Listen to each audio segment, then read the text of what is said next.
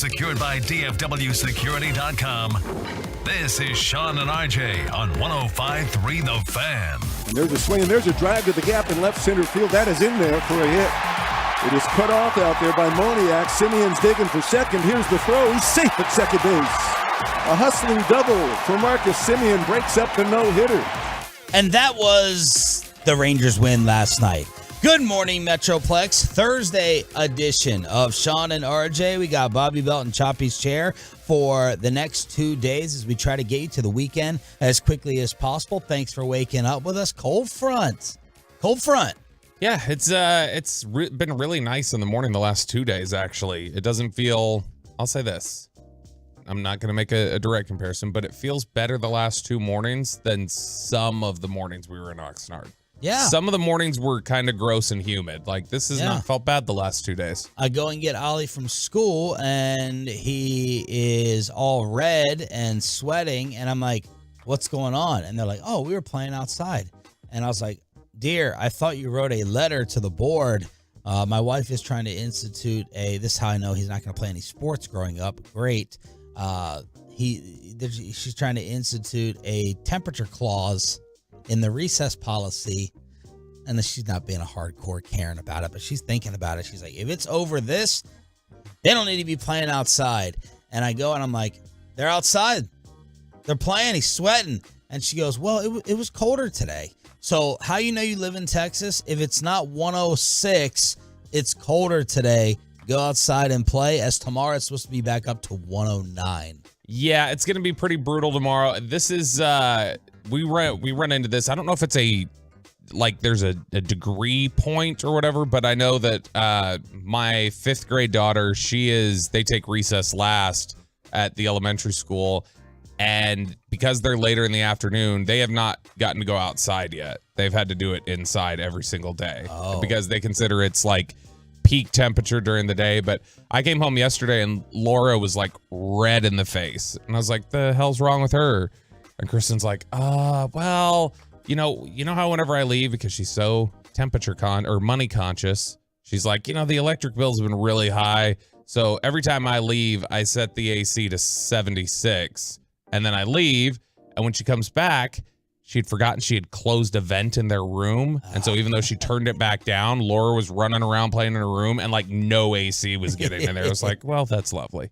Gotta have the DFW security. She doesn't have to change it. When she leaves, it senses it, goes up. When she comes back, it senses it, goes back down. Anyway, Rangers baseball, they fail again to get the sweep. First world problems. They still win the series against the Angels, but they almost got no hit last night. Made it interesting at the end. The Angels hit an insurance home run to make it 2-0. Rangers get 2 men on in the 9th. Nobody out. Jonah Heim at the plate. Here we go. Strikeout.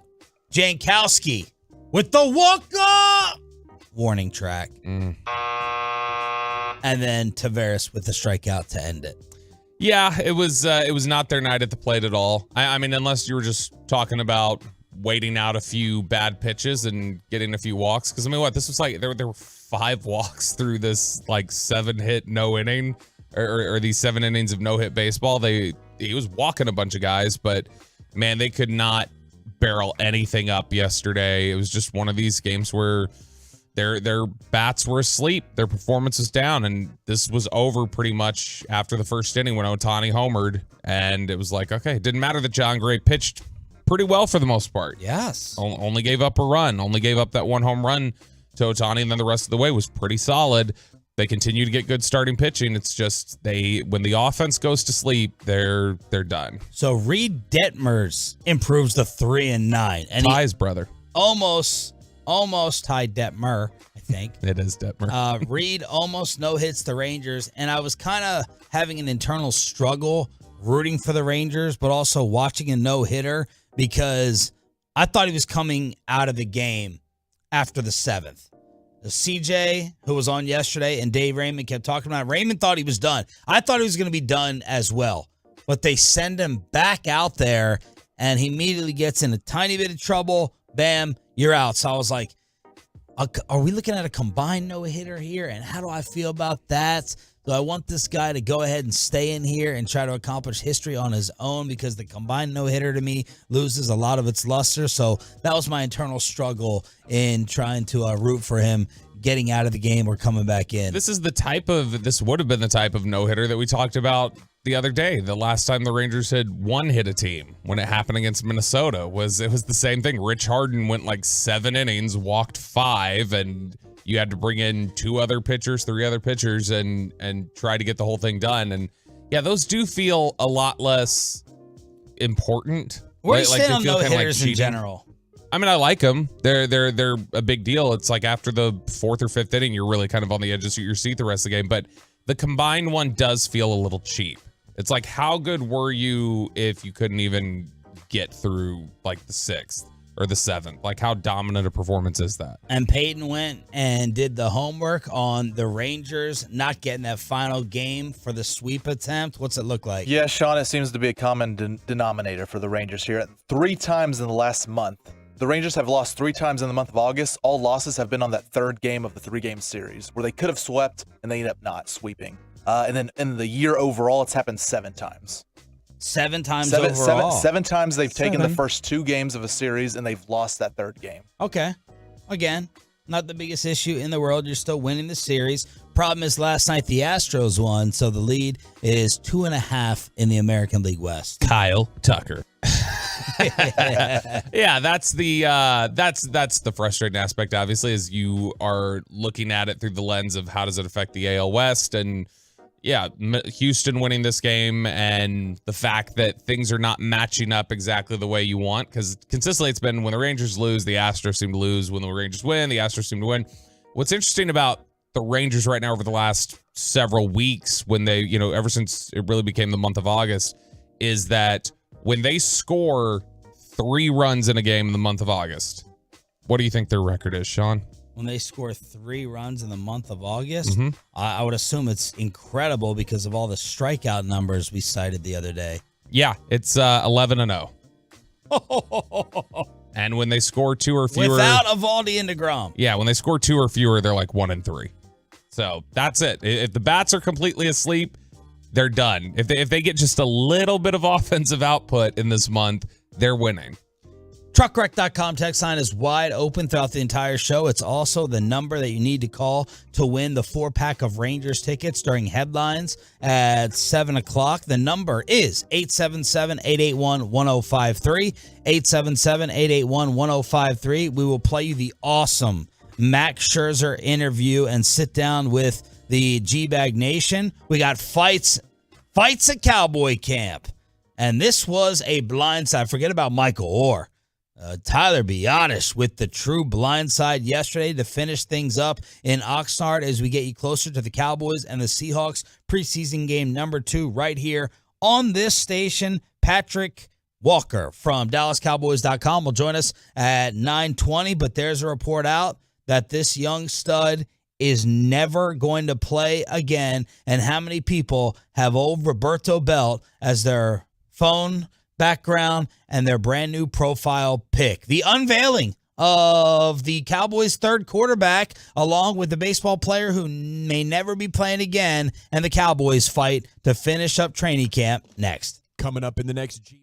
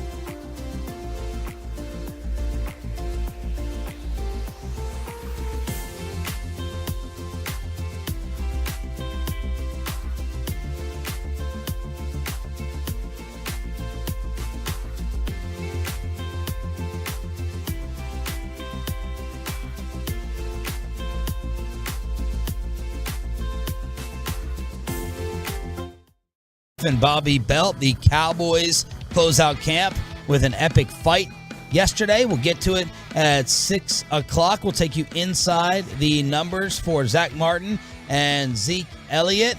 And Max Scherzer sits down with the G-Bag Nation. Thanks for being a Tolo. That stands for Turn It On, Leave It On.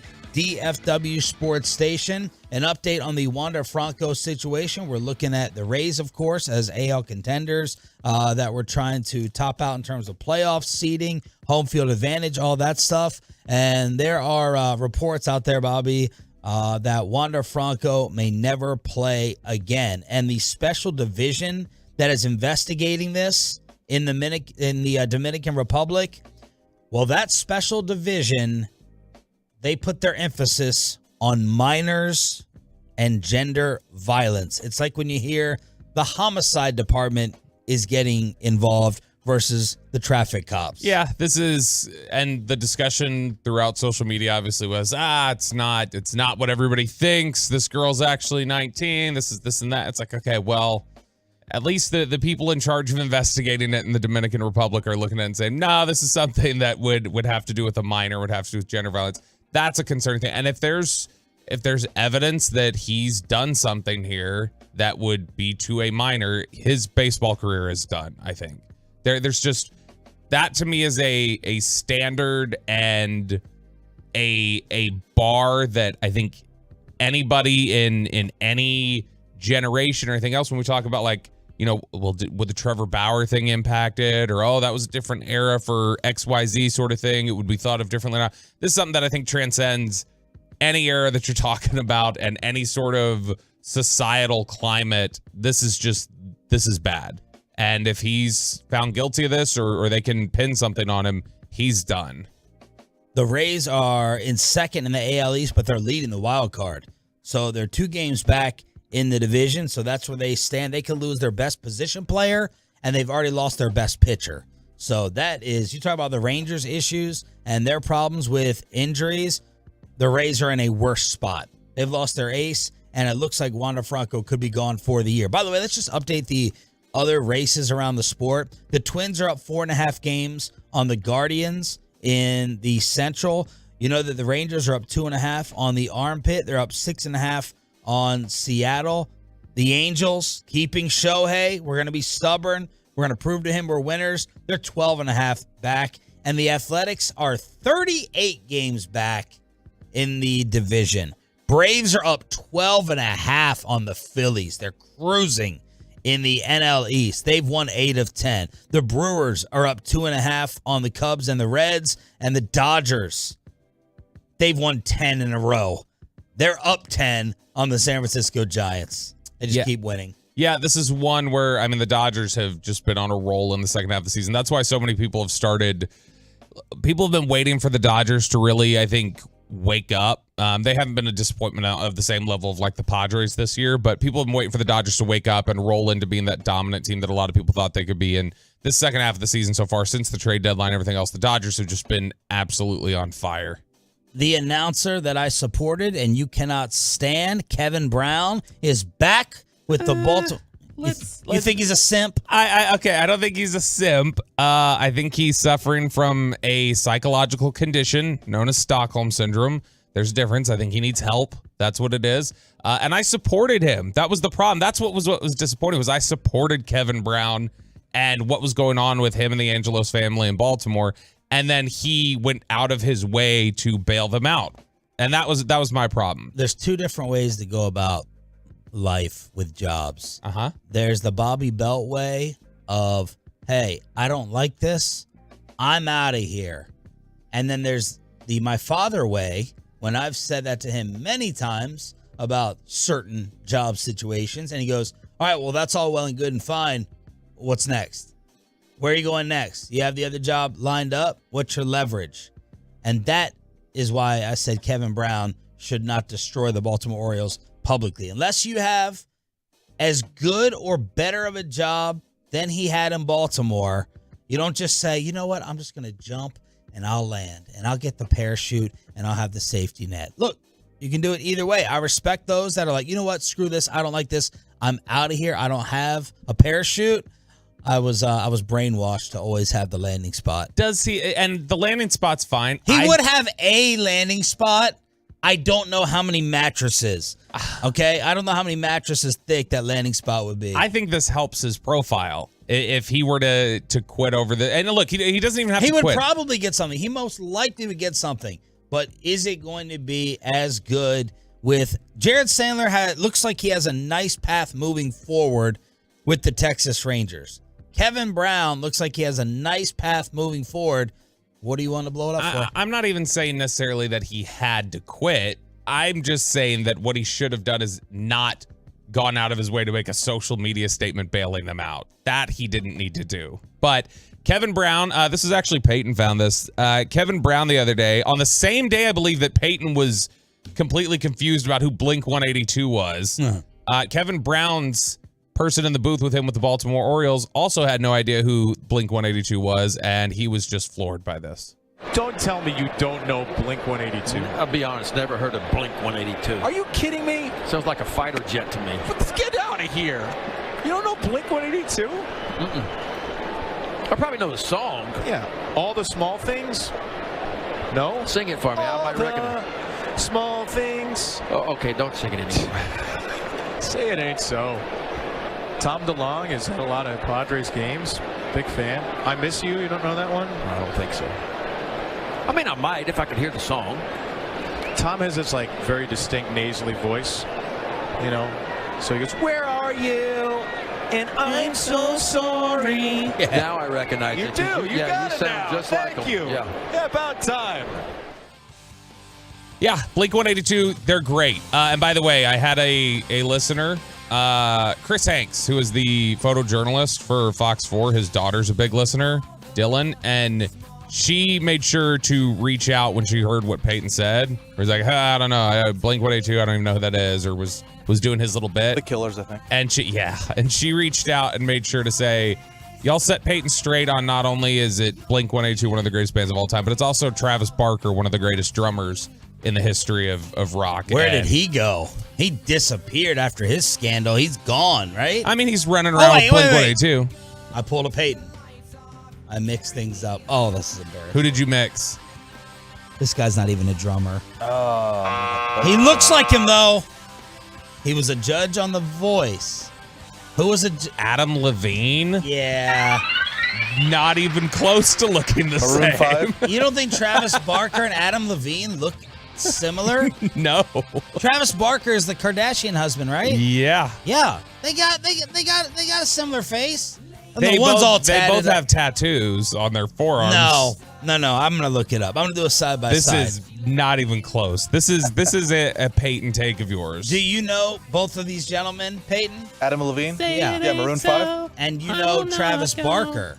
No idea. I'm just saying they're. You don't know Travis Barker? Are you Well, I serious? just said it, Bobby. You act like you're shocked by me Yeah, not I'm knowing who people shocked are. because this is somebody like Blink 182 and Travis Bobby, Barker's I presence. don't care about people who sing the freaking songs. He It's doesn't just the sing, he song. drums. Drums, whoever, I don't care. But you went to college when they were huge. did. If you just take their face, it's a little bit similar. But I totally butchered the comparison with it. You know, by the way, you guys are probably too young for this. Ben McDonald, I think that's the guy he's explaining this to. Oh, Ben McDonald had a farm. No, Ben That guy? McDonald, the former Orioles pitcher, he was there when I was growing up. He's 55 years old, and he's saying he does not know who that is. So he's kind of like a not as popular as a John. I'm trying to think of a comparison around here, like a kind of like a Colby Lewis, you know, where you're going to remember him 20, 30 years down the road, like not the best pitcher. Colby's probably a better pitcher, but it's like, oh, Big Ben McDonald, age 55. So that's what was happening on the Orioles broadcast. Sometimes I feel like Peyton leans into this bit a little bit, and he's faking us out, and he really knows who some of these people are, and he's just screwing with us. And Travis Barker and Blink 182 are the one that I really feel this way about. We've had many social culture conversations, pop culture conversations about you, Peyton, like off to the side, behind the scenes. Oh, wow. And Bobby one day was like, no, I think he's leaning into it. I think he's faking a little bit. And then when we came back from Oxnard, I was like, maybe Peyton doesn't like that we're busting his balls and we're having conversations at Jerry's media party with members of the Jones family about PayPay. So it remains a mystery, but that is why you now have your new segment moving forward starting next week. We just got to come up with a perfect name so you can set the record straight and show everyone your real, true knowledge. Have you decided a top name or a top 2 or 3 with all the Tolo suggestions that poured in yesterday supporting you getting your own segment? I really like Payload. I think the 281 is the first number I saw that suggested it. And then a lot of people on Twitter, the fan text as well, truckwreck.com fan text, and Twitch and YouTube said it as well. Paytime was up there, but Payload got the majority of the vote that I saw. I like Paytime. I like Payday. Payday. Maybe that's a subliminal message to the bosses. I don't know. I do like WrestleMania. If I was talking wrestling, then yes. Yeah, obviously, but he's not a booger eater. I like which one? Then Spittle and Tim and Kevin, they'll be cornering him in the hall. Did you see that turnbuckle? Did you see that suplex slam at SummerMania? Hey, me and Spittle are talking kimchi right now. That's all we need to talk about is kimchi. We don't need to talk about wrestling. We'll be talking kimchi and suplexes in the hallways here. You don't want to go down that road, bro. Bobby already has done it with the hockey hamster, so they'll be talking NHL offseason moves. I love hockey. I am the hockey hamster, and that should be a good example to you of why you should do it. Yep, there it is, the hockey. I don't like that drop at all. The huge fight that ended the Cowboys practicing in California inside the Zach and Zeke deals as well, and around the rest of the NFL and inside the Star. Glad you're waking up with us to kick off your Thursday with Sean and Roberto next. There's no reason to search sports.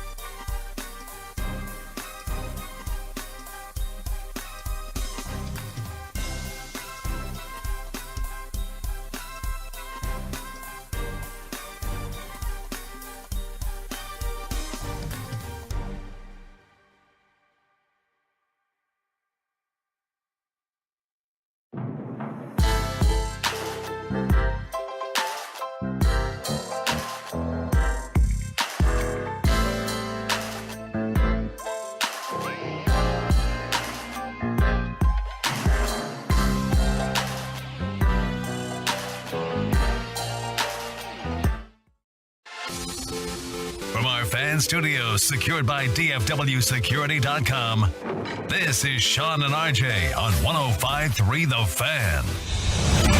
From news and notes to the coaches and players for America's team, let us go inside the stars on 105.3 The Fan. Had a little brawl to finish things up in California. Cannot wait to ask Patrick Walker about it at 9:20 this morning on your home of Dallas Cowboys football. Shout out to the 6 a.m. Club, our number one listening audience of the entire show. I'm Sean Trafe alongside our Cowboys insider Bobby Bell. This is Inside the Star. What happened yesterday? Oh, the little scraps and little pushing and shoving that you've gotten out at Cowboys camp and that you get out at every training camp finally boiled over to a full-on fight. So it was Brock Hoffman and Sam Williams, who they were doing one-on-one reps in pass rushing drills, and things had started getting a little chippy. There was the rep before Sam Williams with Brock Hoffman. Mozzie Smith had kind of used a club as a move, and the offensive line didn't love that. Then it was Sam Williams going up against Hoffman. Sam Williams did not like that Brock Hoffman kind of held him a little longer after the play was over. So Sam Williams goes, run it back. Let's do it again. He is juiced up and jumps off sides 2 times in a row getting ready. So that third one goes, there's a little bit of hand fighting. Sam Williams gets shoved, and when he turns back and runs over, he kind of raises up his fist. And when he does that, Tyler Biadasz comes in and just absolutely knocks him on his ass. Yes. And that started a little bit of a brawl. DeMarcus Lawrence comes in. You can see it up here on the fan cam. DeMarcus Lawrence comes in, kind of shoves Biadasz out of the way. And there's 2 different videos. The one from Patrick Walker, you can see Sam Williams is getting held back by Isaac Alarcon, and he just pushes Alarcon and screams like, get off me, pushes DeMarcus Lawrence off him, runs around to the backside and starts saying, take off the pads, let's go, take off the pads. Sam, keep replaying that, Ryan. I want y'all to judge on YouTube, Twitch, and the fan cam. Oh my. I want you to judge that this was a little bit dirty by Biadasz. I don't think it was. I think this was Broadus's point, right? What was Brian saying? Yeah, Broadus thought it was a cheap shot, but here's the thing is that when he kind of blindsided him, Bobby. He's raising a fist to the offensive lineman, though. You raise a fist, somebody's going to jump in. And that was something that saying it wasn't straight up. It wasn't straight up of Biadasz hitting Sam. Sam had no idea Biadasz was coming from that angle. But as soon as Sam raises a fist to another offensive lineman, they're gonna step in. Yeah. And so it's like, okay, you're not gonna hit somebody. So I'm gonna step in and move you back. So I get it. And the one who was out of control here after that happened was Sam Williams. Sam Williams screaming, take off the pads, and having to be pushed back by Adam Dirty, the defensive line coach. Quinn was trying his best to calm him down. He was not calming down. Well, you snap. I mean, you're in the middle of a fight. But they all get involved in the brawl, and none of them are screaming, take off the pads, and trying to keep a fight going well past the melee. Yeah, because Sam Williams was the main, he was the main participant. He's the instigator. And look, this is, if you want to talk about one thing that the Cowboys, if you want to talk about one thing that the Cowboys had a concern with Sam Williams, it was the hot-headed nature with him. You could see it last year on the field. He was always hit with late penalties and things like that. And so a few plays later, even after this, you had Tyler Biadasz then getting into it, which Biadasz was the only one we saw getting into little scraps while we were out in Oxnard. Just little shoving matches and kind of screaming back and forth. He got into it with Oso Digizua at one point. But there was Micah Parsons a few plays later kind of getting into some pushing and shoving with Biadasz. And then it was Micah Parsons punching Tyler Biadasz in the helmet, which is not the best move. And I think Dak Prescott saw that, ran over, pulled Mike out of the huddle, and basically told him, like, don't punch helmets, don't break your hand. Wait a second. That's pretty stupid. Dak was protecting Micah and getting him out of there. I thought Skip Bayless told us that Dak would have wanted Micah to break his hand. Yeah, because then he would have had the spotlight back. He's very jealous of him. But after that, when Micah Parsons kind of swings on Biadasz, Sam Williams was waiting and came in and got his blind side shot in and knocked over Tyler Biadasz and started a whole nother scrap. And Mike McCarthy had said at the press conference yesterday, we don't want any fighting. This is not anything that we want to see. It happens, and McCarthy had to gather everybody up at the end of practice and go, like, that That feel good? Y'all like that? You happy you did that? He said, we effing know better, fellas, don't we? We know better. Micah Parsons then said, and we're still going to win the blanking Super Bowl. This is how it played out. Man, this would have been a perfect day for Nick Eatman to come on and get his flowers as he was doing DallasCowboys.com live coverage and basically called all this. Here, that's battling right there. Brock Hoffman, some extra pushing. Sam Williams not happy with Hoffman. Hoffman is not afraid to start talking. Watch this one. Sam Williams, sorry, but Sam Williams said, let me get this again. This is usually where the things get crazy. Yeah. Oh, yeah. He's got a little fire to him as well. Yep. Starting again. Yep. Oh. There it is. Ooh, Tyler Biotish. This is the last day of camp in Oxnard, and tempers flare. And right before that, it wasn't in that clip, but right before, like in between there, he said, if you're ever going to predict a fight, this is it. This is where if you're going to call one. And it was 5 seconds later, there it was. That Nick's seen, I think Nick's seen enough fights in training camp over the years to tell when things are leveling up from just a little bit of chippiness to it's about to turn into a brawl. And this was more than just your normal pushing and shoving. This got intense, and Sam Williams took it up to a level of intensity that I don't think the coaching staff typically wants to see it get up to. Yeah, but, I'm like, whatever. I don't care. After watching the Jets, Hard Knocks, Brawls, I'm like, okay, this is the big incident we had, a camp final day, whatever. But here's the difference, and this is the one. I'm going to play devil's advocate. I'm going to play devil's advocate. You're trying to be all Karen-y towards Sam Williams. You know what the truth is? Okay. They probably like a little bit that Sam could be off his rocker to a degree. How many character flag guys have the Cowboys drafted in the last decade? Plenty, right? Okay. When you talk to people around the league, you talk to people around the Cowboys, they will tell you the Cowboys devoted more off the field research to Sam Williams than any player they've done in the last decade. Than Kelvin? More than Kelvin. Ugh. That they had to dive in more on him and find out more about him and get more questions answered than any player they've drafted in the last decade. And they still took him, and so they got to live with it. They took him, but that's why when you see a brawl that normally you get your shots in and then everybody breaks up, and as it's breaking up and dispersing, he's keeping it going and saying, take up that. I'm just saying. I'm not defending Sam Williams. Context matters. The person matters who it is. Yeah, but these fights also last as long as yesterday's did, with someone not being able to get settled down. That's a common occurrence in terms of the length of the fight. You're just focusing on the individual. The individual matters, though, I think, and especially the context of who they want him to be, how they want him to grow as a player, and how they want him to mature. Like, I think that matters. And when you're taking it up from adding dirty Dan Quinn, DeMarcus Lawrence cannot calm you down. Yeah. You know, the last player I can remember this happening with, where it's cannot calm you down, was this happened in a fight you remember with Rico Gathers at practice one year. It wasn't open to the media, but it was the same thing where people said they could not calm down Rico Gathers. And that was, if you ask people at the Cowboys, that was the moment Rico Gathers' time here in Dallas was essentially over. He was here, I think, for a few months after that, but that was the moment where the team said, this isn't going to work out. And Jason Witten spoke really forcefully on it at the time of like, that's not how we do things here. And it's when you get in your shots and it's broken up, that needs to be the end of it. Not, let me keep this going. And Dan Quinn, to hell with you, get out of my way. Take the pads off. Let's really fight. That's not what they want to see. Mike McCarthy, also talking about other defensive linemen, said this is clearly the most productive training camp that DeMarcus Lawrence has had since McCarthy became coach in 2020. So that was great to read yesterday. He also sat down with Sirius XM, and he was asked, what stands out to you? It's the Dak Prescott question that I always try to get answered. What else impresses you about Dak besides the leadership, Mike? I tell you, I mean, obviously you hear all the things, about his character and work ethic and so forth. I think the most important thing is just how consistent he is with it. I mean, he is as consistent as an individual, both personally and professionally.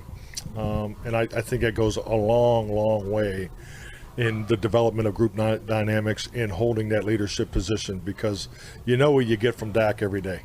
you know, and hey, he's human. He has bad days too. So, but he brings it every single day at an extremely consistently high level. I mean, if you just something as simple as his GPS, I mean, he's off the charts every single day. So he brings it all the time, and I really appreciate that, because your quarterback, and I've been so blessed to be around great ones, they really affect your practice structure, the culture, more than any other position. So when that quarterback's bringing it every day, your team periods are super competitive, everything's competitive, and that's a tremendous trait that he has. So the search continues for anyone to compliment Dak's actual game. Maybe CD gave us something. Lamb was talking about, hey, it's a warning to all y'all. If you don't back up, and that was it. We got that from training camp. But I like Dak Prescott. Same old effort and, GPS and all that. But again, think about who he's coached. Here we go. Aaron Rodgers, Favre, Montana. Like, these are quarterbacks that he's been around, that he's coached, that he's had. When this stands out, again, I know the argument here is you say personality, but they're giving you a trait. I think that's the problem, is that they're giving the same trait. But that is because if that's the number one, it's like whatever. Brett Favre, his number one trait was his arm. The question you're was, gonna get the same. The question was, what stands out to you about Dak that like outsiders don't see or the rest of us don't talk about? This is all we talk about. Give us one other thing. Give us one other item off the menu versus the thing we go into order. When you order the chicken sandwich for the first time at the burger place, you're taking, you're taking a little bit of a risk. You want to see if they can give you something else. The pimento cheese chicken sandwich, is it good for Pepe? No. He says no. If I asked you about Luka Doncic, you would say he's got Magic Johnson vision. He's got an incredible, infectious personality. He can post. He can shoot from the outside. All these different traits about his game. That's all I'm saying. We don't, though. Like, whenever they've asked players around the league, what is it about Luka Doncic that stands out, they all give the same answer: his ability to pace the game. Like, Durant has said that. Pat Bev has said that. Yes, they have. You got a variety of different answers on Luka Doncic. Don't. Regardless, this is I think, again, we're confusing the fact that if they're all saying this, I think then it's a really good thing. There's two ways to look at it. It's like the whole half full, half empty thing. There's two ways to look at it. Either you can look at it as they have nothing nice to say, so they have to say this, or it is a trait so valued by professional football teams and by those who work in this profession that it stands out so much as an elite trait to them that they believe it is elite. There's a Roku documentary that is going to be in different war rooms. They recorded it during the 2023 draft. If it's about access and media, Jerry Jones is going to be front and center. So they went inside the Cowboys, Jacksonville, Indy, and they put Charlotte. They put Charlotte for the Panthers inside the war room. But I was like, is this Roku not really like knowing like, the cities in the National Football League? Dallas, Jacksonville, Indy, Charlotte. But we're going to get even more access, including the Deuce Vaughn story highlighted even more when that comes out. Yeah, I did hear in the little promo trailer there. Did you hear whose voice was in there? Kyle Yeomans. Was it? Yeah, because it was our interview. We interviewed Chris Vaughn that morning on day 3 before he'd been picked, and we had the films crew came into the studio to film. And so they walked in. We knew what they were filming for, that it was part of a documentary. And so I didn't know it was particularly this. We just figured it was something following along with Deuce Vaughn's story. But so maybe we get some Brian Broaddus, some Zach Wolchuk appearance, because I don't remember even asking any questions there. What would happen to Zach's ego if he gets put on TV? I mean, I think his head is already at maximum capacity. I don't know that there's any more space for it to grow. But he can sure try, and I guess we'll find out. But it should be a really good documentary. It looks really, really interesting just based off the teaser. 877-881-1053 is the truckwreck.com text line. The Rangers almost get no hit, but you got to listen to my favorite pitcher in baseball, Max Scherzer's sit down with 105.3 The Fan. You're going to love him even more after this, coming up on your home of Rangers baseball with Sean and Bobby. DFW's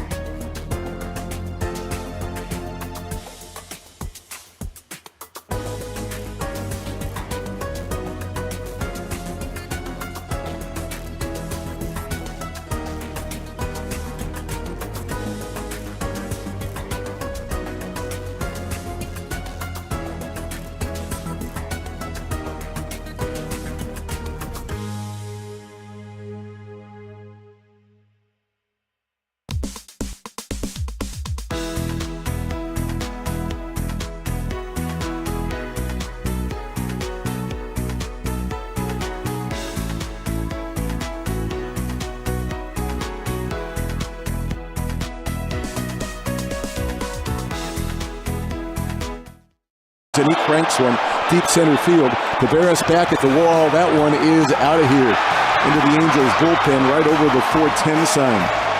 Ohtani with his 5th home run against the Rangers this year. They've all been hit in this ballpark. And the Angels grab an early 1-0 lead.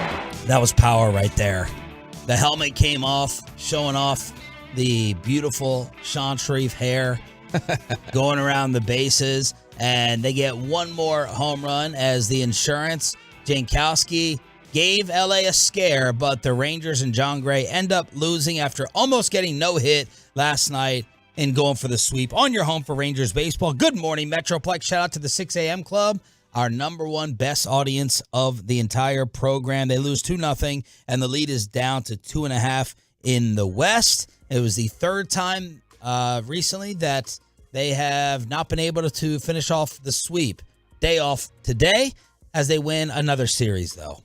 Another series. Yeah, and you will take the series victories just like you took the series victory coming out of San Francisco, but it is a little frustrated when, man, if there's just any semblance of offensive output, you sweep these last two. You know, if you can put together any sort of offense on Sunday or last night, you're good to go. But you mentioned the power Ohtani had on that, the fact that he hits that 440 feet as high up in the zone as that one was, and then just hacking away with the helmet flying off. He is an absolute freak. But the speed down to first base, that's, I think, something that sometimes gets lost with him.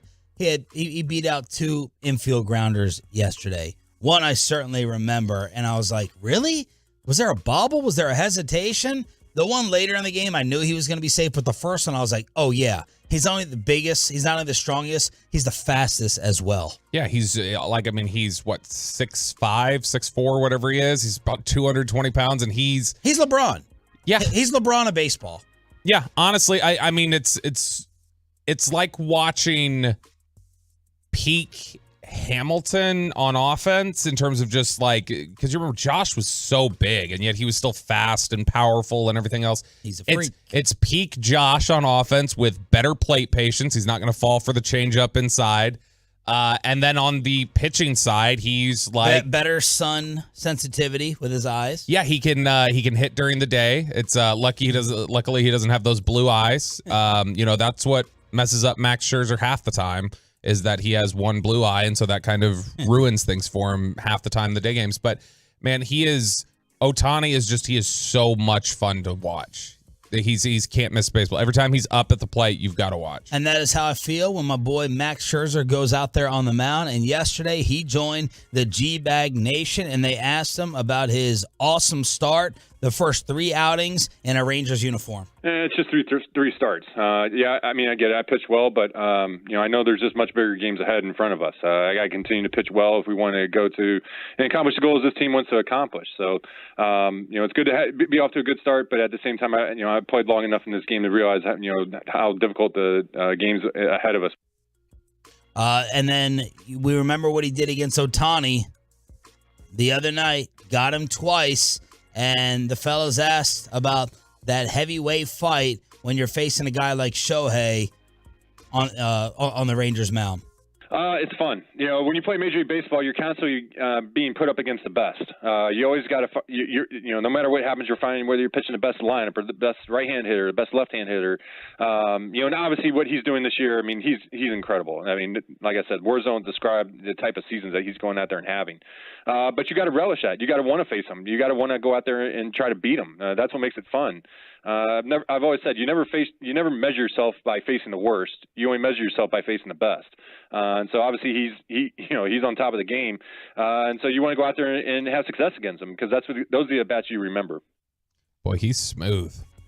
He's very smooth. Well, that's unfortunate you said that, because I was going to say he's got a Bobby-esque cadence. He's got a Bobby speed. Even more so than that. I think that speaks to how smooth he is. No, in terms of just the fact that he's got that much information at his disposal and can clearly state it. It may be fast, but I mean, in terms of just, I think he's really confident. Like, he sounds like somebody who's seen 15 years of baseball and I mean, knows exactly how to communicate it.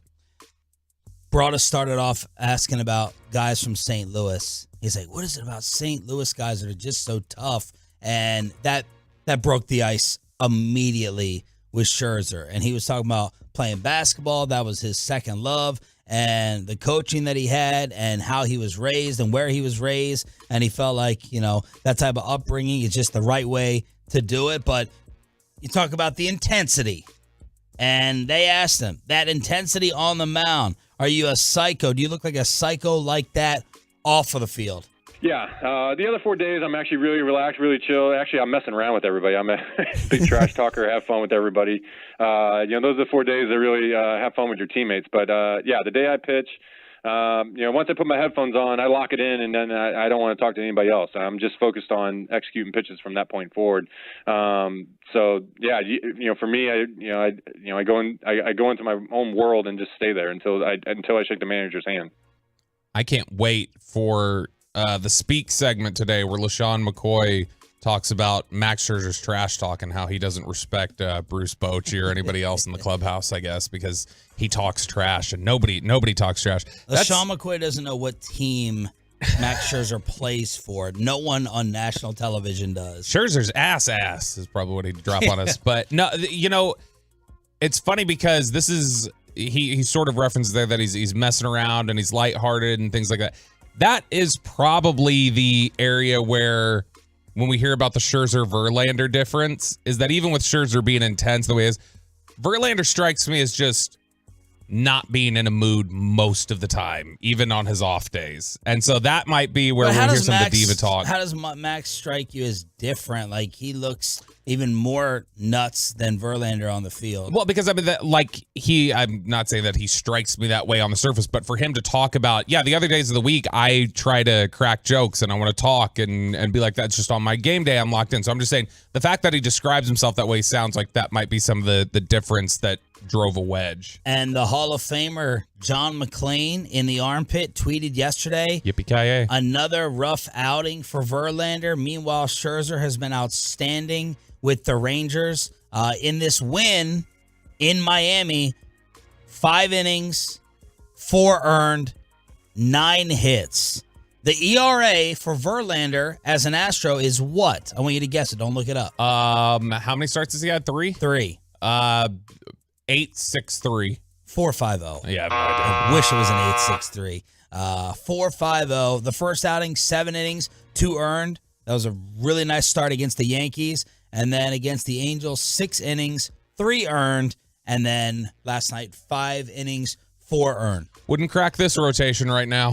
Yeah. Not good enough. Has not been pitching well enough. The best answer that Max gave was this one, though. Remember the other night, he got ticked off. He kind of explains here what happened when he got the pitch clock violation strikeout. And did that happen to Garver last night? Oh, which Ranger got called for the pitch clock violation strikeout? He wasn't set at like 8 or 9. CJ did a nice job of explaining. I think it was Garver. The Rangers didn't really challenge it. Here's Max Scherzer. There was a big question when they dealt for him. Does he have an issue? Is it age, or has he just not totally adapted to the pitch clock? Yeah, pace of play, that's one thing. You have 2, the clock, and then 3, the punishment. I think every player, everybody, every fan loves the pace. We obviously had a pace problem and we needed to correct it.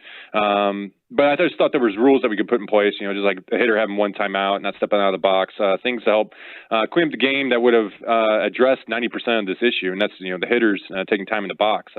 That's what's really helped driven the pace of this. The clock itself, it works, but there's just times where it's hard to put a clock on the game. Baseball doesn't have a game clock. So, to sit there and say that we need a clock, this is a little bit outside the scope of what we actually need. And 3, the punishment. What happened last night, I still don't even know what really happened. And yet we got to affect the outcome of an at-bat. I've never been a fan of actually affecting the outcome of bat. Instantaneously, the moment we have 1 violation, even though if we're playing fast, it just seems drastic to me. I don't see why we need to affect the actual competition of the game.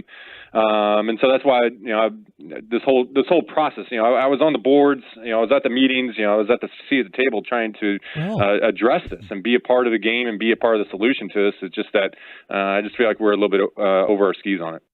Isn't he good? Yeah. I like the answer, and it's It's clearly something that still frustrates him, but all I care about is that he's adjusted to it. You can be frustrated, you can be upset with it, you cannot agree with it, but if at the end of the day you are able to properly adjust to it and recognize this is the reality of what we live in and what we play in now, then, more power to him. But he was like Jerry Jones worrying about the league and the NFL with the salary cap versus his own team when he got the benefit of the strikeout and he was ticked off because he's like, this isn't competition. This isn't sport. Yeah, the purity of the game. The purity of the game. That's what he's worked up over. He's a baseball purist. And look, I'm sure, and he this is part of it that you hear guys talk about is the idea of just the mental aspect of a guy who strikes out due to a pitch clock violation or to something else can easily look at that and say, well, I got screwed by the rules, instead of feeling like you got dominated by a pitcher. Like, I'm sure there's a psychological effect too, that's something Blake Snell's complained about. And so it's the same sort of impact. So I'm sure he feels like, man, I'd rather strike this guy out than have this guy feel like he was cheated out of his at-bat.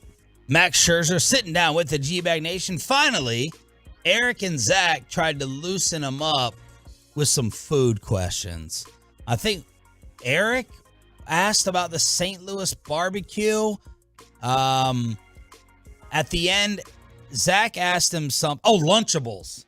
They went to Lunchables as well. Here's the nosebleeds trying to loosen up Max Scherzer. Not so much the barbecue. I take more pride in the toasted raviolis. Gosh, yes. What? Those are my On the favorite. hill, yeah. Every time I go back, I get toasted raviolis, I get Emo's Pizza, and I get Ted Drew's, I get a concrete. So to me, those are the three things from St. Louis. And then Zach goes, what about Lunchables? And Max goes, Lunchables? And he said, yeah, just what's your general feel on Lunchables? So there it is. The same thing as Zeke Elliott, Emo's Pizza, and whatever else they serve in St. Louis. They always hit, they used to hit this drop where John Owning, who's now with Pro Football Focus, used to come on with the nosebleeds at night, and John had made pork chops and shared an image of it on Twitter or something like that. And Wolchuk was like, those pork chops look delicious. John, you got to tell me the secret with the pork chops. And so that became a running gag where in the middle of the first, they would interview somebody. If it was their first time interviewing somebody, in the middle of it, they would have Zero just hit the drop as if it was a question of, what's the secret with the pork chops? What's your secret with the pork chops? There it is. And so they tried that on, it's food questions will trip them up because they tried it. People on the text had been telling Zach to bring it back to G-Bag. So he tried it on Gallup in training camp, asked him. He's like, Michael, what's the secret with the pork chops? And Gallup just was like, the hell are you talking? And was completely confused. They had to cut it out of the interview. What was the secret? They played it later, but they had to cut it out. And he was just, Michael's like, I don't know what you mean. What was the secret? I don't know. I didn't ever hear what John Owning What's said. your secret with the pork chops? They got me with it the first time they interviewed me. And I was like, what do you mean? So tomorrow I'm meeting Wolchuk's better half for the first time, and I'm very excited to do some cooking for Zach. Very excited. Are you going to interview her?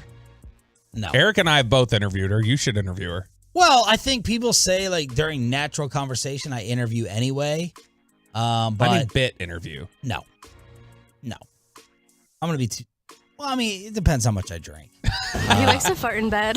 But I've issued myself the crab cake challenge to Zach, where I want to blow Wolchuk away with a crab cake because that's all he does. He goes around the Metroplex and orders all these crab cakes with chopped up carrots and celery in it. He's a big foodie, but I am going to demand that he brings me back my sous vide machine. He has to bring that back to me tomorrow because he has not used it. He has failed in that regard. I brought it up here. I left it around these savages to possibly steal.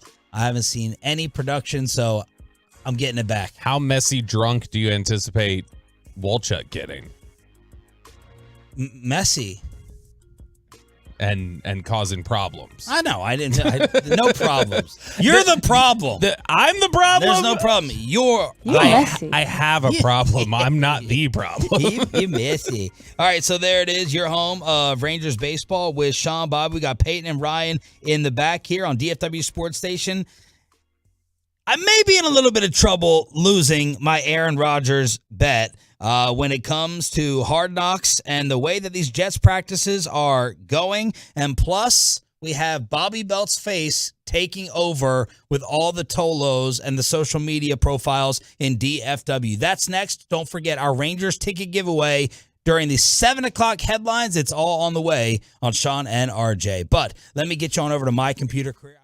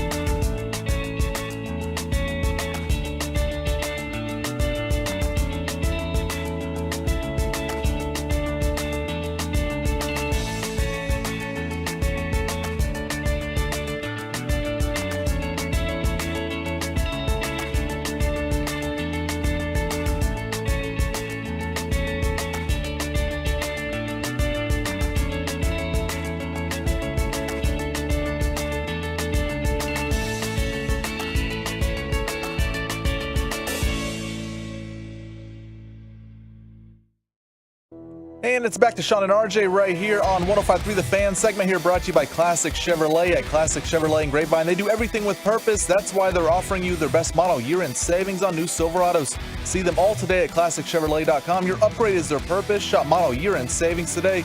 This is Texas. This is Classic Chevrolet. Relax and enjoy the difference and find new roads. Our Rangers ticket giveaway is coming up next at 7 o'clock.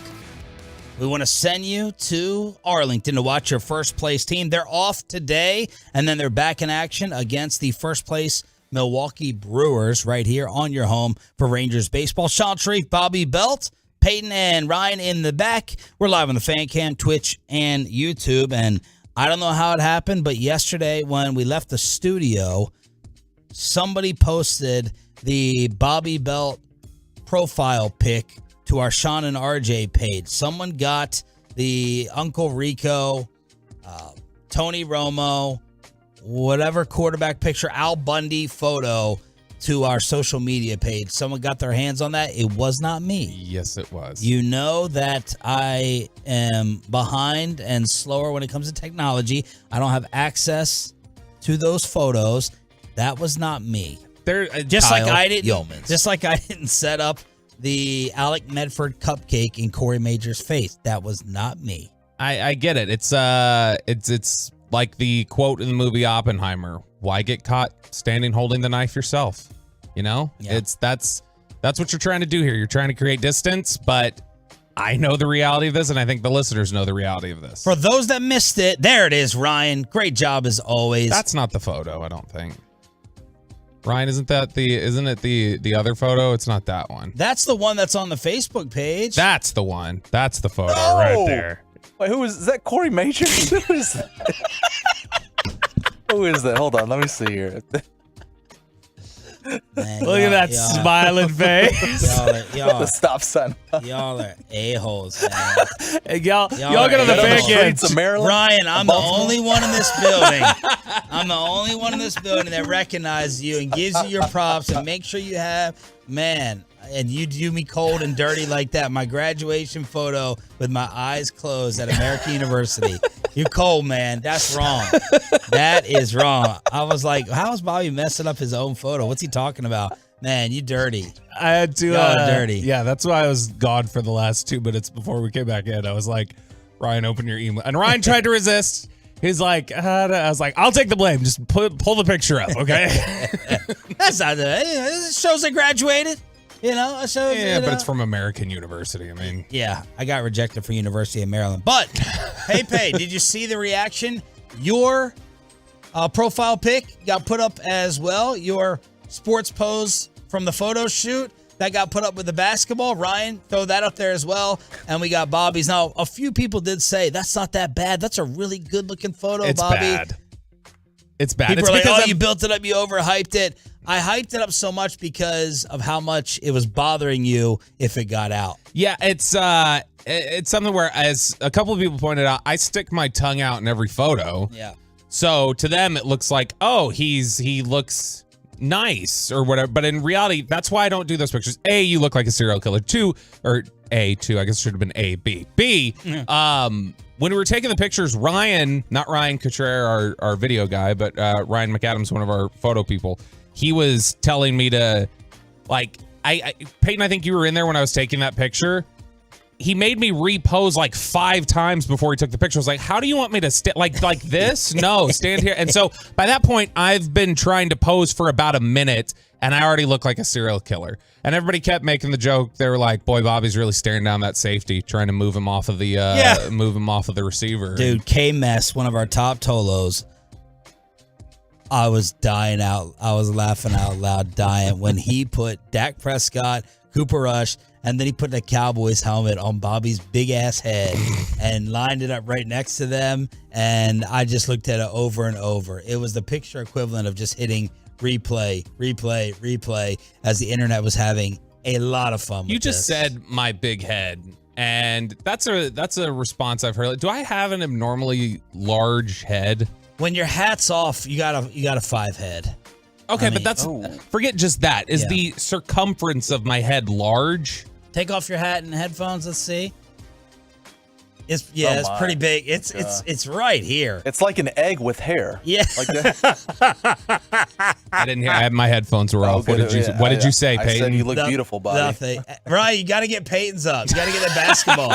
You got to get that. All right, look. There's KMS. I feel like That's a solid edit. That's a strong edit. It looks like I am wearing a helmet. Just that you're looking at forward and your eyes. We're doing like inside the NBA here. That's what type of level of production we have with the hijinks behind the scenes. There's Dak, there's Rush, and there's Bobby sitting there posing with the Cowboys. This is why I hate these photos. They look so That's stupid. why I don't do them. That's why I'm convinced that whoever's behind this just does it to screw with us. There's no way Ryan downstairs, who's really talented, thinks, like, who came up with this idea, this concept?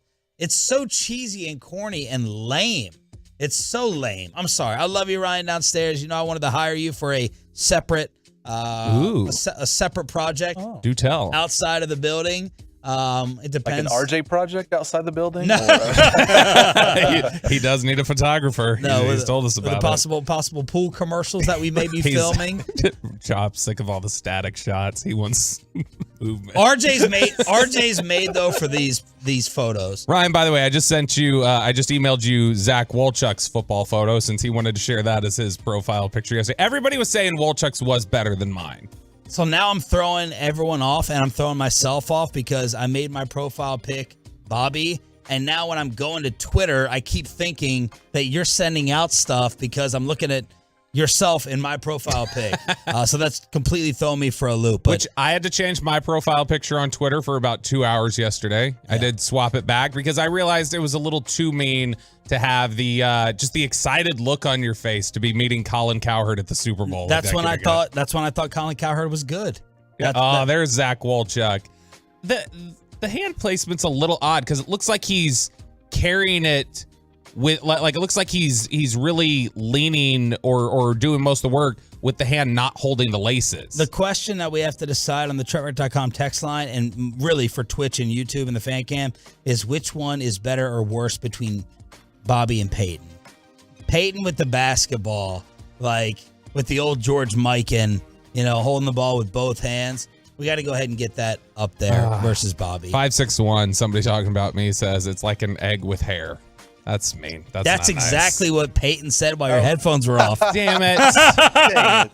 That's exactly what he said. So there you go. Going to let us know what y'all think. 877-881-1053. Remember now, Peyton now has his own segment as voted on by the Tolos. Uncle Rico Magic. I was expecting way worse. Should have hit him with the Heisman pose. Clearly looking the defender off. This looks like the 6th grade school picture hanging up in your mom's house. Phony Romo. My mom's dead. Bobby looks just as prepared as Dak from John Sanchez. So there you go. Super prepared then. Looks like top 10 performance is incoming. Why are we having such a hard time getting Peyton's photo up? Well, I think we were looking on Twitter. I didn't realize it was Facebook only, so I had sent Ryan the wrong way. Peyton. So we're slowly getting to it. He's cropping. This is what happens when he starts like thinking he is like Mr. Superstar on air personality. He starts cutting out Nick Eatman's prediction. He sends Ryan on these wild goose chases. Yeah. It's come on, Peyton. Come on, Pepe. It's all out there. I posted Harry Potter would never. I posted it everywhere yesterday. Harry. Man, what's that kid's name? Jeffrey. Jeffrey. No. Mine was worse. Forgetting his first name, Jeffrey, versus you calling him Harry Potter. I saw him in the garage the other day too, and I'm like, hey man, he's really nice. Don't worry about it. Jeffrey's great. I like him a lot. Don't worry about Peyton bullying you. Yeah, Peyton is a bully. That's what I'm finding. Peyton's a total bully. Were you a bully in like high school and stuff like that, or are you just turning the tables now? Are you kidding me? What do you think? All right, let's finish up with a little Aaron Rodgers worry. Apparently, he's having some really bad practices. Yesterday, 6 sacks. And Ryan, whenever you get that, by the end of the week, go ahead and throw that up. I'm coming for you now after you did me dirty with a graduation pick. 6 sacks, numerous pressures, with a joint practice against Tampa Bay. And Aaron Rodgers is saying there it is. It's up. Look at that smile. Point guard, baby. Look at that. Luka would never. Look at that elbows smile. for days. Look at that. Wait till you see the handles. My Lord.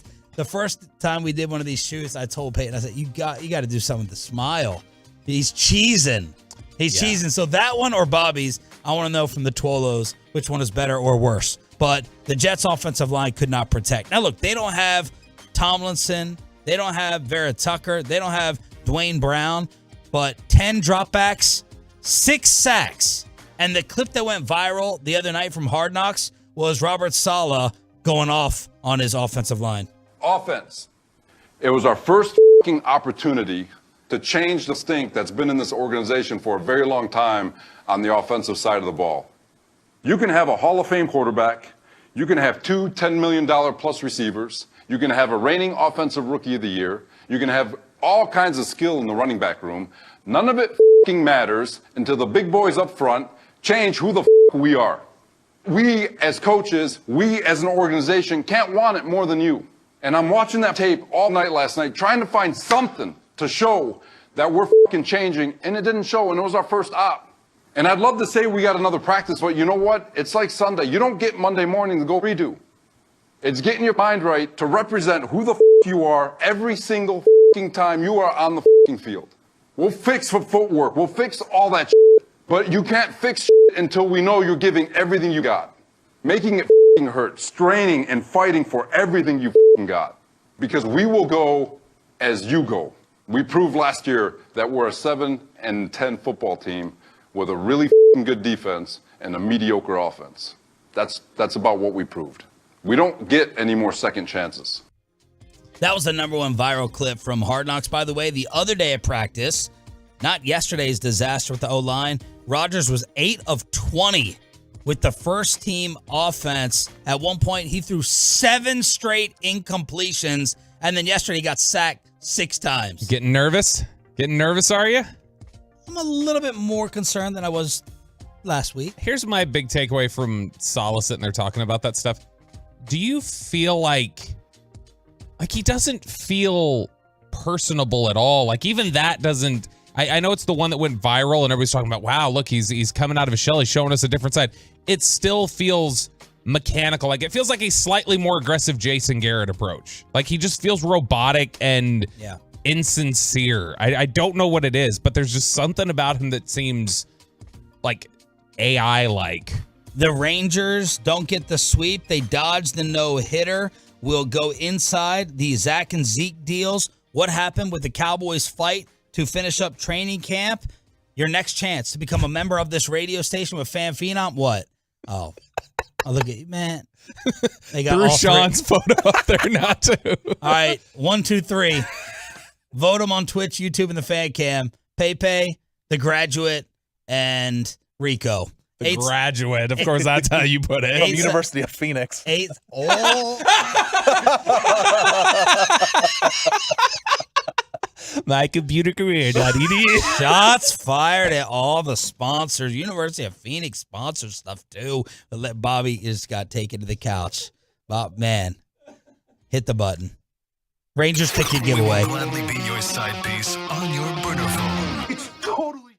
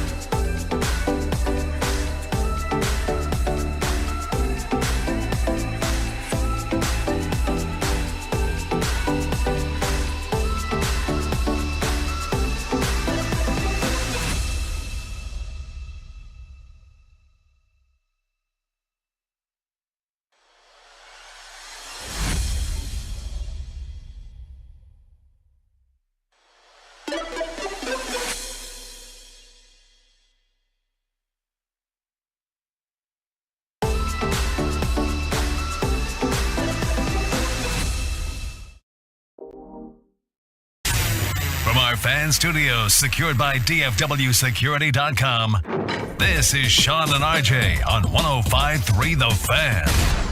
Headlines, your radio sports page. It's the way for you to go in the office and sound like you watched everything and read everything last night. This is what you need to know to get you ready for your Thursday here with Sean Sharif. It's our Cowboys insider Bobby Belt and Choppy's chair for the next 2 days here on your home of the Cowboys and Rangers. Our Rangers ticket giveaway, 4 tickets to send you to Arlington, is coming up in this segment momentarily. And yesterday in Oxnard, California, they finished up practice with a big brawl. They got into it, particularly Sam Williams and Tyler Biadasz. Then later on, it was Micah Parsons getting into it with Tyler Biadasz, taking a swing at Biadasz's helmet, which you don't love to see. You don't necessarily want to have Micah Parsons break a hand out there at practice on a silly brawl. But final padded practice, things finally kind of boiled over, and Mike McCarthy had to tell him, like, this isn't what we do, guys. And at the end, Mike Parsons breaks down the huddle and tells everybody, hey, let's go out there, let's win the bleeping Super Bowl. And so all good at the end, but it was very intense out there, especially between Sam Williams and Tyler Biadasz. Yeah, Biadasz caught him a little bit of a blind side, but he saw Sam Williams getting ready to swing at one of his guys, and he took him out of the air. Look, I think it's a great clip to feel excited about Tyler Biadasz this season and the way that he's going to block these guys and the kind of power that he's going to play with. The form, I mean, he took him off his feet. He knocked him off his feet and absolutely pancaked him, and Sam Williams was not thrilled with it. And came back around, circled back around. That he had to be held back at first. He had to circle back around and say, let's take the pads off. Let's go. Let's really hash this out. Micah said, it's our last practice of camp, man. You got to give it all you got. That's what it's about. I told the guys before we came out, this is our Super Bowl. You know what I'm saying? It wasn't just nothing more than being ferocious and being a dog competitor.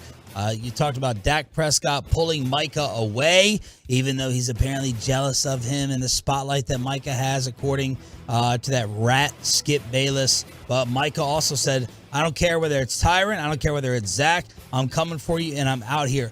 I wonder how much he really has elevated the level of practice, like we saw with MJ in The Last Dance, or other greats who, like Peyton Manning, they're treating practice like the actual game.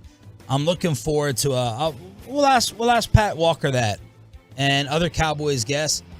How much has Micah, if at all, elevated the practice intensity? I think he does with his level of play, like how good he is.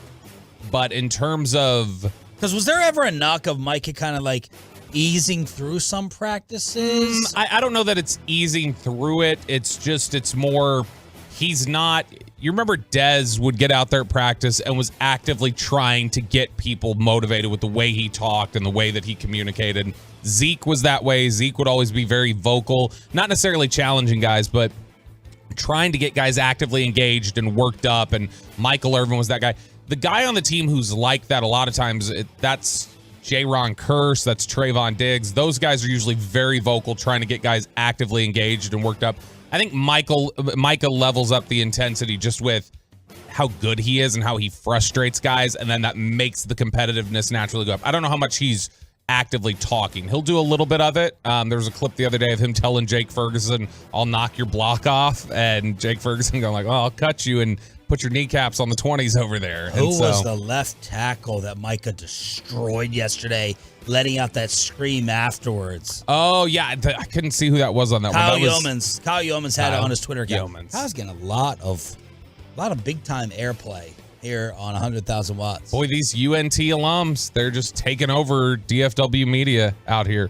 But the Micah Parsons one, I'm trying to see who that is on that side. He destroyed this guy. It was not Tyron, thank God. No, that's Josh.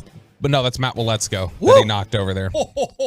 Knocked over, ran through. Who is a right side player typically, so he was on the left side, still figuring out the footwork, little bit of grace there. But if it's Tyron's trying to adjust back to the left side, then you blow it up and you go viral on NFL Network and everything. Well, I mean, Tyron's washed, so there's the difference right there, Sean.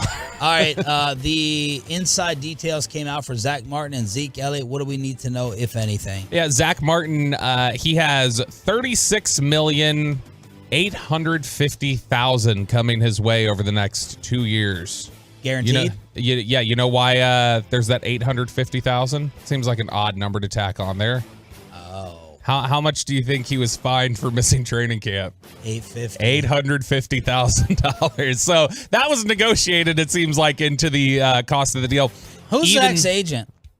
Tom Condon. Long-time beast. So if you actually look, typically with extensions, the cap number will go down in the first year. Because the Cowboys had already restructured him, his cap number actually went up about $700,000 even with the extension. But he'll make basically $36 million over the next 2 years. He's likely to be restructured again next year, according to Todd Archer.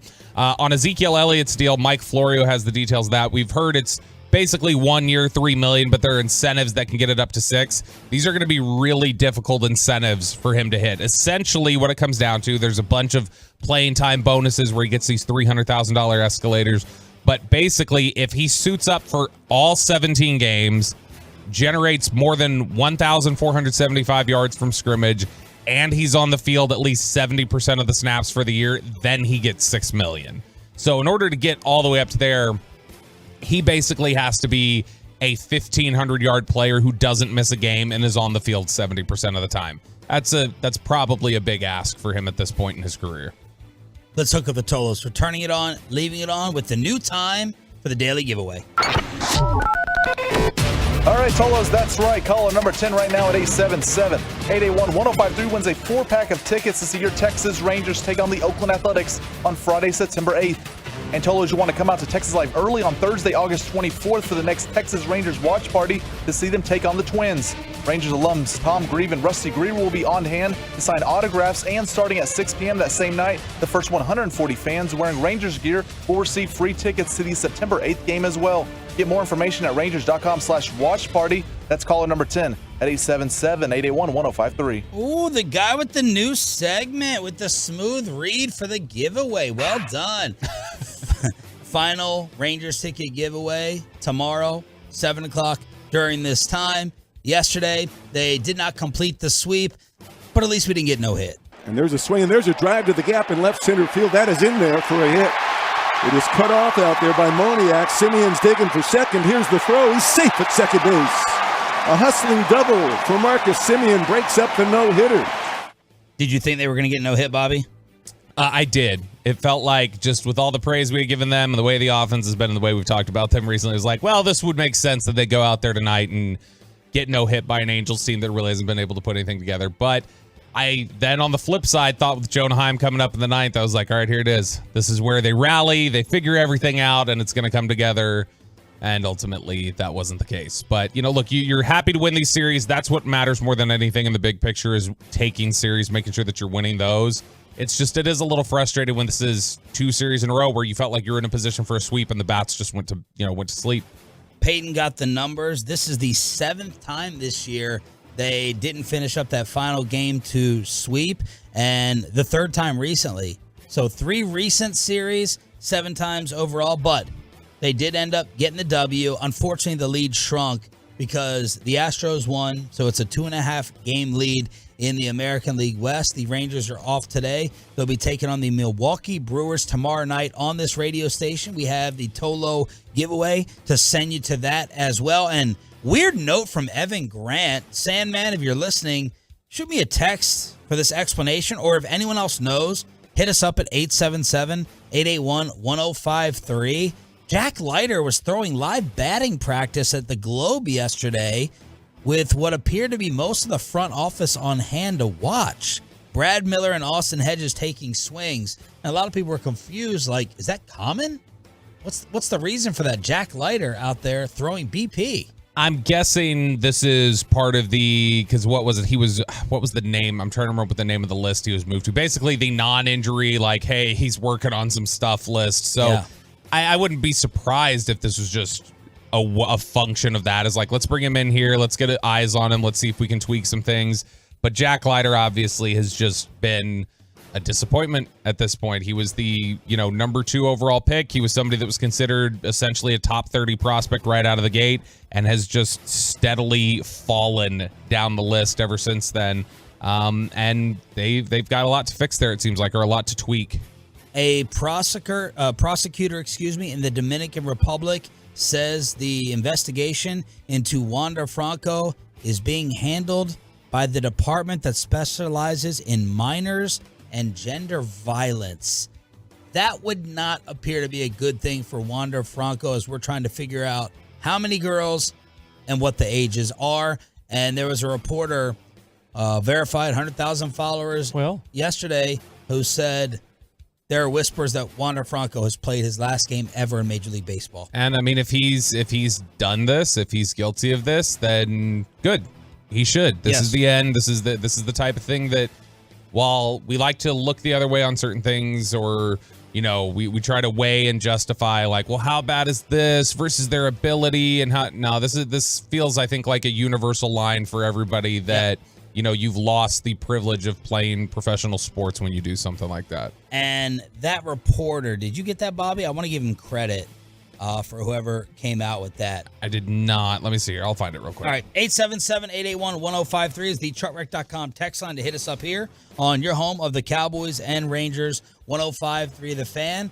Also, a little rumor out there that David Bakhtiari could be a target of the New York Jets, that the Jets could be sniffing around the Green Bay Packers to go and get a former teammate of Aaron Rodgers and some more protection up front after that Hard Knocks clip that we played in the last segment. Did you get the reporter? I mean, he is. I have not been able to find it yet. I'm Googling it now. But he is Bakhtiari, man. Look, this is, if you want to talk about Aaron Rodgers being the general manager and getting all his former teammates and the guys that he likes, I just don't know why, if you're the Packers or anybody else, why is it that you would play any more ball with the Jets and Aaron Rodgers demands? Make your team better.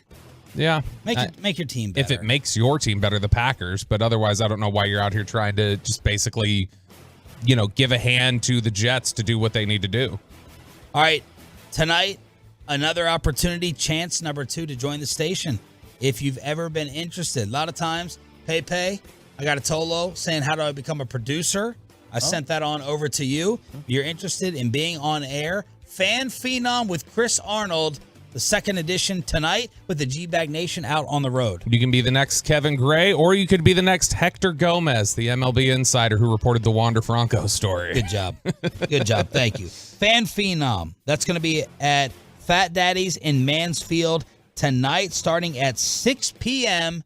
Fan Phenom, episode number 2 with the three-time Hall of Famer. Yeah, I'm going to have to get out there to one or two of these things, I think. And I've already had a lot of people who have reached out and said they're going to be out there and, trying out for this. And, this is something where we've hired, 3 people through 2 events through this over time. And it's been a really great opportunity for people to come up here and kind of join the family and, get out there, go see G-Bag.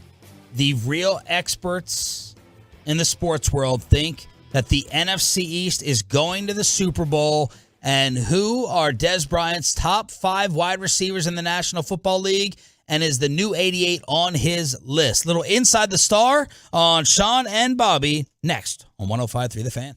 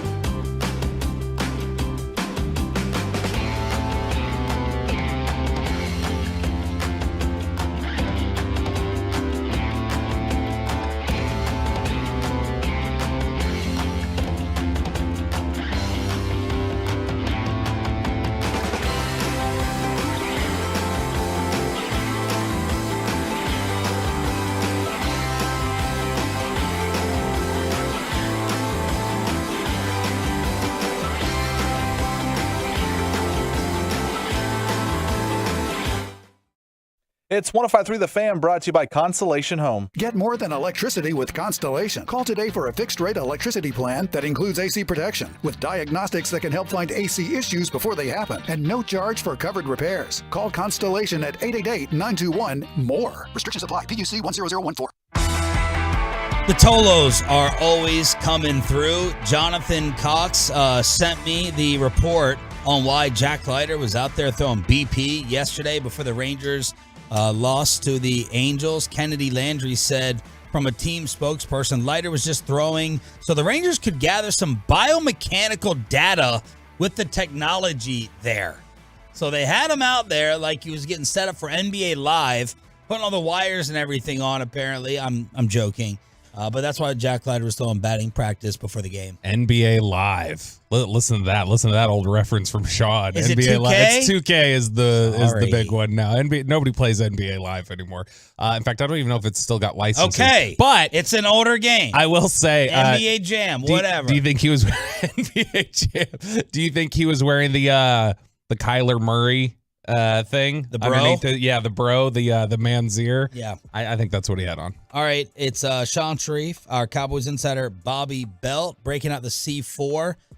I feel like we're both on the same wavelength. We're both like a little bit off today. I know I am. I know. That's why I'm chugging this thing. This is what happens when I run out of my Adderall before I go to the doctor. So I'm going to have to go get it refilled again. Okay.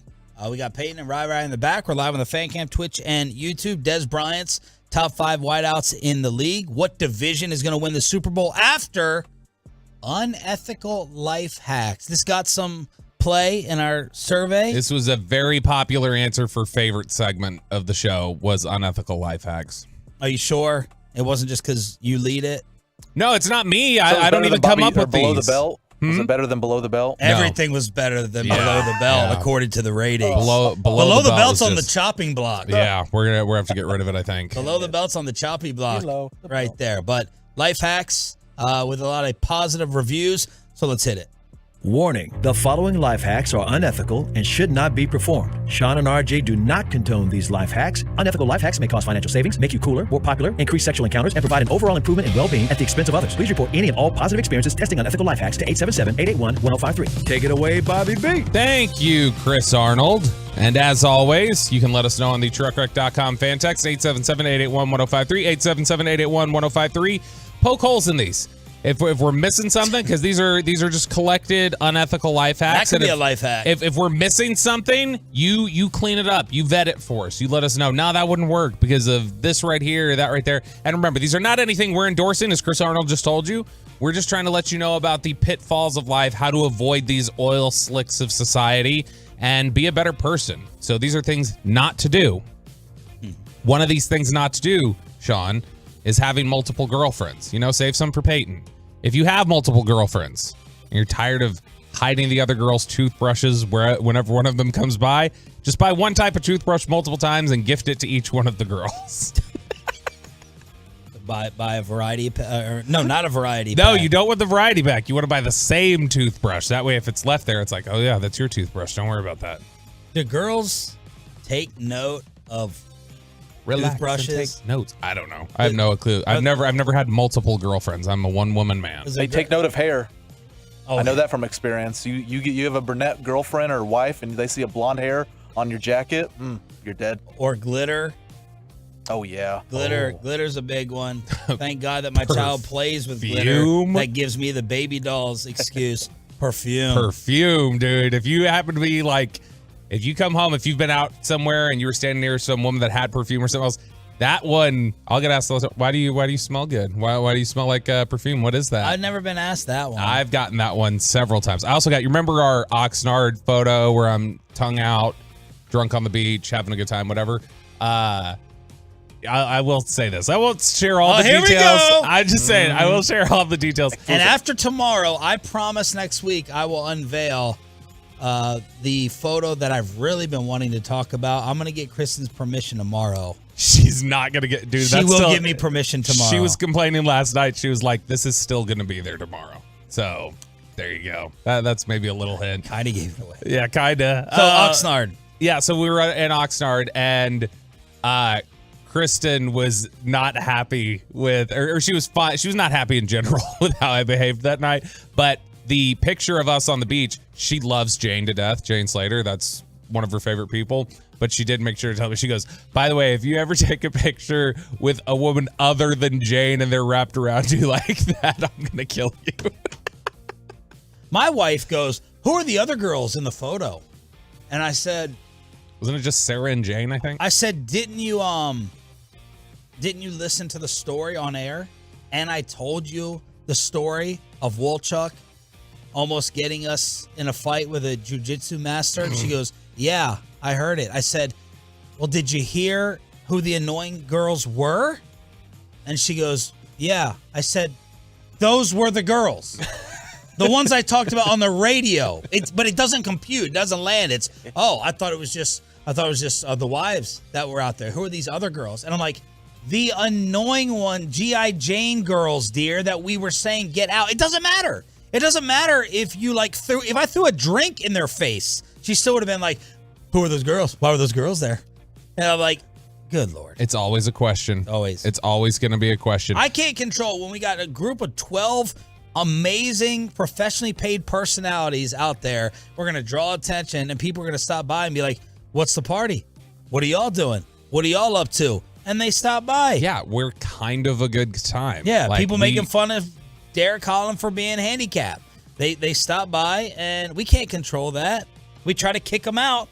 As we said on the radio, that's why Zach became the bouncer. Speaking of, when you say Derek Holland being made fun of for his arm there, when going to a new site or new job, you have hearing damage.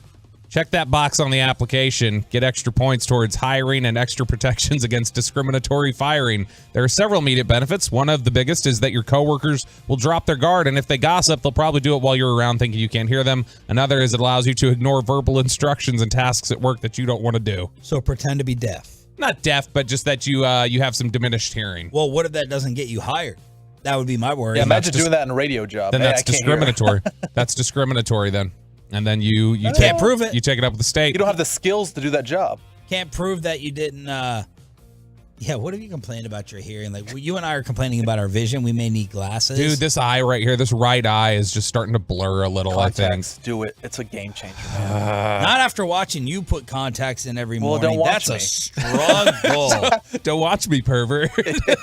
Yeah. All right, before snooping through someone's personal belongings, like we're all known to do, take a picture first so you can put everything back just as it was. Because you never know how anal somebody is about where stuff was left. I've done this. I've done this when I'm watching like people's dogs at their houses. If I'm like moving, and it's not like I'm snooping through their rooms or anything. It's like if I move blankets in a different way, or if I move around shelves just to make room for my stuff, I'll make sure I put everything right back to where. Like you go and dog stay. You stay at someone's house. Yeah, I've done it plenty of times. Yeah, but you shouldn't have to feel. You should be able to move some reasonable things. I just do it out of courtesy. Okay, that's nice. I had a friend who he was so paranoid about somebody coming into his house or like people leaving when they weren't supposed to leave, like his girlfriend or whatever else. He would literally take a paper clip when he would leave the house if nobody's supposed to leave, and he'd put it in the door and close it. And then that way, if he came home, if it was dropped on the ground, he knew somebody had opened the door. Wow. Yeah. So you gotta keep note of those things for psychos like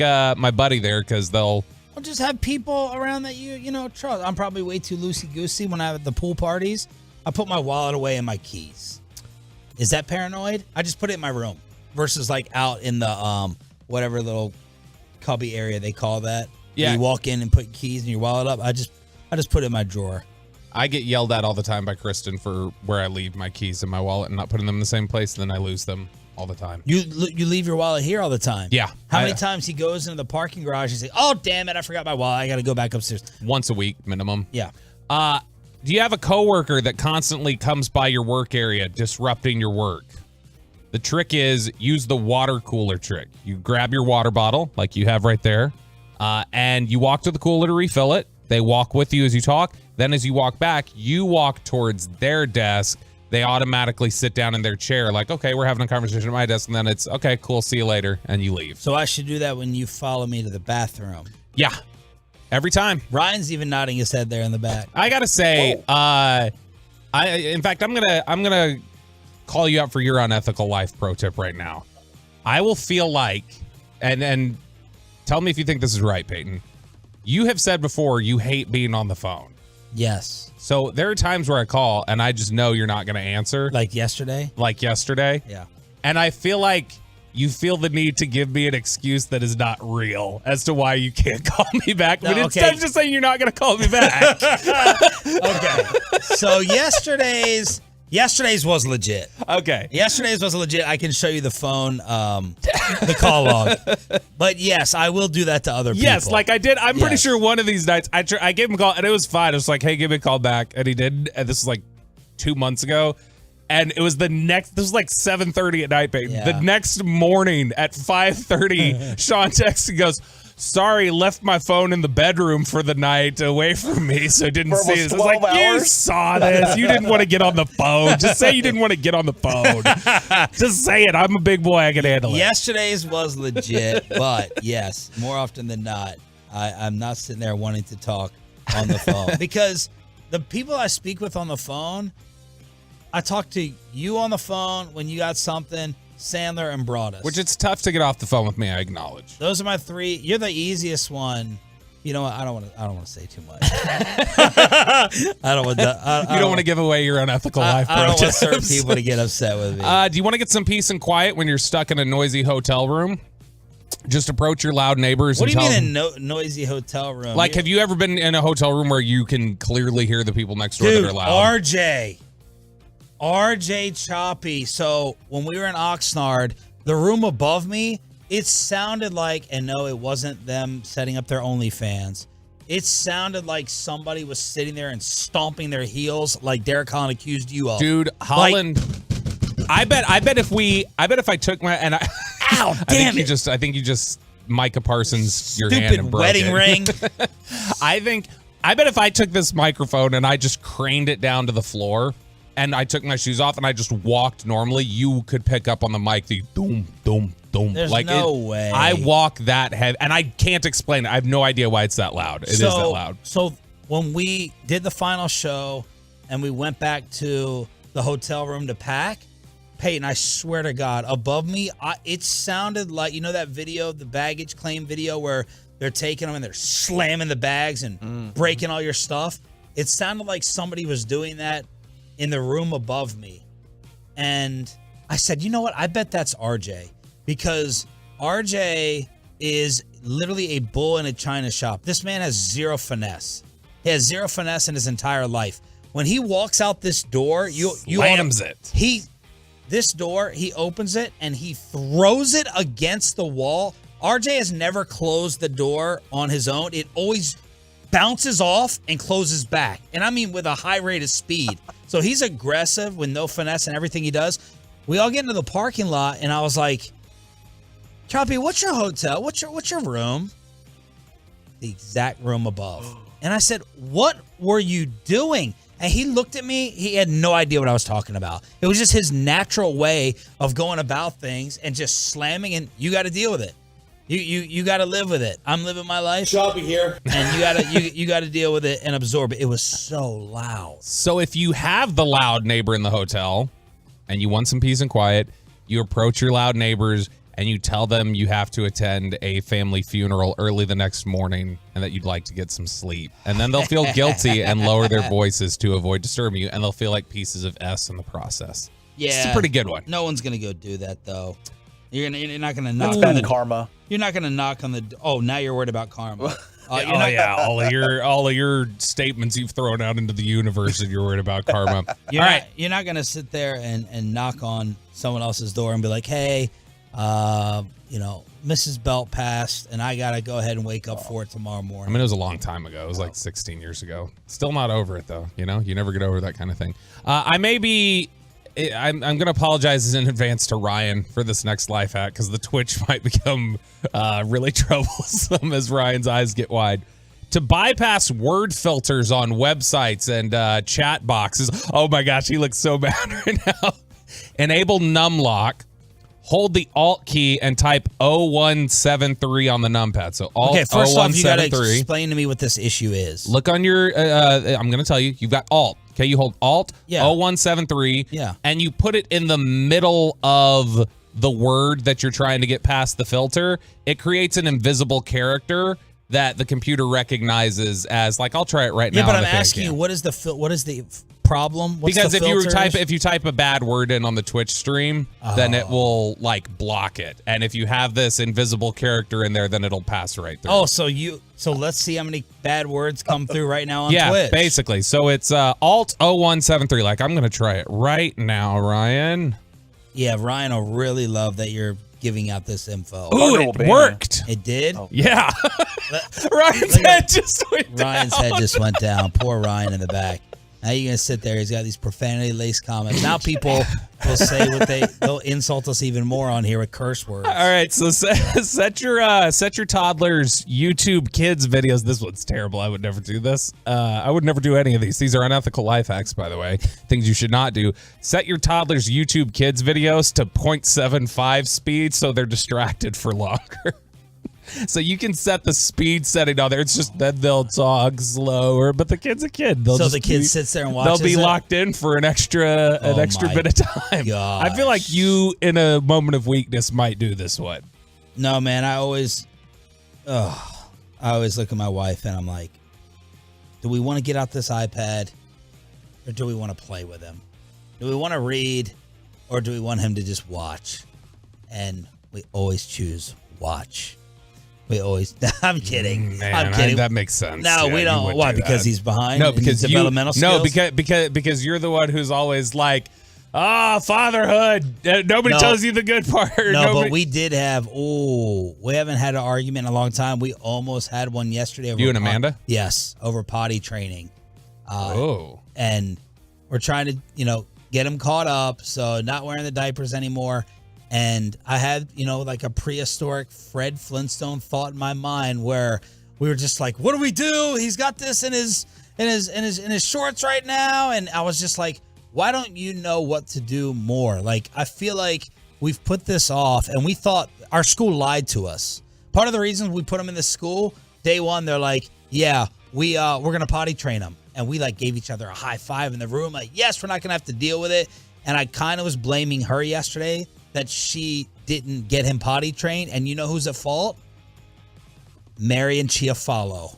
Oh, because she's like aced it, and they're like so far ahead. At 6 months, Eric told me his wife starts potty training their children. So now I have her in the back of my mind when my son is not all caught up. And I'm like, why don't you train him at 6 months? Why don't you follow the Marion thing? Why don't you have him in the shower like they did? Dude, we were at a wedding. We were at my the brother's actual wedding. Birth in the shower. We were at my brother's wedding, the one that I wore the Oshkosh Bagosh. Yeah, the Oshkosh Bagosh wedding. And Laura, the youngest, will never dance. And Kristen got very upset when she always tries to get her to dance. Got very upset when someone else there at the wedding was within 2 minutes able to get Laura to go out and dance and be, because Laura's always like aware of other people watching her and stuff like that, and she's just in her head about those things. So Kristen got very worked up. So that definitely is when you start measuring yourself against other parents, that starts getting you, that'll get in your head. All right, one more here. Thanks, Mary, you overachiever. If you and a group of friends are planning to have kids around the same time, let them go first and wait about a year. You can save so much money by collecting those sweet hand-me-downs. So clothes, leftover diapers, sizes, books, toys. You'll save thousands of dollars a year by just if you have the same sex. Otherwise, you delayed a year of your life for nothing. Yeah, I mean, it gives you an extra year to just like live your life. You could also say that. No, that's I think it's a good one. You don't know if you're gonna have the same sex. Don't get me in trouble on a Thursday. No. Okay. Don't do that to me on a Thursday. So, anyway, those were unethical life hacks. Governor Abbott on the phone. All right, unethical life hacks every single Thursday during the Expressway. We are commercial free here on DFW Sports Station 105.3 The Fan. Thanks for being a total. That stands for Turn It On, Leave It On. In case you are new to the program, 877-881-1053. Ryan, just give me a thumbs up or thumbs down if you got a lot of profanity, a lot of curse words on the Twitch or this. Okay. Yeah, they were good. I checked in on them. They were behaving. Tolo's not going ahead and and getting a little bit dirty. All right, let's move on over to Vegas. Let me see if I can do it, Ryan. The real you just did. I'm going to do it again, though. I'm going to put a harsher word in there. All right, we have Vegas on what division is going to represent each conference in the Super Bowl. Let me say it again. What division in each conference is going to be in the Super Bowl? NFC, the division to represent. Pepe. That would be the NFC East. You think it's going to be the NFC East? Yeah, there's two big contenders there. It is the NFC East. Who would have thunk it? After years and years and years of calling this the worst division in football, which it was, now we have the contenders, and of course it is led by Philadelphia. Yeah, both of us thunk it. We both did, just there. And then I would guess what next is the NFC West? Yes. Nailed it. Good job. And then the North and the South. Then the North and the South in order. Boom. Good job. So the South just plummets in last place. 23-4. So NFC East is minus 110 for my gamblers out there. And then everything else is plus. NFC West is plus 200. NFC North is plus 400. NFC South is plus 575. What division will represent the AFC in the Super Bowl? The West. I agree. The West. It is. Boom. The AFC West. You want to go in order here? East, North, South. Good job. Nailed it. Whoa. Remember, don't brag too much. The likability. You've been good the past day. Sorry. 2 days. AFC West, AFC East, AFC North, AFC South. Who wins the Super Bowl? What conference? Oh. AFC. Peyton? You know, I'll go NFC. AFC. I think they're going to have the Chiefs. And Buffalo. All the contenders. Remember when we lined up the 10 best teams in the league? How many were AFC versus NFC? So AFC is minus 130. NFC is plus 100. So there it is. That's what Vegas thinks about who is going to represent. The other night on Hard Knocks, when they were asking the Jets with that mentalist, they said, oh, we're going to be taking on San Francisco. We'll be beating the San Francisco 49ers in the big game. 877-881-1053, truckwreck.com text line to hit us up here on DFW Sports Station. Dez Bryant the other day said his top 2 corners in the league. Here's Dez's recent football takes. Number 1, Trayvon Diggs. Number 2, Stephon Gilmore. And he said that Zeke Elliott was going to put the Patriots over the top. So this may be the last clip we ever play of Dez Bryant and his football opinions on this show, even though he's Bobby's all-time favorite player. Here's Dez. This one's the least crazy of all the football takes. Top 5 wideouts. Do we not have it? Did we not send you that? I never got it. You never got it? Okay, that's fine. That's fine. Here they are. Here was his top 5 wideouts. Justin Jefferson. No problem. Devontae Adams, no problem. Jamar Chase, CeeDee Lamb. CeeDee Lamb, I don't know that we'd put him in the top 5 yet. He's definitely got a chance to go up there. The problem is that Dez last was really active in the NFL in 2017. I mean, he briefly played in 2020, but really in the crux of things was 2017.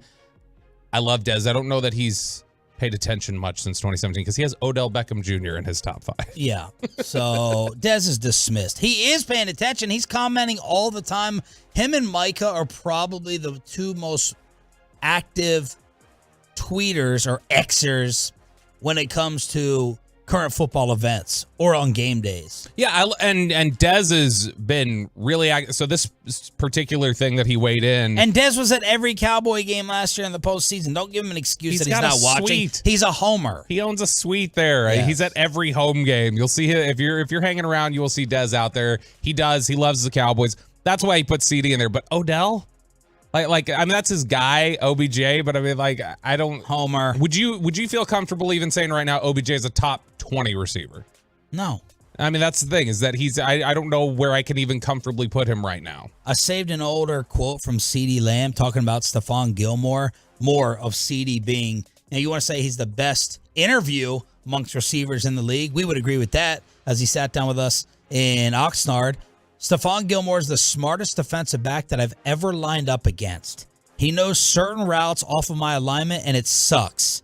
It's really chess with him. You're not just running a route, and that's making me better. On the walkthrough reps, he'll tell me what he's thinking just off my alignment, just picking his brain. It's tough going against him, but I like it. So that was CeeDee Lamb giving Stephon Gilmore all the props. Yeah, and that's why Gilmore has been able to continue to play at a high level into his 30s here, is because at that corner position, you can make up for a lot of deficiencies by just knowing what they're going to do. Knowing what the receiver's going to do can make up for a lot of the talent deficiencies, a lot of the athletic deficiencies.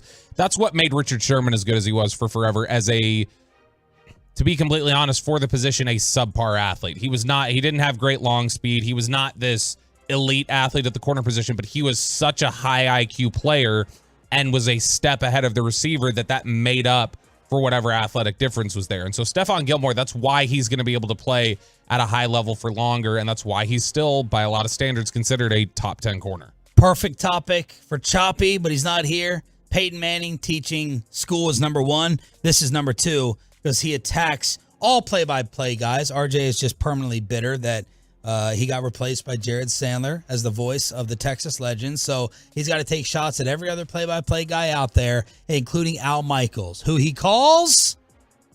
What does he call Al Michaels? I don't know what he calls him. Peyton? Boring? Yeah, it's kind of like a synonym for it. You have no idea? I've never heard it. I know, but he's never said it. Alsomnia.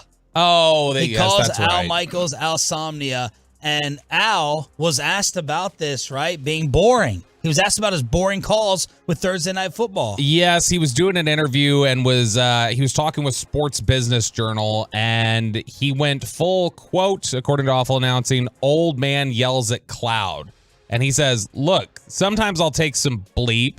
He said, people say he didn't get excited enough. What do you want me to do? Scream, holler, yell the game? That ain't me. Which is a little funny because what is the call Al Michaels is most known for in his career? Do you believe in miracles? Do you believe in miracles? Yes, which is yelling. He got excited. You absolutely want to see some of that energy come up in serious moments, big play moments. And I get last year it was easy to lull into a little bit of a sleep because last year I defended him for being negative about some of the games they were getting because they weren't great. They were some bad games on Thursday nights last year. But what was the problem was it carried over into big moments in like the playoff games with the Jaguars. There's a big 2-point conversion attempt from Trevor Lawrence. There's, a 4th down conversion in a regular season game late in the year that was a big conversion.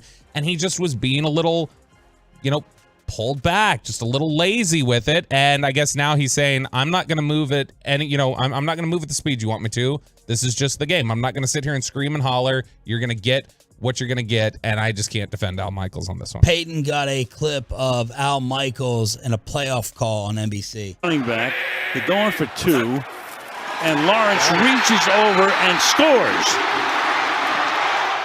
That was the game-tying 2-point conversion with 5 minutes left in the playoff game. With the comeback. Yeah. The crazy comeback. You could not have gone like, and he's in, or something. Just like, give us a little bit of personality. Look, one of the things I always loved about Dick Enberg as a play-by-play guy was the energy and the excitement and the oh my and everything is that you need to feel that. You need to feel that energy. That's my biggest criticism of Michael Kay, is that when Michael Kay calls a big Yankees moment, I hate seeing the replay and it's a big home run and it's see ya. It's like, okay, that doesn't do anything for me. He brings energy. I don't think not enough. I don't think it communicates the gravity of the situation. And that's where Al Michaels is starting to slip a little, I think. He's 80 years old. Yeah. That's where Romo needs to dial it back. Jim! That's Romo's problem. He's too giddy. He's too giddy over some moments that don't call for it. So that's Al Michaels saying, what do you want me to do? But Herb Street, he's kind of been a big nothing, too, on that broadcast. Just last year, Thursday night was an absolute disaster. All the games were horrible. Which Al Michaels said when the NFL schedule came out, he had that quote where he's like, hey, the NFL did us a solid this year. I bet you the league office was keenly aware of how critical Al Michaels was of the Thursday night broadcast, and they felt like, okay, we got to do something to tweak this a little bit. Bet online. Will James Harden show up for 76ers training camp? Yes or no? Yes. The no is the heavy favorite. Minus 500. Yes is plus 300. Will James Harden play another game for the Sixers? Yes. No is triple. Yes. Stick to football. No is minus 1,500. He'll never play another game again for Philly, which he will not. I agree. Harden's next team, if not Philly, in order. Clippers, Bulls, Rockets, Knicks, Miami, Atlanta, and your Dallas Mavericks at 14-1. So there you go. Did you see James Harden going? He's in China right now. Where? He's in China, which is, as Deadspin puts it, pretty much the best place to be in the world if you're kicking Daryl Morey at the moment. And because of that, he was on this like Twitch stream in China, and they were asking him about this wine that he sells. He was out there doing an event, and they asked him how much wine he sells, and he's like, I don't know, a few cases a day, something like that. And so they were like telling their streamers, they're like, hey, buy James Harden's wine, like show him how real. And it was like within a minute, he had sold out his entire inventory on the website. He literally had to stop the interview down, go over, check the website, ask his people. And when he found out that they had sold out, he did a literal cartwheel in the background on this Twitch stream. He can do a cartwheel? I mean, it was a all season James can do a cartwheel. It was an ugly cartwheel. I don't know that he got the full length of it. Yeah. It was kind of like a half cartwheel, but he tried, and that's what's important. He gave more effort than he gave for the Sixers last year. By the way, I have Dallas Mavericks over under win total. Last year they opened at 47.5. They finished with 38 wins. Peyton, you are the over-under win total king so far with your Rangers prediction. What do you think the over-under win total will be for the Mavericks? Full season of Luka, full season of Kyrie. They did get Grant Williams. I'm going to go 46.5. Good job. Pretty close. 44.5. Over-under 44.5. In order, the teams with the most wins in the association, in order, according to Vegas, Boston, 53.5 wins over under. Then Denver, Milwaukee, Phoenix, the Cavs, Sixers, Warriors, Heat, Lakers, Clippers, Memphis, then the Mavericks over the Timberwolves, Pelicans, and New York Knicks. 44-win season would be pretty disappointing, I think, for that organization. They'd be pretty upset with that, especially like we say, full season of Kyrie and everything else. For them to be down 3 wins in the projected win total. Last year, 44 wins was good for the 5 or the 6 seed. Yeah, I still think that if they were to, I think they want if this they were to the be 5th seed, you think that's this? Yeah, if you're, I think you want a home playoff game. Like all you get, the fact that you've really invested in the idea of Kyrie, you've paid him now, you've paid Luka. You've made the moves that you did to try and solidify the defense. I think you absolutely need to have a home playoff series in the first round. Max Scherzer on the Rangers' secret weapon, and a fan base, I told you it was coming. Peyton tried to fight this fan base yesterday. A fan base is coming after the Ranger Tolos for what has been happening in right field. That's next on your home for Rangers baseball with Sean and Bobby.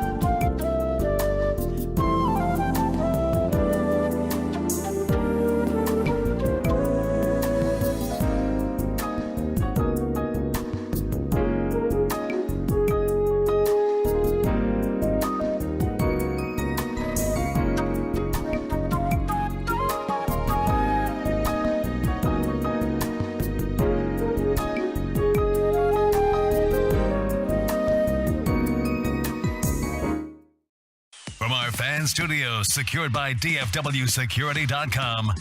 This is Sean and RJ on 105.3 The Fan. 1-2. The set. The pitch. Struck him out swinging on a high fastball, and the ball game's over. The Angels salvaged the final game of the series.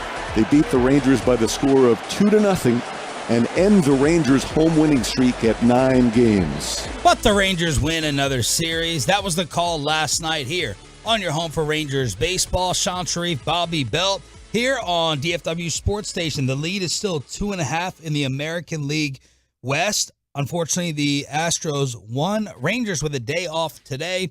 They get the Milwaukee Brewers tomorrow. And we're thinking that one of the reasons that they may have lost this whole storyline of Section 133 and the right field fans, I didn't hear it last night. I did not. And I think that's probably the biggest reason why the home winning streak ended, is because they weren't out there with their cowbells or their what are those soccer things? The Vuvuzela. Yeah, they weren't out there with the vuvuzela. Yeah, I know he just said it, Peyton.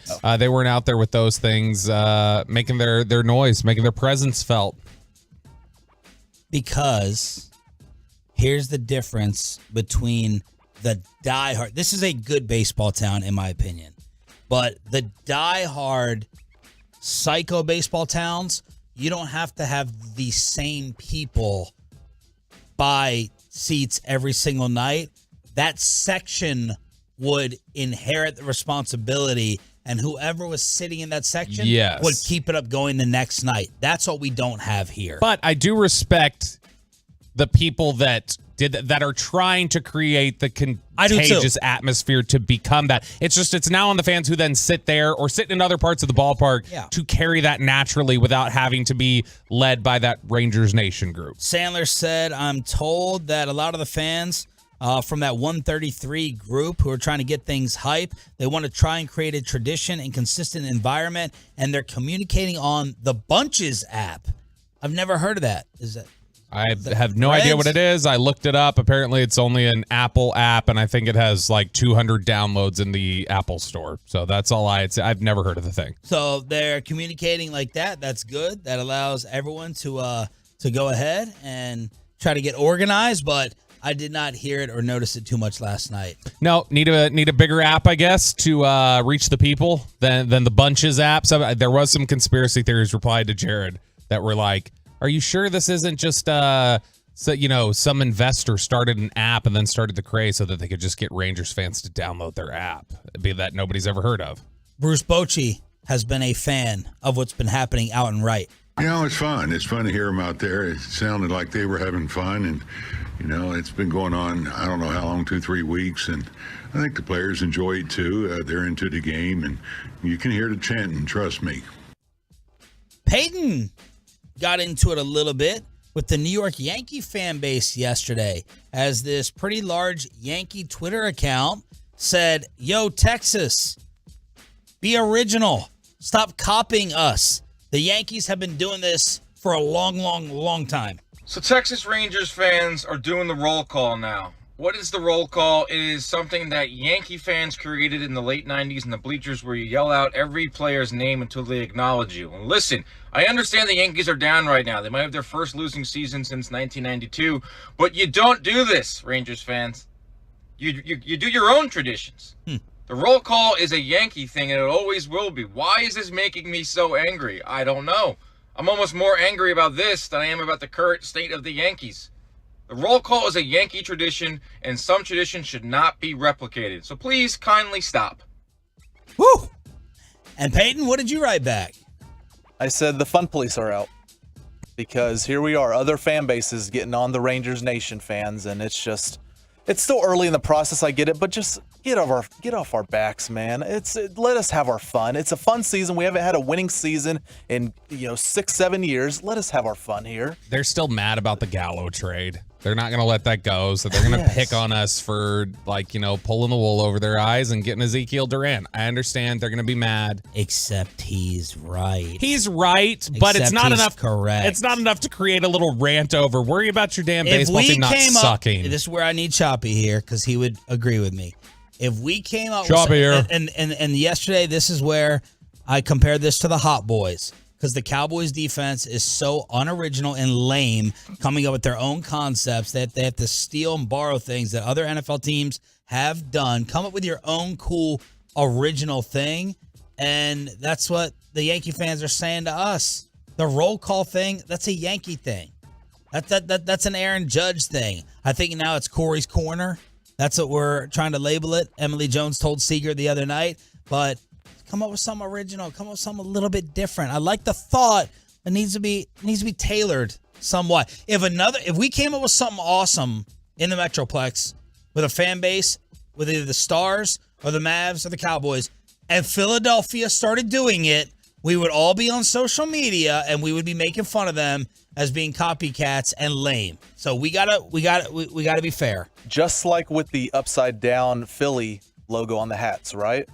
Yeah. I do think that did carry over to the next few seasons because there were teams that when they were in the push of the playoffs in late August, September, they would have their own thing when they got on the bases. Yeah, but I mean, Texas was not the first team to ever have their thing. Like, I mean, teams have done that for decades. Do you all feel like the sideline chains or the home run outfits are copycatting? Yes. Or is it different because you're coming up with your own different thing? No, I felt like everybody ripped off the University of Miami.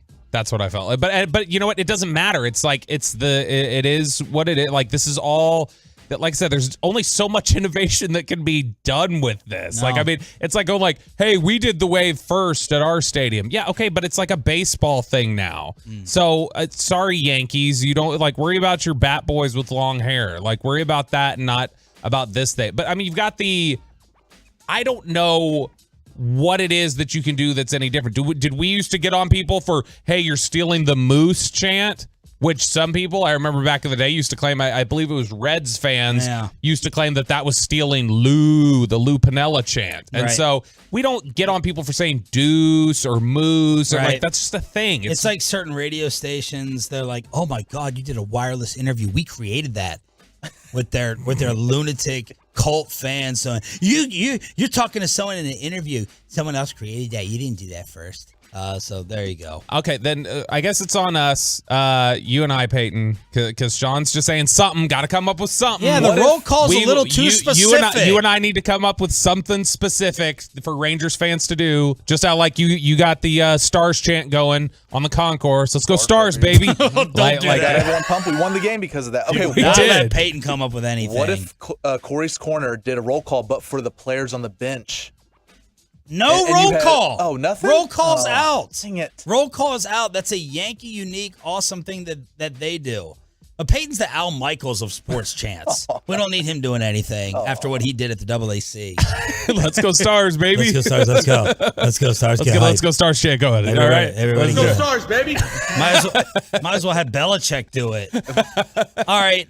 Max Scherzer, my favorite pitcher, had this interview. It was fantastic yesterday with the G-Bag Nation, and he was asked for his scouting report. What did he see with this Rangers team that made him agree to come here?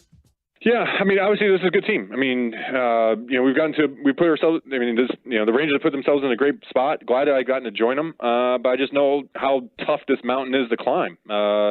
Anything can happen, especially when you get in October. Great teams can lose. Teams that just get hot run the table. So, you got to just get in the grind. You just got to stay within it. You can't get too high and you can't get too low throughout the season. You just got to continue to grind. And right now we got a good team, and we just got to continue to play great baseball all the way through. Boy, we had a little. It was like a Peyton Russell live read at the beginning, a little stop start. It took him a sec to gather what he was doing there. He speaks like you do. I do. You need to slow it down like the kid's iPad. Like turn it back a tiny bit. Yeah, 0.75 speed, like on the YouTube video from Life Hacks. Finally, Mike Maddox. Holland has been listening this morning, and Derek was hitting us up saying all these strikeouts, all these numbers, all these franchise records that start off the month of August. Don't forget about giving that credit to Mike Maddox.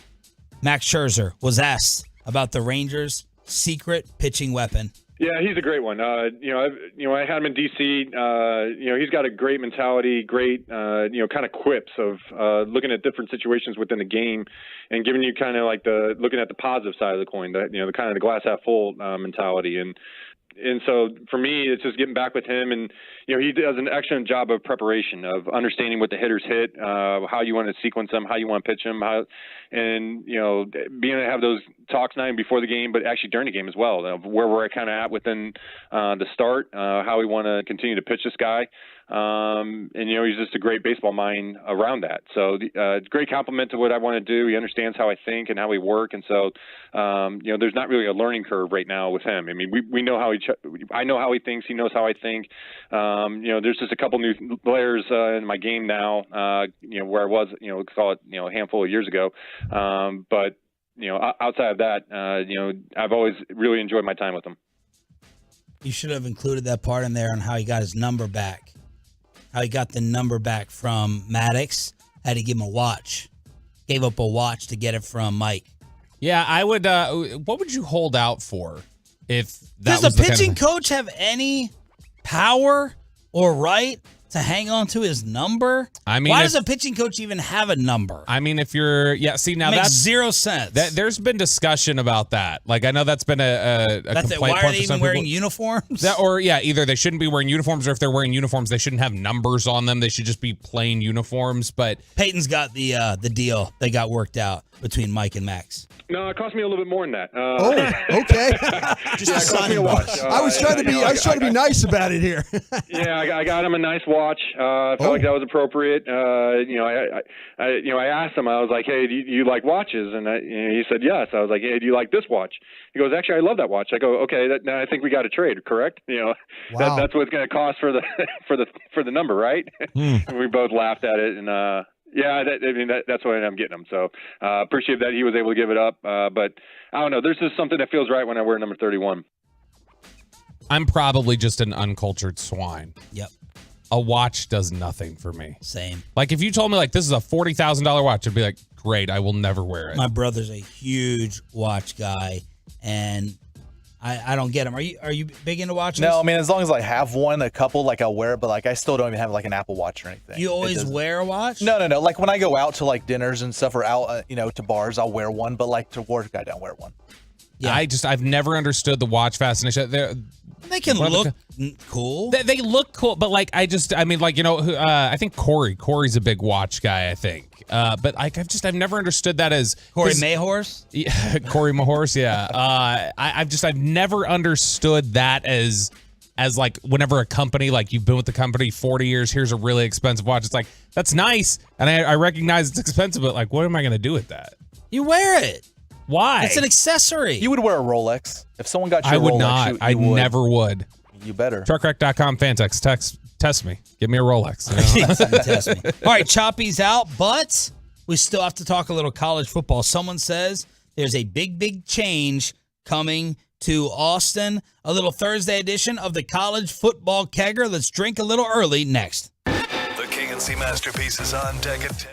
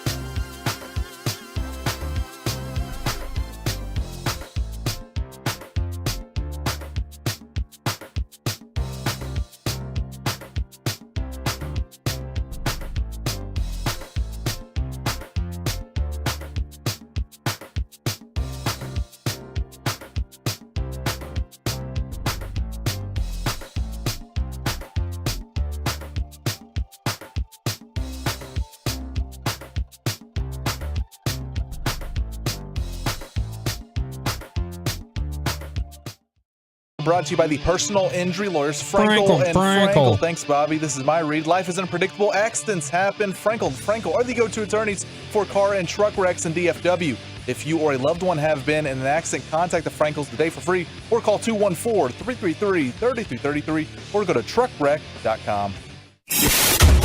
College football! A Big 12 coordinator says Quinn Ewers is going to be out.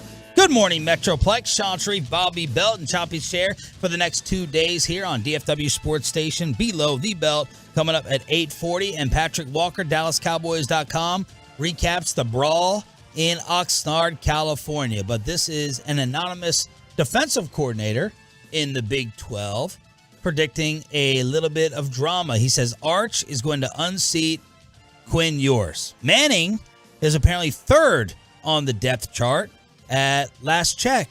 So that's where we stand right now, Bobby. Yeah, I have a really hard time seeing Arch just completely unseating Malik Murphy and Quinn Ewers as a freshman. It feels like they are trying to kind of slow play things a little bit this freshman year, and some of the spring practices weren't great for Arch. But yeah, there's definitely, I feel like, some pressure on Ewers to perform and to make sure that he's not struggling out of the gate, struggling the first several weeks of the season. Because if that does happen, I do think that there's a chance Malik Murphy could get some play. But man, this is a lot of confidence and a lot of hype in Arch Manning. There was something else yesterday. What other true freshmen have started at quarterback recently? Trevor Lawrence. Okay. Yeah, Lawrence was the big one. I'm trying to think who else has really stood out as a true freshman.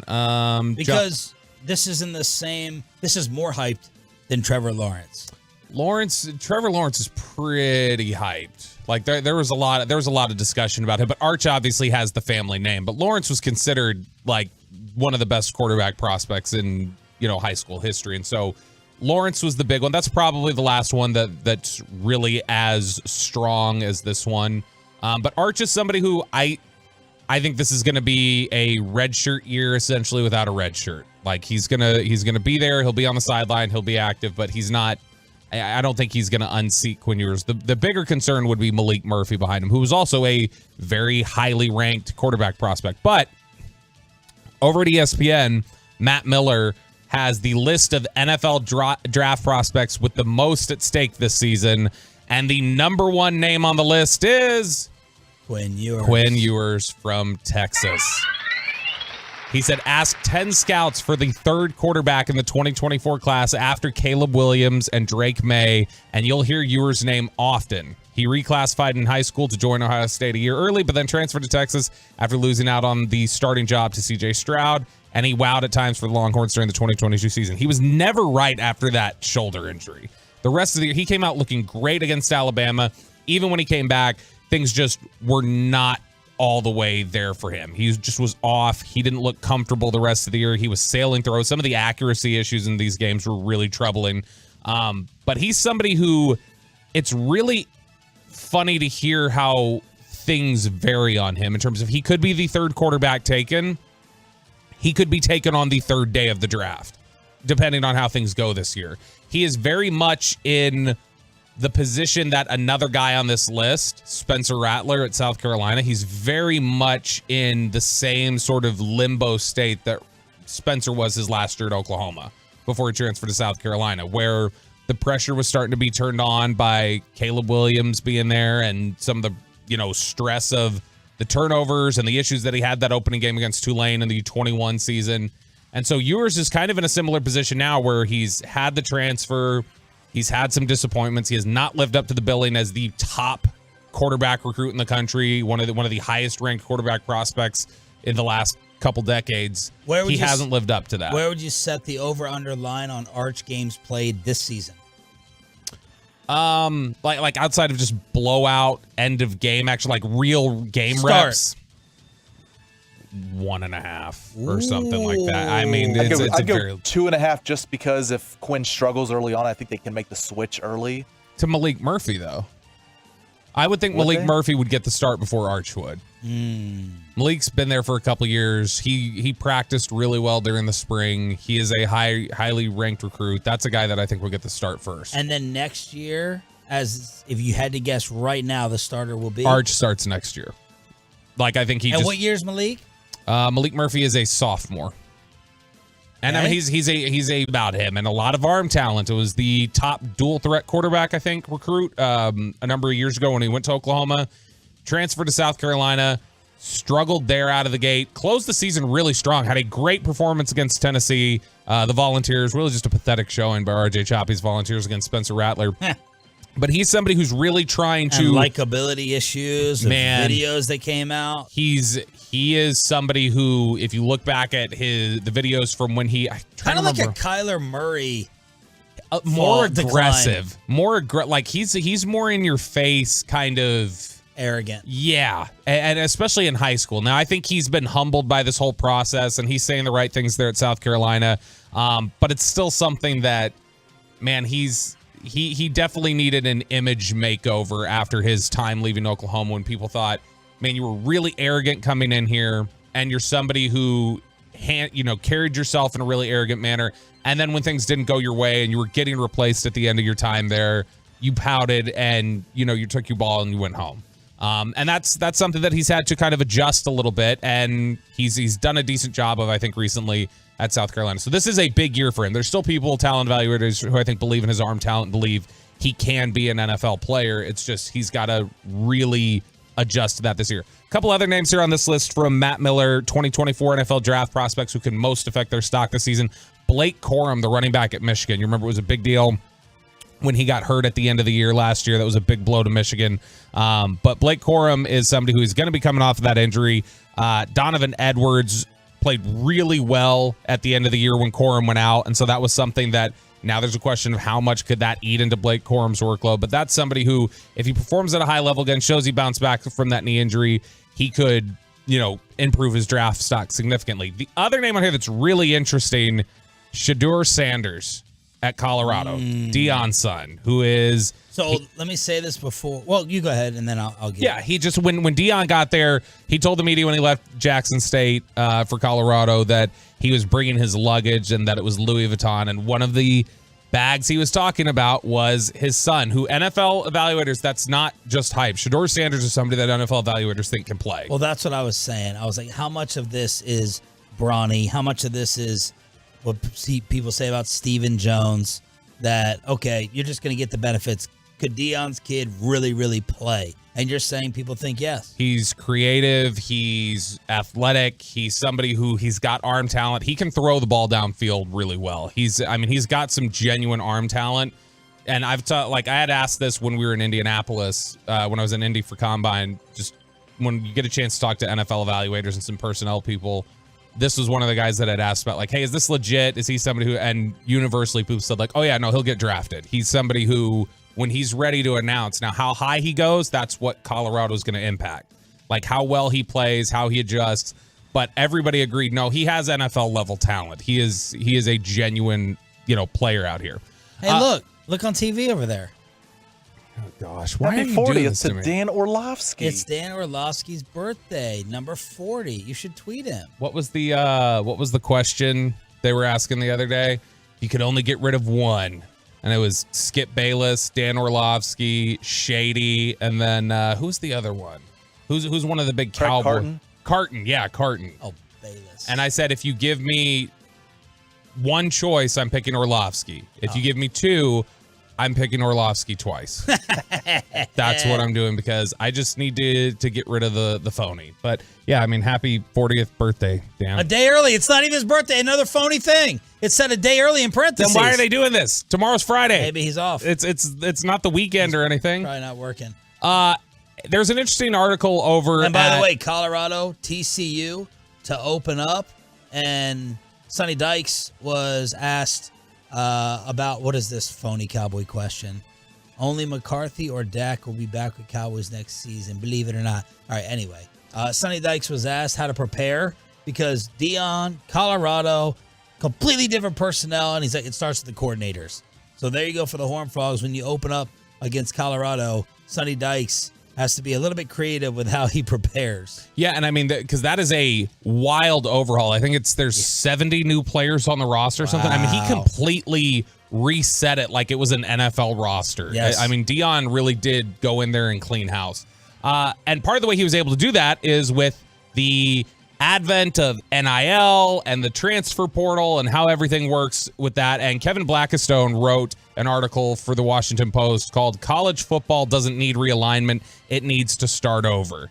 And it's an interesting theory. He says that basically it's impossible for college football to evolve in the age of NIL, and that the NCAA is done, that all this realignment that's going on and the attempts to salvage it, that the genie's out of the bottle, basically. This is now a business, a professional sport, and schools are going to have to start treating players like employees with health insurance. And this is no longer it's no longer the amateur sport that they want it to be. And so with that in mind, do you think we see a day where this is just basically treated like the minor leagues? Like it's professional with insurance and salaries for everybody at the college level? Because it does feel like, how are you ever going to return it to the amateur sport it was? I was going to ask, what's more likely, that we keep going with this or we try to go backwards? Genie's already out. It's already out, right? They're not gonna go back. You can't do anything about it. I did feel a little bad for Manziel in the Netflix doc while watching that and thinking about NIL today. I did feel a little bad. Yeah, like, does it change anything for him? I don't think it does. He seemed like he was. Does what change? Like, does it change his trajectory? Does he have the same problems if it's all above the table? Absolutely. I think he'd have even more money and power. Well, there is that. But like, does he? I think he still goes off the rails. Yes. Like it's still. It maybe looks different and it changes things in that respect. I don't think it removes his issues because he came to A&M. He came to College Station with a lot of problems. But this does feel like genie's out of the bottle. This is just the reality of what college football is going to look like now. And that I don't know if we'll ever get to a point of, like Kevin Blackistone says, where you may have health insurance for these guys or things like that. But it does feel like it's going to operate more like the minor leagues. Tonight is chance number 2 to win Fan Phenom. This is your opportunity to become one of our teammates, a part of this radio station. Get on air like many others have previously done. Excuse me, sorry. You can take my spot. I can't talk. And it's going down at Fat Daddy's in Mansfield. It's following G-Bag. So 6 o'clock, it starts with Chris Arnold tonight. Fan Phenom tryout number 2, Fat Daddy's in Mansfield. Fan Phenom, 6 o'clock right here on 105.3 The Fan. What are the biggest flaws of the contenders, the 2023 NFL playoff contenders? What are the biggest flaws, and did the Cowboys have the worst one? That's next, and below the belt as things continue right here on 105.3 The Fan.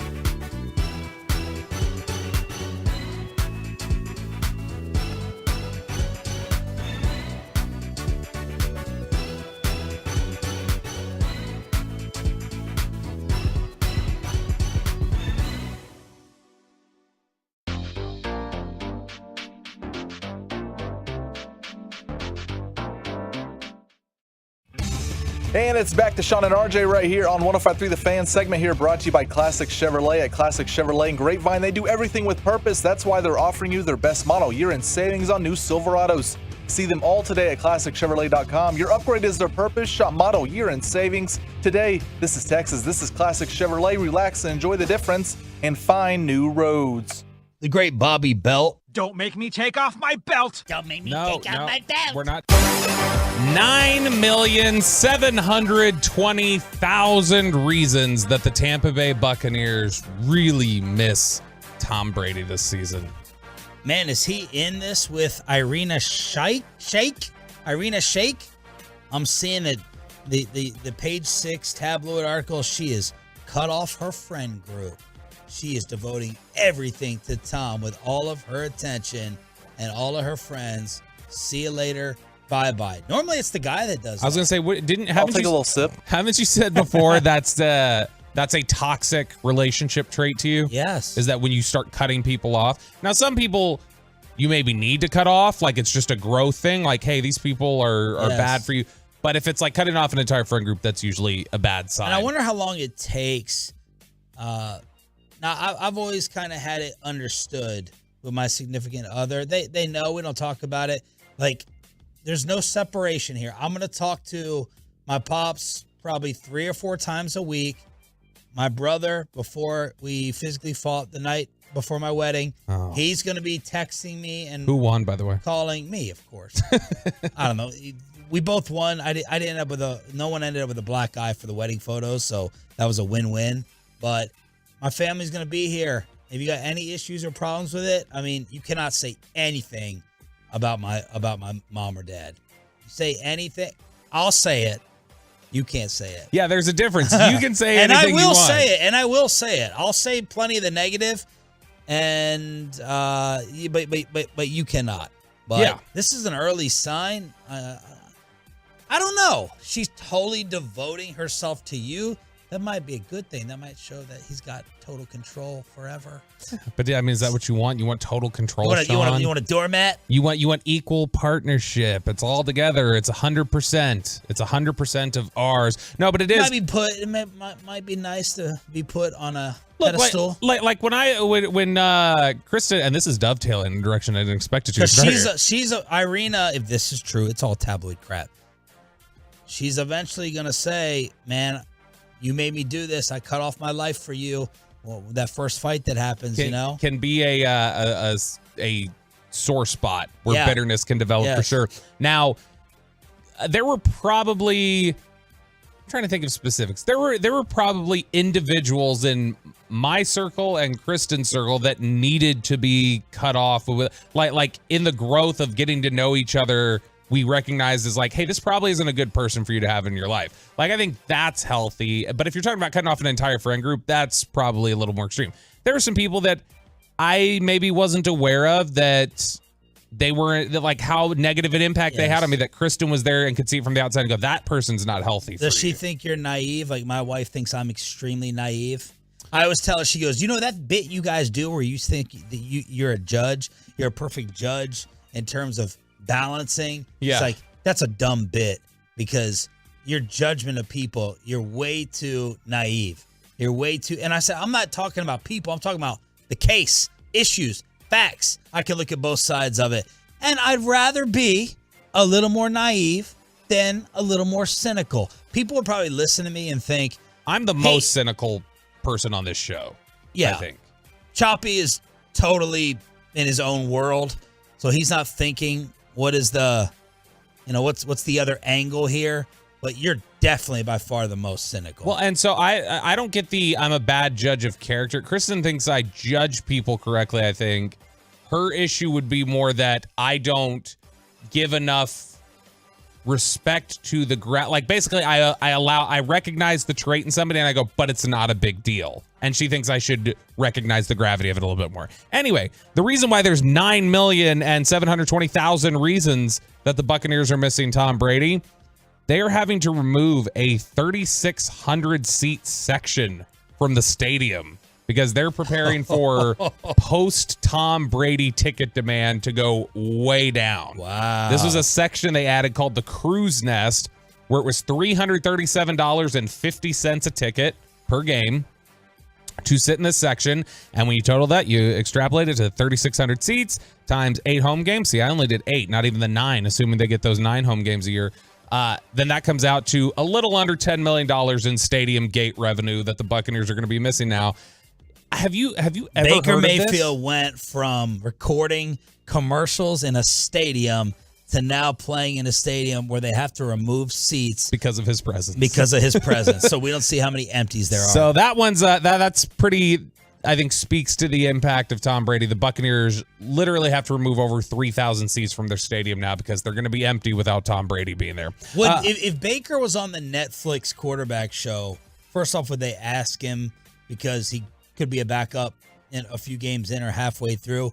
Would you watch? Would that be a draw for you? Oh, yeah. I'd be interested in seeing Baker. Same. Yeah. Because didn't you say Burrow may be doing it now? Yeah, so Boomer Esiason had said on his show yesterday that it sounds like, he's hearing that it sounds like Joe Burrow is going to do Netflix's quarterback, which with all these quarterbacks talking about how I'm not going to do it. Tua, Daniel Jones, Dak Prescott, like all these different quarterbacks that have said they're not going to do it. I don't think Netflix cares a bit as long as they get Joe Burrow. Because if you're talking about making a wish list of quarterbacks to feature, if you would have started out very beginning, Netflix, who is at the very top of your list, there's probably an argument to be made that Burrow is one. Like Burrow might be the top selection for something like this. I almost feel like this can only hurt Joe. It's like LeBron with the dunk contest. It's like everyone thinks right now he's just Joe Cool. He's got this mystique and this aura. We don't know a ton about his personality. I'm like, ooh, he may have a little bit to lose here. Although it's not like he has endorsements nationally that I can remember. This is one of my favorite mic'd up clips in the last few years. This could actually give you a win over me, your first win ever over me. Well, 2 behind Brock Purdy, in that you think Burrow's secretly douchey, and if he gets exposed, I could end up losing that to Or you. it could be aggressively in your favor, because a couple years ago, he had one of my favorite mic'd up clips I've ever seen, which is I think they were playing the Ravens and they were down by like 2 touchdowns. And it was on inside the NFL weekly mic'd up clips. And he's on the sideline warming up, throwing on the sideline. And he goes, "This is bull S." He goes, "I need to take over." And then he goes out there and like they come back. But just like he's annoyed that they're losing. And he's like, "This is stupid. I'm going to take over. I need to go out there. I need to take over." And then he did. He does have alpha energy for sure. He is the top dog. Over at ESPN, Bill Barnwell has flaws and weaknesses for the 2023 NFL playoff contenders. So the biggest flaws and weaknesses for 14 NFL teams. He's got the Dallas Cowboys on this list. Chances to make the playoffs, according to ESPN's calculator, is 65%. Chances to play in the Super Bowl is 13%. What do you think he has down as their biggest flaw? Well, I read your prep. You shouldn't. Peyton, what's the biggest flaw, do you think? That would be the kicker. Kicking, which I'll say this. Oh, RJ Choppy would annihilate this list. Oh gosh, like they may be dragging Jane Slater right now. We need to make note of this time, because I don't know, one night hangout, vacation, or ghost, and Slater's up there. They're debating it on Good Morning Football. One night hangout. Colleen Wolfe, Jane Slater, and I can't see who they're standing in front of as the other one. Turn it up real quick. Let's see if this. Oh wait, I don't think, is this NFL Network? Yeah, he okay, doesn't. Hold on. Andrea Kramer is the other one. All right. So we're gonna have to go back and listen to this segment. Hangout, vacation, or ghost. Jane is. She's one night hangout, I think. Jane, you got it? Turn it up. Trip, top of the line. Yeah. Look at that. Are you ready? Yeah, I'm ready. Oh, that was hard. No, Jason, vacation, ghost. Oh. One night. Okay, let's start off with the obvious. Okay. All right, let's start off with the obvious. Oh my God. This guy right here, one night, Vegas. All right, get it. They miss it. I'm gonna have to go back and check it though. I want to hear how they. We got to hear. All if right, they you dragged answer him. it. I'm not vacationing Hangout. with Jane. Hangout is Jane. Like Jane. Hang is, out for one night. Yeah. Because after one night, we'll get kicked out and barred from all the restaurants and Topper's Pizza, and we won't be allowed to invite other people out to hang out with us. Yeah.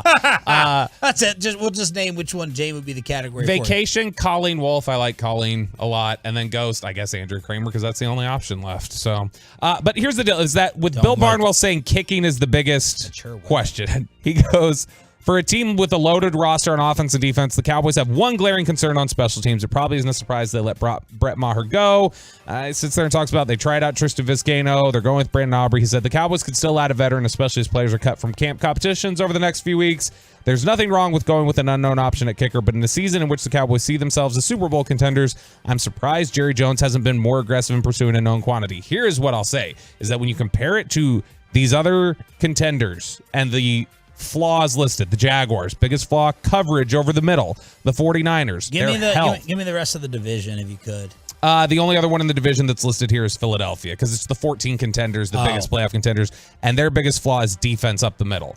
I would much rather have up the middle. I would much rather have, because you remember they lost Javon Hargrave this offseason. Yeah. They lost 2 of their linebackers, Jalen Carter, and they just had another one go down to injury. They've lost a lot of linebackers and interior defensive linemen. That is a question. Okay. And so I think, personally, if you could pick any flaw you want on the entire roster, isn't it kicker? Yes. Like, if that's the worst you can say about the Cowboys, I think you got to feel pretty good about this. I'm still way more worried about the Cowboys up the middle than I would be Philadelphia. I mean, all these other concerns here are much more concerning me. The Cincinnati Bengals, the secondary. Yes. The Seahawks, linebackers. That list right there is such an applause for Will McClay and Steven.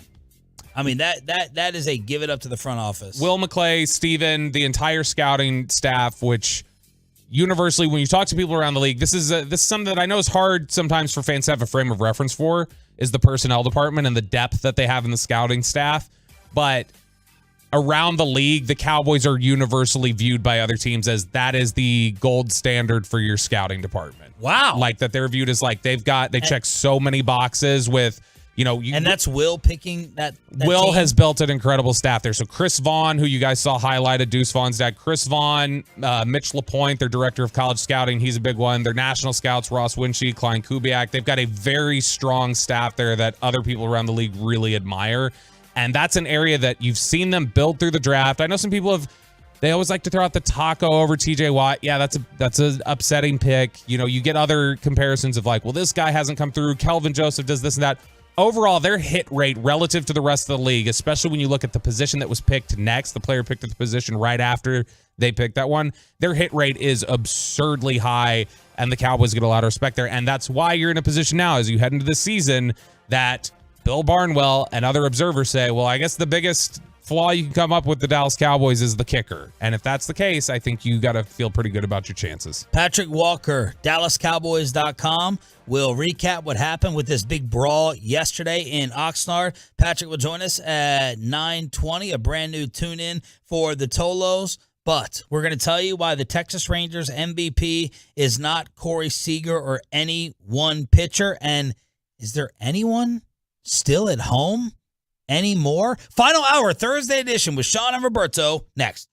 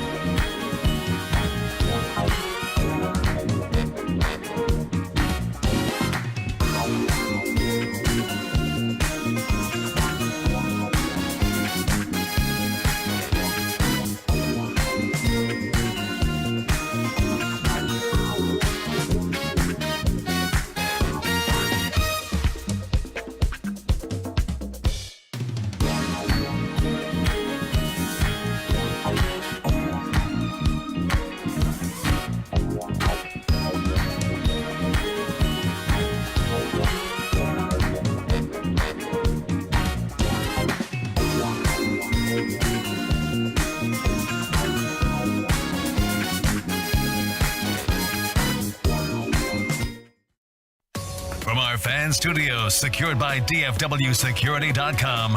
This is Sean and RJ on 105.3 The Fan. Left-handed batter holds that bat over the plate almost straight up and down, and he swings and he cranks one deep center field. Taveras back at the wall. That one is out of here into the Angels bullpen right over the 410 sign. Ohtani with his 5th home run against the Rangers this year. They've all been hit in this ballpark. And the Angels grab an early 1-0 lead. Shohei goes yard. The Angels add one more. The Rangers try to threaten in the 9th, but Travis Jankowski went right to the warning track, and the Rangers lose 2-0. Good morning, Metroplex. Final hour fist pump time live on the Fan Cam, Twitch, and YouTube. Sean Sharif, Bobby Belt. We got Peyton Russell. We got Ryan in the back. And we are glad you're waking up with us here on your home for the Rangers and Cowboys. I like that tight shot there, Ryan. That's a good shot of fist pump hour here. I'm going to petition that you don't put the camera on him anymore at 9. Eye contact. There's nothing creepier than this. It's awful. Eye it contact. So, it's important. So ask anyone, they'll tell you. Awful and terrible. And if I was a parent of one of your daughter's classmates, I would not allow any interaction with you. Why? Yellow tape. I mean, that's because a little, of that. 9 o'clock every morning. That's a little odd. Like, why would I be trying to interact with my daughter's classmate? Just even that in saying and of hello itself seems odd. Even saying hello at a party, at a skate rink like we were at a few weeks ago. Rangers end up losing. You said something to CJ Nikowski yesterday when CJ joined us, and I wanted you to elaborate on it just a little bit more over the Rangers' true MVP this season. Yeah, because this is something where it sounds so silly, like when you first say it, where it's like the real MVP is the next man up. Everybody. Like, yeah, it sounds a little participation trophy-ish, but it's genuinely true that I think if you want to say what is the biggest factor, the biggest reason for this team's success, the biggest reason that they're still in first place, it's because they've been able to weather injuries to Jacob deGrom, Nathan Eovaldi, Corey Seager being out for an extended period of time. And when you look at specifically, for instance, with the pitching, Dane Dunning comes into the rotation from, first off, he had been saving the bullpen earlier in the year. When pitchers were getting shelled in games early, Dane Dunning would come in, throw 4 innings of long relief, and was nails. Then when Jacob deGrom gets hurt, he steps into the rotation and immediately starts stabilizing things there. It's happened again now since Nathan Eovaldi went on the IL. Since that happened, Dane Dunning is the pitching MVP, right? It's a good question because, I mean, Eovaldi has been so consistent when he's been out there. But in terms of, like, what is most valuable? Is most valuable best, like people talk about? Or is it in terms of just value saved your butt? Like, that would be Dane Dunning, because Dane Dunning has done that in several different respects. The long relief early in the year, bailing you out of games where the starters were bad, stepping into the rotation, getting you by until you made the deals for Scherzer and those guys, and then stepping in when Eovaldi went to the IL. His FIP, his fielding independent pitching since Nathan Eovaldi went on the IL in 3 starts, is 2.25. He's striking out 12.5 per 9 innings in those 3 starts. His whip is under 1, walks hits per inning pitched. He has 48 swinging strikes over his last 3 starts. That's more than he had in the previous 7 starts combined. He's really upped his game during that time since Eovaldi went to the IL. He's another example of the Rangers get guys to step up when they need him most. Dunning's probably the biggest example of it, but Mitch Garver hit 360. His OPS was over 1,000 in 3 weeks that Jonah Heim was out. And we were all talking about, man, this is a huge blow for them, Jonah Heim going down. During Corey Seager's 2 extended absences, Marcus Semien has played his best baseball during that stretch. His OPS is 951 during that time. He's hitting 329 when Seager's out of the lineup. When he's in the lineup, he's hitting 250. His OPS is a little over 700. And he broke up the no-hitter, thank goodness. Yes, it's when they need him the very most, he stepped up. You remember Ezekiel Duran? I was making jokes early in the season. They were jokes. I was not serious. I was making jokes early in the season that, all right, let's go get Madison Bumgarner because we need somebody to hit for Ezekiel Duran. Yeah. And then Corey Seager goes down, and Ezekiel Duran started mashing the baseball. And this is something that has been a consistent thing for the team. Josh Young going down with that injury, you felt like, man, this is going to really take something out of the lineup. And the offense hasn't been. I forgot Josh Young was out. That's my whole point, is that they haven't been great necessarily. The offense isn't like mashing the ball like they normally do, but they have been consistent. They've been great in August without Josh Young. So this is something where I think next man up, that faceless silhouette of just the guy who steps up collectively when these injuries happen, when these guys go down, that is the biggest reason that the Rangers are in first place, because there have been several opportunities during this year for them to fall apart, for them to just absolutely collapse, and they haven't done it. When Jose Leclerc struggled and couldn't do things, Will Smith stepped up earlier in the season. Now that Will Smith's struggling, you're getting Aroldis Chapman, you're getting Chris Stratton. Like, this is each time that something that starts going awry, somebody on the team steps up and collectively carries this organization. Rangers off today, back in action tomorrow night against the Brewers right here. And we have Tolos going to that, since you listen to the 7 o'clock Expressway every single day with a giveaway that we have going for you. What's going on with Bally real quick? Bally, so if you were one of the people holding out hope that, okay, Bally is going to go ahead and they're going to lose the rights, they're not able to make these payments, maybe we'll be like, I think it's the Padres and a couple other organizations that have now had to find alternative ways to get their games out there for the rest of the year. So if you were one of these people who was thinking, maybe Bally being bankrupt will save me, and even though I don't have Bally, I'll be able to watch some Rangers games down the playoff stretch, that is not going to happen. It is officially official. All payments for the season have been made to the Rangers by Diamond Sports Group. So if you were hoping that you might be able to catch the final month of the season on MLB.TV or something like that, that isn't happening. The Rangers will be on Bally for the rest of the year, according to Dallas Morning News. So the fourth and final payment has been made. Even though other teams are still in jeopardy and there are other teams that need payments, the Rangers are not one of them. They have gotten their full payment. This was my huge TV dilemma. I was getting ready to bail on DirecTV for Red Zone, but DirecTV has been a safe haven for Bally and NFL Network and getting all those channels. Unlike certain people in the city, I do think you have to actually watch the games to talk about them, even though they don't even get the channels to actually view the game. And they just read box scores or don't watch it whatsoever. I feel like you kind of have to watch the games. So now that DirecTV has given me a Red Zone lifeline for $15 a month, I don't have to switch or go anywhere or figure out how to use a Roku or a Hot Stick or download an app. I don't have to figure it out. Hot Stick. What's it called? It's a fire stick. Fire stick. A hot stick feels like it would be something else. Now, it is interesting because I've run into the same issue with the Bally thing. The Bally thing can be frustrating. I'm not going to have a $550 TV monthly bill like Bobby. Do you feel like NFL Network is a required thing for you to have on this job? Like, is that a chance? Like Bally, do you feel like it's well, you have to have Bally. I feel like I have to have NFL Network during the season. Not off season necessarily, but I feel like during the season I've got to have NFL Network. I could get away without it. Somebody should have it because I feel like there may be a Cowboys player that does an interview, and so I got to have the NFL Network DVR'd throughout the day so we can go back and get the audio and talk about it and have those references. How about this question? Do you have to have ESPN more or NFL Network more throughout the football season? NFL Network, because ESPN platforms most of their stuff.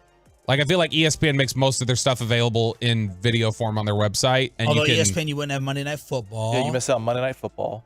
Yeah. Miss out? But did you watch the games last year? But NFL Network, do they still do Thursday night? Yeah, but it's like it's simulcast, so it's not anything you need. I think you need it more just for the reports and the interviews and the things that they get there. They put a lot of that out too. Rappaport's on McAfee. That's all on Twitter.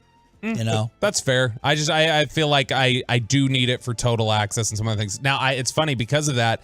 I canceled YouTube TV during the off season, and I got the notification yesterday that thanks for your payment for YouTube TV, because I forgot I had scheduled it to restart again for the NFL season. So now I'm paying again for YouTube TV and Spectrum because Spectrum has Bally, YouTube TV has NFL Network, and I couldn't get either one on the other. And then you got Mike Bassick doing the dueling quarterback system like in college. 2 months on, 2 months off. 1 month on, 1 month off. Bassick is he's tight. He watches. Is low-key cheap. I don't know if he's cheap. Is he frugal or is he aware? I don't know. Are we splitting hairs between frugal and cheap? Isn't that the same thing? No, it's not the same thing. I don't think. Cheap is. Is cheap like me going to Olive Garden for date? No, that's just unaware. But you think of it, no, but cheap is you not wanting to pay for the $10 margaritas or whatever, but you would think of it as frugal. Or the queso. Yeah, that's true. Yeah, if you're cheap, you call yourself frugal. If you're saying it to someone else, you're calling them cheap. It's like the difference between confident and arrogant. Like you're talking about the same thing.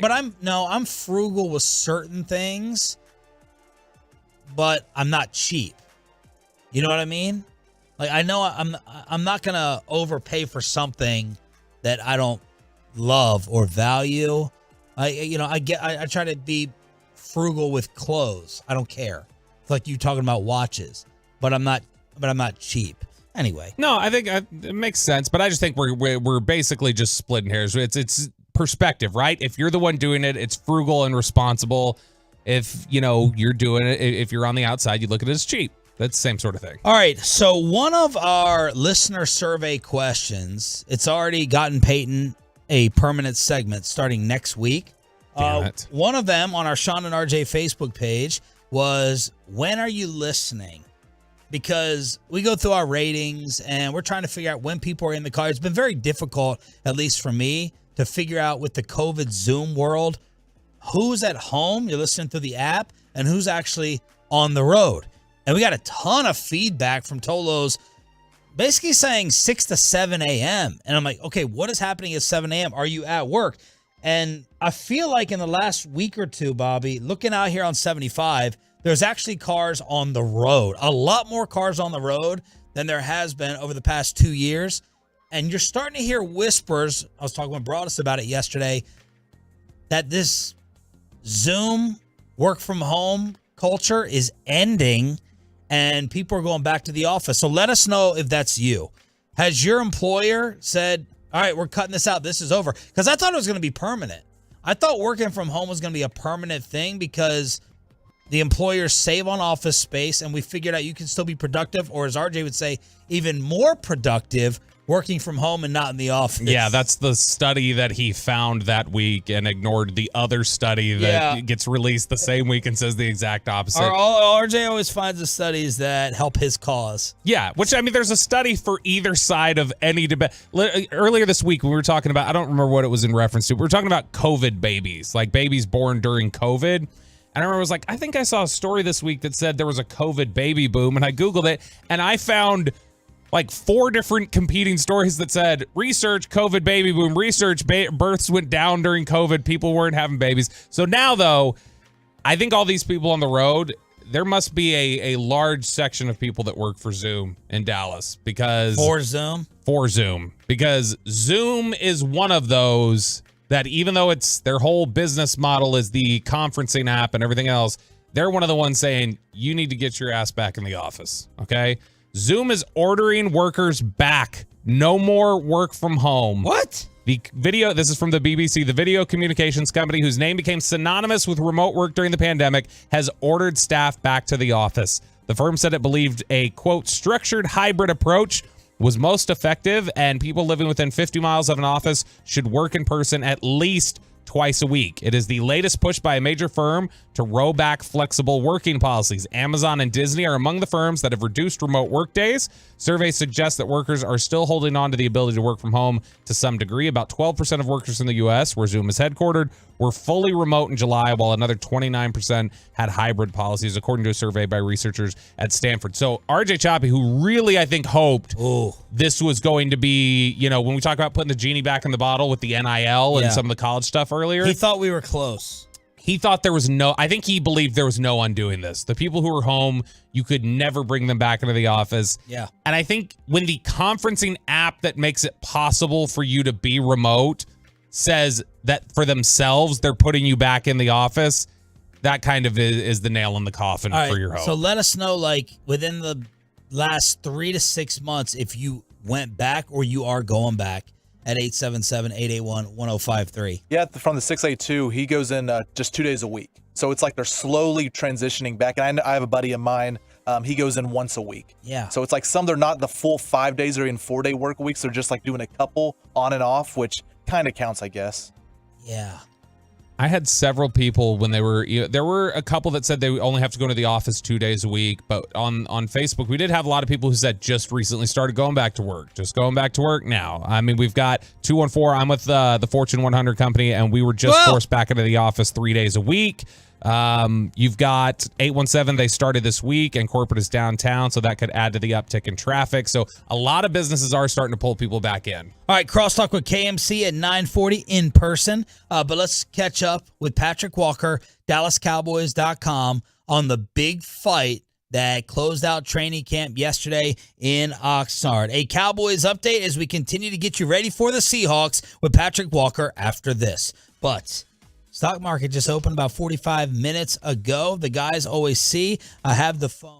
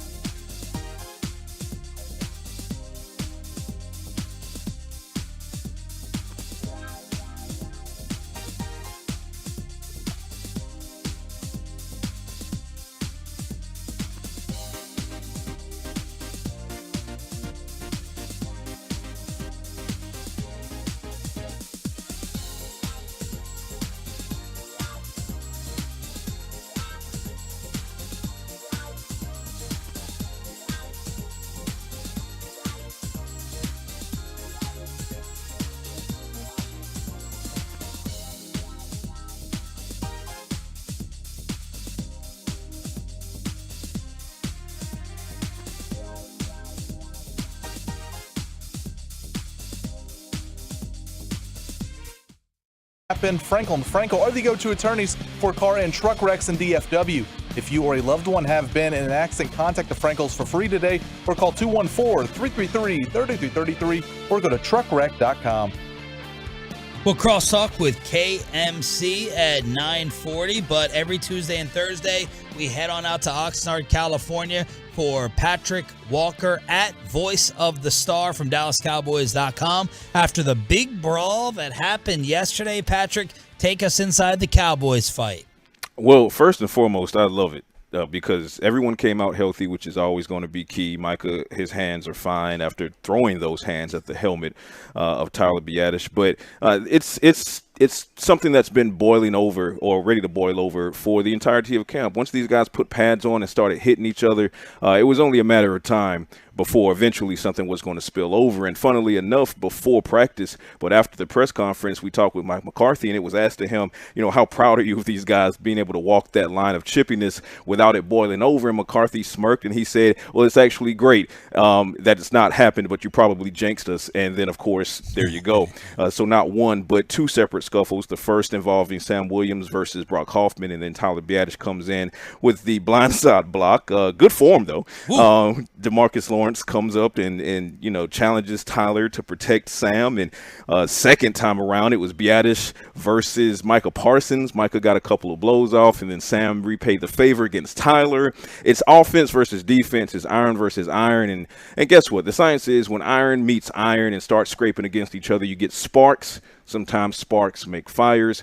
But it's great news for the Cowboys because it shows that they're highly competitive. They're, fed up with the narrative nationally about them being soft. And that goes for the offense as well. We knew the defense was full of dogs, fellas, and then they added dogs in Gilmore and Mozzie Smith. Question was, would the offense be able to step up and match serve? And the offense has, for every haymaker thrown at them, be it a great play or trash talking throughout this camp, offense has met that challenge with big plays of their own and trash talking of their own. And so they're just ready for fresh meat. And like J-Ron Kerr said, after practice, that starts September 10th when they face the New York Giants. He said the defense is not taking blank from any of the 32 teams. And then people are saying, well, there are only 31 other teams.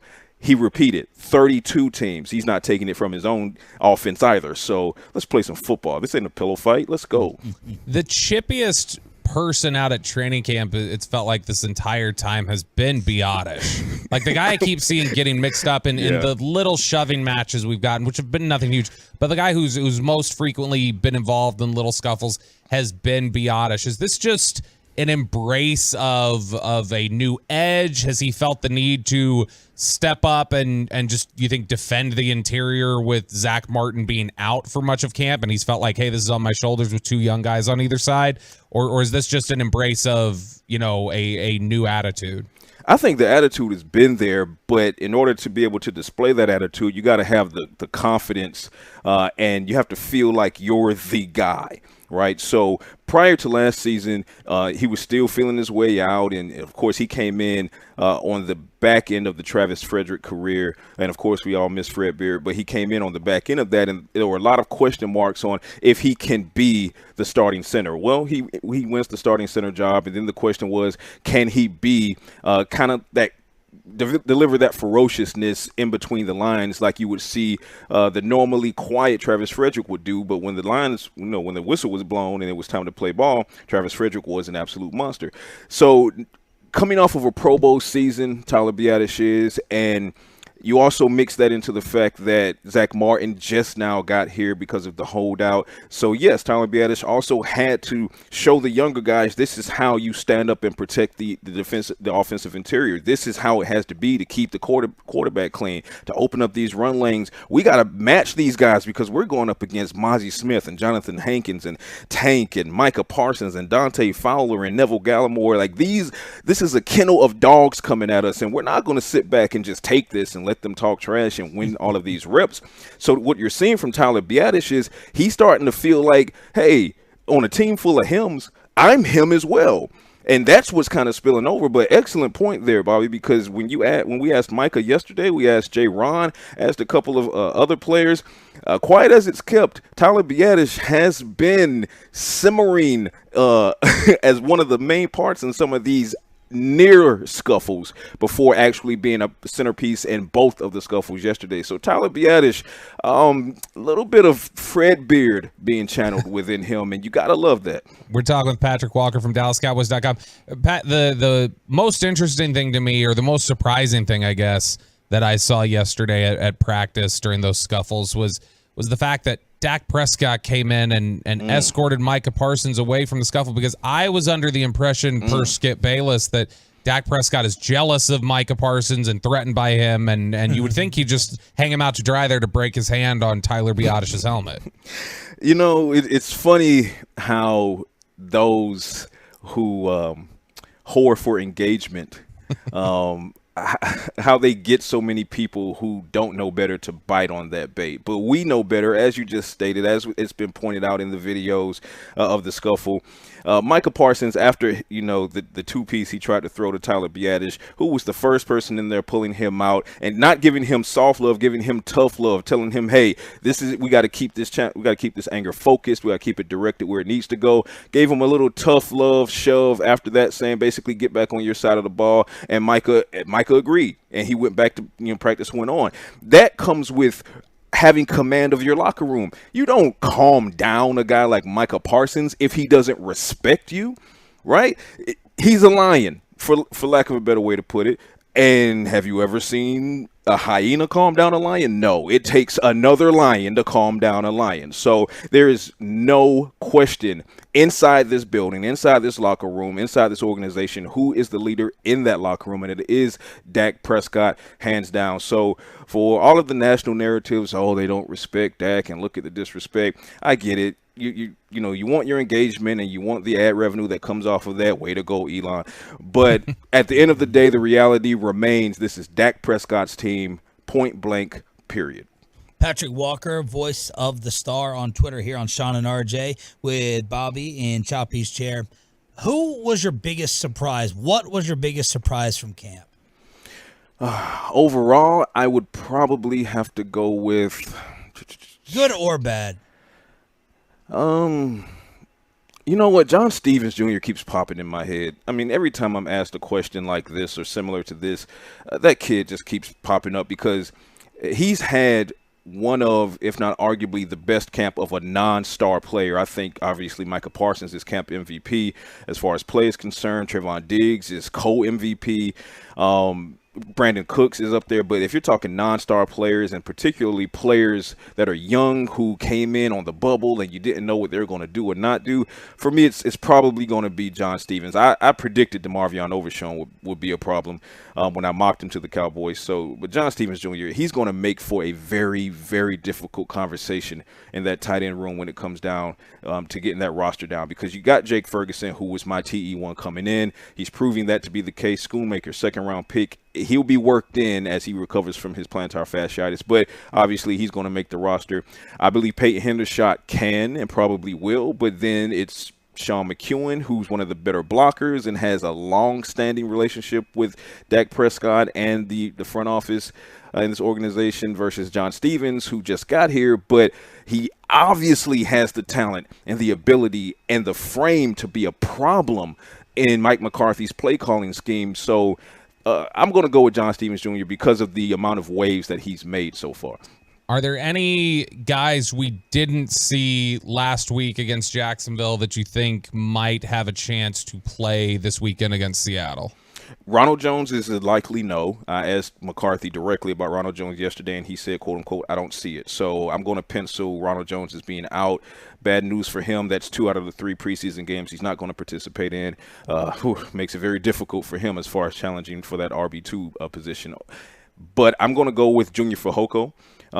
Junior Fehoko was not present on the field for the Cowboys against the Jaguars because of a shoulder injury that he had been battling, but he was back on the field this week, particularly yesterday, doing both individual drills and team reps. I posted a couple of videos of Junior Fehoko matched up against Josh Ball as he works his way back in, and on one of those reps, he just absolutely blew right past Josh Ball. I mean, the get off was ridiculous. The bend was there. The motor was there, and he won the rep hands down.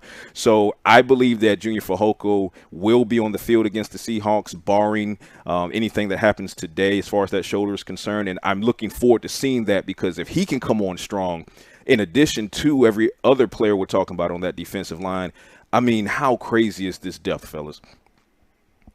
Yeah, no, I mean, it's something that's going to solidify things for the defensive line. Of course, that's something Dan Quinn wants with his defensive line background and everything else with adding dirty. I'm curious about the performance of Jalen Brooks and, Jalen Tolbert, and two guys who, Tolbert who stepped up in the preseason game. Brooks, who maybe didn't carry over the practices into the game the same way. The sense I got from talking to some folks is like maybe there's some jitters there. First game, a little nervous, and approaching the game that way. How has Brooks carried things over into practice this week? And has Tolbert, we saw the viral catch in the back of the end zone. Has Tolbert maintained the positive, things that we've seen from him into the practices this week? Tolbert absolutely has, and I've just started calling him the smooth criminal after that catch in the end zone with the Michael Jackson lean. I mean, good grief. That level of confidence, I mean, he's just playing football. Like I said, he looks like a football player now as opposed to someone who's trying to play football. So I love it for Jalen Tolbert. His trajectory continues in practice this week. He's really building and building and building. Jalen Brooks, I can agree that maybe there were some jitters going on there, and I said the same about Eric Scott Jr. Because I believe Eric Scott Jr. will ultimately be an impact player for the Cowboys. But these guys coming from smaller schools, and now here you are, AT&T Stadium, the bright lights are on for the first time. So there are going to be a bit of nerves there. I think both will improve. But to the point about Jalen Brooks, there were a couple of plays where it could have been made to Brooks if the throw was a little bit better from Will Grier, who had an up and down game, had his downs, had his ups. But there was one play in particular that I like to point at when it comes to Brooks. He ran a crisp route. He did what he was supposed to do. He beat his defender on the it was a mid outside route on the right-hand side, but the throw just wasn't there. Throw sailed out of bounds, and if that throw is made, then Jalen Brooks gets on the board. Maybe it builds his confidence a little bit, and then, butterfly effect, and maybe he starts to have a better game from that point forward. Didn't happen, so butterfly effect went in the opposite direction. But I look for Jalen Brooks and Eric Scott Jr. as well to be absent of those jitters going into game 2 against the Seattle Seahawks. I think they're going to, remember that, hey, this is just football. This is what you were brought here to do. And I expect bigger games from them because Jalen Brooks has been one of the headline players throughout the totality of this camp. I don't expect that it's not going to transfer over to games, so hopefully it will. When are you getting out of there for good? Tomorrow morning, okay, give or take. We are flying out to Seattle. I want to say around noon Pacific time. The crews have already started to pack up effective yesterday. So things are starting to shut down here. Yesterday was the final padded practice. Obviously, I think the Cowboys will have a walkthrough today, maybe a mini walkthrough tomorrow. And then we're headed up to Seattle, primetime game against the Seahawks. And then we'll be back on Sunday, early Sunday morning for good. 3 practices in Frisco next week. Those are open to the public, so make sure you come on out, check out the Cowboys, and as they start to get ready for week 1. I mean, there'll be the game against Las Vegas, but based on what I saw yesterday, bring on week 1. Awesome stuff as always. Thank you, man. Safe travels. Yeah, talk to you guys soon. Thanks. Patrick Walker every Tuesday and Thursday. DallasCowboys.com brought to you by Ford. Ford is the best in Texas. Crosstalk with KMC next on The Fan.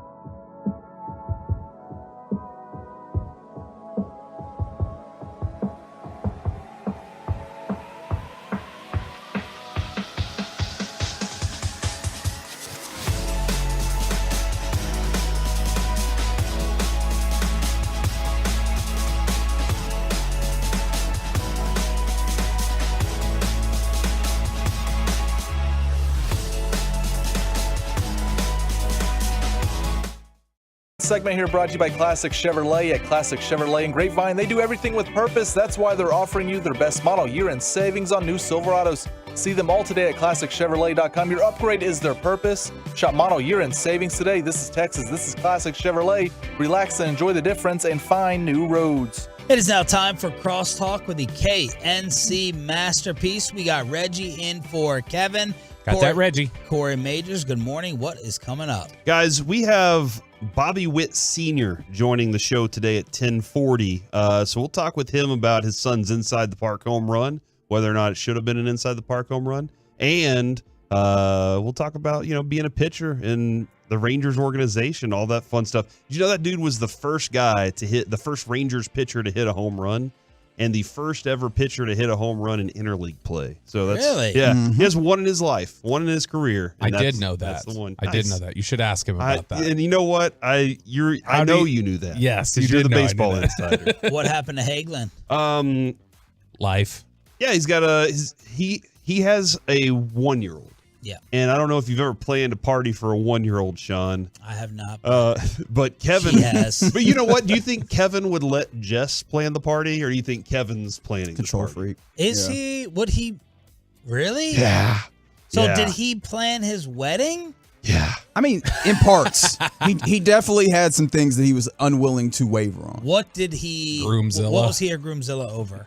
He was the donut wall, Donut right? wall. Yeah. Instead of a cake, they had donut wall. Okay. Which just doesn't seem sanitary. Now, I think Jess did surprise him with the lightsaber battle. There was Had a battle during the wedding. That's right. Yeah, during the dance-offs and stuff like that. She surprised him with that. And I mean, in Star Wars fashion, he also walked down the aisle to the Death March, right? These are like small features. Yeah. He wasn't a groomzilla. RJ He's not a was about the Zilla. flowers. Yeah. Really? Oh, yeah. About the decorations. Those two, yeah. He was? Yeah, he arranged those all. Because he's one of those people that's like, look, I can't trust that anybody else will do it correctly. So I hope you're not telling me he's not here today because he's planning a 1-year-old birthday party. Yeah, that's absolutely what's happening. He also has a son going off to college. There's that as well. Man, he's got that's a gap. 18 years. He dropped one off at 18 years. Yeah, at what do they call One it? of The your nanny. On the Got you for 18th 18 birthday, years. found that wasn't his. 18 years. One 18 going to college years. and then Mother's Day out. Yeah. Within the same week. Yeah, That's a gap. that is a long time. Why do you have an empty container? Oh, see, this container contains my mic sleeve or whatever. I try and keep it sanitary because Mike's sleeve? Look, windscreen. It's a windscreen. It's Mike condom. That's also a phrase that I've heard. I wouldn't call it that. Okay. That's So, your yeah. mic cover container. There you go. Okay. Exactly. So yeah, no, I keep that around here so that's not just laying around. Because I'm like, what's the point if there ends up down with dust? here? Whose is down here? Chris Arnold's, I think it's believe. Chris Arnold. Yeah. But that's not yours. That's on that mic, right? It is. I just put this on. That's yours. And that's why the container is empty. Can you guys tell a difference with this mic that doesn't have one versus all of yours? Here it is with one on, and then I will take it off, and here it is off. What it does really, it helps with when you pop P's and it's the S's. Like there's less of that. Okay. Sibilance, as they like to call it. So unfortunately, Corey is probably the number one Tolo amongst the other people that work in this building It's for true. our show. Appreciate you. Yep. Unfortunately, he was listening earlier this morning when we made a little joke. It was a very inside joke. Little joke. Having to do with the general manager of the building, the great Brian Purdy. Mm-hmm. He was what, giving out winners? It was a happy hour, and Corey won. Corey won. His name got drawn. And he Corey was there to accept the prize? No. I was at dinner with my kids. No, I think you won like Shell Shack or something. I got a gift card to Specs. Ah, that's what it was. I got a Specs gift card. I got it this morning. So. I've never in 12 years won anything on those wheels. How? This is two times in the last month that I've won. It's my third win in 4 weeks or 4 months. Dude, I thought you were bringing that to I me, swore Tim, you you was, jerk. As soon as I said that, I timing. thought Tim Collins, I thought was hiding out in the hallway waiting to bring What something an incredible bit that had been. He's like, in 12 years, as soon as Sean says something, I'll finally give him. So Tim just walks in studio with the envelope. I thought it was for me, and he hands it right to Bobby. I'd like to thank Brian Purdy for selecting me again and trusting me with this gift card. This is no joke, and this is a great Brazilian steakhouse, 12 cuts. Oh, they have. I've won this. It's one of the prizes they give away. I've won this exact gift card 3 times in 4 months. Look at that. Yeah, man. 3 times? Because you go to lunch with him. 3 times in 4 months. Last month. What'd you say, Peyton? Because he goes to lunch with Brian. Let me let you hold the dollar. Oh, is this rare base, you think? Let me Why do you figure go it to out. lunch with Purdy? That's what winning feels like Trying right to there. avoid you, Corey. This is thick, too. Thick with 2 C's. Real thick. All right. Yeah. Sure. So I heard it. I don't know what to do with it, though. So And last month I won tickets to Six Flags, and then this month I won the gift card. So dude, yeah, discrimination. criminally underpaid, Sean. So they're trying to make it up. somehow. $100 Yeah. to the Brazilian steakhouse? Yeah. It's awesome, man. Nice. So All right. good. They come up there, they'll like cut you off some stuff. They rigged the wheel for the underpaid people. Yeah. they weigh it. Hey, we got to make them happy. How have I only somehow. won Keep up once then? company That's the morale. question I have. That's right. All right, so explain what happened with Corey winning. Well, Corey won, and I think it just must have been the. Don't kiss up. Don't I'm not kiss kissing up. We got to put him on blast, yeah, just if like you everyone else in the building. I have that thank you Brazilian so much for this steakhouse envelope. steakhouse gift card. And it was Corey Mahors. Brian Purdy, Corey general Mahors. manager, said Corey Mahors instead of Corey Majors. Texas William, get that on a T-shirt. It is. As Shaq would say. How long have you worked here? I am going since you got here. Yeah. I was 2 months after you. 12 years. Yeah. You have a top 2 rated show in the Metroplex. Yeah. You have had a top 2 rated show for a while now. Yes. You've had sit-down meetings with BP. Yep. Just the 3 of you. Yes. You I've went, had meetings with just the one of us. just the one of Yeah, you. we've I had think there'll those be 2 too. at that point. Yeah. Man. Corey Probably just 2 Mahors. people. Corey Mahors. It's a look, man. Shan is a very difficult name for people to see and say, right? Yes. Majors is spelled wrong. My last name is spelled incorrectly. We found this out, but we don't know what it actually, the way it's actually spelled.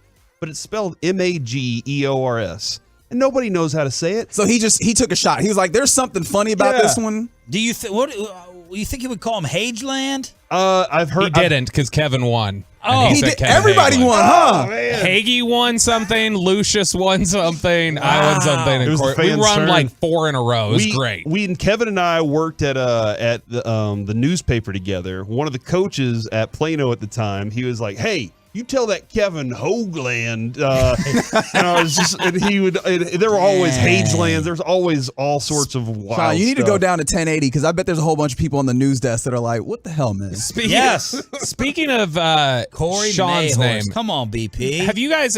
You've weighed on this before, haven't you? Like, I say his name is Sean, and you say that's wrong. My parents would say Sean. I just said the same thing, Sean. It's a shorter A. Yeah. I hear what's happening there. Sean? Yeah. Not Sean. Yeah. That's like a W. That's there's inflection. a diphthong in there. There's a W in the way you say it. Yeah. SHAN. And Look, so just it's because we what? disrespect Say it again. your Say it again. SHAN. No, but say the Sean. Okay, Sean. Sean That's what I Sharif. said. It's like non-bread. Not Sean. Yeah. I didn't go Sean. I went Sean. Non-bread. Like you wouldn't, if New Yorkers Non. supposed to use Shannon, non. RJ, Use and non. Chop. That's another Indian food reference you made. Well done, Non. Corey. Yeah. All right, Corey he's well traveled. You know what I mean? He just needed to make sure you knew it. Well, kind of in my neighborhood, but yeah, I do try fantastic. to, sample. It's my wife. I tell you this, it was Been my in wife's Paris, fault. Texas? My wife's whole family is like, they're eclectic with their food taste. I was meat and potatoes guy until I met her. All right. Please put the picture on the fan cam. I would like Reggie to go ahead and judge best to worst. No. The outside photos are from the fan photo shoot. That is not how I hold a football, by That the is way. white producers can't jump on the left. On the right. Peyton looks like the assistant coach of scouting and development at a D3 basketball. Yes. That's a great description. Okay, go take us to the descriptions, Reggie. Sean looks like Sean, yes. Looks like this is somehow a 9 a.m. graduation. Okay. And how many drinks did he have the night before you? Yeah. Yes, the answer is yes. Yes. Bobby, I'm getting a tough read on because It's not a bad picture, man. It's an awful picture. Why are you so because upset about it that? looks unnatural. Like it took a minute to get the pose right before they're like, yeah, that's it. Don't move. And the best thing is the only other person in life who would wear a hat while getting ready to throw a football is Romo. And don't discount my man Kirk Cousins. Kirk would definitely do that. Kirk would do that as well. Kirko bangs. Bobby looks like he's more into musical theater than he is that football. That's mean. That's just mean. There we go. That's All my right, assessment. So best photo there. Which one's the best? Do you think Bobby's? Bobby's is not bad. No. Bobby's isn't bad. It's because I've set such a The standard smile for looks awful Peyton, pictures. I feel like your smile looks unnatural there. He's got the worst It's that smile. It was Yeah. right after building. the show. I'm tired. I'm hungry. Got ready to you. go to bed. Yeah, because I was like, that doesn't look like Peyton happy. That looks like Peyton is Held at gunpoint. in pain. basically. Yeah. It's that Michael Strahan gap. It's just throwing you off. Oh man! All right. You look like you are You're fat, kind of. Bobby. Just direct insult. What's your impression of me again from the other day? No, I'm not. Do it. Say it. Come on. We I can't have didn't that hear air. this. Say it. What was it? I don't think I can say it. Give me the impression you did on the air. Don't get him in trouble. He said no. Where he went, I want my mommy. Oh, No, we don't need to go there. I'm Bobby. I want 'cause my she's mommy. dead. That's the dude. Yes. That's true. Did not need. Bobby often says that. did not need to go. It's there, true. but It's we fact of did. life. Okay, we got Reggie and Corey. Got that, Reggie? up Bobby next. Witt joining us today. Don't forget Bobby Witt from the Rangers joining us today. As soon as I get that phone number from John. And we're also calling our shot today. Oh, I right? got it. There it is. I got the number. We're From good. who? The Rangers. We're good. Oh wow, name drop. And you're what? Calling our shot because last year I got a lot of props for telling everybody that it was the year that Geno Smith was going to put it all together. Oh, So I want Very other good people segment. to call their shot for this Okay. season on I guess in the NFL and other sports. I guess. It's like how they called their shot on Geno Smith. That's the second time somebody's called their shot. The other was in the Jets locker room. Yeah, and they IK knocked him Nankpali out. was like, "You gonna give me my money, or you gonna give me my money?" KNC Masterpiece is next right here on 105.3 The Fan. We're giving you your morning sports fix while sharing some laughs. Thanks for hanging with Sean.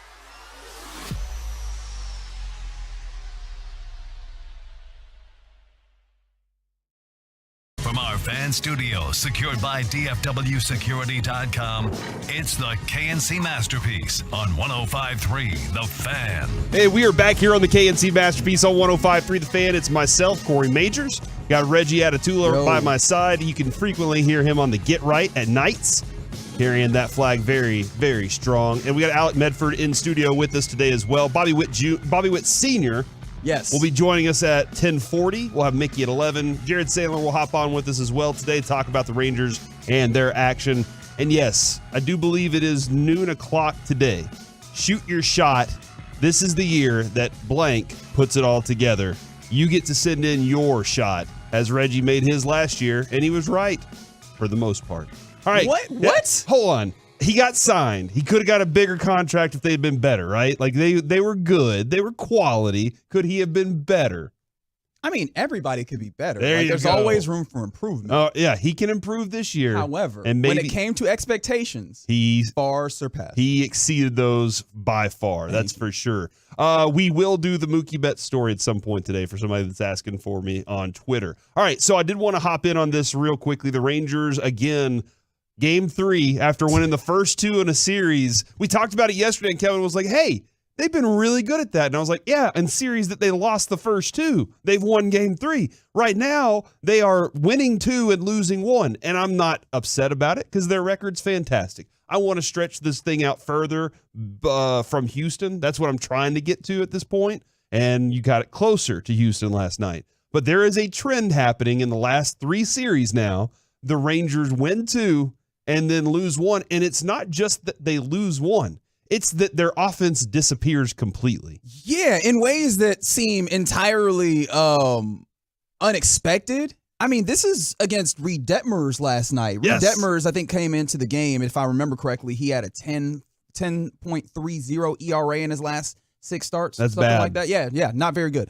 And you end up going out there, and he throws 7 no-hit innings before it's finally broken up, I believe, by Marcus Semien in the 8th. And so I was just like, it was a nice double, by the way. It was nice. It was a very nice double. And I'm just fascinated by this because you look up and down the Rangers lineup and you have bats. You have guys that can swing the bat well and that can put the ball in play. It just is fascinating that in these particular circumstances, like the very specific circumstances of after winning the first 2 games of a series, the offense just does not seem to be there. It's something that I think I'm going to stick to the mindset that it is, guys, let's just win the series for the rest of the season. And it's not like they gave anybody an off night last night. Right, because that's what sometimes you can point to is like, all right, well, Corey Seager gets an off night here or there, right? Because Bochy does a fantastic job of managing his guys and making sure that they have enough rest because he understands this is a marathon and not a sprint, as we often say about MLB. And I do also wonder too. Bochy says, "Hey, I'm going to put Aroldis Chapman out there in the 8th. I'm going to put Spores at this is my group that I go to whenever I'm trying to win a game." And you could kind of see like they were frustrated late in the game. I know Jonah Heim dropped an F-bomb whenever he struck out on a pitch that was a little higher and inside than he thought. I know I saw Nate Lowe last night whenever he had 2 runners on late in the game. He throws his bat down in the ground when he pops up to left field. They were frustrated. They were trying to win it. And that's something like I love the idea that Boch is like, hey, let's use some of these opportunities, not just to sit and be like, okay, everything's fine. Let's go for it. Let's push. Let's try to get this win, and let's look good while we're doing it. And I appreciate that part of it. He is greedy, too. We've had him on, and he said, hey, I want my guys to be greedy. I want them to be Max Scherzer-type alpha competitors. I want a whole group of those guys that are going out there and want everything they can get.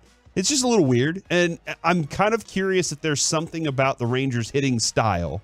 And we could probably get with Mike on this next week a little bit, or maybe even ask Jared in just a little bit, that after a couple games, you're like, okay, I got a better game plan for what the Rangers are doing. And I wonder if that can hurt them later or if this is a good thing. Now that you know this about your team, maybe you know this about your team, and it's a setup. I always love the setup idea that you set them up for this, and then in game 4 you come back and you crush them. Who are you trying to fool in this instance, Corey? I'm just like the opponents, all the opponents. All of them together. Yeah, just okay, all of them. Like their read right now is, hey, after a couple games, you can figure out the Rangers. Maybe that's what it is. But somebody asked why Leote is in the lineup. We have tons of options. I think Kevin said it yesterday, the break, how you respond after that. Like he had his little a day off so JP Martinez would get out there, and it was Leody Taveras' opportunity to go out there and say, look, this is my job. You're not taking this job from me. 0 for 4. Not good. 2 strikeouts. So they got to find something back with Leody Taveras' offensive game. Now, Reggie, you mentioned it last night. The Rangers had kept him at bay for the first 2 games of this series. John Gray gives up the home run to Shohei Ohtani, and he basically was the reason, like he was the one forcing it last night as he was sprinting down the line to get on base. Yeah, one-man offensive wrecking crew, and I mean, as Dave Raymond said on the broadcast on Bally, like this dude is going to be the highest paid baseball player in a matter of months. Like it's just fantastic watching him play, and you can't really be mad at a pitcher on the mound when he goes yard or when he beats out a play with the defense behind the pitcher. Outside of that, John Gray was fantastic, right? And I mean, I guess you could point to the idea that the Angels' offense outside of Shohei Ohtani is not fantastic, but John Gray went and did what you were supposed to do. And you mentioned that you go and get Spores out of the pen, you go and get Aroldis Chapman out of the pen, right? Like it really was a good outing on the mound. It's just it's tough that you don't get offensively what you want. When it comes to Leody, though, can I go back to that? Yeah. I wonder because Bruce Bochy seems to be a dude who's really in tune with his players as humans, and I'm always interested in the management philosophy when it comes to when do you make a change and how do you make sure that you keep certain people's morale at a certain place, especially if you have a feeling that you're going to continue to need them. And I wonder if Bruce Bochy is considering some of that when it comes to Leody Taveras, right? Not just pulling him at, and this wouldn't be the first sign of trouble because we mentioned it, right? He had a fantastic May, and some of these other months we've seen like a trickle down in his numbers down to not really great play this month, at least at the plate. But I wonder how much of that is making sure that, hey, man, I still got a level of confidence in you to put you out there. Yes, we're going to give you off days. Yes, we're going to put JP Martinez in center at times. But, like, I still believe in you. And I wonder if that is some level of, like, management decision based on trying to, manage morale, manage, that person's locked in, focus into the game. So I wonder if that factors in. Well, but all things considered, like you're still getting good results out of it. I mean, early in the season, he did say, I don't think we've scratched the surface on this guy. He was like, I think there's a lot more that Leody can give. And he said, I think you're starting to see it right now. Well, then it's a slide, right? From June on, or at the end of June, it was just a complete slide. His May and June were great. And July, awful. August, abysmal.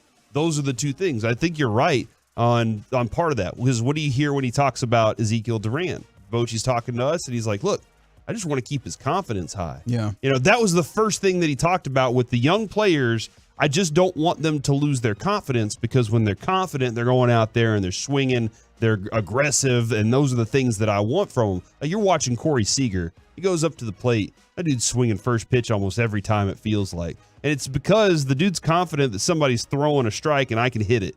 And if they fool me, then that's kind of something else. But he has a really good understanding of the strike zone. But confidence for the young players is something that Bochy thinks is very important. And that's why he's done it with Duran. And then he said, okay, now that we've got confidence, we still see, now you're trying to hit home runs. We don't want you to try to hit home runs. We just want you to try to hit the ball hard. Right. So now let's make sure our swing is what it is. And I don't know if it's something technical in the swing for Leody Taveras, or if it's something that's kind of going on where he's like, man, I just don't know. Now with JP Martinez coming up, I don't know if that would have happened had Josh Young not got hurt. Josh Young gets hurt. Sure.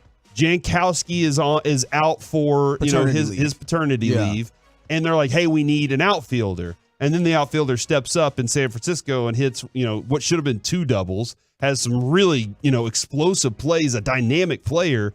And Bochy says, I just have to keep going. I have to keep asking for more of this. But man, whenever it comes to when a pitcher is giving you that kind of effort on the mound, John Gray last night, you hope that your offense can say, we're giving you the support you need tonight. And that's what Max Scherzer says. Like Max Scherzer he was like, look, man, whenever I got here, the first thing I noticed was this team can hit. And I love that part of it. I have to go out there and give them the opportunity to win the game because if I do my job, then I'll get it. When John Gray goes out there and gives you 1 run in 7 innings, You hope that your team, your offense can do that, and they know that. Yeah, and you're right. That's been the last at least 3 instances where, you've had these, lackadaisical finishes to a series.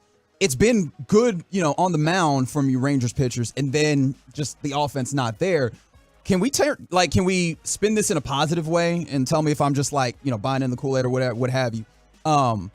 Shout out to Chris Young for it feels like the rotation is in a place where that's not a concern, because we got into a place, before the All-Star break and immediately after the All-Star break where there was real concerns about the rotation starting out games. Mm-hmm. And I feel like that's out of here. We don't have that level of concern at all anymore. Now we're complaining about not finishing out a series, only winning one as opposed to getting series sweeps. Yeah. Which is what do you call that, Reggie? Whenever we have all this cool stuff, but we're still complaining about it. Are we eating cake here? Is this what it is? Entitlement? We've become a little entitled, I guess, because we're like, hey, get that extra win. We do have high expectations, and I think it's fair. Someone on the on the text line texted in earlier, 5. If you only allow 5 runs in a series, you would anticipate that that's a sweep, right? And that's fair. That's fair to understand, to look at that and go, you were great defensively. You should be able to put up the offense. That being said, we're still looking at a team with a lead in the AL West. I understand that lead shrunk a little bit over this, over the last night, but you're still holding that lead. You wish that you could grow it, but they've been able to kind of maintain that buffer throughout this pace. And I'm not sure that the Astros are going to pick up pace, even as they continue to add players back. Yeah. To overtake you in at least the near future. Well, when you talk about what the offense has done, or the pitching has done, the rotation, and what Chris Young's added, I really still believe that when he got Bochy to agree to come be the manager of this team, it was a 3-year contract, and he said, in 3 years, I'm going to do everything I can. I'm not going to just sit back and be like, oh, we got time. I'm going to give you every resource that I can give you possibly to give you wins. And they got, I think Jordan Montgomery's so quality, and you look at his start too against a couple of starts back where he got the loss and his offense didn't produce for him. Adding Max Scherzer. Once DeGrom went down, you're like, okay, how long can we keep this together? Right. Well, Evaldi goes on a tear. And you're you don't even have Evaldi in the lineup right now. You're doing great. And then he goes back and you're like, oh, crap. So we do need, in order to do what I told Bruce Bochy I was going to do, I have to invest more. I didn't think you gave up the farm to do this. Not at all. And you're still at the top of, you're at the top of the AL West. You're doing this thing as you get down the stretch. It's still fun baseball to watch. You got to watch Ohtani hit a home run, and then, like you said, he legs out 2 of them. Yes, and that's an absolute blast. It's still fun baseball to watch right now. Incredibly fun baseball. I think that's also something. In addition to the winning, the actual style of baseball that these Rangers are running out is really fun. When Simeon's at the plate, dude, I get excited because I know Seager's up next. I know that this has a chance, even if it's 2 outs. Most of the time, if it's 1 out or something, if Simeon's at the plate, I'm like, something special feels like it's about to happen all the time. Oh, man. On the text line from the 817, I love y'all, but I'm going to need y'all to get some negativity in the show today. The lack of cynicism without Kevin and Mike is a little off-putting. Guys, I don't know if y'all have seen how Adolis Garcia is hitting lately. The physical swing? He's got 0 for 4, 0 for 3, 1 for 3, 0 for 4 in his last 4 games. And there have been a lot of chasing lately. And hold on, you want me to do Mike style? He might be the worst hitter in baseball. If you want me to go Mike on this, I can do that. Yeah, it's pathetic. I don't know if they should take him out of the lineup, put him back to the minor leagues. No, but I will say that is something that you got to have is his bat. It has to be a threat. Hopefully he's not getting. Hopefully he is not just getting into I need to hit some home runs. And he gets back to, hey, I need to put really good swings to drive some runs in. That's something that you need to see. When Seager goes out there and hits a home run, though, it can be contagious. And you're like, I want to do the same thing that dude just did. But he doesn't need to do that, man. Just hit hard into the gaps, do those things, and it's gonna work out just fine for you. Leote's been absolutely awful at the plate lately. Yes. No, we know. We understand. Yeah. Do we need to be more negative about that? I don't think Bochy would want us to be. I think it's going to be just fine. I think it'll work itself out. It seems like Bochy is taking not entirely a hands-off approach, but an understanding approach that, he's not going to get in here and nitpick every time that something goes poorly. Now, of course, again, with Leote, we've mentioned this has been a continued stretch of not the best hitting, to put it lightly. But I also trust Bochy to be able to like step in when necessary and point out maybe the need to change approach for Adolis Garcia. Or I don't even know exactly what you say to Leody Taveras, but if there's one person that I believe has an understanding of what to say to Leody Taveras, it is Bruce Bochy. So I have a lot of confidence in Bochy in that way, and I also think that some of this is like, man, I don't know how hard you can harp on this at this point in the season. You know what I mean? Like, obviously, you're getting towards the end. Yeah, but this is the part of the season where Bochy's starting to, and as he told us this a while back, this is right around now. You're starting to define what your playoff team is going to start looking like. He wants to make sure guys are still healthy towards the end of the stretch. But there are a lot of things that you can't change from early in the season. You can't go back and retool a lot of things. You are what you are late here. Hopefully no more injuries pop up and cause any more problems where you have to scramble and do some things. Coming up next here on the KNC Masterpiece, Micah has some thoughts on what he's supposed to do whenever it's time to fight, and also the rest of the Cowboys thereafter. Next on The Fan. We have your latest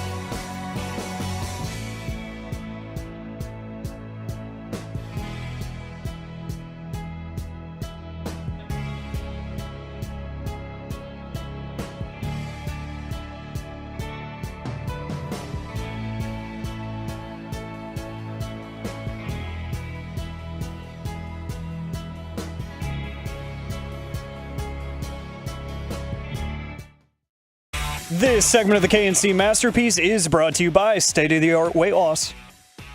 Back here on the KNC Masterpiece on 105.3 The Fan, and the Cowboys got into some scuffles at their last padded practice yesterday, which 877-881-1053. You tell us, do you like that? Do you like to see, not like Kirk Cousins said I it. sincerely I didn't want to intend for it to sound Kirk Cousins-y, Reggie. It happened, though. But do you like that you see your team kind of having some of that fight in them? And I always think it's weird that you're fighting guys on your team. Like I really do think that that's a weird thing because there is supposed to be a unity. But there has, the way Micah planned it, the way he wants it to be, he wants practices to be a football game. And I'll be honest, a couple of years ago, I was out there at camp and I was like, man, he just looks like he doesn't care. He looks like that doesn't matter. Like he was checked out almost. And it was, hitting dummy and everything. And they evidently, I learned more, they all hate that part anyway. They want to hit people. And that's just the way Micah is. But he wants it to be practice. And go back in time. We go to this all the time. Dion and Michael Irvin in practice made practice one-on-ones competitive because they thought these are important reps to us. This is going to help me be better on the field because I'm going up against the best dude. If I'm going up against the best dude, then it's light work on Sunday. Jimmy Johnson was very much about that approach. Talk to Nate Newton about it. He said, and talk to Darren Woodson about it. Jimmy Johnson wanted you to be so worked up from practice that Sunday was a cakewalk for you. And so I understand that mindset from Micah. Here's what he said, though. He said, it's our last practice of camp, man. You got to give it all you got. That's what it's all about. I told the guys before we came out, this is our Super Bowl, which it's not. You know what I'm saying? I really hope not. I hope the Super Bowl is your Super Bowl. It was just nothing more than being ferocious and just being a dog competitor. And then he said, this is the part that I'm really interested in. And I'm happy that you have a player on the team that's doing it this way. He said, I'm here to make them better, talking about the offensive line. I push myself for my own greater good, but me pushing myself is only going to make them better. That's it. At the end of the day, and who I'm against, I don't care if it's Tyron, if it's Zach, if it's Wally, if it's Tyler Smith, I'm going to beat the hell out of them. It's going to make them better. It's nothing they ain't seen before. He just wants practice to be at such a high level whenever you get the opportunity to put pads on that whenever you get out there on Saturday, that it should be easier. He wants that offensive line to be great too, because he understands how important they are to what this game is. Yeah, for some reason, what's coming to mind is like a joke from a comedian. I can't remember exactly who. I want to say it was like Neil Brennan was making a joke about obviously there was a point in time where you saw a lot of football players in, maybe legal battles. And he's like, it's kind of unfair to, have these dudes on a football field and you're telling them to go at each other and like damn near want to, harm each other and then get off the field and tell them to turn it off.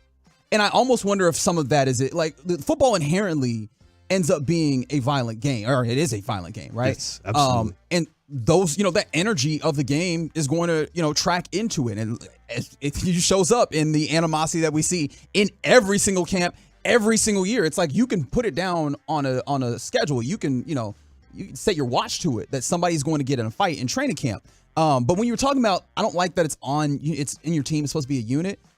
It is a unit, right? Like what you've noticed is it feels like it's very us versus them, but in like a smaller level, right? There's levels to the team. There's obviously there's Dallas Cowboys. There's the offensive unit. There's the defensive unit. There's the offensive line, right? Like there's these little groups within the big group. And as evidenced by that, one of the more interesting talkers for me on this team is J-Ron Curse, funny enough. And J-Ron said of, the final day of practice, quote, "We ain't taking no bleep from nobody. All 32 teams. We ain't taking bleep from nobody." He went on to say, whether it's our offense or the next offense, we're trying to show we're the best in the business. So it gets spicy out here. It's going to get spicy on Sundays, Mondays, Thursdays. Whenever we line up, that's how we're going to come. And I think that first of all, don't mark that. Second of all, right? Yes, absolutely. Don't do that. We need it for tomorrow. Come on, man. You're supposed to be on my side, Mefford. No, but like I think that's part of what's here. You know what I mean? Like I think that some of it is just these guys are fighting for each other on their unit. And at that point, their opponent is the offense, right? In the biggest viral, at least that I saw, viral clip of the fight, quote unquote, from camp in Oxnard was Biotish and knocking or decleating Sam Williams. Which, can we take a second to say, man, great energy there, buddy. Dude, all I'm saying, bring that to Sundays. Is somebody told me that Biotic had put in a lot of work in the offseason and that he was going to be better. And if he is able to do what he did to Sam Williams to any opponent at any point this season, we're going to run the ball great. Yeah, don't worry about what the size of the running back is. It's going to be a canyon that he's running into. Sam Williams, big, strong boy. And that dude, he's likely to get into those kinds of fights. Sure, that's just kind of his personality in the game. It was Sam and Brock Hoffman that were kind of getting into it. Yeah, and without missing a beat, Tyler Biotish goes up, and basically he's just there to defend Brock Hoffman because I don't know what his involvement. And of course, we didn't hear what was said. Hoffman just kept putting his hands on Sam Williams, but he just goes up there and immediately defends him. And I understand where people come in and he is defending his guy. That is the cohesion that you want to see. And that's not even they're not on the same unit. That's not the first unit because Brock Hoffman is not a starter. Thank God at this moment. But I think that's the part of it that if you want to spin it to the positive that I really like is that you could see the units adhering, whether it's Micah talking about the way that the defense is trying to benefit the offense, whether it's J-Ron Kurtz talking about the defense as a whole, just going after whoever's across the ball for him, or whether you see Tyler Biotish just going and stepping up for a backup offensive lineman in his room. From the 817, go at it, gonna make them better, and when time for opposition battle, they'll be better to go to war together. From the 817, and this is always, I think, what you ultimately do want. With 8 boys in our house, we fought often, but don't let anybody else try to fight one of our brothers. And funny enough, and I don't know why this works. I would love to see a social science, paper on it because I'm a dork. I understand. But you ever get that feeling? Have you ever fought with somebody and then later on y'all just became really good friends? It almost helped in trying to make. I wonder if that's what happens in camp sometimes when people get in these fights and then they can laugh about it and then they bond behind it. I wonder if that's going to happen. Oh, it probably will. That's kind of what that's what they want ultimately. But I mean, I look at my boys, Carter, whenever Avery has friends over, let's say I've seen this happen. I've seen it play out a couple different times. Avery will still pick at Carter. And then once one of his friends says something to Carter, he's like, "Hey, that's my brother. You don't talk to him like that." And it's like, whoa, hold on. And then Carter kind of the same way. Carter's ultra protective of Avery, and he's the younger brother. That's just the way Carter is, though. That's how he approaches life. So it is nice to see that, dude, it drives me insane. And it's got to drive Mike McCarthy nuts on days like that, although he's just like, I want to limit the fighting. I want to focus and everything. But it drives me nuts to watch these kids. They're wrestling all over the house. They're causing problems. One of them's going to cry in a minute, right? But then whenever somebody else steps in the way, they're like, no, this is my brother. That's my best friend. I'm there for him. It's always wild to see that. Yeah, but I also in the same token, I had a little sister. I didn't have that. It didn't work the same? Yeah, I didn't have that. Yeah, I called her a little B one day. What? And How dare you? She went, or actually I said the F word. And then she ran to tell my mom.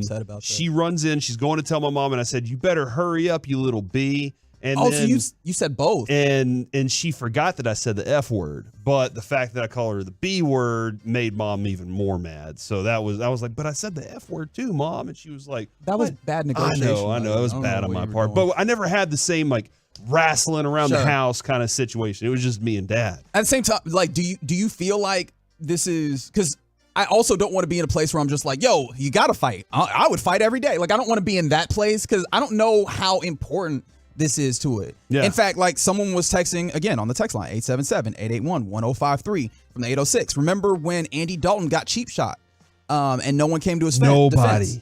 Nobody. Does that matter to you? Because we have something in college football that it seems like it matters to somebody. Have you heard of a certain Deion Sanders? Yes, and we were just talking about what he expects in practice. And Deion Sanders at Colorado sees a fight happening, and this is what he told his team. He just fought. I seen 2 of y'all walking off over there, and you got a key teammate fighting. What they do there? Nowhere. What they do there? Not Nowhere. here. In one fight, we all fight. You understand that? I don't want to see y'all walking off when somebody's fight. Yes, sir. Never again. Walk off. All right. Come on. I was in there. Hey,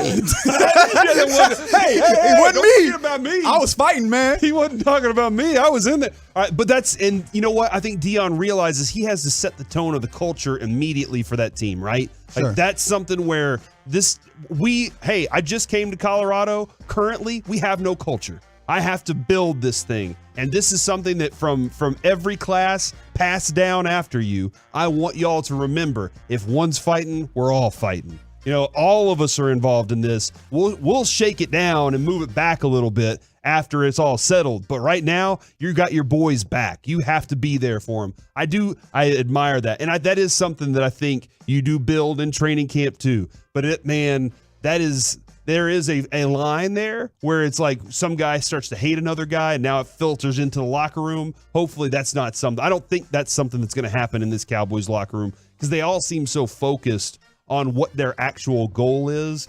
That's part of practice. Just be competitive. Just be after it. But Dion is like, hey, I'm setting a culture right here, right now. And he's instigating that stuff. He's absolutely. That was my first takeaway is like, hey, y'all better fight. Like it wasn't even like, hey, you know, your guy's fighting. I need you to get in there. Like, even if you're going to stop it. He was like, no, if one of us, we are all fighting. Like, no questions asked, which is funny because me and KG on the night show, KG has this thing where he's really mad at me because I said if he's in a fight, I would need to find out why he was in a fight first. I understand that. Because I'm like, look, if you were getting your keister beat for good reason because you were acting up, why do I have to now? It seems like it's your fault. You know what I mean? Like, I feel like you need to have that in order to realize what you did. Yes. But I have friends that are like, no, you fight and you ask questions later. I'm like, but I also, like, I want to make sure it's righteous, right? Yeah, I get you. So this kind of goes back to when we were in Oxnard. I walk out of the bathroom. Me and Zach Wolchuk had gone inside to get some shots, and we walked back out. What? I'm walking out of the bathroom. Like Balco? No, it was at the Rudder Room. Oh, and we different have shots. My bad. And we have, all of a sudden, we have one person sitting in our chairs talking, and everybody's kind of like, okay, it's time for this dude to go. And Zach's like, you got to get out of here. And I'm over there like, all right, I got about 8 other people standing around looking at us right now. I have no clue where I need to gain information. I need to know what all these people are doing. Found out 2 of them were jiu-jitsu instructors. Oh, no. That's not going to be good for us. Not at all. I don't need Derek's broken arm to be broken more, you know? So Derek was the one you were worried about that? Well, no, it was because Derek's probably, he's like, okay, let's go. That's true. Yeah, and That's Sean, fair. Sean wants to get feisty too and choppy, and I was sitting there going, all right, guys, let me gain some information and just see if we can calm this thing down. I'm always trying to, if I can calm down conflict, I want to do that first. I want to de-escalate. That's right. That's the most important thing for me, which is always weird too whenever it's my boys and now I got to step in and I'm like, hey, and I'm wrestling with them now, and now it's all 3 of us in headlocks. So that's always a fun deal right there. But I do like seeing it. I do like there's a lot of it going on in camp right now. These dudes are just ready to hit. These guys are ready to hit other people. That's right. That's what they want to do right now. Lots of football action going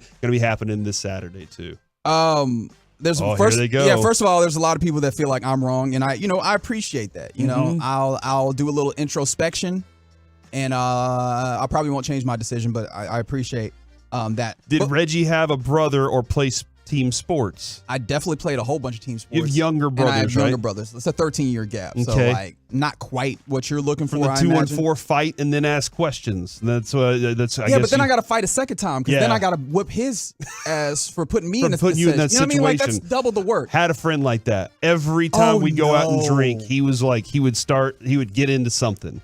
And I remember one night, here's how this goes. One night, he's walking and he's fighting a guy, and another guy grabs him, and I went and grabbed the other guy, and I was like, you need to get your friend out of here right now.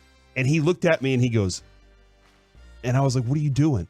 And I found out he's deaf. Oh. He didn't understand a word that I was saying. I'm like, okay, crap. So now I got to communicate to my friend that all this stuff's going on. So I just picked him up, carried him off, and I set him back down. And the other 2 guys, I was like, now y'all need to go. And the other 2 guys walked off. I set him down. He fell. And he hit his face and slid down the parking lot.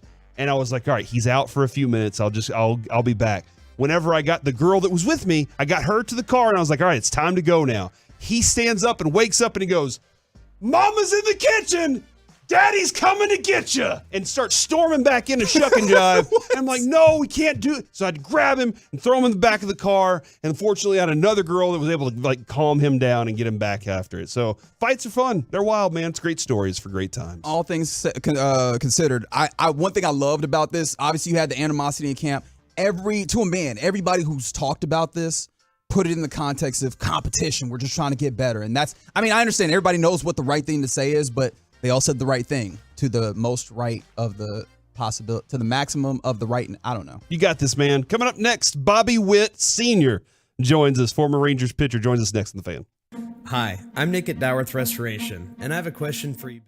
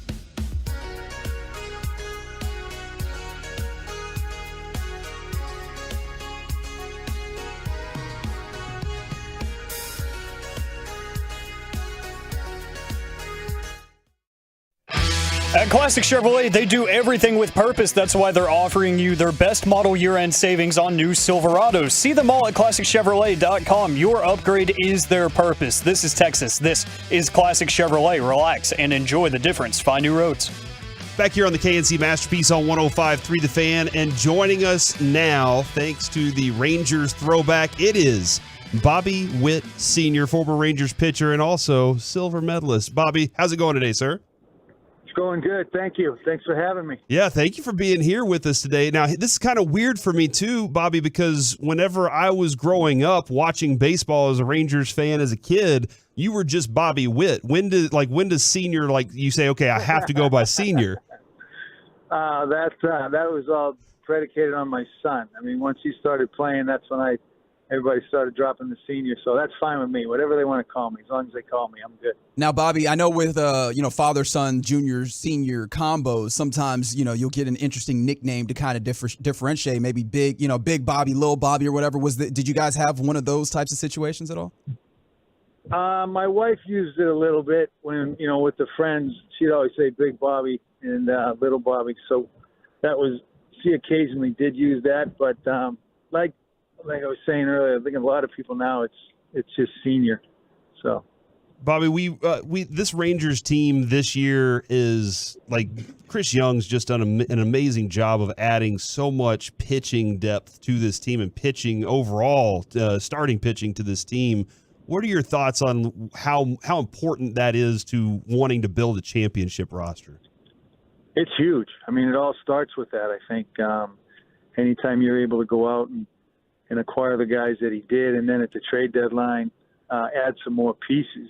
I mean, the whole area's just got to be excited on what they're seeing and how the team's playing. I mean, that's usually what wins it. People who have the depth, I think that anytime you're able to go out there and you have a couple guys go down, and then guys end up getting replaced coming in, and then even the bullpen, they strengthen the bullpen. I mean, they had a couple starters go there, and Martin Perez, I think he's going to be great out of there. He's a guy that I think that having him on that back end is going to help out a lot too. One of the things Reggie and I were talking about before the show is that the Rangers kind of had this, they drafted a lot of pitching and they kind of put it all on hold. They kind of put it all on pause, and they said, let's get some veteran pitchers into this rotation. And I'm kind of curious because you kind of came up quick after you were at Oklahoma and everything. You came up quick, and they were like, all right, now get out there. And how different is it for a young pitcher to be, in the major leagues against major league hitters and trying to learn that part of the game? Well, I think a lot for me in my situation, I was learning on the job. I only spent a couple months in the minor leagues, and you're always fortunate for that. And Bobby Valentine went with the youth movement. I think we had at one point myself, Jose Guzman, Edwin Correa, Mitch Williams, four out of the group were rookies, and we actually had a pretty good year that year. But it's one of those situations where you got to go out and learn. You think you know a lot, and then all of a sudden, you throw a pitch that the guys weren't hitting in the minor leagues or you were getting away with, and it doesn't work up there. So it's a matter of making adjustments and continuing to do that. And I think that's something that as a younger player, you always got to be willing to do. And but when you have these veterans and guys that they have up there, like a Nate Eovaldi and the Montgomery guy they just got. I mean, a lot of these guys with this experience can just spread that to these younger guys, and it's always going to benefit them. Thinking back to when you were a young pitcher, just making it into the majors, what was one of those big adjustments, or what was one of those big, eye-opening situations for you as, now being in the majors that you had to figure out? I think for me, coming up, I wasn't really, I wasn't a command type pitcher. I mean, I kind of let it go, and, the walks were something that haunted me a little bit early in my career. But I think once I started to hone that in, that was that definitely helped me out. But I think that I remember a game when I think it was Dave Kingman with Oakland, and he was maybe it was his last year or second to last year playing, and he ended up. I remember facing him, and it was one of those situations. I threw a fastball by him, and I said, "This guy's older guy. I'm not going to have to worry about him. I could do it again." And it was almost like he set me up. You know, he swung through it, and the next pitch he deposited it down the left field, probably like 450 feet. Oh wow! No. So I think that you learn pretty quickly when when the guys are able to do that, and that's when you got to make adjustments and be more precise as far as location, because that's the key to this whole thing. I mean, you see it now, right? I mean, guys throwing 97 to 100, and all of a sudden the guy makes a mistake and they're hitting it out. I mean, they can hit anything. Yeah. So you gotta, I think the biggest thing is, locating, and then being able to obviously throw your breaking balls for strikes as well. I don't always intend to make anybody feel old when I say when I was a kid watching Bobby. Like I'm 42 now, so like you were a kid at the same time with me, but I distinctly remember watching you play. There are a lot of memories when you brought up Mitch Williams and those names. Like, it just reminded me of the personalities that you played with too. And I've always wondered this: who was a wilder wild man? Was it Mitch or Jeff Russell? Out of those two guys, which one had the wilder stories? Mitch could hold his own on that. There's no doubt about that. He was he was funny, man. We actually roomed together for a little bit, and we spent a couple days together there. And he was great, man. He was Mitch, he was left-handed. He went out there and did his thing. And, Jeff did both roles, starting and relieving. He was great at both of those. But both of those guys, I'd take them on my team anytime. You ever look at the stadium here and you see that it's got the roof and the air conditioning inside, and you're like, yeah, why didn't we do that whenever I was here? Why didn't we put a roof on this thing before? Oh, it's beautiful there now. I mean, I've been to a couple games earlier in the year, and I know one of them was when it was actually raining out, pouring. So I mean, that was obviously a great situation having that. But I remember, just watching it as a player with the fans coming in, and being July and August, and look at the weather we're having right now in Texas. Yeah. I mean, there would be nobody there. I mean, you'd have crickets in the stands. I mean, it's not fun to go and just sit there and sweat and watch a big league baseball game. You like to go there, enjoy it, and have a good time with the family and friends. And now, man, it is beautiful. And they did a great job with it. Man, when he says crickets in the stadium, he's not lying too. I remember once being at a game and I moved a trash can and crickets came out from everywhere, Reggie. So he's not lying about that at all. Well, Bobby, I mean, I'm guessing your answer is not going to be playing in the heat, but I've been reading about Ricky Henderson right now, and thinking about him and Tim Raines, some of the great base stealers and runners on the base paths. And that got me thinking about just like, the way that the game has evolved and just the ways that it's different. Not that it's bad or anything, but obviously, what do you miss the most about your playing days, or even like before your playing days in baseball? I think the guys, I think if you ask anybody that's left the game for a while and not been around it, but it's just, having that camaraderie, I mean, after the games, talking to the guys about the ball games and what's going on, and how the game went, just that type of stuff. I think that was probably the thing that at first for me was you miss a little bit. And then the traveling was something you definitely didn't miss. Obviously, you miss the family and those type of things, but definitely just, being around the guys, just talking shop. Well, and, you were talking about being at the stadium a little earlier in the season. You were, I think it was your son, Bobby Witt Jr., he hit a foul ball. You were in our suite at the stadium, and you were talking to our big boss, and you catch a foul ball off of your son. What was that like? What was that experience? What was that conversation like afterwards? It was crazy, because that was the last thing I was expecting, especially where the suite was, and him being a right-handed hitter to hit that ball up there, there was no way. And then after the game, I actually had the ball, and we waited for him after the game and took him home. And he goes, "What's that?" I go, "That's the ball that you hit down the line." He goes, "No way." So he ended up signing the ball. I signed it. He dated it. We got it at the house for a little keepsake. That's awesome. Do you also have the baseball from that one time that you hit a home run? Because me and Corey have just been fascinated about this interleague play, being the first pitcher in interleague play to hit a home run. Like, what was that experience like for you at the plate, seeing that you, or as you start your home run trot, realizing that you hit a home run there? Well, a couple things on that. One, I was just happy really because to make contact. I mean, we were hitting prior to this happening. We knew it was going to happen, and so they wanted us to take some swing just so we wouldn't pull any muscles and do that type of stuff. So we were preparing for this, but not to that extent. And it was at Dodger Stadium, and it was my second at bat.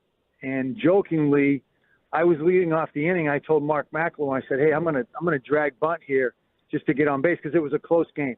And he goes, "Well, who's going to run for you?" And I said, "Yeah, you're right there. Forget that. So I'll just go up and swing." And Ishmael Valdez was pitching, and it was I started really early. As soon as as soon as he started his hands up, I think I started my swing. He threw a fastball, and I hit it it was in left field gap. And when I hit it, I thought it was going to be double. So when you said, when I saw it, I didn't know. I mean, I just took off running as fast as I could. And my son told me to this day, he goes, it wasn't very fast. So I got to second base, and I looked up, and the umpire was giving the circle like a home run. And I'm going, you got to be kidding me, to myself. And I got around third base, and Jerry Nairn was there. And he told me, he said, to this day, nobody's ever high-fived me as hard as you did. I just had so much adrenaline and energy going from that.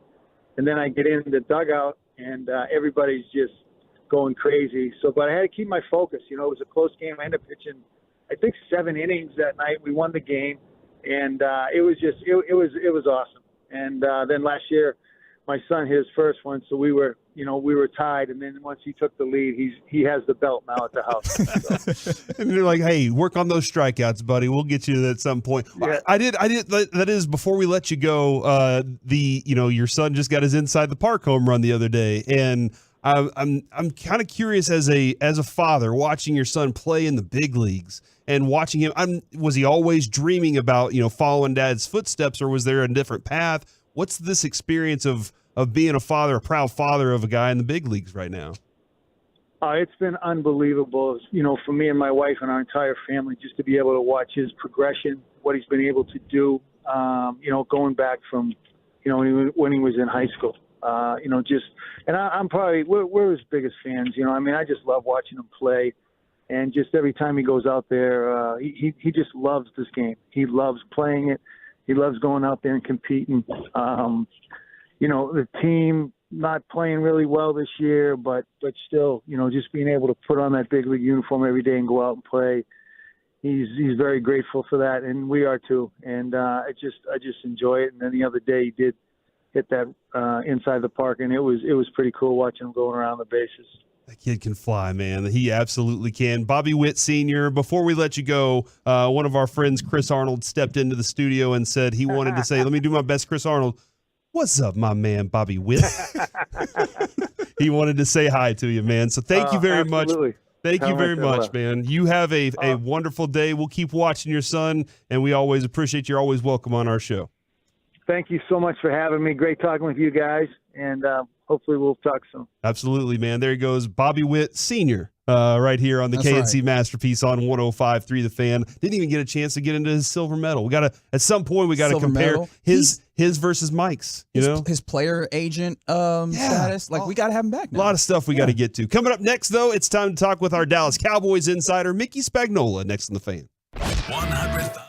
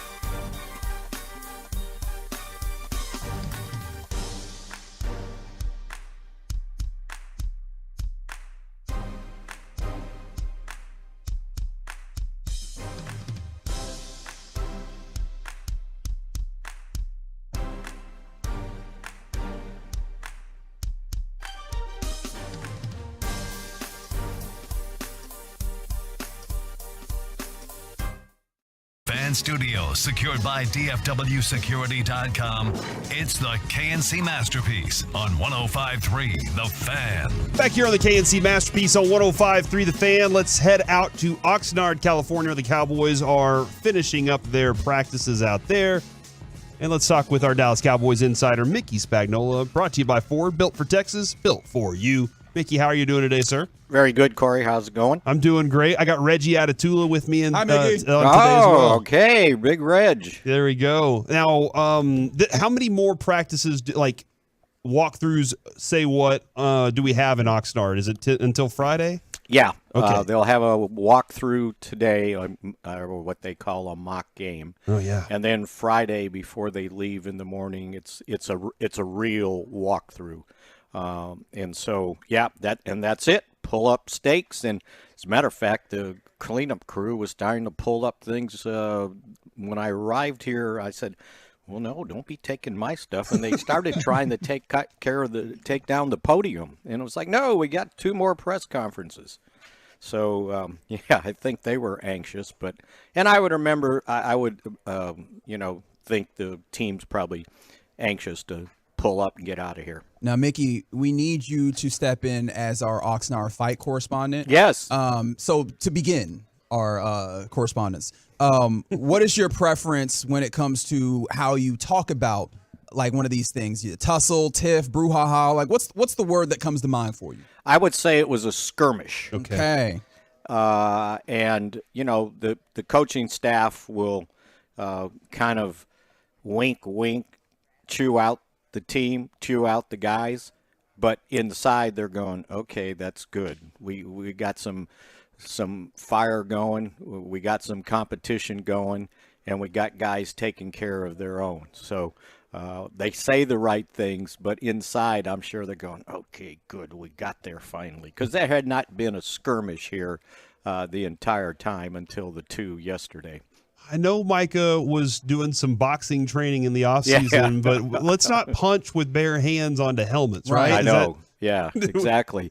And I guess everybody got irritated with Biadasz, which was kind of funny because if you remember, Biadasz was one of the guys on the field when everybody got mad that when they hit yes, Andy Dalton. That no one came to the rescue. So it was funny. So when the first one started, it was Sam Williams going up against Hoffman, and they did it twice, one-on-one pass rush drill. The first one, Hoffman kind of stopped Williams, but he was holding, and Williams wasn't very happy. The second one, Williams just smoked him. And they said, okay, we're going to do a redo and do a third one. And in the third one, Williams was coming around and he was going to beat him, and then Hoffman kind of grabbed him, and Williams knocked his arm away, and then he went back at him. And just when he was going back at him, Biadasz was back in the kind of where all the players are standing, comes out and just cold clocks him, right? Just runs him, right? And then the second one, yeah, it was Biadasz and Parsons, and there was swinging going on. Let's put it that way. I don't know if they hit each other, but there was some swinging going on. Biadasz didn't want to talk afterwards, and it was the wrong first question, right? You don't say, well, what about the fight? Just say, hey, there was a lot of competition here, kind of warm him up, because he was going to stop, and when he heard about the fight, he just kept going with his head down. So J-Ron Kurst, though, talked about it and basically said, we don't take any S from anybody, and we're not taking any S from any of the other 32 teams. And I guess he was counting the Cowboys offense as one of the teams they have to go up against. Right, and I loved it personally. I know a lot of people who have talked about it thus far have loved it, and it feels like a lot of the right things have been said, but obviously we're not on the ground and we can't sense the tone and the nonverbal communication. Did you sense any level of negativity or any level of tension? No, it was a competition, because the last thing they did, it was they were keeping score. It was offense against defense, and I think at one point it was 14-14. Until the last drive, and I think the offense didn't do whatever they were supposed to do. But it got pretty competitive, and kind of that's what you want within reason, right? You don't want to hurt anybody, but they were competing hard, and and it's like, okay, kind of turn it up because you got another game coming up, and some of these young guys, they're playing for their careers, so you got to play with the right attitude and the right competitive spirit, and I think they hit it. They were on one drill. And it was one of the last two were kind of deciding. They were doing red zone, and the first team offense drove to the 2-yard line, and it was 1st and goal. And I thought I was being funny. I said, well, where's Zeke? Oh. Right, this is where you need Zeke, 1st and goal at the 2. And in 4 plays, it was DeMarcus Lawrence tackling the running back from behind, 2nd and goal. It was 2 tight ends, and Dottle got 1 yard, 3rd and goal. They got no yards, and 4th and goal. They got pressure on Dak, and he kind of threw where the wide-open tight end should have been, and Ferguson ran into the linebacker, and it was incomplete. And they didn't score. So I was able to at least say to myself, see there, they needed Zeke. So anyway, but it was a real competitive day. The second team ended up scoring a touchdown on a slant. So, and I guess at that point, that's when it was 14-14. They gave the first team another shot, and they didn't do anything. So the defense was pretty happy with themselves. Well, and I think, they're trying to hang a lot on this defense and this defensive unit and what they want to be as a defensive unit and what they think they can accomplish. But I think a lot of that, Mickey, I don't think you can fake and just kind of create that out of nowhere, that kind of brotherhood that comes from, hey, I'm there to fight if you're there to fight kind of situation in a quick camp. But this is a team that has a lot of continuity over the last 3 years. Yeah, absolutely, and it's the 3rd year in Dan Quinn's system, and you've got a lot of holdover starters, right? There are not many new guys that are going to jump in and start. Gilmore is new.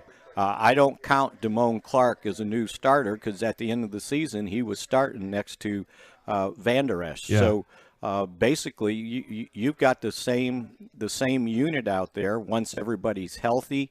Depending on where they put Parsons, Dorrance Armstrong's missed the last couple days. I think he's got a hamstring. But other than that, this is the same defense and the same guys. So, they're expecting a lot out of this group. And it can't be a lot just because of takeaways and pressure on the quarterback. They got to be able to stop the run. So that's going to be, I think, their proving ground. Jonathan Hankins will be more of a full-time player. He just got there towards the end of the season and then had gotten hurt. And they need Mozzie to keep improving and stepping up in the middle to be able to clog things up. I'm just betting the Randy Whites and Rayfield Wrights of our time. They never fought at practice, though, right? Oh, right. Randy White got in a fight in a preseason game, against the Chicago Bears, and he pulled off the helmet of, I forgot the guy's first name. It was Bortz, right? One of their offensive linemen. Mm-hmm. And he took the helmet and he bunked the guy on the head. That was vicious. Right? He got thrown out, and afterwards, Randy goes, it was way too hot to play a preseason game. I want it out of there. How am I going to get thrown out as quickly as possible? Yeah, absolutely. So, those fisticuffs were more often, and especially in the 90s, too. They really got into it, right? And that was one of those Jimmy started, right? It was like, okay, we can't do this, and started yelling at him, and then inside he's going, yes, that's just what I wanted. Mm-hmm. So I'm hearing that this is a Super Bowl caliber team. All right, fantastic. Now, Mickey, I know one of the things that Cowboys onlookers have been real focused on is the kicking situations. Do we have any Brandon Aubrey updates? He went 6 for 7 yesterday. He missed one short one, but other than that, this whole week I think he's only missed.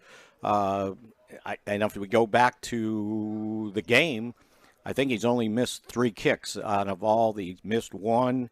and then 1, and then 1. So he's been pretty consistent. Now, they haven't tested him from distance, but again, I think they're just trying to build up his confidence and not let this win ruin anything, the direction they kick.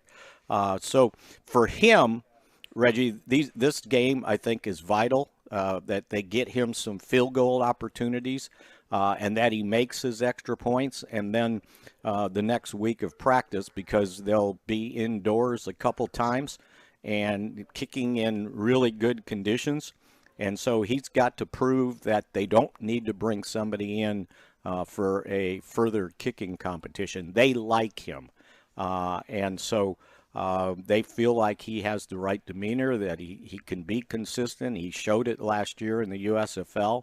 I know this isn't the USFL, but the goalposts are still the same, and the distances are still the same. So I think they feel good about it, but you got to keep looking, and you got to keep seeing and judge it against what possibly would be out there to try to bring in for competition. Yeah, I'm glad you brought up the distance, because that was my next question, was like, how has he been from distance? Because it does seem like the Cowboys have developed a little bit of an MO of their priority is making sure the dude can kick from long, and like accuracy is obviously something you want, but is not as important as making sure that he has some distance. Is that a fair assessment? Yeah, I think, well, here's the deal. As long as you're making, 95% of your kicks between, 29 and 45 yards, I think you're good. And then from the distance part, he's got the leg. I saw it in warm-ups on Saturday night before the game. I mean, he was hitting from 51 and 53, and it wasn't even close. So he's got the strong leg, and you saw on the kickoffs, right? 5 touchbacks, and they weren't because they didn't want to bring them out. They were all at least landing 5 yards deep or more. So the leg is not the problem. It'll be, okay, now can you get it in your head to keep swinging the way you normally swing on a 33-yarder that you do for the 53-yarder? Now, one of the things, Mickey, is like this is another year, only 3 preseason games. That kind of like that speeds up the process. Next week feels, as we get closer to cuts, it feels like everything's going to get a lot tighter. That's why these practices are so important, the competitive spirit in the practices, because you're getting probably as many snaps for guys in practices that you would in a game, because no one's playing a full game, right? And I can't imagine, I don't know if they'll change their plans, but I don't think they plan to put the first team guys out there. And if they do, it'll be a very short stint. But I'll tell you what, just watching the practices and seeing Zach Martin out there and this offensive line looking like it's supposed to look, that looks pretty strong. And how they're going to get their continuity is basically in practice, probably not in games. I just don't know that they're going to put those guys out there. But it looks like a pretty healthy starting 5 and a pretty strong starting 5 if you look at it. And then from the quarterback standpoint, the 2 backups will get a bunch of snaps, and I think they'll be very judicious in how they play everybody else in these preseason games. Mickey, thank you for your time, sir. It'll be me and Reggie again tomorrow, so you'll be a little more prepared for it next time. And I will be on the phone tomorrow because we have to pack up all this equipment you guys left for me to use. True. For the last week or so. And thank you for being a fantastic remote engineer in that way. The intern engineer, right? Yeah, you did great. You know what? It was really good. I knew the difference between mute and unmute on station 1 and station 2. There you go. That's it. That's all you need to know. I got it down. That's the whole job. All right, thanks, Mickey. guys. Talk to you. There he goes. Mickey Spagnola, Dallas Cowboys Insider, right here on 105.3 The Fan. Coming up next, Nashville, Humans, and Michael Lombardi. Who needs to be the idiot? Is my buddy is an idiot? Next to The Fan. Sports with lots of laughs mixed in. Sean and RJ, the KNC Masterpiece, Bag Nation, and the Get Right. Turn it on.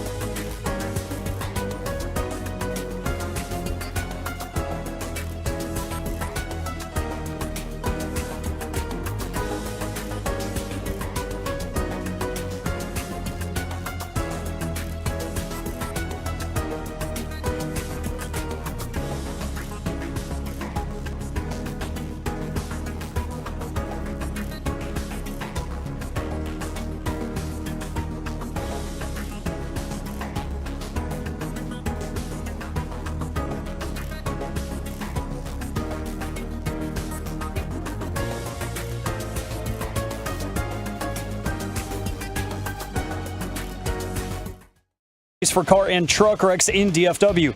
If you or a loved one has been in an accident, contact Franco and Franco for a free consultation at truckwreck.com or call 214-333-3333. Who's the player that you loved because they helped you win a championship or helped you win a bet?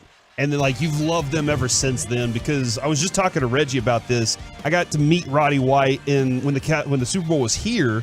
I was stage manager for Sports Nation, which was on ESPN. Is it still on ESPN? Oh, no, that's okay. long done. That was Michelle Beadle was hosting, and they were like, all right, Corey, you're the stage manager, and I'm out there and I'm standing next to Roddy White, and I just said, you're my favorite receiver, man. I just want to let you know that. He was like, is it because of fantasy football? And I was like, yeah, actually, yeah, it's right. He was like, I get that a lot. He's like, I've had a couple good seasons here, and I almost forgot about Roddy White.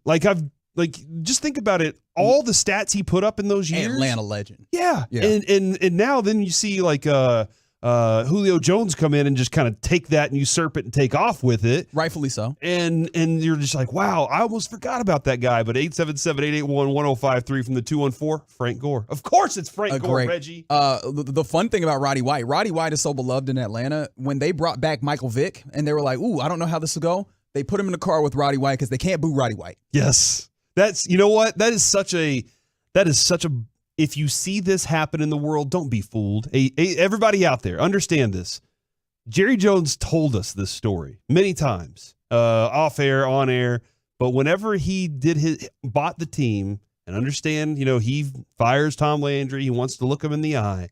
He realized when he did his first practice for training camp and he walked out there to do the, hey, welcome to camp and everything, he was like, I need somebody by my side because they're going to boo me.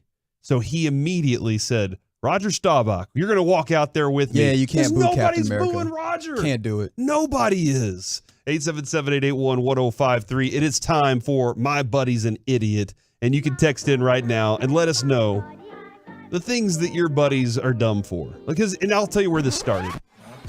I had a buddy back in the day who said that the Washington, at the time, Redskins, now Commanders, played in the state of Washington. And now I've heard this before, and it's funny. This was disputing facts, and then that was disputing facts. Later on in life, he told me that Eddie Lacy was better than DeMarco Murray the year that DeMarco Murray was the best. And I was like, you're an idiot. Come on. Anyway, that's how this segment came about. So if you want to get in on the conversation, you can right now. My Buddy's an Idiot. 877-881-1053. Does your friend have a terrible sports or pop culture opinion that you want to get into? Now, I did want to pop this one real quick because I'm kind of curious how people sit on this one. Let's go to cut 2. This is Michael Lombardi talking about Trey Lance. And it's a pretty hot take. As you go down this road with Lance, it just becomes harder and harder and harder. And you could show all the clips of him moving and all that stuff. At the end of the day, when his mama lifted him from the crib, he just didn't have that quarterback instinct. He is not going to be the backup quarterback.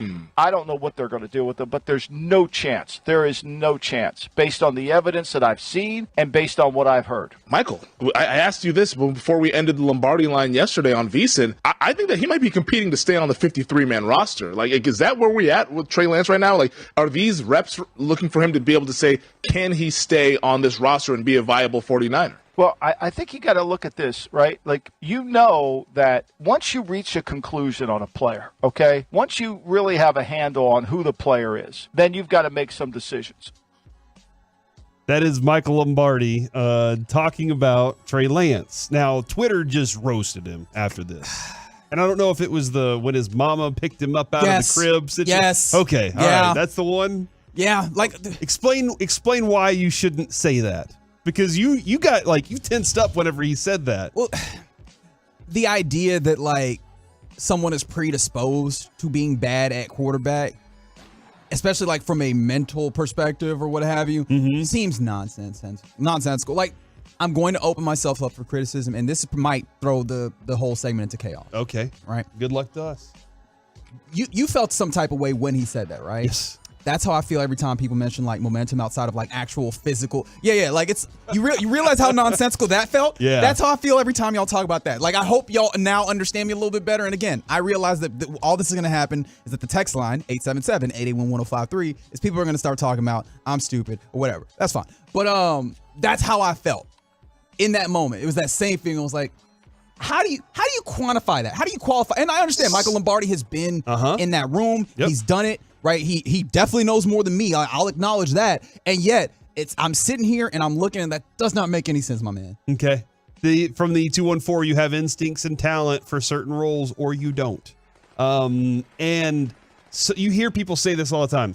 He's just born with a natural born leader. That just feels like the easy way to say something. I feel like a lot of times you are subject to your environment and like what your environment kind of creates those things as you go along because you experience it, you take trauma from it, and then you like try and build from it or whatever. Even when we're kids, on the playground, you're playing King of the Mountain or whatever, and you lose, and you're like, all right, you get the opportunity, you get the chance. Do I want to get back up there and try and beat that kid again? Or do I want to stay down here and say, never mind, I'll go do something else? Like, I think that those opportunities in life help build the character that you are. I don't think but I understand he was trying to make a hot take and he doesn't think that Trey Lance has the qualities. One thing I will say, Michael Lombardi in his media role, he's good at that though. Like he's good at like getting the people going, as they say, because like he'll take something and he'll take the nugget of what he truly believes. And I think he says it in such a way to get the people going.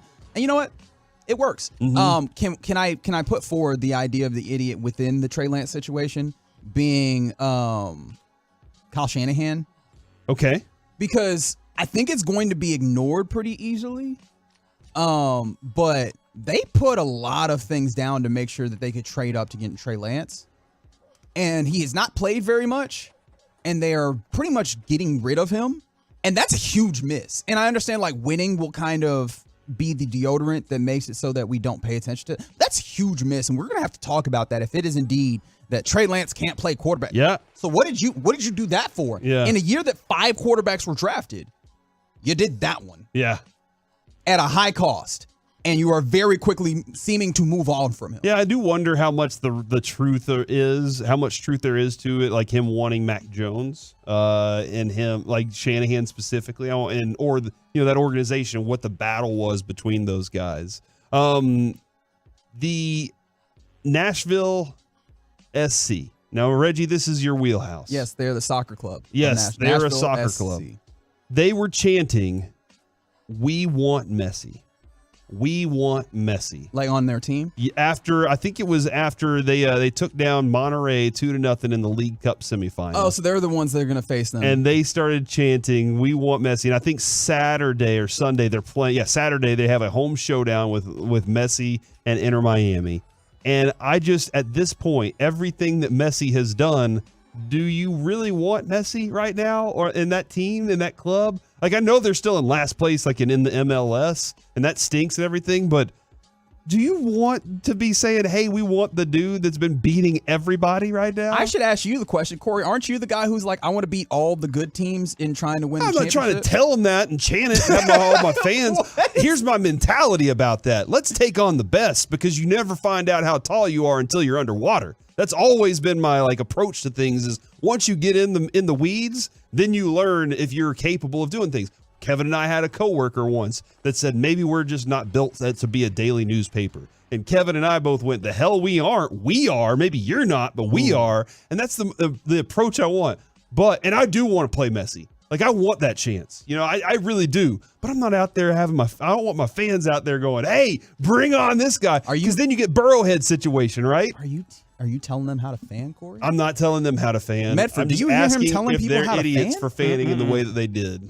I'm not telling them how to fan. Working on updates. Don't turn off your computer. So my computer's currently updating. Very good. I got to go to the vibes on the laptop. This is why I bring the laptop, Kevin. Kevin always complains about his computer doing stuff like this. And I do want to add, anybody knows that I use the fan text frequently. I also don't know what my login is. So I've been using Reggie's for the last 4 years now. It's very easy. Really good. But the vibes are immaculate here on the text line as someone from the 972 points out, buddy of theirs thought the yellow first down on the TV was actually on the field. We've seen it. I don't know why. You've seen it. And it's something that as soon as like the person is told, they're like, oh yeah, well that makes sense. But Yes. I guess it's just something that people never really interrogate until someone calls them on it. Yes. I mean, I remember when my friend said it. I remember maybe 2 years ago when Adrian asked about it. And I was like, we've been watching football all this time. And you're just now asking this. And Also, she's like, how do you think the pain is disappearing and then reappearing? No, it's just a big long ribbon, right? Like you're just moving No, they're not. That's interesting. I kind of want them to do that. Yeah. From the 817, I'm still disturbed that my buddy thought reindeer were fictional animals. Even when I showed him videos of reindeer ranchers in Scandinavia, he said it was big Christmas propaganda. That's hilarious. No such thing as reindeers. There can't be. Well, I mean, to be fair, you show him visual evidence, and he's like, nope, never believe in it. I mean, that's Photoshop. Do they fly though? Only at Christmas time. What? But that being said, wait, hold on. What? No, don't nod your head, Medford, like that was insensitive. He knows. No, what? It's real. Yeah. This is only when Santa says, hey, it's time to go. They have to practice like in the month of December. But yeah, man, they got to get worked up that's a long trip for all those reindeer. What are you doing right now? Trying to figure out what to say next because there's a lot of thoughts and I don't know which ones are the right ones to try and. It's a mic drop moment. You don't have to say anything. Yeah, I guess we'll just move on. From the 817, my dad thinks Metallica's Black album in 91 is their best. He doesn't understand how good their music was in the 80s. He's clearly an idiot when it comes to musical masterpieces. Is that the first time ever that like a child is trying to school their parent on older music? Man, like usually it's like the kid's like, you don't know nothing about that. That, you know what? That might actually, that's a very interesting thing. I think Black's a fantastic album. I mean, a lot of people love that album. And they connect to it in a different way. That's another thing, Reggie, where it comes to can't tell people how to fan. True. I don't think you can tell people how to music either, because music has a connection, and it connects with you in a certain way or it doesn't. You know, songs can hit you, and you're like, that song. Like the other day, we were walking in to watch Barbie, and Adrian was like, "Have you heard this Billie Eilish song?" And I was like, "No, I haven't."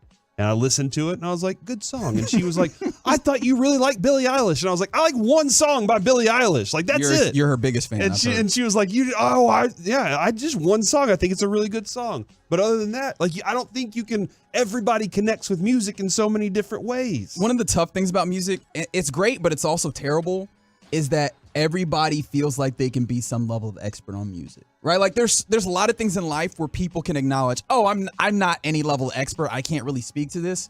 Music and kind of football in like the sports realm, people feel like I am a level of expert when not always are you a level of expert. Yeah, the idea of like I play music, I play instruments, therefore I know the technicalities. I've listened of all to plenty this. of music. I have opinions. This is easy, and it's like whatever. They're just basically playing 3 chords, and it's not that good. Music can connect, man. That's all that it's about right there.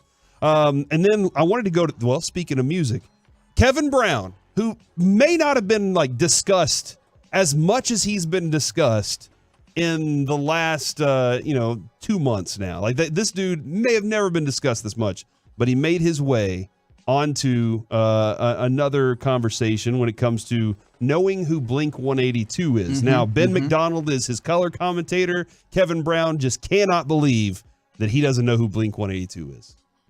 Don't tell me you don't know Blink 182. I'll be honest, never heard of Blink 182. Are you kidding me? Sounds like a fighter jet to me. Get out of here. You don't know Blink 182? I probably know the song. Yeah. All the small things? No? Sing it for me. I might recognize it. Small things. Oh, okay, don't sing it anymore. Say it ain't so. Tom DeLonge has had a lot of Padres games. Big fan. I Miss You. You don't know that one? I don't think so. I mean, I might if I could hear the song. Tom has this like very distinct nasally voice, So he goes, "Where are you? And I'm so sorry." Now I recognize you it. Do. You got you it sound now. just Thank like you. him. Yeah. About time. There it is, Kevin Brown, Orioles broadcaster, who's back, by the way. Clearly, he's back. And now he's like, I can do whatever I want, and they'll never be able to fire me. He's like, I can sing Blink 182 songs on air. That's got to be great. He's just like, Kevin, you've been doing a little too much. It's like, you remember that one time? It's like, you know what, you're right. You're good. You fire me, the entire stadium will revolt. And they're like, oh yeah, I guess you're right. Right. Entirely different segment. What's the percentage chance that his color commentator actually knew Blink 182, just wanted to get Kevin Brown to sing it? I just got to get out of it. Oh man, that's we do that all the time. That's right. We'll have somebody and they'll say, oh, like Mike. We'll be like, oh, we don't believe you. And then he starts singing and we're like, okay, we got Mike singing. That's the funny part. Coming up next on the KNC Masterpiece, which quarterback won't make it this year? We do it next in Gridiron Gravy on The Fan. Where are you? If you guys are struggling to peel off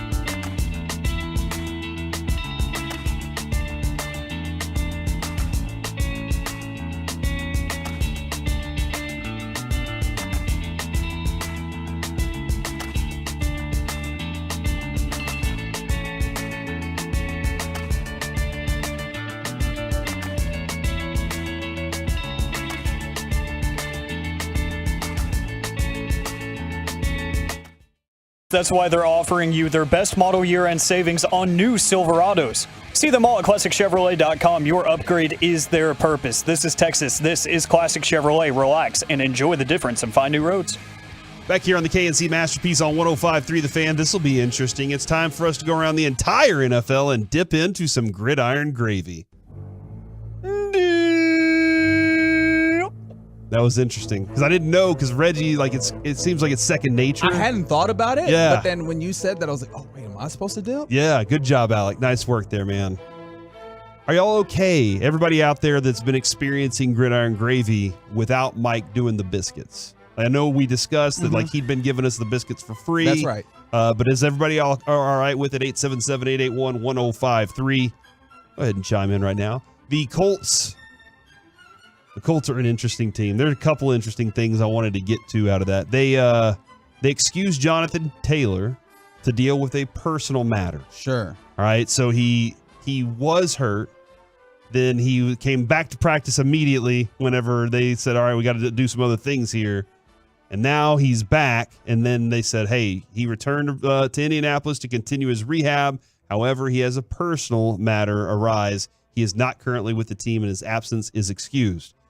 That seems like it's going to be a contentious relationship all season. Are they just circumventing the holdout? Is that what we're doing here? It feels like it. It definitely feels like it. And I don't know exactly, like, there's just, he made a trade request because they have not had any progress towards his new contract. And the dude he wants the money. He's been a really good running back for him. But he also is like, I got this ankle situation. I wonder if he can break through. No running back has really been able to break through on this thing as they've been trying to battle their salary situations. But I wonder if Jonathan Taylor, being a young running back like he is, can break through. It just seems like the Colts are the wrong team to try and do that with. Oh, too. Like on getting the big money on the second contract? At some point, if they look at it, because basically it does go back to Emmitt Smith said, I'm going to do this. The Cowboys realized at 2 games into the season that they weren't as good without him. The only problem is now, I think it's more, hey, we're not as good without quarterbacks, and they matter so much. But running back, you are a spare part. Yeah, I mean, I don't even know the spare part, but obviously you can point to like the replaceability of the position. But I think some of this is just the ownership and, the league has built this to where the owners and the teams have so much more power in this. So if they decide that they don't want to, it's hard for any one player to be able to wield any level of power against the team. So unless this is like a whole mounted union push, and even then, I don't know how great you feel about the union winning against the teams in the league. So yeah.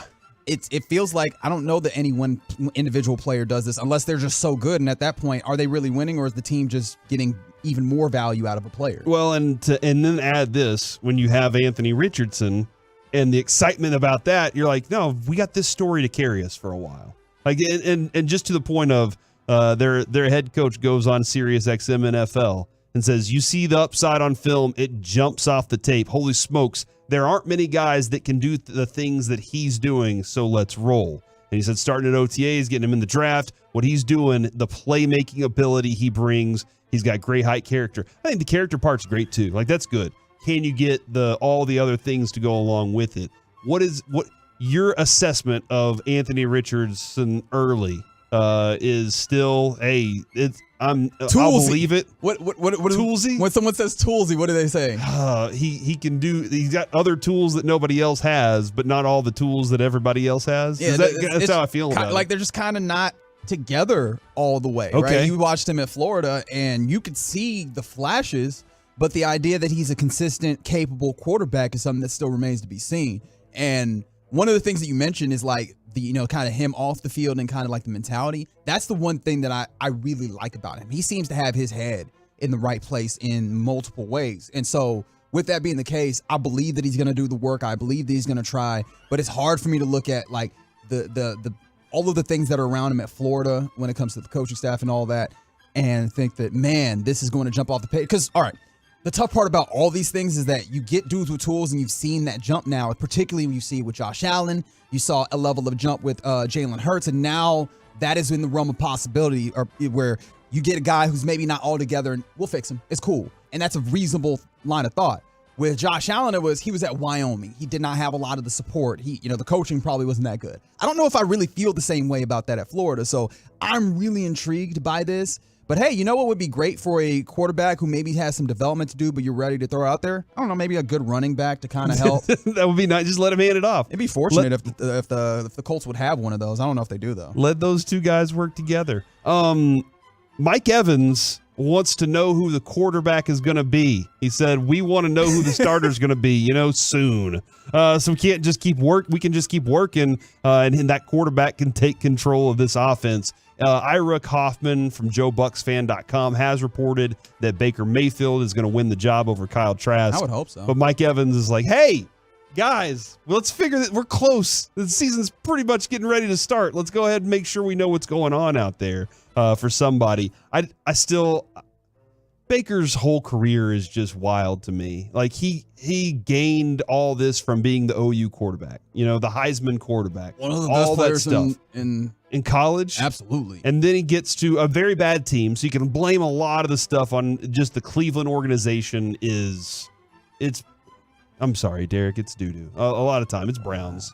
And as Colby has often said, Cleveland gonna Cleveland. That's true. just what they do. He said that often. I also don't think he learned a lot of the things that he needed to learn along the way. And now it's like, okay, at the age that I am, can I go back and reboot my entire career? He has a great opportunity with a great receiver to do something very special in Mike Evans. I think those two can do something unique, but it's going to take a lot more from Baker Mayfield than just being, hey, this is the guy that was in all these great commercials for Progressive. Because those were fun commercials, though. They were fun commercials. Like I gave him a lot of credit. Like he felt pretty natural in that space. Like that was something that he was good at. Unfortunately, the talent level or the results have not made it so that he can keep doing that. But I wonder if he ends up in the Johnny Manziel space of like throw it up to Mike Evans. Not to say that Johnny Manziel didn't do more than that. Mike Evans is 29 now. I wonder how much of that was just like, hey man, can y'all help me out, please? Dude, after the Johnny Manziel documentary, where Mike Evans wasn't really acknowledged. My understanding is that Johnny, I know he said 0 regarding the Browns, but he also was like, no, I didn't know. I basically winged it the entire time at A&M too. I have to give credit for a dude that basically winged the playbook his entire college career and won a Heisman, but also give a lot of credit to the fact that who he was throwing to at the time, and that was huge. I know this isn't the Johnny Manziel segment. Also, there was 4 NFL offensive linemen on that. That's pretty nice. They had a pretty good team at the time. No, but yeah, don't let Kevin know that though, because all he wants to do is live in the past on that one. I mean, that's what they do. Jeez. Shout out to A&M. Yesterday, it was announced the 12-person committee selected for the NFL coach Buddy Parker to be a finalist for enshrinement of the Hall of Fame. Parker coached the last in 1964, led the Lions to consecutive NFL titles. One of my favorite coaches. I loved watching the 50s. And no, you didn't. He died in 1982, by the way. Rest in peace to the man. But there is another group of names that are starting to pop up, and I was kind of curious how you feel about the Mike Shanahans, the Mike Holmgrens, Tom Coughlin, Marty Schottenheimer as being names considered. And I know Dan Reeves and Robert Kraft. Robert Kraft is involved in this conversation as well. I would say Mike Shanahan was has to amazing coach, huge one, especially when it comes to the run game. I think I hated him the whole time he coached. Funny enough, agreed. but he was a really good coach. Yeah, I mean, you can trace back so many modern coaches and the capabilities of running the football to Mike Shanahan. Fantastic when it comes to relevance in developing the game. You mentioned Holmgren. Who else did you mention? And Holmgren, I think you look at that tree. You could just talk to Broadus about that tree. That tree has gone on to make other trees. And I think that's what's interesting, too. The Andy Reeds. Lots of pollination there. Yeah, lots of pollination going on. Marty Schottenheimer, who's been involved in that conversation multiple times. We have young Shotty. No longer with the Shotty. But yeah. I forgot. But yeah, young Shotty is now with the Cowboys. Ooh, I feel bad. Don't worry about that. Okay. Tom Coughlin, though, is interesting, too, because of his championships with the Giants and what they did there. And Kevin hates the... Don't forget, his time the first time around with the Jags was very successful for him as well. I think they did knock the Cowboys out of the playoffs. Or they knocked them out of contention for something where they were trying to vie for something there. So that kind of stinks too. Thanks a lot for reminding me about that. Can I redeem myself as I've just been sticking my foot in my mouth in this segment? All right. How about Tua Tagovailoa? Okay. because there's a couple of things with Tua. I don't know if you wanted to get to the other thing. Yeah, let's go to cut 5. Okay. This is Tua Tagovailoa saying, hey, we do this every day. Can you do this? I can give you guys a play, and then if you guys want to repeat it after me, as if you guys were in the huddle, you guys can. All right. Should I go once or twice saying it? Once. Once? All right. We got North Right Clamp, South Fox, H Top, Pass 38, Top Gumby, XP Sweat. Let's go. Anyone? I got North Right on clamp. I got North. Sounds like a false start. Yeah, sounds like a pre-snap penalty to me. Oh, my gosh. I do like hey, I'm going to test you guys on something that I study all the time and basically is part of my lingo. Good luck to you guys. It takes a while. It takes a while to learn those plays, but that was a lot of words. That's all. It feels like can't plays just be like, hey guys, y'all know this one. Let's do play 1. You know, I get it, Johnny. I get it, Johnny Manziel. He's just like, I'm not doing all that. Play 1. Hey guys, we're running play 2. We're running throw the ball to Mike Evans. Okay, Don't forget, on 2. Page 7, you know, like it seems a lot easier. Everybody knows their role, but I guess the everything is telling one guy what he's supposed to be doing. That's right. Nice work by Tua. Coming up next here on the KNC Masterpiece, I'm really excited about this segment. It is Shoot Your Shot. This year, Reggie said it last year when he was talking about your guy. Oh, Geno Smith. Geno Smith. And what was it that you said? It was the year that Geno Smith put it all together. We do that next on The Fan. The Fan continues to grow.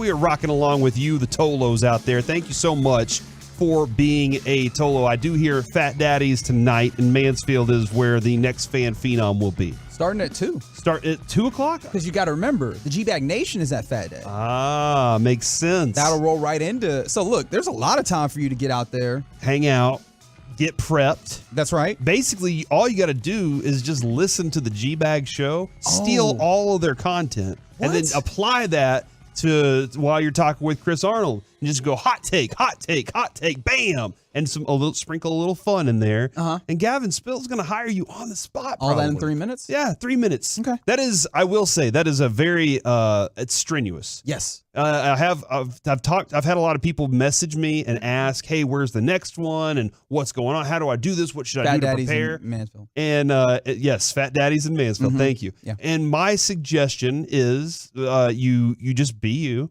I said be Mike, but Mike was like only the good parts of me, and I was like, that's I understand that. But just be you, be prepared, and breathe. This is a difficult thing. Sometimes when people get a microphone in front of them and start talking, they realize they're out of breath. And I don't know if it happens to you. It happens to me sometimes. Like during reads, sometimes I'll be reading and I'll be like, oh my gosh, everything's going faster than I thought. And now I'm like, okay, hold on, catch up just a little bit. And just, you got Chris Arnold, 3-time Hall of Famer? That's right. As Kevin always says, keep building Hall of Fames. We'll keep putting Chris Arnold in them. You got him there with you. So that's going to be easy to just kind of be conversational and just have a conversation with CA. Your personality will shine, and it'll be a lot of fun. You can be part of the Tolo family along with us here at the station. So looking forward to it. That's more of it tonight. I think there are like 2 other opportunities. Yes, there's 2 other opportunities after this one. If you don't feel like you did good tonight, can you show up to another one? Absolutely. Then do it. Show up to all of these. Well, some people have things. Okay, I understand that. But if you can, if you have the opportunity, show up to all of them, because guess what? Then Gavin Spittle can see he grew from the last time. You know what? He went back. He self-assessed, or she. That person self-assessed and said, this is what I can do better, and they grew. So I think this is a lot of fun. Have fun with it at Fat Daddy's. G-Bag Nation going to be out there today. So that's going to be a lot of fun. It is time, though, for Shoot Your Shot. That's right. 877-881-1053. Last year, I think a couple of years ago, I said Phoenix, Kevin. Kevin. Yeah. Yes, that's right. Not you. You're not Kevin. Look, I'm just assuming that you're talking to him through the radio because I know he's listening. I said Phoenix was going to be the team that kind of came out of nowhere, and they did. Yeah, the Suns. You did. You shot your shot. And last year you said, can we say it again?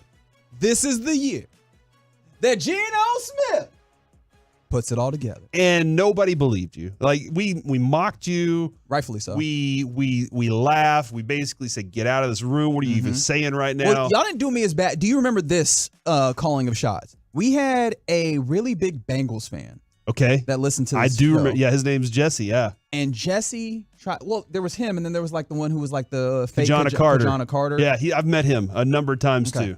I believe both of them. He's awesome. But they both told us a couple years back, the Bengals are for real. And we talk about laughing. We did mock them. Laughed in their face. Yeah, we did mock them. Like we believed in Joe Burrow, and I believed in T. Higgins, but I was like, I don't believe anything else. And they were right. So good. Yeah, they were right. I mean, Ben Roethlisberger was down. The rest, like Baltimore, was trying to figure everything out. The Bengals said this is right for and Cleveland going to Cleveland. So they said it was right for the Pickens, and they did it. So they went out there and they did it. So Reggie got it with Geno Smith. We've had some fans hit the nail on the head. This is your opportunity to call your shot. 877-881-1053. I will do mine right now. Okay. This is the year that Justin Fields finally puts it all together. Okay, interesting. And I just saw somebody text in, Justin Fields is the only right answer here. And here's my thing. I've seen texts that have just been like, Justin Fields is garbage. He's trash. He can't throw. I think you're wrong by far on the fact that you think he can't throw. I mean, he did it at Ohio State, and I know that brings up Ohio State quarterbacks can't play in the league. And I get that. I don't know why that would be the case. I mean, it does, like, it tracks. There haven't been a lot of good Ohio State quarterbacks in the league. I'm not saying you're wrong in that acknowledgement. I just don't know why that would continue to be the case. Yeah. You know? And when I watched him in college, I was like, all these tools are there. He wasn't toolsy. He had tools. All right. So that's how I'll use that. But I've also known he got drafted highly on a very bad team. He was on a poor Chicago Bears team. Chicago Bears fans know it. They admit it. They see it. But a lot of people haven't seen him make a bad team better. So I'm going to say that Justin Fields, this is the year for him. He finally has some dynamic players around him. He and DJ Moore that's going to be a lot of fun for your fantasy team this year. So for me, this is I'll put Justin Fields puts it all together this year. I feel like you might be a year early personally. Oh, really? Dude, this is year 3. I know. He and I think that he's shown enough for that organization to buy in. You know, like obviously proof of concept is there for that organization. They're like, okay, we kind of see it. But I kept telling myself they went in and they invested in making sure to give him weapons. And of course, you could definitely say that with DJ Moore. Outside of that, his other wide receivers, Darnell Mooney is a solid wide receiver. Chase Claypool is all right. Equanimous St. Brown, does that do anything for you? Wrong St. Brown. Right? And then I know they have Cole Kmet, and you probably know his name as a tight end, but as a tight end, he's one of those, Yeah. Like he might drop a football on you, which is not what you want from your tight end, like the kind of the safety valve. And so I look at him like, I don't know that they gave him a good enough wide receiving core to be like, okay, now you'll be able to see him take that leap. So I think it might need one more season. I think there's going to be a lot of let me find mismatches for this one guy as much as we can. Let's get the ball into DJ Moore's hands as possible. Sure. And, when you talk about that part of the discussion, I think you have one exceptional, like really good receiver, and then his feet.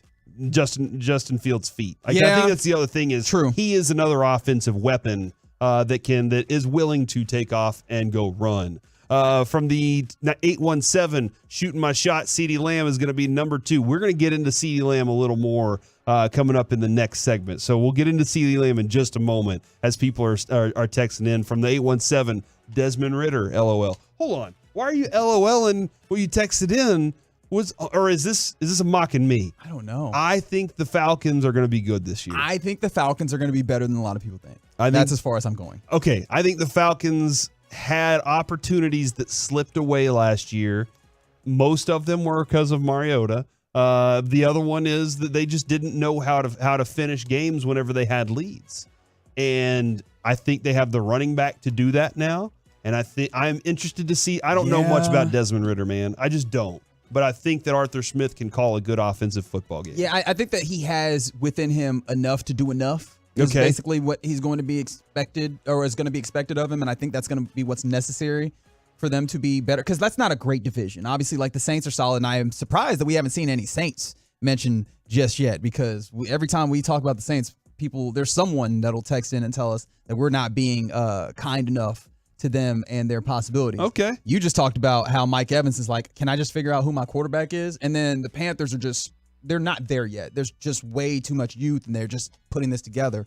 That's not a great division. And then you look at the talent that they have. When you talk about Bijan, who seems like he can be capable of carrying a lot of the offense. You have your Pitts and Drake London as really, really good options down the field. If he can just kind of stay on schedule, and that's also a pretty solid offense. Yes, yeah. So someone on the text line from the 817 said, you got the wrong Justin. Herbert is about to ball out this year.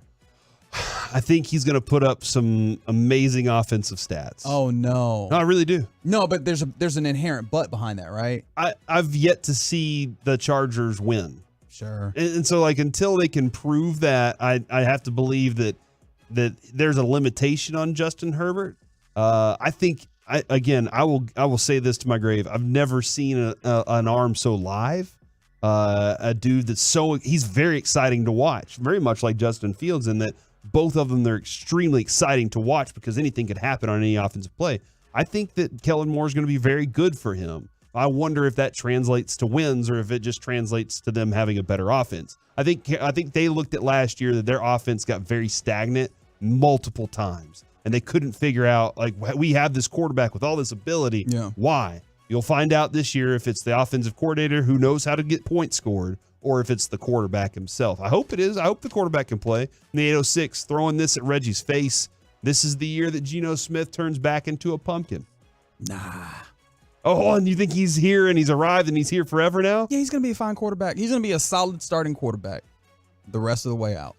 Like he's good at decision making is one of the things that we saw, right? Mm-hmm. And that's all Pete Carroll has ever wanted his quarterback to be. I think it caused contention when it came to Russell Wilson because Russell Wilson's like, let me loose, let me throw the football, and Pete Carroll's like, keep making good decisions. Yeah, that's all you got to do. And it seems they've given him a wide receiving core to allow him to continue to just make good decisions, and the plays will be made by your playmakers. Just calm down and focus. Yeah. So. This is the year that Patrick Mahomes has a record bad year from the 817. Ooh. I don't know if I can do that, man. I don't think I can do that at all. Record, when you say record bad year, like on his record or like quarterback's ledger? Like if it's on his ledger, then a bad year, a down year is still pretty good. But on any other guy's bad year, it's really, really like. Is this Peterman. like Jay-Z Kingdom Come, where it's a bad Jay-Z record, but it's still a good record? Yeah, it's right. Like hey. that's what I'm wondering. Is that what we're doing here? Because I don't even know like what we're doing at that point. From the 972, you all underestimate the Packers and Jordan Love. The Packers will make the playoffs and win the division. And you know what?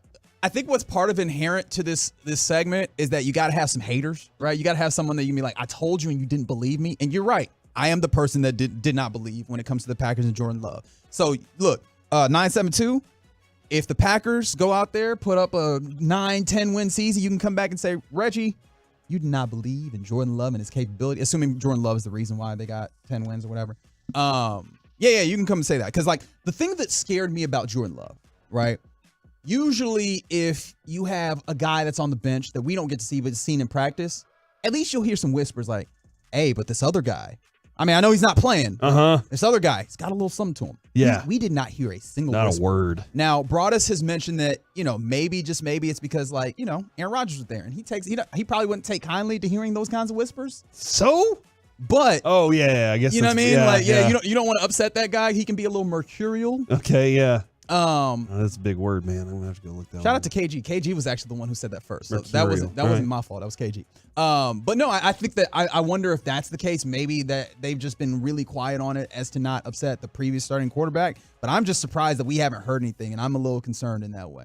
All right, when is the Cowboys bye week?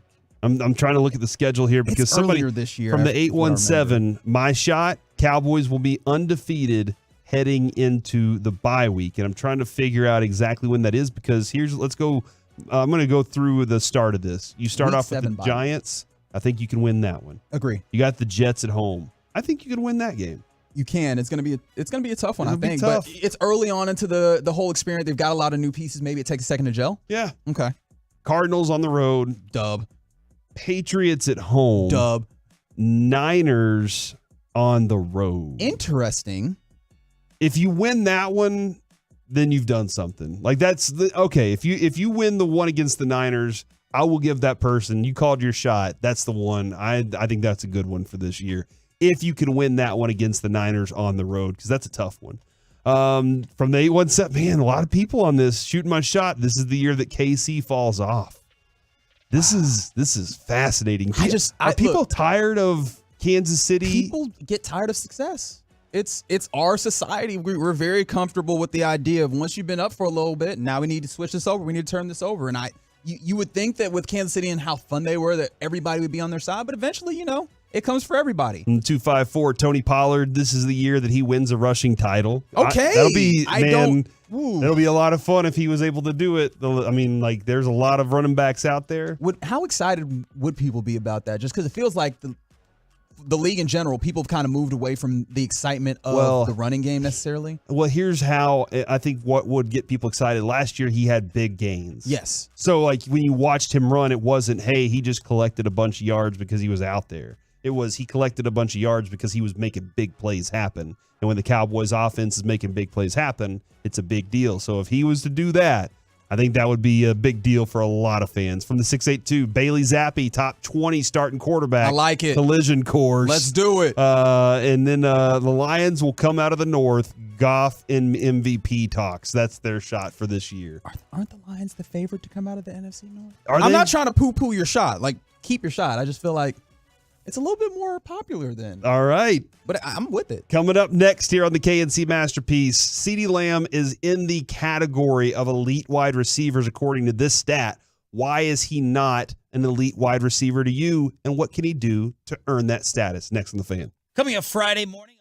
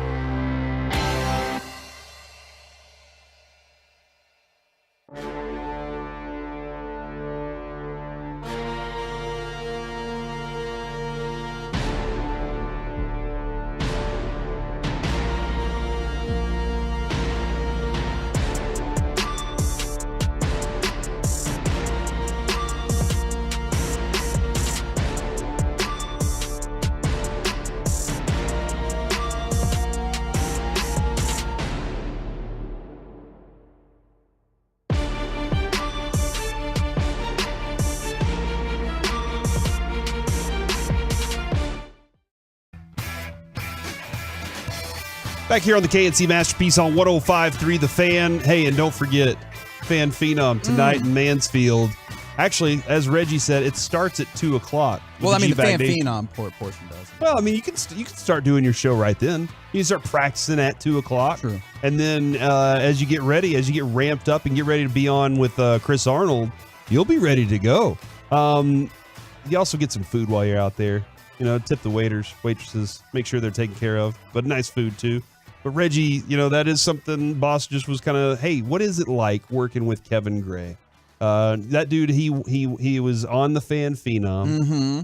It comes in second place, correct? Yeah. And but even still gets an opportunity because he flashed so much then. And he was persistent. Yeah, very persistent. Yeah. What's it been like working with somebody like that who has gone through that experience? Was it and you were already, you know, part of this thing by the time he got here? Yeah, man, it's been a delight, man. One of the things about KG, and I think that is in part because of or comes through the Fan Phenom, is just like you can tell his appreciation for like every time you get on the mic. And it's easy, like we do this a lot. Yeah. Obviously. It's easy to kind of take for granted these instances of being on the air, you know what I mean? And getting to talk to all the fantastic people that we do, and all the feedback and all of the, you know, the appreciation that you guys show.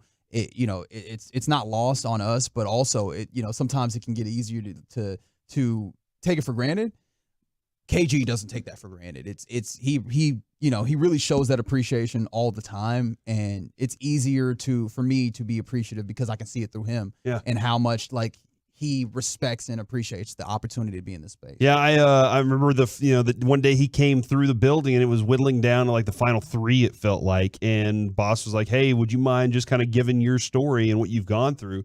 And Kevin and I were lucky enough to get a weekend gig, and then we just kept putting the work in, growing our listeners as we went along. It didn't come instantly. It took some time to grow because a lot of people were like, "Who the hell are these guys?" And actually, that was our first segment was, "Who the hell are these guys?" And because we knew we couldn't say the F word on radio, so otherwise that's a good place to start. Remember, you can't say the F word on radio. Yeah, cannot. So don't do that. Boss will get mad about that one. But yeah, man, it's a great experience, great opportunity to learn a little bit. And the other thing too is fellowship with some Tolos and some G-Bag Nationals out there. At Fat Daddy's. Fat Daddy's always shows up, man. Mansfield is awesome. Great place to be.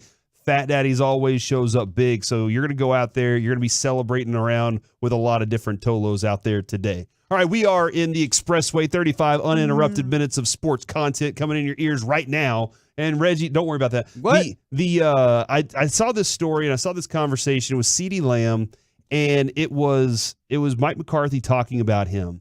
And I heard Sean say something, I want to say it was yesterday morning, because I do Tolo. Sean Sharif, RJ Choppy, Damn Skippy, Bobby Belt, doing a great job with Peyton. And I think the word was, I don't have jealousy anymore. I don't have Jefferson jealousy anymore because CeeDee Lamb has turned out to be really good. But everybody had this moment. You have this moment of, well, that dude was drafted lower than you. Why is he producing more than you? You're not that guy yet. When CeeDee Lamb had Amari Cooper here, it was difficult for CeeDee Lamb to become CeeDee Lamb the way we see him last year. He would not have had the year that he had last year if Amari Cooper was still here. I still believe this to my core. He was a legitimate number 1 wide receiver for the Dallas Cowboys this year. If you wanted both of them, I understand that. And KG and I have had this conversation a couple different times too. I wanted both. I'm greedy. I get it. I understand that. But here you are in this place where you have CeeDee Lamb, and this is what Mike McCarthy had to say about him. He said, you always knew CeeDee had it. You could see that right away when he came here as a rookie as the 17th pick. You start outside, that's his menu, outside, and then you move him inside. See what his menu is inside. My point is, as we move him around, we have to continue to create more opportunities for him. And he said, I've seen it with these guys before. I saw it with Devontae Adams. I saw it with Jordy Nelson. I saw it with, and he just went on to name all these different receivers. And he said, I can see Donald Driver, all these different types of guys, Greg Jennings, those body types, the ability, the speed that they have, he can be that. So my question is, because I still think there are a lot of fans out there that still think CeeDee Lamb is not that guy for this team. And I think that's kind of weird because the dude has put up production that puts him in this category. There are seven other receivers who are considered premier pass catchers. Okay. 250 receptions, 3,000 yards receiving, 20 touchdowns since CeeDee Lamb entered the league in 2020. And we're only talking wide receivers. We're not These are throwing wide any receivers. tight ends in here? No, just Okay. wide receivers. Got you. CeeDee Lamb has 260 catches, 3,396 receiving yards, and 20 receiving touchdowns. He's one of 8 players to get 250, 3,000, 20 touchdowns since 2020. Here are their names. Devontae Adams. It's a good name. Justin Jefferson. Very good name. Stephon Diggs. Great name. Actually, I'm sorry. There's a tight end there. Travis Kelce. Yep. Good name. Cooper Kupp. Good name. Tyreek Hill. Yep. And maybe the most underrated name on this list, Tyler Lockett. Look, I'm not going to disagree with you on that regard. I have many years have I spent looking at Tyler Lockett's numbers and going, why did I not draft him in fantasy football? Because that dude catches everything in his direction. So those numbers right there are the elite wide receivers in the NFL right now. All of those guys are the elite wide receivers. And if you're going to go do a fantasy draft this year, in whatever order it is, it's going to be Justin Jefferson, Tyreek Hill, Devontae Adams, Stephon Diggs, Cooper Kupp, and CeeDee Lamb's got to be one of those names for you. And I'm just kind of in here. I'm good. I'm glad we're getting this because I don't want to fight about this. Yeah. I want to know why people don't think he's that guy yet. From the 972, he's not. Lamb is the Dak of wide receivers. Good but not great and a true number one. From the 817, he's not flashy on the field. Doesn't make wow plays. Stats are good, but number one show they are number ones. And then from the 972, lots of bad takes. I'm not sure exactly what they're talking about there. But No idea. When you see CeeDee Lamb, do you feel that dude is considered and is a legit number one in the NFL right now? I think he made that transition during last season. And I think that if we're going to talk about why some people might not view it that way, there hasn't been the overwhelming amount of evidence to get him to that place. Because he started getting there. I've been rewatching for the Get Right. I've been rewatching last year's season, the 2022 Cowboys season.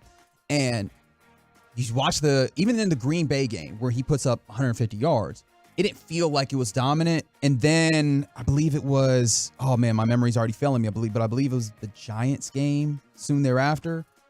That's when he starts getting out here and looking. The one where he missed the catch in the wide open field deep from Cooper Rush. And then in the second half, he makes the catch. I don't know if you remember that. I think it was Monday night, Sunday night football game. He's downfield, wide open. Ball hits him in the hands, chest. He doesn't catch it. He makes the next play later in the next half. If that's what you're talking about, it was against the Giants. No, that was the first Giants game. Okay, that gotcha. was week 3. I'm talking week 12, I believe. All right, or it gotcha. might have been Minnesota. But Okay. It was one of those games. Once we got a little bit closer to the middle of the season, when it's like, okay, now he's exerting his dominance. And mind you, it was the one play that sticks out, or the two plays that stick out of mind. There's one play where has his left arm being held. A flag is thrown, and he's like, it doesn't matter. I'll just catch the ball with my other hand. You start seeing those flashes of brilliance. But I think someone gets to some of it, right? And I know a lot of people are like, oh, man, nobody is saying that he isn't good. There's some people that still have some concerns, and I think a lot of those stem from, and where is the text line? From the 214. It's the drops, man. We can't forget the drops. And that's the one thing that I point to. If you're going to say CeeDee Lamb is not yet the bona fide number one wide receiver, almost like we talk about ace pitchers, that would be the one thing that you say. And I think that was more of a first half of last season's situation. So I think that what we're going to see is you're going to see a 2023 season that fully solidifies and eliminates all doubts on the fact that CeeDee Lamb is capable of doing it. I like ESPN analytics from 538. I think you're familiar with like the statistical website 538. It's really good. They put together a wide receiver NFL rankings, and they rank them on their ability to get open, their ability to catch, and yards after catch, and put together an overall composite score. Based on that overall composite score, CeeDee Lamb ranks 12th in all with all pass catchers. The place one of those three categories where he's a little bit lower is catch, and it's because of those drops. And I think that once you see those catches, or the drops kind of lessen and those catches become more consistent, all the other things are there. The yards per route, the targets, like all of those things are there. His ability in space, we know that uniquely, right? And his ability to separate also was a little bit, iffy last year. But I think we saw that with all of the Cowboys receivers for a good amount. But you get him in that opportunity to catch balls consistently, I think people will come around to the idea that he is, in fact, a number one wide receiver. Last year, no other Dallas player totaled over 60 catches or 600 yards. Lamb had 107 receptions, accounted for 30% of the Cowboys' team catches in total. That is the second highest rate in the NFL. He was only behind Tyreek Hill. Tyreek Hill accounted for 32% of the receptions for the Miami Dolphins. CeeDee Lamb carried that for you last year. Obviously, a 17-game season. You see how those numbers kind of play out and everything. And even this year, Schottenheimer was like, hey, look, guys, you might not see a bunch of guys get a bunch of yards, but I think you're going to see, guys get it's divvied up across the field. Maybe one day you have this, one day you have that. But CeeDee Lamb is definitely going to be involved. This is Mike McCarthy again. He said, I think what you're seeing is natural progression. We understand what it was like when he was here as a rookie, but now, specifically last year, he was featured a tremendous amount of the game. We need to continue to do that. And he said, what I learned about him, that body type, he needs to be able to do the interior routes too. That's where the money's at. The fastest way to the end zone is through the post, over the middle. Fastest way to the end zone is up the seams. His ability to get out there and outside the numbers is great. He has all of that, everything that goes along with it. It's good to see those numbers, but I am seeing a lot of people that are texting in. I wanted to kind of get to these texts for part of the conversation because it looks like a lot of it is less about CeeDee Lamb and more about the quarterback. Yeah, there's a lot of people who are coming in talking about Dak Prescott. And that's something that if you can agree and disagree, you can have all sorts of thoughts. I have my personal thoughts on Dak Prescott. Some people think I'm too homer. Some people think I'm too hard on him. Which also, if quarterback is your situation, there's been a lot of great wide receivers that have shown themselves to be great despite quarterback play, right? Justin Jefferson has Kirk Cousins, who I still think I give him a lot more credit than he has natural talent. All right. When his mama picked him up out of the crib. Oh, no. Oh, no. There we go. My bad. No, he has a lot of natural ability. But I also think that Kirk Cousins doesn't believe in himself. But whenever he's out there with Justin Jefferson, man, he makes it look very good. From the 817, forgot Jamar Chase. Jamar Chase, yeah, he'll be drafted there, but his numbers in the last 3 years didn't stack up to the numbers that they had those guys in that category for. From the 254, CeeDee's fine. I don't think he is like an exceptional game breaker, but is a functional number one. He reminds me of Husmanzada late career. And that's or Anquan Bolden. I disagree with that. And the reason being is I hear a lot of people say he would be a great number two for your team. Man, if you have a number two that's CeeDee Lamb, your number one is got to be great. Like your number one's Justin Jefferson. Sure. That's the cat. Like that's where this is what I'm trying to get people to understand is that's what the category that he's in. Husmanzada was a good receiver. CeeDee Lamb, when he was in college at OU, he was the lead of a very good group of young receivers at that time. He was the guy that they were like, that's the dude that's going to make the big play. Can I run something by you that I've been thinking about lately? Yeah.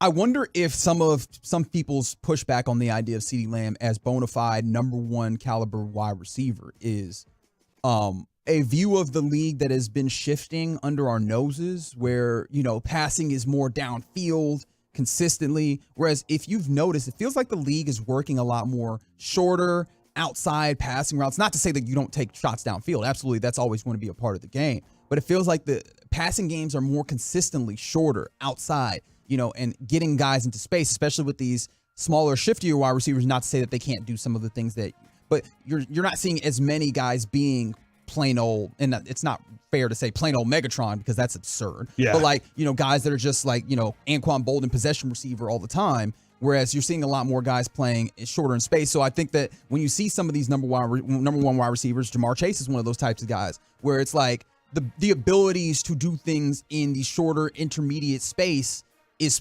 part of what they do. They just do it incredible. Like Stephon Diggs, another one of those guys. Intermediate type of spaces, but he does it at an incredibly high level. And I wonder if that's some of the holdup. Do you think that might be part of it?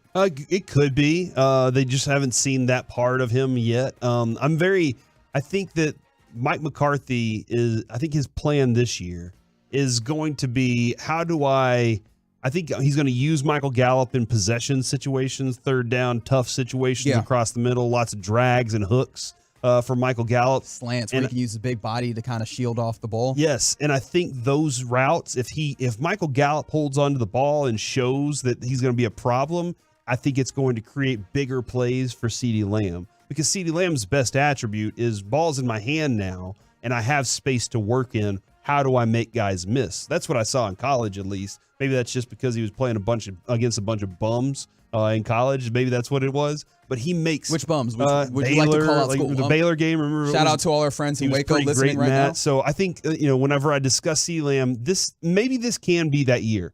This is the year that CeeDee Lamb puts it all together. No, you got to do it with inflection. Well, maybe it can be the year that he changes all these people's minds. Okay, because there are a lot of Tolos also texting in that people that don't believe that are just foolish right now. Let's turn our attention to Jared Sandler. You can hear him right here on 105.3 The Fan. Jared, how's it going today, man? Guys, I'm great. How are y'all? What are your thoughts on CeeDee Lamb? Is he a good receiver, great receiver? How do you feel about him?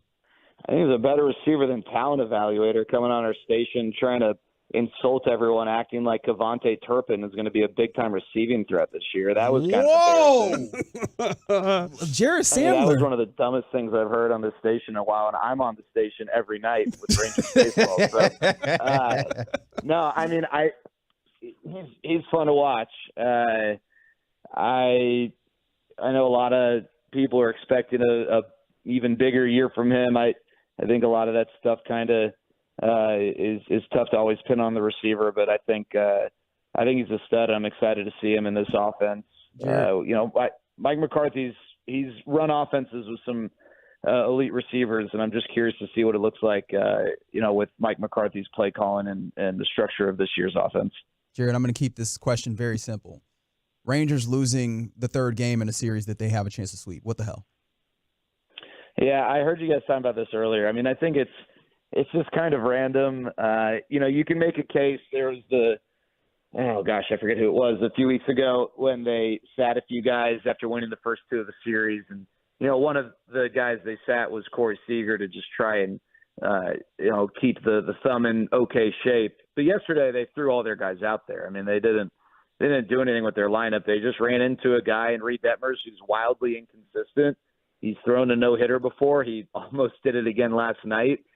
He is at times looked really sharp and at times looked very hittable. The Rangers have seen both versions of him this year, and unfortunately they got the better version of Reed Detmers last night. And but I don't think there's anything to that. I know some people are like, they're complacent once they win the first two. That's garbage. They're not. If they were complacent, they wouldn't have run Aroldis Chapman out there and Josh Score's out there back-to-back games. They're trying to win.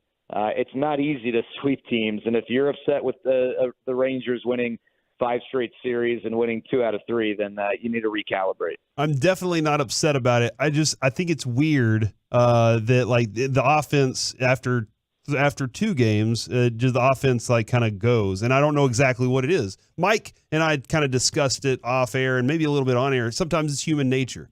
Sometimes you do, you've done it, and then you're like, all right, you kind of go back. But I'm not concerned about it by any means for this team for the rest of the season, because if you do win the series the rest of the way out, you're looking pretty good for the rest of the year. Yeah, and let's not forget that. Again, Reed Detmers was really good yesterday. The Rangers on Sunday against San Francisco faced Alex Cobb, who's, an all-star caliber pitcher, one of the probably 15 best starters in baseball.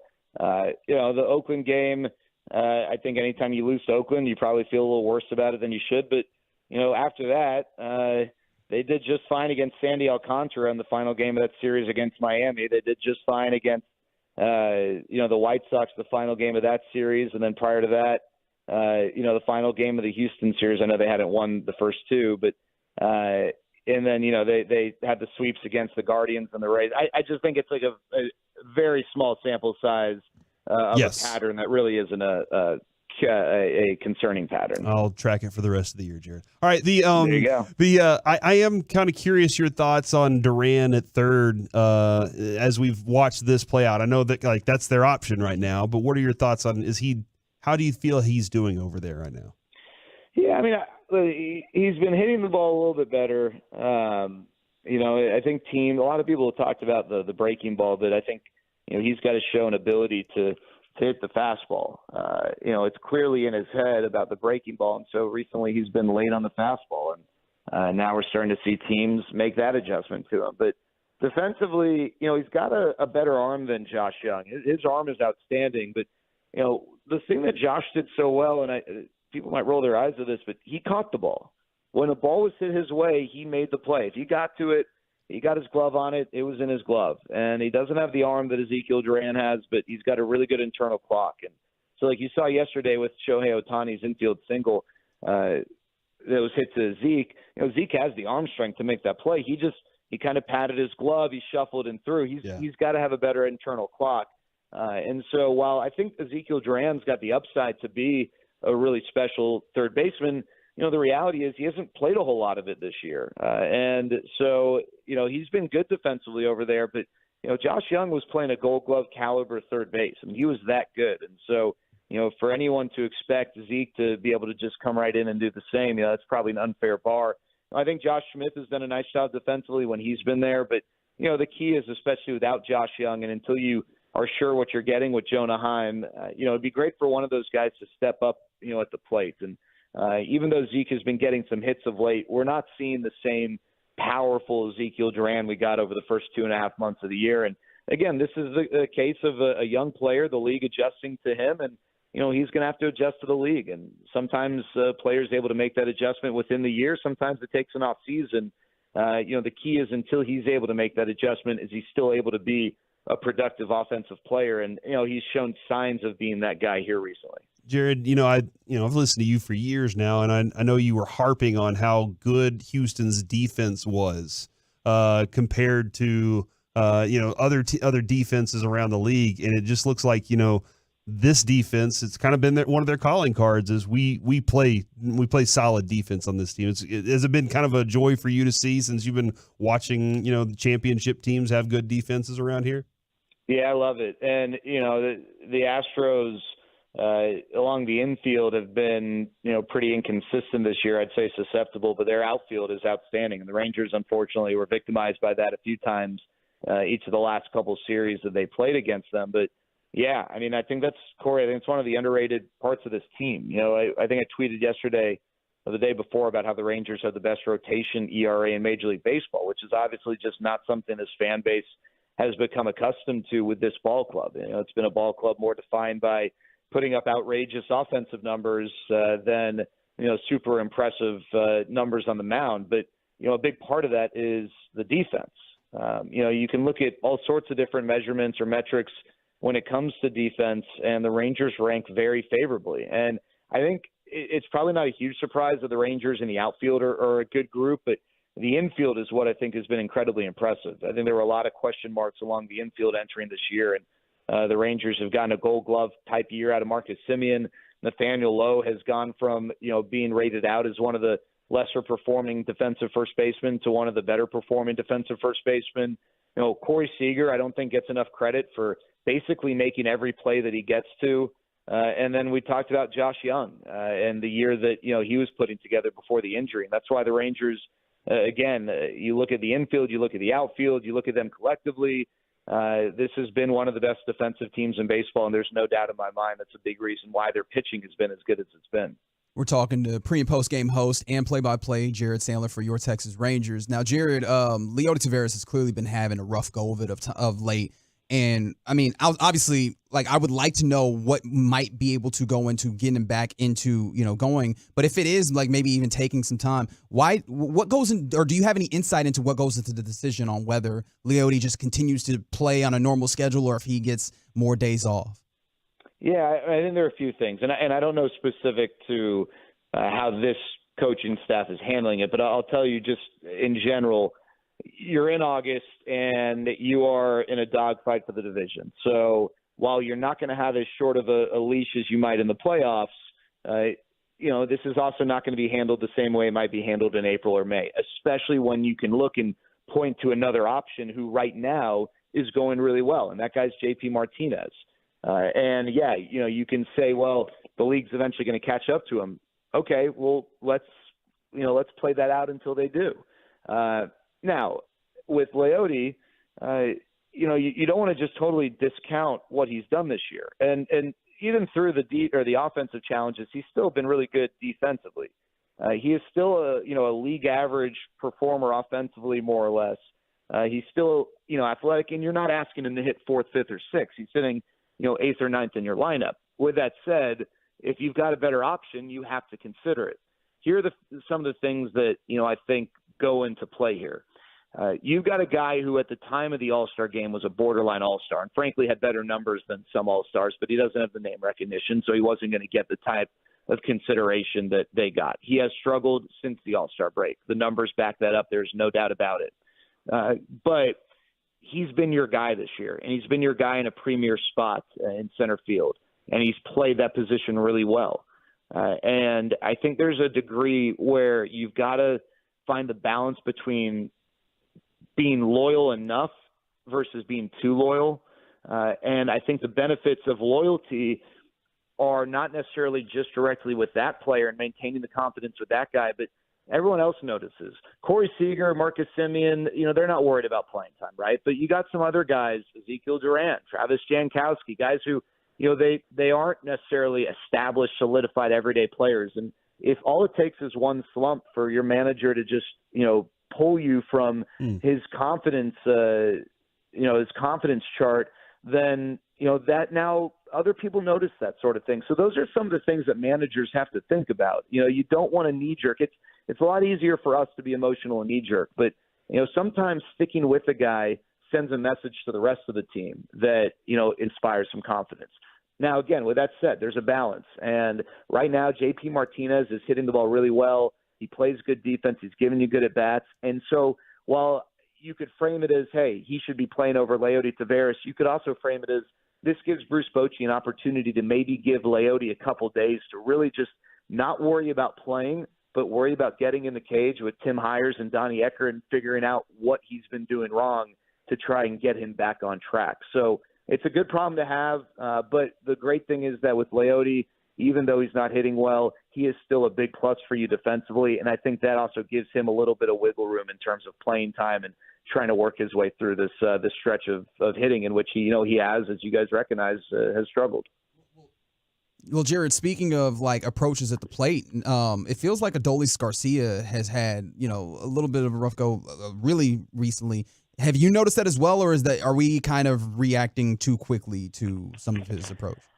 Yeah, I mean, I think he's just in general more of a streaky type guy. If you look at the RBIs, he's not someone. I mean, he's had a couple stretches like this where he's collecting RBIs in 3, 4, maybe even 5 straight games. But he's someone who, he'll go 6, 7 games without an RBI, and then he's going to have a big game for you like he did a few games ago. And in Houston during the road trip that took the Rangers to Houston and San Diego and stuff like that.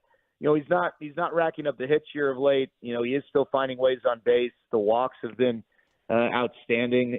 From Adolis, he walked 40 times last year. He's already walked 53 times. So, even as he's maybe not piling up the hits, I think if you look at his last 16 games, he's got 13 walks. So he's hitting around 230 his last 16 games, but he's getting on base around 38% of the time. So, I love that.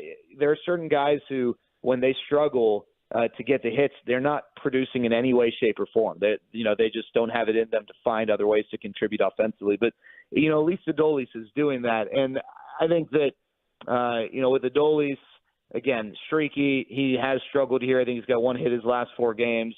That just means that he's, going to turn things around here soon because he's shown now, I think, over the last 2.5 years that every time that I've at least thought, okay, this is when the clock strikes midnight and this guy who is such a late discovery, who's played such a big role, is going to show his true colors, but he hasn't, and I think over the last 2.5 years, he's sort of earned the leeway that he's going to get out of this stretch because he's done it time and time again. And, playing at home has also been big for Adolis. He has been one of the best players at their home park, their respective home park in Major League Baseball, really since he came into the league. So hopefully, these 3 games at home against the Brewers will give him a backdrop and an opportunity to get out of this. And before we let you go, Jared, I can't remember. I know the World Series times were fun, but I just can't remember a time that I've felt, oh my gosh, it's a treat that I get to watch the pitching tonight for the Rangers.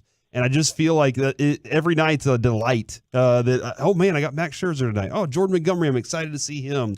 Can you remember like the last time you felt this way about this pitching staff? Yeah, that's a great question, Corey. I wasn't alive in 1983, but I think that group was pretty fun. They finished second I was in too. rotation Yeah. ERA. But I'm not saying that like to be a smart A. I'm just saying it just hasn't happened. You're right. Yeah. In the World Series years, 2010, obviously when the Rangers got Cliff Lee, that sort of changed the dynamic. But they didn't get Cliff Lee until early July. In 2010, their rotation ERA was 19th in Major League Baseball. 2011, it was a little bit better. They were on the fringe of the top 10, but there wasn't really that one super stud. Derek Holland in 2011 gave arguably the best performance by a pitcher in franchise history, with what he did in Game 4 of the World Series. But, it wasn't like they had a Max Scherzer type in their rotation that year. So I don't know. I mean, in 2019, their rotation in general was awful. But Mike Minor and Lance Lynn were both really good that year. They both got to 200 strikeouts, so I enjoyed watching those guys. But it wasn't a good rotation. You look at the rotation now, we're not even talking about Eovaldi, and obviously DeGrom's hurt, and you've got Dane Dunning, who's been one of the best starters in baseball, as crazy as that is to say with where you would have expected he might be at this time at the beginning of the year. Now you've got Jordan Montgomery and Max Scherzer. Andrew Heaney, he's been up and down, but, he's had some really good starts. And John Gray, is, when healthy, been a really good starter as well. So they're in a really good spot, and it has been a lot of fun, Corey, because there's not a guy who, when he starts right now, you're like, oh, gosh, got to score 8 runs. Otherwise, we're not winning this game. Yeah, exactly. Thanks, Jared, man. We really appreciate your time. We'll check back in with you tomorrow, man. See you guys. There he goes, Jared Sandler. You can hear him on the pre- and post-game show and on the play-by-play broadcast for your Texas Rangers right here on the home of the Rangers, 105.3 The Fan. Coming up next, it's time for the C Block, ladies and gentlemen, where I will discuss with Reggie one of his favorite topics, the freaks of college football. That's next right. on The Fan. DFW.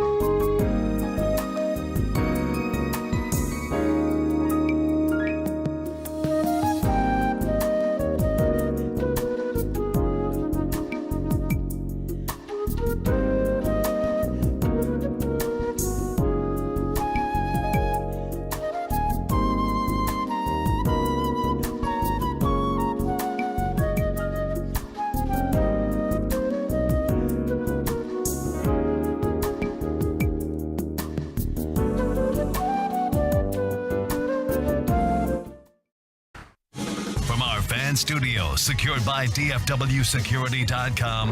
It's the KNC Masterpiece on 105.3 The Fan. Back here on the KNC Masterpiece on 105.3 The Fan, Corey Majors, Reginald Atatula, Alec Medford hanging out with you today. And it is time for the C Block, ladies and gentlemen, where Lord knows what could happen. Probably radio. I do want to point this out. Actually, let's hit this real quick. Who's the freakiest player you've ever seen in college? And you were like, they're gonna be different. Now I know that you can take that word a couple of ways. We're talking about like athleticism stuff. Yeah. Not like she's a very freaky girl. The kind you don't take home See, to mother. I knew he'd jump in on it. He almost didn't want to. He was like, I don't like the way that Corey did that. But that's where we'll start. So go ahead and start texting in. We got a Bruce Feldman's all freaks list, which, by the way, Mozzie Smith was on last year. So like that's if you want to see, these are the kind of guys that you're going to be looking forward to seeing whenever they get in the NFL, because they have qualities, traits that nobody else has, and we'll get to those in just a moment. But before we do got today, G-Bag Nation, we'll talk to them at like 1:40, and they are going to be at Fat Daddy's in Mansfield. Now you might say, hey, like why Mansfield? That seems like a different place out there. It's in the metro. Dude, Mansfield loves this station. It's true. I do want to point that out. Mansfield deserves to get those out there because they show up. Every time we have shown up in Mansfield, especially at Fat Daddy's, it is a rockin' party. So for today, they're doing the Fan Phenom out there. G-Bag's going to be out there from 2 o'clock. Actually, they might already be out there, getting ready for the show and everything. I hope so. I really do. G-Bag is going to be out there at 2 o'clock doing the show, and then they'll turn it over to the Fan Phenom tonight, and we're really looking forward to that because that's your opportunity to shoot your shot on yourself. You don't have to shoot your shot on somebody else. You can shoot your shot on as yourself. And as yourself is the way I should say that. Yep. And then you get your opportunity to potentially be part of the fan family right here at the station. So get out there, have fun with it. And like I said, Mansfield always shows up when we show up. So there you go. It's true. You looked really excited whenever you saw somebody text something in. Because someone said both Ndamukong Suh and Jadeveon Clowney, and I'm like, yes. Yes, those dudes were freaks. Okay. Watching Ndamukong Suh at Nebraska was a problem. Yeah, man. When we talked about last week, we had the conversation of like the biggest athletes, the giants of the games that we watched. Ndamukong Suh is a name that always pops up for me because what do they call them? Dancing bears? You've never heard Broadus use the term like dancing bears? Just like a dude who's massive who also has like lots of dexterity and mobility. Dancing bears? Yeah. I love it. We'll ask him in crosstalk because I'm pretty sure that's a scouting term. The thing about Suh was from fingertip to fingertip, from crown to toe, that dude was just thick, big. Like everything about his fingers, his hands just looked like massive. Yeah. The dancing bear. Yeah, exactly. Yeah. That dude is giant. He was a freak in college sports for sure. From the United 7-2 LeVar Arrington. Did you get to see much of LeVar Arrington's career? I'm sorry. I'm one of the youths. Okay, as a youth, he was built like if you were to draw up the perfect linebacker, you'd draw him up. His body type was exactly what you'd think. He was fast. He was stronger than everybody. He looked like he was a man among boys in college. LeVar Arrington was definitely a one of those types of players. From the 917, Randy Moss. Yeah, dog. Dude, you can't be, 6'5", and that long. His wingspan's like 7 foot. He's fast. He's running down the field, one hand grabbing footballs, making you look foolish. Reggie loves him some Randy Moss. That's true. But yes. So good. Like, I love the almost, it wasn't arrogance because like he could do it and he was right. But like, I love the incredible level of self-belief of starting off of the line on your route and immediately throwing your hand up saying, I'm open. I don't care what's in front of me. Just understand, I am open right now. And the Randy Moss, different. Also different. And you are absolutely right. Reggie Bush was different. Would you put Reggie Bush in the freak category? I had never seen somebody at the running back position with the ability to. I saw somebody say that Deuce Vaughn transports. I heard that. Just teleports through the line. Yeah, teleports. Yeah. And that's what I felt like when I watched Reggie Bush. You would see the hole, and then all of a sudden he's 10 yards away from the hole, and he's gone. And I'd never, when in college, that's why I was like, this dude's going to be one of the greatest running backs ever. But it didn't quite turn out. But you did see some great plays from him in the NFL. But yeah, I'd never seen somebody with that much finesse and gone like I did with Reggie Bush. My guy, the one that completely changed my mind, but I also said I didn't think he had the work ethic to be great in the NFL was Jadeveon Clowney. I was right about him in the NFL. He never quite lived up to number 1 overall. He never lived up to number 1 overall. Which That's fair. It's tough for a lot of number 1 overalls to live up to number 1 Still overall. a damn good player. Like at this moment, still a damn good player. But when he made that one hit, and all the internet was like, that was against Michigan, wasn't it? Yes, and he became Michigan's father. Like that. There were so like the Wikipedia pages were changed and everything, and I was like, this dude. It was amazing. You can't hit somebody and then grab the ball out of the air at the same time as they're fumbling it. That was wild. Poor Vincent Smith. What? He was the dude that Jadeveon Clowney hit. Okay. I never remember his name, and every time I look it up, I'm just like, man, I'm sorry to that man. But Clowney was a dude that when I saw him play, I absolutely was like, that dude, he is different than I've ever seen anybody else with the ability to have that type of speed, the power, and just the moves that he had to go along with it. Now, obviously, there's a lot of, and people are just regaling us with a lot of just like great players from Calvin Johnson at Georgia Tech. I love the ones that are like just freaks, but then played at what is like a relatively small school or whatever. Because I can just imagine the other players that they're playing against. Where it's like, I didn't sign up for this. Yeah. But someone mentioned a current player who is on Bruce Feldman's list. And that's Brock Bowers. Okay. Brock Bowers, Georgia tight end from the tight end hotbed of Napa Valley, California. Brock Bowers is a monster. Is that really a hotbed? No. Okay, you just said it. Okay, all right. I just want to make sure. I was trying to use sarcasm. Okay, all right. I don't know if I will. I'm still learning you, Reggie. No problem. But think of it this way, because one of my favorite things to do in college football is that's somebody's backup. Right? Okay. Remember when Joe Mixon was somebody's backup? Yes. He was behind, what was it, Samaje? Perine. Yep.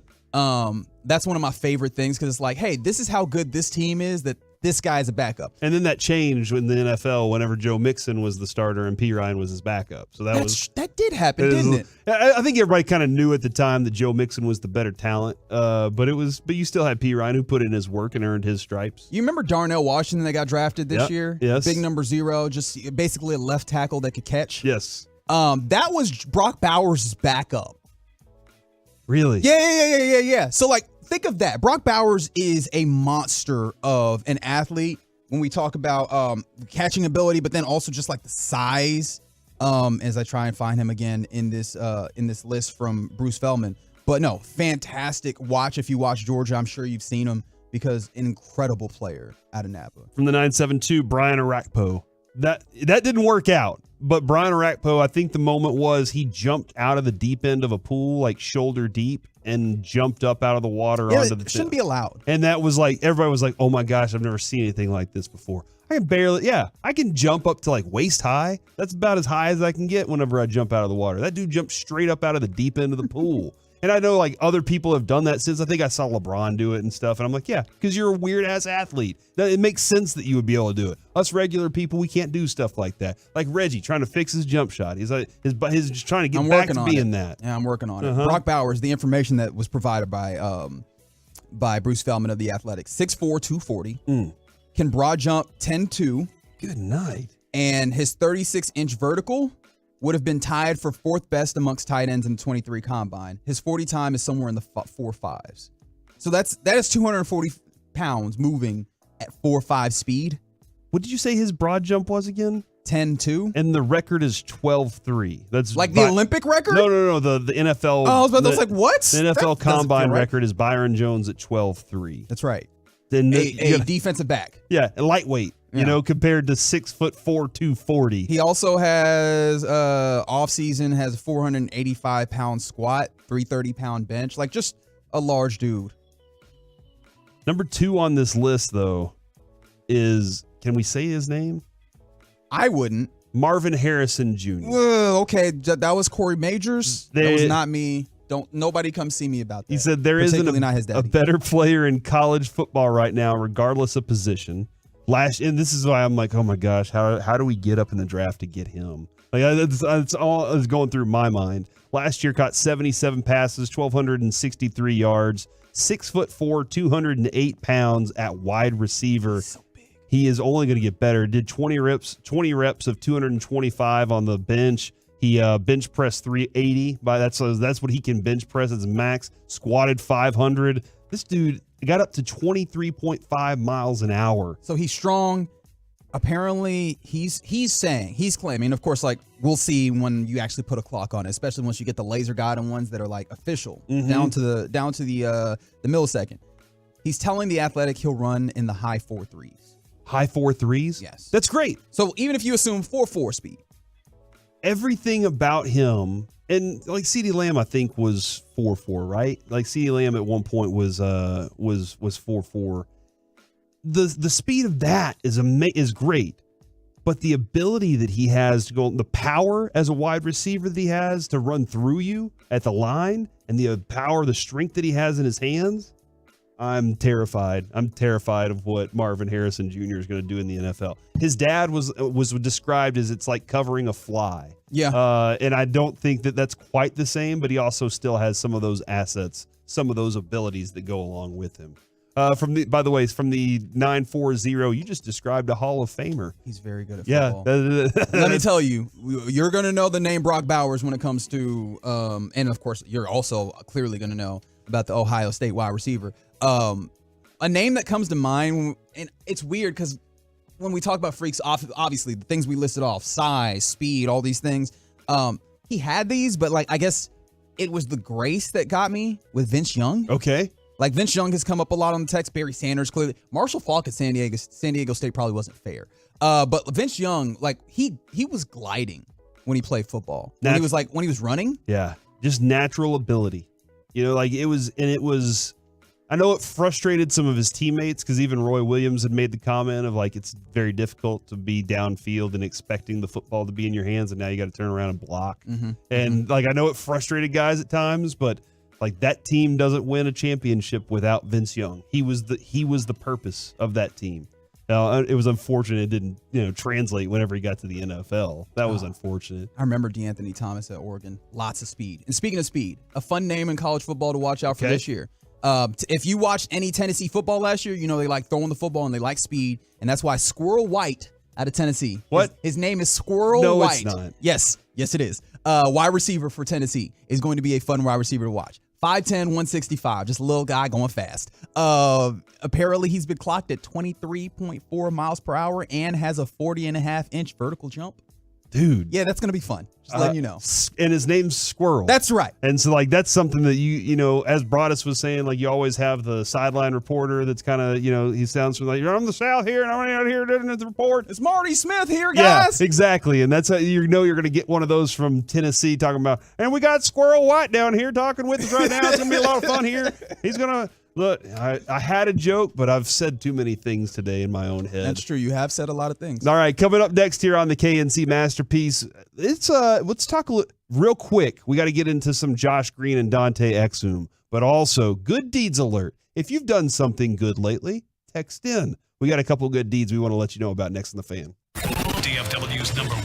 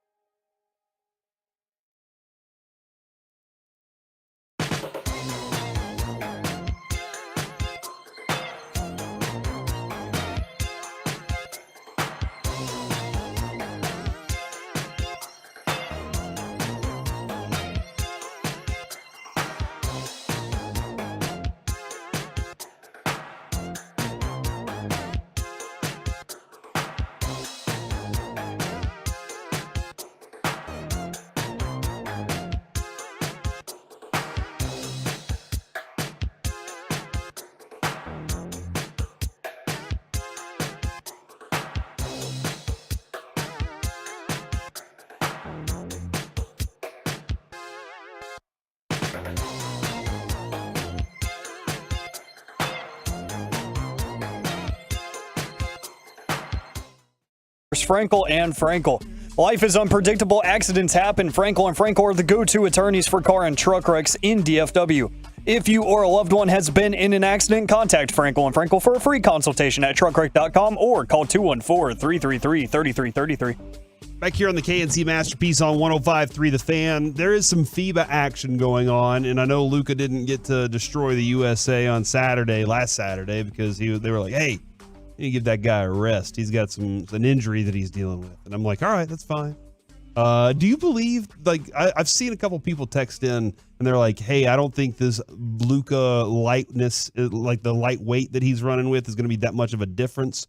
Do you think it's going to be that much of a difference to his game this year?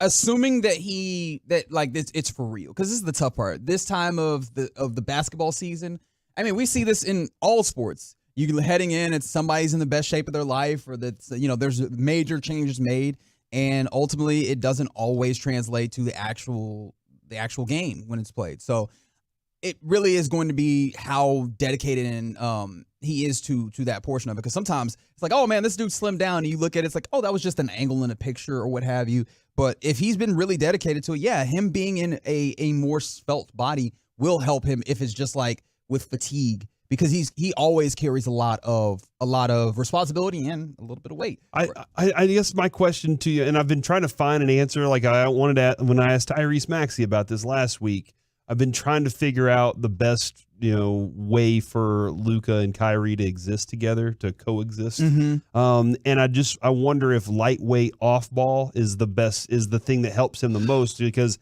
when you're moving through screens, when you're moving around, you expel energy. That happens. And I wonder if that's going to be just not carrying an extra, 10, 20 pounds, whatever it is, how much more helpful that can be, or if you even want Luka off ball that much whenever you have this team the way that it is. No, you want him on ball a lot. Now, the thing about it is, do you want him on ball literally all of the time? I don't know. I think that's the question, is finding the right balance. But you want him on the ball a lot. Like generational passing talent, yeah, you want him on the ball so that he can create for others. But obviously, you want to make sure that you balance it out with making sure that Kyrie Irving is well utilized, so he's not just right? Like it just kind of over in the corner. You don't want a piece that solid to just kind of be over in the corner. You want to be able to make sure that melds well. And look, if I knew exactly how to do this, I'd be making a lot more money somewhere else. And so like that's what they're paying Jason Kidd and Sean Sweeney and the rest of the Mavs coaching staff the big bucks for. Well, or maybe they're just robbing Mark Cuban blind. We'll have to find out. I have a feeling I know what the text line would say if they had to choose one of those two. What do you think Mike would say after last year? I don't know that we could say that how on Mike air, would feel about Jason Kidd and what he's going to be able to get done. All right, Josh Green and Dante Exum, though, they're playing for Australia in the FIBA, and you were keeping an eye a little bit on what they were doing. Is Josh Green? I did see this morning Josh Green and Mavericks are starting to discuss long-term contract. And so, like, what's the next progression in Josh Green's growth? Are we seeing it in this FIBA Classic here? Well, it was an exhibition leading up to the FIBA World Cup that they were playing against South Sudan. And I think they have played 2 or 3 games, Australia has, where Josh Green didn't even play. And so there was real concerns like, hey, man, where's the guy? And Josh Green did play in this game, as well as Dante Exum, both Aussies and both Dallas Mavericks. And so they looked good from the clips that I did see, because I'm not going to pretend like I was up watching all of it, but I did see some clips. Looked good. I mean, Josh Green, good passing, right? Like, still, that's something that he had, was like the ability to pass the ball. And it looks like that's continued to develop. Dante Exum, the shot looks kind of nice. Okay. And of course, that was kind of the Dante Exum, one of his Achilles heels when he was playing in the league before, was that the shooting was awful. Ben Simmons, I don't think he was afraid to shoot though. But he's been playing in Belgrade, Serbia. If I said that correctly, I don't remember. And the last couple seasons, he's upped his 3-point shooting percentage very high. I wanted to see if that was still the case. And again, I'm working off a clip, so make of that what you will. But it does seem like that is coming along. So look, they looked good for an exhibition against South Sudan. I don't know how much I can make of that, but it's good to see them out there. It's good to see them out there playing good basketball. And we'll have opportunities to see more from the Mavericks in the FIBA World Cup. And somebody just asked it as I was just about to ask this question. Josh Green still making those jump passes that Mike gets so mad about? Not that I saw, Nice. but I can't rule it out because, when you're athletic, sometimes you just got to jump. Is that, hold on. I don't know. I just tried it. Is that what athletic ones say? They're like, yep, athletics. Alec, is that a saying commonly around the athletic people? I guess, yeah. When We'll go with it. When you're athletic, sometimes you just got to jump. All right. I'll go with it, but I don't believe it yet. If it turns into a thing, like I know Mike was trying to turn the knuckleballs thing into something, and Ruben's been carrying. By the way, Ruben's carrying that torch around. If y'all want to, if you see Ruben, he'll do knuckleballs immediately. All you got to do is show the hand, and he'll knuckleballs it. He's at Fat Daddy's right now, setting up for the G-Bag broadcast. So if you go out there for Fan Phenom or the G-Bag broadcast, give him knuckleballs. Knuckleballs, Ruben, while you're out there today. That's the way to get things rolling out there. And he's, you know what? I know since he's setting things up, he's hearing this right now. He's probably knuckleballs in the air with me right now. I can definitely see that. We had a great time with Ruben as he's grown into this. All right, it is time for Good Deeds Alert. 877-881-1053.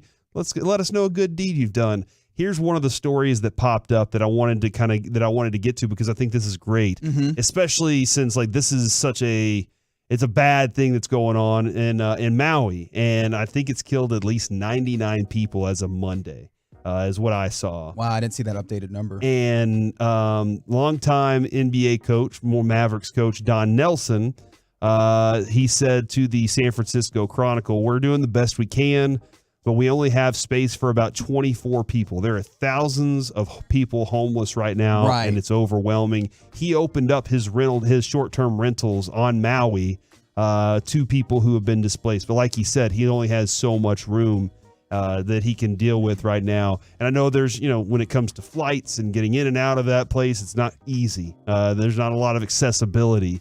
But the fires essentially completely destroyed that town. And it's about 24 miles north of Don Nelson's family home. So him, the first thing he thinks is, how can I help?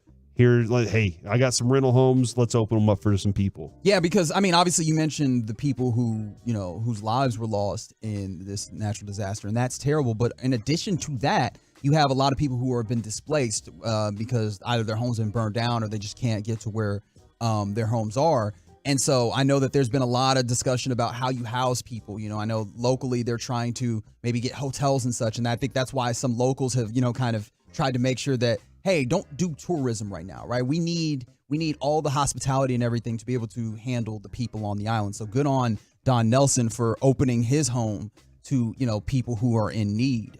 In addition to that, Tua Tagovailoa of the Miami Dolphins is using his Tua Foundation, and they are raising money for victims of the Hawaii wildfire. And as of right now, they've raised $81,000 to help in the efforts, right? So in the recovery efforts. So, it's always another thing to, think about in ways to try and help others. That's a lot of people currently in immediate need. Tua Tagovailoa stepping up to the call, Don Nelson, and many others. Yeah, and I know Don Nelson was asked, hey, are you considering going somewhere else after this happened? And he said, look, this is the most beautiful place I've ever been to.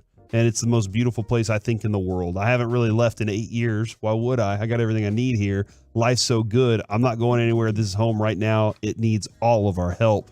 And that I know that brings up, I know this it's kind of in this place of, is it a downer, is it what? But I remember when the Houston floods happened, and we were talking to Jeff Bannister, and Jeff Bannister had probably about 3 minutes of, listen, donating money is great. We really appreciate that. Donating this is great. We appreciate that. But it's not necessarily the right nows where these people are in shock. you're in shock and you're kind of trying to just you're living 24 hours at a time Just awake. surviving and advancing in a way. And he said what most people in these kinds of circumstances, a lot of times it happens, people forget about it after they donated their money and then they move on. It's the hands in the mud whenever you're trying to rebuild this thing. That's where the people have the hardest time, is trying to rebuild their lives and going through that process. It's not just the mental part of it. There's so much more to it. So, I know we deal with lots of different crazy things here, and not just this little area that we live in called the United States, but across the world. But that is, give that thought to it if you can. Hey, man, if you can give some hands to something, if you can try and help rebuild something, those things help out a lot. So I've seen a lot of people text in, like some people were on the Twitch stream saying they were getting called by FEMA to go help out. Oh, wow. And so that was fascinating to see. Some of them were like, look, I can't travel to do that, but there are other options. So, like I said, hands in there and try and help out. That's really awesome to see. And I didn't realize, and Kevin's not here, so I guess I have to pick up for the wrestle. Well, I guess, hey, Medford, you do the wrestle. Yeah. Can you confirm? First of all, I know you do the WWE. Do you do the AEW as well? Not as much, but I do stay in the loop, yeah. So with you being in the loop and me being as far from the loop as it possibly can, from the 214, they say AEW is donating all the proceeds of Dynamite to the Maui Food Bank. Is that correct? Yeah, and they actually did like a sponsored match with the Texas Chainsaw Massacre franchise where they got like $100,000 to do a bunch of branding for them during the match, and they took all of that money and donated it. That's awesome. Wow, that is fantastic. I also saw this story that I thought was a cool deed. And I don't know if it's as much of a deed as much as it is just like right timing and all the cool things happening at once. But this is Mookie Betts talking about what happened when he hit a home run. Back a couple weeks ago, I was on deck and this guy started talking to me. And he said, Mookie, if you hit a home run, I'll name my daughter her middle name Mookie. And I heard this and I laughed, and he said he was serious. And so I turned around and told him, nah, don't do that, bro. Don't do that. And he said, no, I'm going to do it. And I said, your wife wouldn't like that, bro. Don't do that. He said, no, I'm going to tell her. So I think he may have been on the phone with her. So then that at bat is when I hit, I think, the first home run I've hit in my career. And so I circle the bases, come back, and give him a fist bump. There's a little video of it. I thought it was super cool. And then like a couple weeks later, I see on Twitter the birth certificate for Francesca Mookie Mancuso. Shout out to you, Giuseppe. I can't wait to meet Francesca. And that's going to be my girl. That's going to be my girl. So I thought that was pretty neat. Y'all go follow Little Ragu 54. Again, shout out to you, Giuseppe. It's a cool moment. You're standing up there on the on deck circle, and your dude just kind of, hey, do this, man. I'll name my kid after you. And I always like the Babe Ruth, the sick kid. He's in the hospital, and Babe Ruth's like, I'm gonna hit a home run for you and stuff. I always appreciate those stories because I think they're cool. Home runs aren't easy to hit. No, I know these dudes do it for a living, but like even the best of them. I mean, we were just talking to Bobby Witt Senior. He hit one in his career, yeah, and he still thinks about it from time to time. Yeah, he's like, no, every once in a while that pops back up in my mind. And so, like, I just think, like, those are fun things, fun stories that go along with it. A great question, because I was kind of caught off guard when I first heard this audio from Swaggy Booties on the Twitch chat. They're still making Giuseppe's, huh? Mm-hmm. I was like, Giuseppe is not the name I anticipated hearing there. I don't know what name. I don't know if I was just expecting it to be like Dale or Andrew or something, but it was just like, shout out to Giuseppe. And I was like, oh, okay. Yeah. All right. He didn't look like a Giuseppe to me either. I saw. Oh, really? Yeah, I haven't seen a picture. He looked more like a Heim. Yeah, Heim barbecue. Like he looked more like him than he did a Giuseppe. But hey, man, anybody can have a name, That I From guess. the 214, good deed. Wife and I found a lost parakeet with its tail clipped. Clipped tail feathers prevent it from flying accurately. Captured it, bought a cage, fostered it for 2 days until home was found with more parakeets. That's awesome. I like that one right there. My good deed I did today as a mailman. I didn't mace the little ankle biter as I'm taking package to the door. is it a dog or is it a kid like walked out there and was no getting after you? I hadn't even considered the idea it could be a child. From the 817, help somebody jumpstart their car who didn't speak any English. So they kind of had that, all right, what do you need help with? How can I help you? All right, I can do this. That's awesome. And I realized that, I don't know why, but I realized that I'm always on the lookout for somebody that needs a car jump. Oh, really? I got one of those like battery pack jumpers, so you don't have to go car to car. And I've just been waiting for the first opportunity to use it. Dude, I'm not gonna lie. Like, it's very selfish, but also kind of selfless a little bit. You're like, I cannot wait to use this. Hold on, have you used it yet? No, because I relatively recently bought a relatively new car. Like, I think I bought a new car 2-3 years ago. And so, like, not having issues, thank God, right? But I'm like, now I want to see if somebody is having issues. Can I help you out? That is. You know what? I understand that. I think you should be, even if you're being selfish, use it to be unselfish. Adrian has a Cricket. All right. Now, first off, I hate when she gets the Cricket out. What, like Jiminy Cricket? No, it's a printer, like to put, like if I wanted to put majors on here and letters, gotcha. She could print it out and then bam, she could put that on. It's a label maker. Yeah. But it's like you can do T-shirts and all sorts of stuff. Medford looks like he knows what a Cricket is. Yeah, my sister has one. Okay, the Cricket.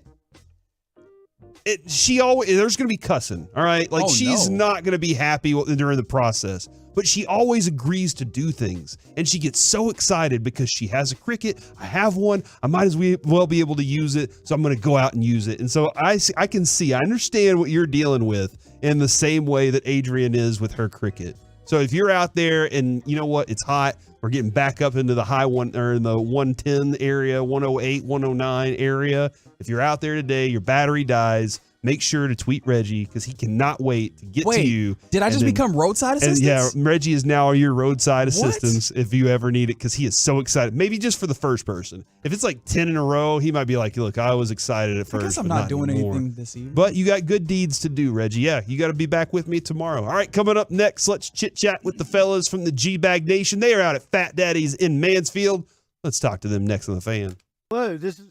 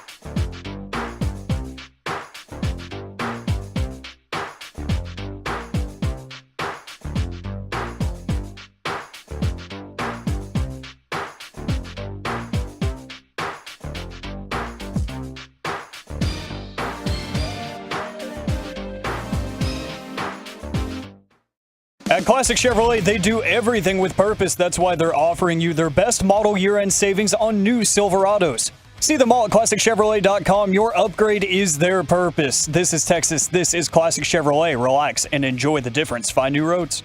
Back here on the KNC Masterpiece on 105.3 The Fan, myself, Corey Majors, alongside Reginald Atatula today. We had Alec Medford in with us, and right now we are joined by the G-Bag Nation, brought to you by D&M Leasing for this crosstalk, and they are in Mansfield at Fat Daddy's right now. Gentlemen, how is you doing?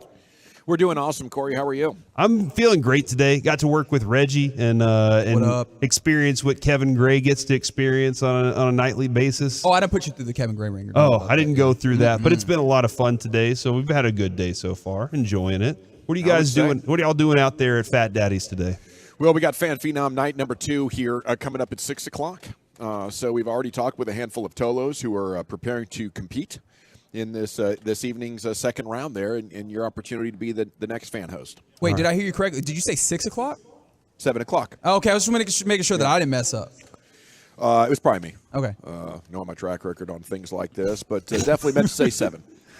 If there is one thing on the Fat Daddy's menu that must be eaten if the people are coming out there, what is that one thing, you guys? Well, I'm kind of partial to the chicken nachos with the chili con carne on them. I think it's amazing. You know, they've knocked this out of the park. But they have a number of delicious selections, including a chicken fried steak. Yeah, that's where I was going. Water. Yep. Did you guys see the section of Hall of Fame burgers? Yeah, they look huge. The burgers look good delicious. Too. Yeah, today's Texas special. Burger. The Texas burger. I saw a gentleman. He was talking to me. Giant. Yeah, it was a nice burger. It's a $12 build your own pizza today as well. I think we should add to this like a Scherzer burger. Ooh, you know, Scherzer most burger. recent Hall of Fame edition. There you go. That sounds amazing. Of course, I'm sure it's going to be an alpha burger at that. Yeah. The Broadus, you said chicken fried steak too. Is special about it? Because I love your taste in food. What's the chicken fried steak specialty there? Well, let me tell you what. I'm going off the picture, and I hope I'm not getting fooled like the Red Lobster. You know, when you go to Red Lobster, false advertising. Man, they make it look like they got that thing right out of the sea in the backyard there, and you know they kind of fool you on that. Mm-hmm. And no offense to Red Lobster if you're listening. They're not even the main culprit right now. I mean, Taco Bell's in the midst of like an entire lawsuit because of it. Oh, really? But they make. But I will say this: I'm going to off. say that Fat Daddy's picture of their chicken fried steak with the cream gravy and all the fixins is legit. I'm going to say that. I'm going to go on record on that. Is Taco Bell? I mean, that's user error right there. You're not going to Taco Bell thinking I'm getting genuine food. No. I'm getting it because I want to eat like crap, but it's delicious. Okay, so it's not suing on the base of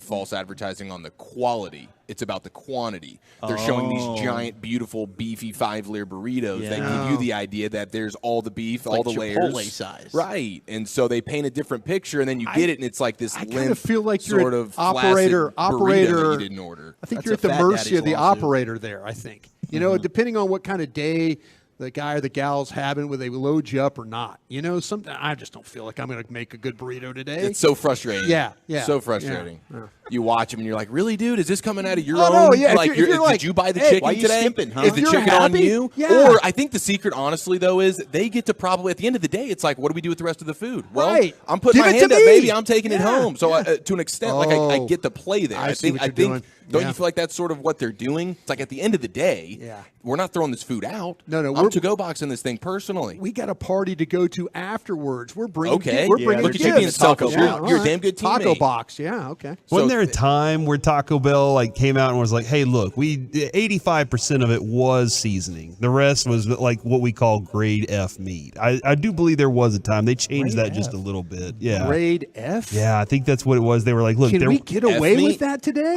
Would you eat F meat? I'd eat the F meat. Are you kidding You might me? be F if you eat it. Delicious. Yeah, it sounds like it was sort of not false advertisement. It was hiding in plain sight. You're effed if you eat this meat. We're letting you know it's F meat. Yeah. All right, very good. Broadus and I don't know where to go from there. Larry Allen. Larry Allen. Allen.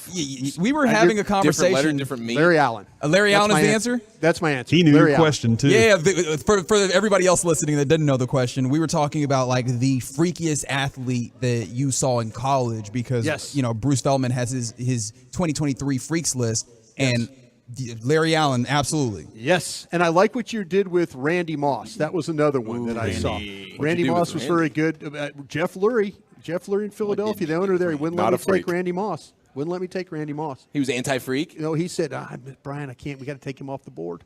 Can't have him on the board. That's okay. Smoking that marijuana. I'm just like, hey, Mr. Lurie, as long as you know he's the best receiver we got on that board. He goes, I'll take the heat for this one. And I'm like, okay. But Larry Allen, Sonoma State, yes. Very good. It was crazy. It's like watching film in a fishbowl. You really couldn't see what's going on, but you saw this mammoth dude just moving everywhere. That's a great one. Yeah. I'd give a vote to Sergio Kindle, local stud. Yep. Yes. Yeah. Texas Longhorn. I thought he was going to be so awesome. Well, if he didn't crack his skull, he probably would have He been. fell down the stairs or something? No, Sergio Kindle was a badass.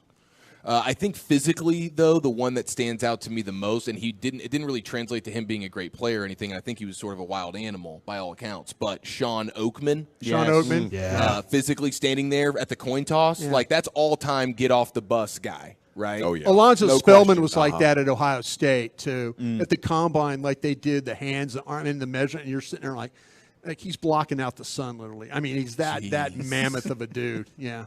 Crazy, though. God, he was crazy. I saw Jaquiz Rogers at 5'5" take down number 1 USC as 21-point dogs. Oh, yes. That was pretty freakish Oregon for State, such a right? tiny guy. Yeah, Oregon State. Matt Moore was the quarterback that day, I believe. How about Darnell Washington last year? Yep. Georgia, 6'7" freak show. Yeah, we were talking about him being the backup to Brock Bowers, who was on the list as a freak himself. So, you can't go wrong just going into the Georgia depth chart and picking a name at random. You will find a freak. Indeed. We also did get into your shoot your shot opportunities, and Reggie shot his shot with Geno Smith last year. He said that would be the year that he would put it all together. I'm going with Justin Fields this year. I'm going to give Justin Fields. I think this is the year that he puts it all together. Do you guys have are y'all ready to shoot your shot on a specific player for this NFL season? I have not thought about this. I love where you're going with Justin Fields. The Bears are my pick to win the NFC North this year. I think Fields is about to have a monster season, so I'm all in. Too on bad Justin the Lions Fields are in the same division as them. I know you're a big Lions guy. We'll see. I think this guy Kenny Pickett in Pittsburgh. Interesting. Interesting. Going to take over the league here, year 2. Yeah, receiver he's got out there is pretty special too. Yeah, George Pickens is great. Hey, Broadus, was I right in that the big guys that have some mobility to them, you call them dancing bears, right? Yeah, I heard you say that. That was some. It's funny because Wolchuk uses that. I think far love more the than dancing me. bear, like Vita Vea. It's funny, Reggie. I wanted to hop on the headset and say, no, it's Wolchuk. It's okay. I'm trash can full of dirt. I'm trash can full of dirt. Yeah, Brian's trash can full of dirt. But you get the dancing bear thing. When I worked with KT, he was another dancing bear guy. But I hear that far more from Wolchuk than I do anybody else. Trash can full of dirt's more like a guard that's just unmovable. Yep. The dancing bear, he's giant. He's No, out that's there. what I'm saying. Yeah. If you use, he's talking about scouting terms, that you would use. So, my favorite one is that guy talking about coaches, that guy couldn't teach a Lions to eat red meat.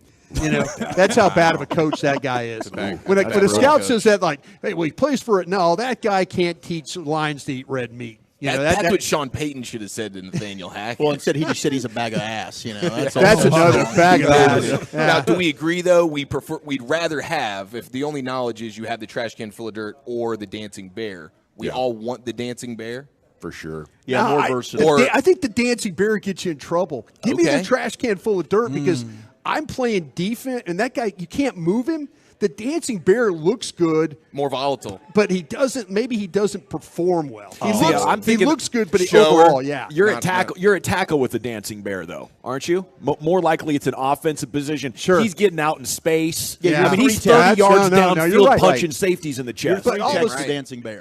But I've seen. There's been some guys. God, what was that guy's name at Maryland that the Raiders drafted that played it at? It's from. I'll think of it later, but.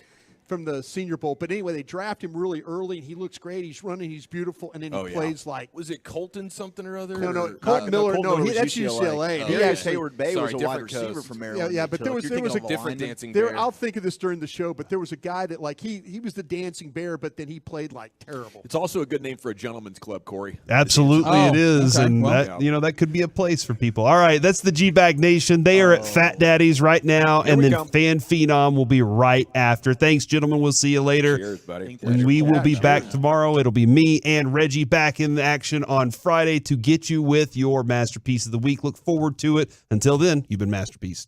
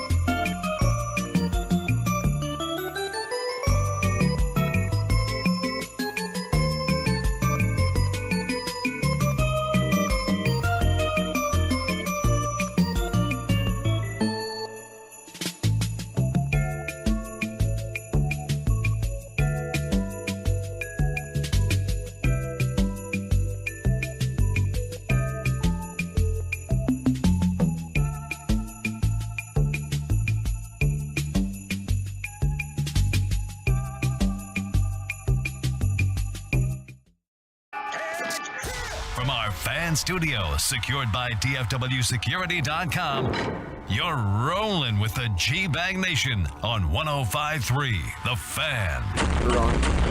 It's hour one of the G-Bag Nation here on 105.3 The Fan. And join us in Mansfield. We're here at Fat Daddy's on Debbie Lane all the way until 7 o'clock today, gentlemen. It's a full show. General at your service. Salute to you. Thanks for making this part of your day. There's Brian Broaddus. How about that? In his old school Cowboys Old school t-shirt. Cowboy. Bruce Campbell was my guy, General. Bruce Campbell. Bruce Campbell, University of Maryland, offensive tackle, 6'3", 314, ran 4.85, bench press 34 reps. His workout, he was a fourth-round pick. I thought he was picked earlier than that. But Bruce Campbell, Raiders pick, those are one of those freak athlete-type guys right there. Didn't play worth a damn. Dancing Bear didn't play worth a damn. Yeah, it's so sad when you see a great athlete, they just can't put it together. It's more than just being tall, strong, fast, and coordinated. Right. There's Wolchuk and Chiafalo. Lucius Alexander is back in the Pimp Cup at Master Control at 75 and Fitzhugh, about 50 miles that away. And Carter Freeman's coordinating your video at 105thefan.com, Twitch, and YouTube. We make it here quite often, but, maybe 3 or 4 times a year. So we'd love to see you. While we're down here, of course, former fan alumni Nate Wood is a teacher at Mansfield High School. We hope to see him before too long. We've already seen Kenny and Quinlan and Tom and a number of other Tolos have swung by the broadcast position already. You can enjoy live music here tonight at Fat Daddy's from The Force. The music of the Police. Tomorrow it's Metal Shop Live 1, one of the best 80s metal cover bands in DFW. And Saturday, it's Texas High Road with Local Yoakum. FatDaddy'sLive.com there for the details. And it's a Fan Phenom Thursday, Chief, which I know you're excited about. Maybe getting some new coworkers here. Yeah, man. I was not there last week for the initial kickoff, and I was having some serious FOMO. So I'm looking forward to seeing some Tolos come out here tonight and I guess come after our gigs. Hurtado was grateful you weren't there last week because they know how much you load up. They were like, thank God. Disappointed. It's like, that Chiafalo guy is not coming, right? Yeah, he's here. Oh, dang. They were down at the Fort Worth Stock Show walking cattle down to the broadcast position. Yeah, Chief's legendary. He can eat. He can eat. We proved it yesterday right there on the fan cam. Yep. This is a good place to eat as well. Hey, don't worry, soda's got your name on it. Fat Daddy's in Mansfield. Another sweep opportunity for the Rangers. Slips by him, 2-zip. Bats didn't show up as Reed Detmer, who'd been getting shelled over his previous half dozen starts, suddenly turned into Warren Spahn himself out there. He really did, man. That dude was an absolute buzzsaw, and the Rangers had been so good against lefties. And here comes Detmers, who did throw a no-hitter last year, but he's really Jekyll and Hyde on the bump. I mean, the dude sometimes can be great, but most of the time this year it's been bad. But he had the Rangers' number last night, and I just felt for John Gray. 12th quality start of the season, and unfortunately just could get no run support. I love his post-game interview. He's like, man, I know I got it in me to be better. They're like, you gave it one run? To Shohei Ohtani. I know. I can't believe it. I got to put this one on me. 2 more runs than I should have given it. That's John Gray for you. Last night was the 5th time this season where John Gray had received 0 runs of support. Which is the most what happens among Texas starters. Yeah, last year it was Dane Dunning, and this year it's John Gray. Like, remember, Dane Dunning would be awesome on the road, but he'd get no run support, so he was winless on the road. This year, poor John Gray's out there just dealing gems and no offense to be seen. He gets the Yu Darvish Award. Usually it's an incredible pitcher that, will put the lineup sort of with this false confidence, and they show up kind of like, well, shoot, we only got to get a couple of runs today. They end up getting no hit into the freaking 7th or 8th inning or something like that. John Gray's a good pitcher. I would be confident as a hitter that we probably only need to score 3 or 4 today, but that is unfortunate. And you know what else is unfortunate? Is that their 3rd straight opportunity to sweep that they've lost the finale in? It is. These guys are starting to get annoyed by it. Yeah. Now, they're going to come on in public and talk about how we don't pay attention. But last night, if you're watching that game in the postgame, you could tell they're getting pissed off at missing the opportunity for these sweeps. Yeah, it's tough. I mean, I could say, because the fact of the matter is, and they'll say also they don't scoreboard watch. Yeah. All you have to do is look up at the outfield, the scoreboard, and say, oh, wait, the Astros just pummeled the the Marlins, and now you're like, okay, well, this thing, you had 3.5, you're trying to stay ahead, but when you give an opportunity where you don't go out there and you don't score runs, and then you blow an opportunity to maintain that lead, you don't want to look back and say, okay, it's just, gosh, we should have won that final game against against the A's. No, we should have finished off the Giants there, except for the home run there in the bottom of the 10th. And then the situation, though, or the 9th, I believe it was one. But it's the same thing. You have a chance to just sweep these teams and kind of keep that distance between yourself and the Astros. And you just kind of gave one away last night to them. And they threatened late. Janko gave one a ride there to the warning track. You thought, oh, my gosh, are they going to finally do it? And unfortunately, that one just died on him. But I think they've won 5 straight series. That one is getting to be annoying when it comes to the third and final game. Maybe you can get the sweep. But all in all, Rangers have put themselves in a great position. The bummer was the Astros won last night. Yeah, we're nitpicking right now on that. I mean, really, it would be nice to put some of these together because, especially, like I said, when you look up at the scoreboard and you've seen the Astros had already won. Yeah, scoreboard watching to be tough to avoid at a time like this. No doubt. Yeah, and I think that's why they say all that stuff like we're not scoreboard watching because if they would let themselves get consumed by it, it would be constant. And we're so competitive as people that I think it's like almost like a mental health exercise to pretend like we're not scoreboard watching. Yeah. It's like, I don't know how you can't do it myself. That's exactly why they are always talking about it. I remember when I was working in the NFL, and like we would be on the road somewhere, and trust me, and I knew how many games we had in the division or where we were, and you honestly look at the teams that are ahead of you or you're ahead of, and you're like, okay, they're losing today. Okay, they're winning it. And you're starting to think out playoff seedings and all that. Yeah. I start that the 1st of November.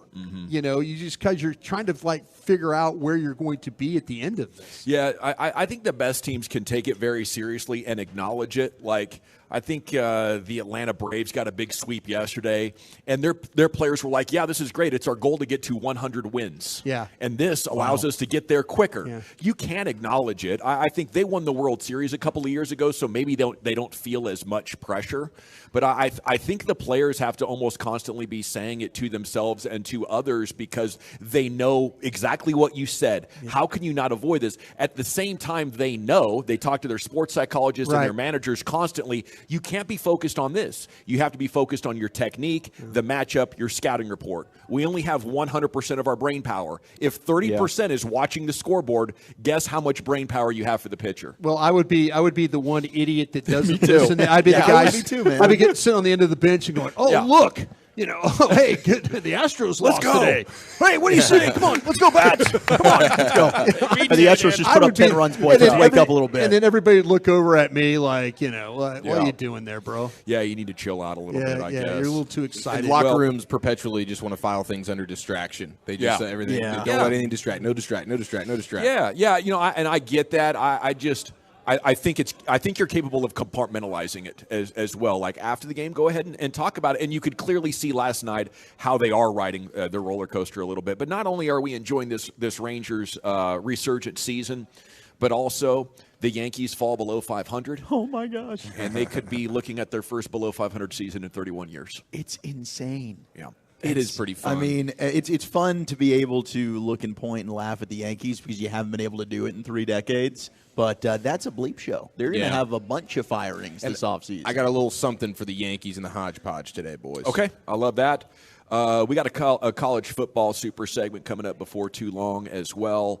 Deion Sanders, once again, he's becoming the crown jewel of college football media.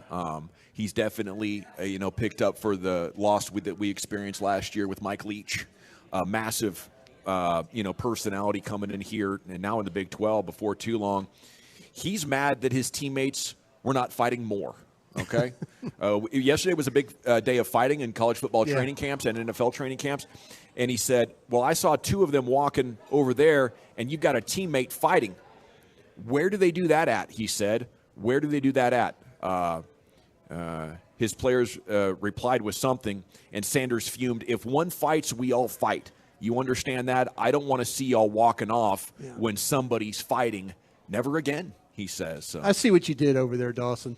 What's that? I see what you did because I fought you 3 yesterday on fighting, And then Dawson just decides, Well, you know what? we all say, hey, you know if one of us are fighting, we're all fighting, Brian. Yeah, that's what Get I'm saying. ready. Fisticuffs up. I mean, Woolchuck was ready. I mean, he was hitting me in the back of the head. You were kicking me. I mean, everybody was kicking me yesterday. Yeah. But Dawson, this is what he does. Final word right here. He makes sure, because he knows I have no rebuttal to this. If Deion Sanders believes in Deion fighting, says it. who are you to say, Yeah, Broadus, dude. that you shouldn't believe in You that? spent too many years in the league, and now you're going along with the company line. Oh, we don't want to fight. Here we go. I told you, this is what, I mean, hey, It's this is what he did. In the show sheet, he didn't have this on initially. I think he just added this just to make sure that, hey, let's take a swing at Broadus, the softy. Yeah, we'll get this show started properly. And here we go. I think Jack Broadus in the is Box feeling style. himself a little bit. Last time we were here, a young lady sat right over there and was trying to get him to take her out. Yeah, that was, and it's funny. We did. We went out. We actually did go out. Oh, did you? Yeah, it was a Tolo who brought his mom's friend.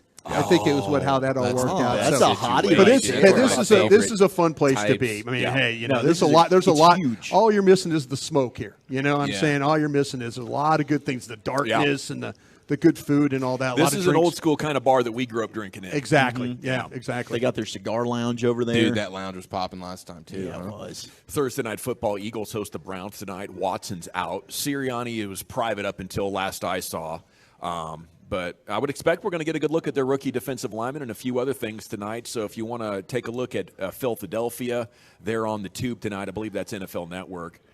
Jets coach Tony Oden taken to a hospital after he caught friendly fire during a training camp fight between the Jets and Bears. Point Krusty. Okay. Don't be fighting. There's old coaches around who could get seriously you hurt. never know when you're Have going to some get Don self-awareness, old Zimmer. coach. You know what I'm saying? Yeah, let's stay away from the coaches.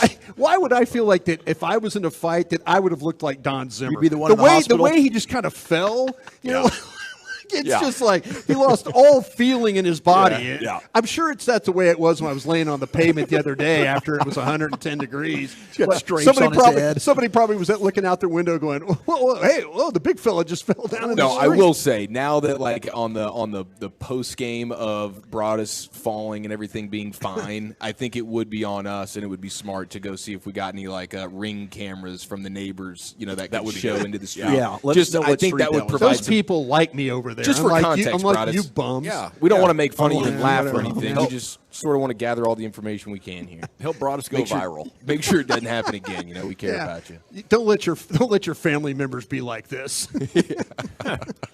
And we drink have some water, please. Yeah, lots of water. Get Yeah. hydrated out there, especially at a time like this. We're shooting back up into the high 100s Yeah. again. How's that soccer Golly, are you practice kidding going to me? be? We're ready for it. You know, Yeah. we're, Your team's tougher, we're, huh? We're totally They conditioned fighting for each the other heat. over there? They're- Well, if one fights, they're all fighting. They're all going to fight. It starts. We had a pretty good fight on Saturday actually. Girl got elbowed in the gut. Oh, it's what happens. You know, she Did you was see shutting that down. one time with Kareem Abdul-Jabbar got Kent Benson got him in the gut? Like he bent Oh, over yeah. and then he slugged Kent Yeah. Benson in the face. Hell of It was a punch. different era. It is a much different era.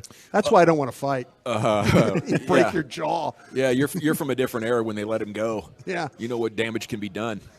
Some good Mavs news here. Luka Doncic is hosting a 3-on-3 tournament on a lake in Slovenia before Mavs camp. I don't know if you saw this, but it's a floating court from what I saw. Did I get butt cracked? floating No, court? I saw some type of Sponsored headline. by I some was vodka assuming company. the butt cracking, Yeah. so let me double down and just confirm. Aaron It saw looks killer. It might be a I butt hope this crack. is real. No, that's badass. And we just got their opener. I think their home opener. They're playing the Nets. Oh, killer. Kyrie versus the Nets and Dinwiddie. Yeah, dude. There it is. Yeah, It's dude. confirmed. Isn't that great? Apparently, so apparently Slovenia is like Colorado, like it's nature yeah. paradise. Yeah. So you go up there, there's lakes and mountains and hikes and all kinds of stuff. And he's found like this mountain lake, put a basketball court floating on a giant platform in the middle of it. You can see like mountains, like it's the Swiss Alps in the background or something. Okay. This is beautiful. This is amazing. What if the ball goes OB? I mean, does it We'll go have out extras. into the lake? It'll Have float. extras. Do you think? Yeah. Like, I do you- think balls float. Do you have to have some people around in a boat to go get the ball Probably. when it goes out Yeah, of that's bounds? where the fans are. They're Well, just you- going to you swim can't- up to the side of the you can't court have and they'll too just much- throw the balls back. That's how you go. Your court side or Yeah. your water side Roll or up whatever. like it's spring break at Lake Havasu to Hell watch. yeah. I think that is better because you can't have too many boats circling around. You create a wake, and then all of a sudden now we're unless that's part of the whole bit where it's like we want this thing to be rocking at times a little bit. I don't know, or maybe it's chained down in a way that keeps it from really swaying too much. But I like the idea of it just floating through Slovenia. This is amazing. Dude, I want to just floating out to sea. just want a vacation. You're It's drifting like into these big ships going by, and you're playing basketball out there. Yeah, all right. It's a lake, not an ocean, Brian. Okay. Yeah. Oh, yeah. After. Oh, we're it's not a lake. doing- It's just yeah, okay. Well, I thought maybe it might find the mouth of the lake and go somewhere else. You know, I don't know. Could you find Slovenia? Could you be close to Slovenia on a map? I bet you I've flown over it. I bet you have too. You probably have. And NFL the Europe, ocean man. in Slovenia. Yeah. And that find it on mail a order map. bride. What are you kidding me? I love it. I love it. Broadus is in his bag today as we're live at Fat Daddy's in Mansfield. Josh Green in talks for a new contract, named a starter for Australia as well. He beat that Matisse Thibault guy out. Good for him. Yeah, so he must be dominating. He must be balling. The coach is calling him because remember Della Vadova? Yeah, he played on that team, and Deli that guy is coached him. open. Yeah, Deli, and he was just a vicious defender, Pat Beverly kind of guy, just Yeah, just a annoyance. pesky pain in the rear. And there's a quote from the coach talking about how Josh Green it takes that up even more so. I love it. So Wow. how about that, guys? We got the I we got mean, the Thibault- champion Deli. Thibault's in the league just to defend. Exactly. I Josh know, Green's yeah. better at defense than him. Well, he at least He's close. and he at least has some offense to his game too, which helps. Right on, dude. Well, Oh, that's bold. Well, compared to Matisse Thibault. I got you. Oh, that's our guy. Or is He it wanted to be a Thibault? Mav. I don't know. I'm still confused. we have ticket giveaways here and special pricing from Rally House. Fat Daddy 781 Debbie Lane in Mansfield. Fan Phenom is tonight at 7 o'clock. And our gal Sky will take great care of you. Yeah. She's already delivered multiple beverages and time. good food. So if Yeah. you want good service, food and bevy, swing on by. Update a report on how the offense is transforming. The latest intel out of Oxnard here of what Mike and the OC have in store. That's next right here, the G-Bag Nation on 105 through the Fan.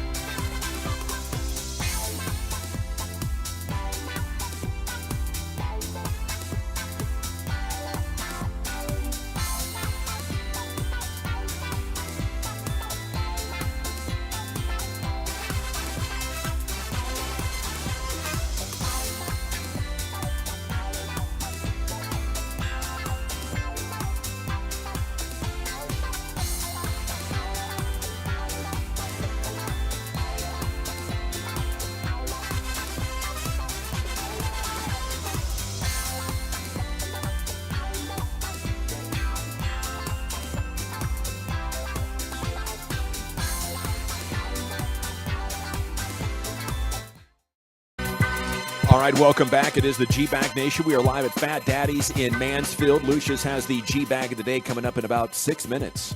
Okay, segments brought to you by the Frankles. Life is unpredictable. Accidents happen. Frankel and Frankel, the go-to attorneys for car and truck wrecks in DFW. If you or a loved one's been in an accident, contact Frankel and Frankel. Free consultation. 214-333-3333. Go to truckwreck.com. The Force is playing at Fat Daddy's tonight. That's the music of the Police. So great opportunity to enjoy some live music on the stage right behind us. That's right. Yeah. Didn't you have a police shirt on yesterday? I wore a police shirt yesterday. Yeah, you did. Hey, by the way, too, Gavin, on our promotions desk over there on the other side of where we're broadcasting from, the sign up. If you want to come in and sign up for the Fan Phenom. Oh, yeah. We got the sign up list on the promotions desk, so you'll see it with the pad, the pen. Put your name on there, and then that's the order that I believe that they'll go on. Yes. So if you're coming in, don't have to ask. It's right there on our promotions desk.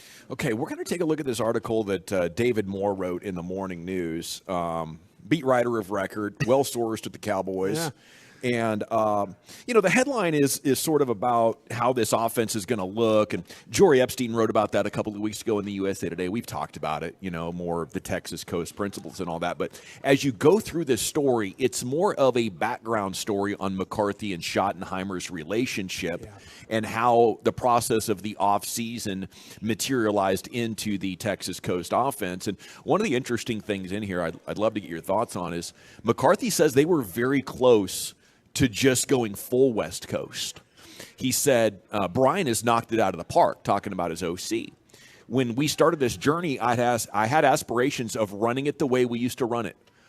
Then quickly, when I got in the room with my other responsibilities, and once the personnel part came, it was he's been carrying the workload on this from early on, Brian. And this is something that you pointed to as we were going through this process is don't be surprised if this becomes Brian Schottenheimer's offense. Mm-hmm. No, and especially he likes to defer, doesn't he? No, Big Mike? Mike does, and that's the thing. I mean, Mike's the same age as me. You work hard to a certain point, and you're like, man, let somebody else do this. I'll delegate. Let somebody else take the fall? Not make somebody take the fall, but let somebody else that wants to carry the load. And that's the one thing. You talk to defensive players about what Brian Schottenheimer was doing last year in that Ben McAdoo role where he was getting them ready every week. The players will tell you that he was walking up to them in the lunchroom and stuff like that and say, hey, this week you got to get ready, that 3x1. You got to, keep an eye on this. And the defensive players, they got to know Brian Schottenheimer actually more than the offensive players. But that's the thing about it. I think with Mike McCarthy, he's to that point where if things don't start off well, I could very well see in week 6, week 7 that he says, Brian, you take this. You call it, and let's see if we can. I'll manage the game over here. You manage the offense, and let's see if we can do this. Now, would everybody erupt in laughter when Mike McCarthy says, I'll manage the game? Well, but that's what he'll say. That's what he'll say. He'll say, or do they have the couth to just eat it? Oh, it's an internal thing for sure. Up until the final 2 minutes of the first half of regulation. I just kind of have a feeling that if things don't start off well, he could, but his. It's funny. Guys won 25 games in the last 2 years, and every conversation we had in June radio was hot seat, hot seat, hot seat. And who's the guy that's on the hot seat? It's Mike McCarthy. And who's in the bottom half of the quarter or the head coaching rankings? Yeah. It's McCarthy. It does seem like these two are on the same page, though. They both learned under Brian's dad, Marty Schottenheimer. Yeah. And I think you're right. Like, if something were to happen and McCarthy's not comfortable with this or he's not liking the way things are going, he does have a comfortability to just turn things over to Brian Schottenheimer. Well, actually, McCarthy learned under Paul Hackett, which is Nathaniel Hackett's dad. Who's a bag of ass. Yeah. In college? Yeah, he was at Pitt. Yeah. I'll never forget this. And this is how far back I've met Mike McCarthy before. 1990, Texas A&M. Ooh. The Pitt staff came to Texas A&M with R.C. Slocum to kind of exchange. Hackett and Slocum had been together at USC and worked together. Yeah. So there's that connection, and that's where McCarthy got his first gig. Schottenheimer's dad gave him his first NFL gig. Right. Yeah. So that's your connection right there. That's where, we all know Marty Schottenheimer. It's LaDainian Tomlinson. It's Christian Okoye. It's slam the ball at you kind of an offense. Yeah. But that's where you get these you get your understandings of where they're. But Brian Schottenheimer, I'm interested to see if they can in fact pull this off. I do. I'm excited about it because I think we need more Brian Schottenheimer. We need like the wisdom of a coach like Marty, but also, like Mike Shanahan was aided by son Kyle Shanahan saying, "Hey, Dad, I know we've done stuff like this for a long time, but here's the new stuff that we need to be adding." And I think, Brian Schottenheimer ran with more creativity in Seattle, and that's my recent memory of him finding success. And I hope something similar can transpire. It's a great article, though. David Moore in the Morning News, and they start out in Kansas City, both their first pro jobs, and Mike says he was the coach's son, so I was trying to run his ass out of the building, giving him busy work. Yeah, like the first job that he gave him. But after that, it touched off this fabulous friendship that has lasted decades. You could get the sense that they've been waiting for an opportunity to work together again. This is where I feel like that maybe this is where that Mike McCarthy is different than everybody else. His loyalty to people who helped him along the way, the Mike Nolans of the world. He said it's the easiest hire he's ever made. Yeah, to your point, Brian. Mike Nolan gave him a job. Gave McCarthy a job when he was coming from working with New Orleans. Gave him his first OC job. Well, who's the first person he gives an opportunity to? Mike Nolan's kind of sitting out there being a linebacker coach in New Orleans. Well, hey, I'll make it the DC here. So maybe to a fault, his friendships or people who have helped him get to where he is later in his career, he's now repaying all those favors. And Brian Schottenheimer's a qualified coach. So that doesn't make that one makes sense. But there's been some hires that you go, man, his first staff, he turned over a bunch of dudes. He did. After that. I don't know if we can trust his hires, but I think Schottenheimer is one that we can feel pretty good about. And I do hope that different from Kellen Moore, if he does go to managing the game chief, he's actually more involved than letting Kellen Moore be on an island because he has a relationship with this. No doubt. No question. It's time now for the G Bag of the Day. Into the Pimp Cup we go. Here's Lucius. Yo. Here we go. Do I sound good, fam? You sound great, bro. All right. Here we go. Our winner and champ of G Bag of the Day is Kevin Brown. He is the announcer for the Baltimore Orioles. He's in the booth again. Yes, he is. He's back. Yes, he is. He's back. And he's schooling the folks about Blink 182. All the small things. Don't tell me you don't know Blink 182. I'll be honest, never heard of Blink 182. Fam, I just don't like how he said that part right there, bro. We have to run it back if I was old Kevin Brown. We wouldn't even got past that part. Like, why would you say it with that little on it? I don't like that. That's Ben McDonald. That's the old Ben McDonald, the old pitcher from the Orioles. Oh, Ben had to bend the knee. Yeah, exactly. Don't tell me you don't know Blink 182. I'll be honest, never heard of Blink 182. Are you kidding me? Sounds like a fighter jet to me. Let's get out of here. You don't know Blink 182? I probably know the song. Yeah. All the Small Things? No? Sing it for me. I might recognize. Small things. Oh, okay, don't sing it anymore. Say it ain't so. Turn the lights off. Bury me home. Tom DeLonge has had a lot of Padres games. Big fan. I Miss You. You don't know that one? I don't think so. Sing it. I mean, I might if I could hear the song. Tom has this very distinct nasally voice. Sing it. So he goes, "Where are you? And I'm so sorry." Yeah. Now I recognize you it. You got you it sound now. just Thank like you. him. Yeah, about time. Come on, man. I think he's patronizing him there myself. You think he's setting him up? I think Ben doesn't know what the hell he's talking about. Still wondering who the hell is Blake. Yeah, I don't think so. Okay, I thought he was just really trying to get him to sing on air, so he was teasing him out like, "Oh no, I don't know. I'm gonna have to. You're gonna. I don't have think to, Ben you know, knows. You're gonna have to tell me. You're gonna have to sing it." He sounded incredible when he did it. He nailed it. I think this is the worst champion we've ever had, to be honest with you. I love that this guy, Ben McDonald, didn't know him. At least we're getting far enough away from Blink 182. Lucius does a hell of a job bringing you this audio. This is just my personal hell. This is a me problem. I'm thinking honorary G-Bag of the Year. Let's get this thing 5-time status, folks. So speaking of best ones, we haven't had a G-Bag of the Year yet. Yeah, we have. We haven't had a nominee. Yeah. And old dude talk about inseminating horses is some of the best audio I've ever played in my entire life. Oh, that's got to be. I've ever heard on the radio, period. And I listen to a lot of damn radio. Hours and hours and hours of radio I've listened to it. I've never heard anything like that on the radio. If I played you the raw version and I told you I played that on the radio in Dallas-Fort Worth, you'd be like, there's no damn way you did that. That thing was legendary. That was. Oh, that was good. I could hear it every day. No way. All right. Yesterday was a church day. Shout out to my man Reverend Ike that I watch on YouTube and Pastor Freddie Hayes that gets busy here in Dallas-Fort Worth. There was a testimony service. It turned into tea time at New Hope Baptist Church. Our home caught on fire a couple of months back, and New Hope came through. You guys really helped us out, and I want to say thank you to each and every one of you. I'm sorry, myself and my family, we greatly appreciate it. You know, a while back when I was younger, the church was a pillar of the community. When you needed help or when you needed something done, you went to the church. What else? I'm saying it's good to see that that's still going on today. Amen. In the name of the Father. Now, for my second order of business,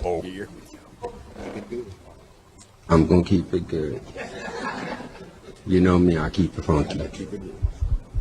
There's some things that's going on inside this church. Uh-oh. My mother is messing with Mr. Nate. He's a married man. No. You're not supposed to do it like this. It is clean. No, sir. To God be glory.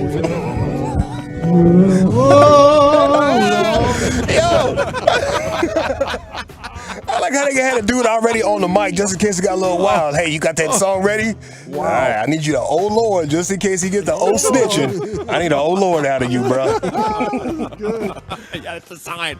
If I do an oh Lord, you hit that music. He hit it. Oh. That's our safe word. A couple Hail Marys. Let's see what else we got for you boys. I love this song.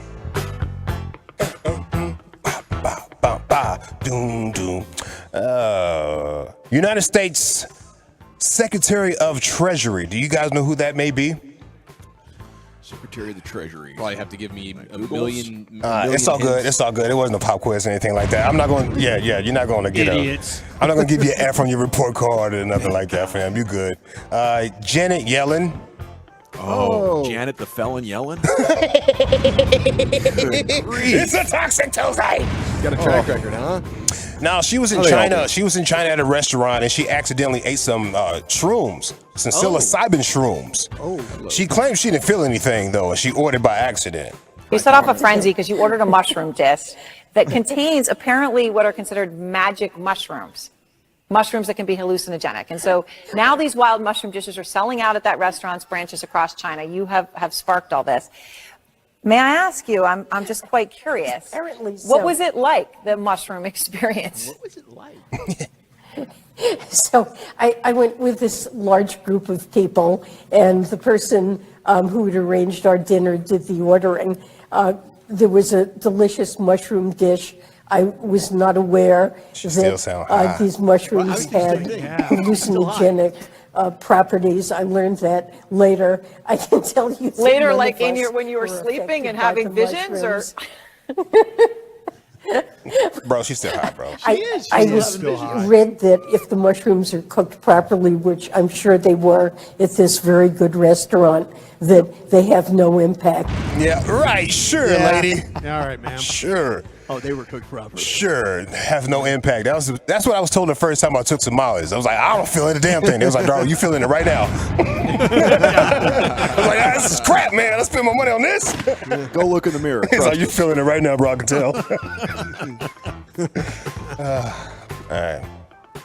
Let's see what else we got for you boys. Oh, damn. Look at the time. We out of time already? Yeah. No way. Yeah. Play it, Lucius. You got it, man. All right. Go ahead. Don't worry about it. All right, brothers. Church Day. Bishop George Bloomer out of North Carolina. Yeah, he believes women give off a scent during church service. Oh, no. Gives off a certain scent. He starts to cuss and use the N-word and everything during his sermon. Oh, my God. No, that other kid's mom does. Oh, clutch your pearls. Shut up, Dawson. That is irresistible to him. My God. And when that heifer comes around, everything is turning. All the men in the house are scared right now. And all the wives are looking around. Want to find out who's the heifer with the scent. it ought to be you. Hey. Y'all ain't hearing what I'm saying. All right. You ought to get bad enough, glory to God, to excrete an odor, an aroma, and a scent that keeps your nose wide open. Come on, bro. Y'all ain't, I didn't get no amen out of you. They keep his nose wide open. And if you can't do it, find out who got his nose wide open and study her. And after you learn what she learned, kill her so you can take the position back in your own life. What? I can't get no help in here. Some of you was going to join. Say, I ain't joining that crazy church. You better. Wow, it's a murder church. I ain't getting no amen. Straight Old Testament stuff in there. Okay, is it the champion, the Blink 182 baseball talk? Is it church cut number 1? The guy had some announcements to make. Is it Janet Yellen, who had quite a vacation? Or pastor saying a woman has put off a scent there? I didn't feel a damn thing.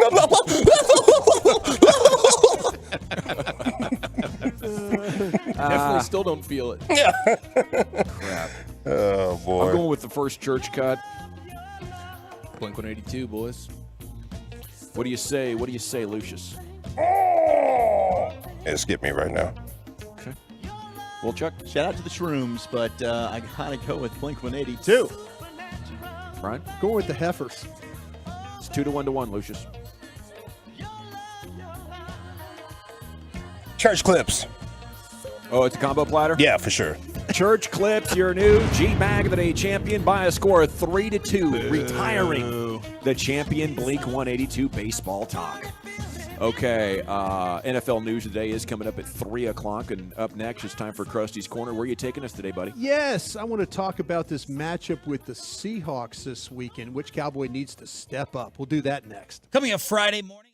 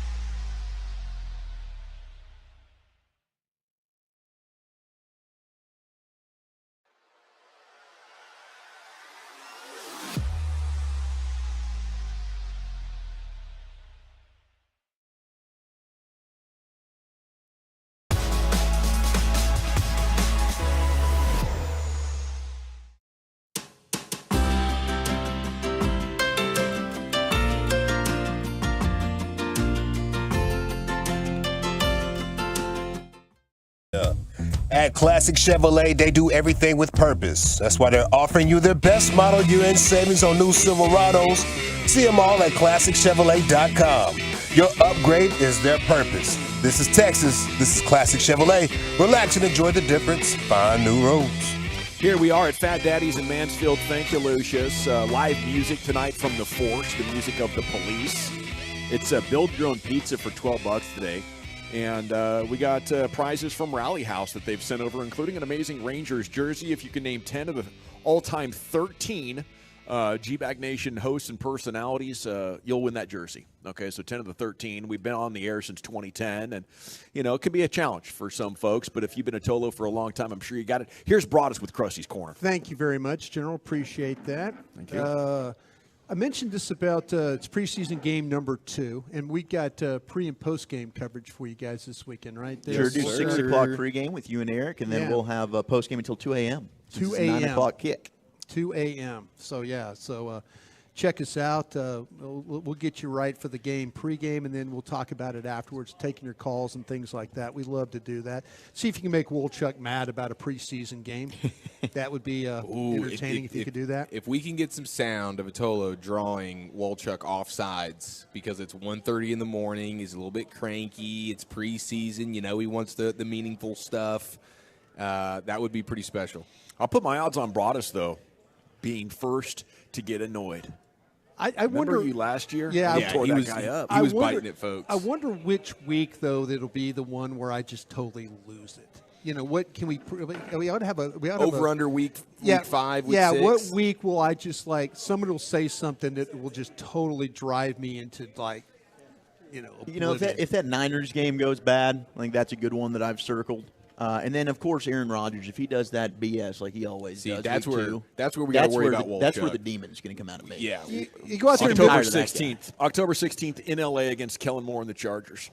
Oh, that's the set-off night. That could be a very And that's Monday night, that's that's late night, a little bit grouchy. That's do a show up till the pregame show, and then we go till 1 a.m. So it's a 12-hour day, something 14. Like that. Yeah, something like that. Well, don't worry, we'll take Gavin. You saved yourself with the or something like that. You weren't dead balls on the 12. I know, you're right. You're right about that. All right, guys, we got some Cowboys that, we're running out of time here. They break camp. Today is just kind of a receiver from South Carolina. I felt like going into camp that, he was a guy that was a little bit kind of an unknown, late pick. It's kind of shown up really well. Last week, maybe not benefited very much from the quarterback play that hurt him a little bit. Mm-hmm. But it seemed like the game was really sped up for him. And he didn't handle that very well. And he was one of those guys that I felt like was battling for that 6th wide receiver spot. It was nice to see Simi Fehoko, kind of a friend of the show up and do some things. Dennis Houston also played pretty well for you last week. Are we at the point now where Jalen Brooks, Zach, Eric, Gavin, does he need to have a much better performance than he had last week against Jacksonville? I would say yes. I think that practice he's been dominant, and I think that the word coming out of camp was from the coaches after they studied the film. That wasn't the same guy we've seen on the practice field, but you've got to be able to translate that into game action. So I think, Simi was the opposite. Simi hasn't been great in practice, but then he was really good during the game. So I think Jalen Brooks, his special teams attributes, I think are going to help him a lot. I think he's a better special teams player than Simi is, but he's got to make sure he can translate that to actual in-game reps. Yeah, I think he's already played himself to a point where he's for sure a practice squad guy. I mean, he's guaranteed locked that way. And then it's like, can you crack the 53? They're going to have to make some tough decisions, and you can help yourself in those tough decisions if they can recall back to an in-game moment or 2 or 3 where it was like, hey, look at this, he can do it. So he's probably the guy I'm most excited to see because, I mean, you still, even to this day, we're looking at clips of him doing nice things in practice still. With the ones as well. Right. So I'm hopeful for him that, he can make a couple of plays. Does Malik Davis need to show better than what he did last week in this football game? I'm looking at him, I'm thinking about Deuce Vaughn is, battling right now, I believe, for that 2nd spot. Rico Dowdle, I think, is a better pass protector. I mean, the runner, they love Rico Dowdle, but he always seems to get hurt. Is this kind of a make or break game for Malik Davis here? I think they're always going to need guys like him. I think he's solid enough that you'll be on the periphery of the roster, and he's not so impressive that a team's going to poach him. So I don't think he needs to have a huge game to stick around in the Cowboys' plans, because he's a good emergency running back to have if you have multiple injuries. At this point, is it possible that he's so impressive? I don't know. But, man, how amazing would it be if he could come out and have a big game and get us excited about another full-size guy back there? I don't know if it's possible at this point in his development. Yeah, it's Hunter Lipke, right? If Hunter Lipke looks good, does he end up taking Malik Davis's spot? So I think, yes, because of Hunter Lipke and how they're really using him as a running back and not a fullback. Right. That's where things start to get a little bit fringy for Malik Davis. Yeah, I feel like, though, with Hunter Lipke, you could kind of maybe him and Davis, you could tag them together. Yeah. One of those guys is going to have to kind of show up. And, I know that Pro Football Focus had Hunter Lipke's pass blocking is some of the best, but I went back and watched that tape. There was a couple of times there where it was check and then get out in the route, check and get out in the route. There wasn't actually – the one time that he got pass blocking responsibilities, he got kind of tossed to the side. And I'm nothing against Hunter Lipke and North Dakota State, because that whole nation or that whole fan base – came after me about that, but that guy, he's got to show a little bit more. On the defensive side of the ball, I think this is a huge game from Jabril Cox. Because I'm with you. The linebackers to me are all showing up. And, we'll see what happens with Malik Jefferson. I'm not really counting on him. Harper played very well. Overshown played very well. This is where I think now that Jabril Cox has got to step up. He can't just have a game where it's 2 tackles and he doesn't look like he's playing with quickness or any awareness or anything like that. So I think this is a super important game for him. I think this is a really important game. We'll see what happens with Nashawn Wright in his situation as well. Eric Scott, I thought last week played. He admitted being nervous about the game. He admitted being nervous about that. One of those guys, McQuamu didn't play particularly well last week. Surprising to see him struggle. It was very surprising. Keep an eye on a guy like Josh Butler. I know that's a practice squad guy potentially there, but let's see if he could find a way to push some things into maybe, because he's going to get some more opportunity, because just like what we talked about with TJ Bass, there's some guys that showed that they could punch in a certain category, a weight class. We'll see if these guys like TJ Bass and Scott and then also Butler can fight at a higher weight to make this football team. Can it be tough for those defensive backs when you're not getting the pressure of your starting defensive line? I mean, you're having to defend for longer. Maybe your technique is sort of refined around the idea that Micah's going to be buzzing the quarterback about 2.5 seconds after the snap. No question that would help your situation. But you also have to be able to show up. Maybe the fact that, with Scott playing off as much as he was, he's a guy that has played some off technique and has looked pretty good doing it. I just want to see him play with more aggressiveness, and because I think he's capable of doing that. But also, too, with Wright and McQuamu as well, those guys, I think, maybe not so much with McQuamu, but Nashawn Wright's kind of looked good in some practices, looked bad in some practices.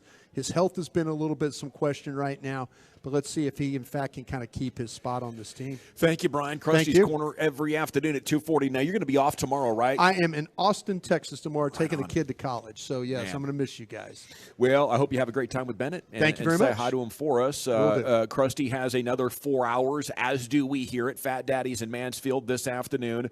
Round 2 of Fan Phenom is coming up at 7 o'clock. Chris Arnold's going to be here helping you audition, and if you would like to participate and try out to be the next fan host, our location, 781 Debbie Lane in Mansfield. Have live music tonight, tons of fan specials, and again, the prizes from Rally House if you can name 10 of the all-time studio members of the G-Bag Nation.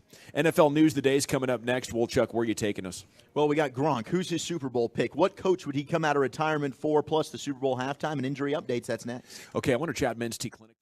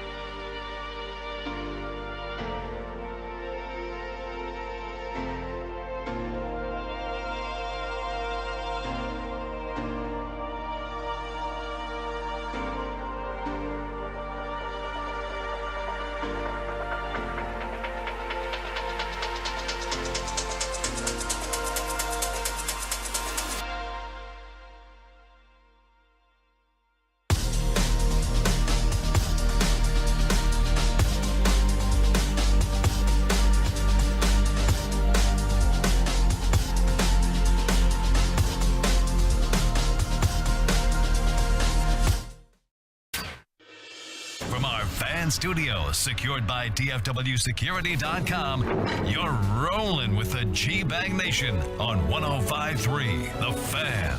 Welcome to the Nation. It's hour 2 of the G-Bag Nation on 105.3 The Fan. We're live at Fat Daddy's in Mansfield.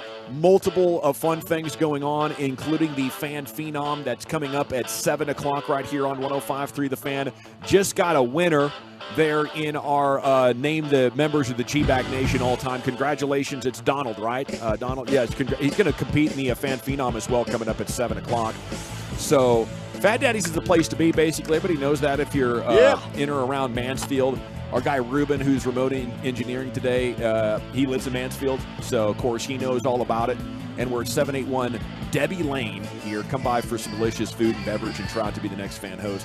Here's Wolchuk with your NFL news today. Thank you very much. Let's start with the injury news around the National Football League, and then we'll get into some Gronk audio with the brilliant Kay Adams. We talked yesterday about Traylon Burks, the Cowboys target for a while 2 years ago in the draft at Arkansas.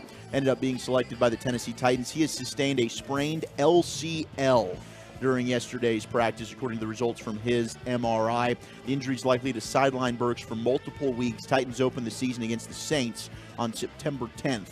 So they're hoping he's back for that, but they'll just have to monitor how that LCL heals, and they might be without their second-year wide receiver who they're hoping can really break out. Now, they did bring in DeAndre Hopkins, so they have a little bit of insurance there, but bummer for Traylon Burks, man, because he was a wide receiver I was a big fan of last year. For sure, huge bummer. But, I mean, this is ultimately kind of a blessing to an extent. Because the quarterbacks he's playing with? Well, not necessarily that, but, I mean, it could have been much worse. Oh, it could have been much worse. It could have been a season ender, no doubt. Because wasn't that a card off? We're getting a lot of card offs. That was a card off, so I'm wondering, we can't really trust the cart anymore the same way we used to. What is going on with the carts?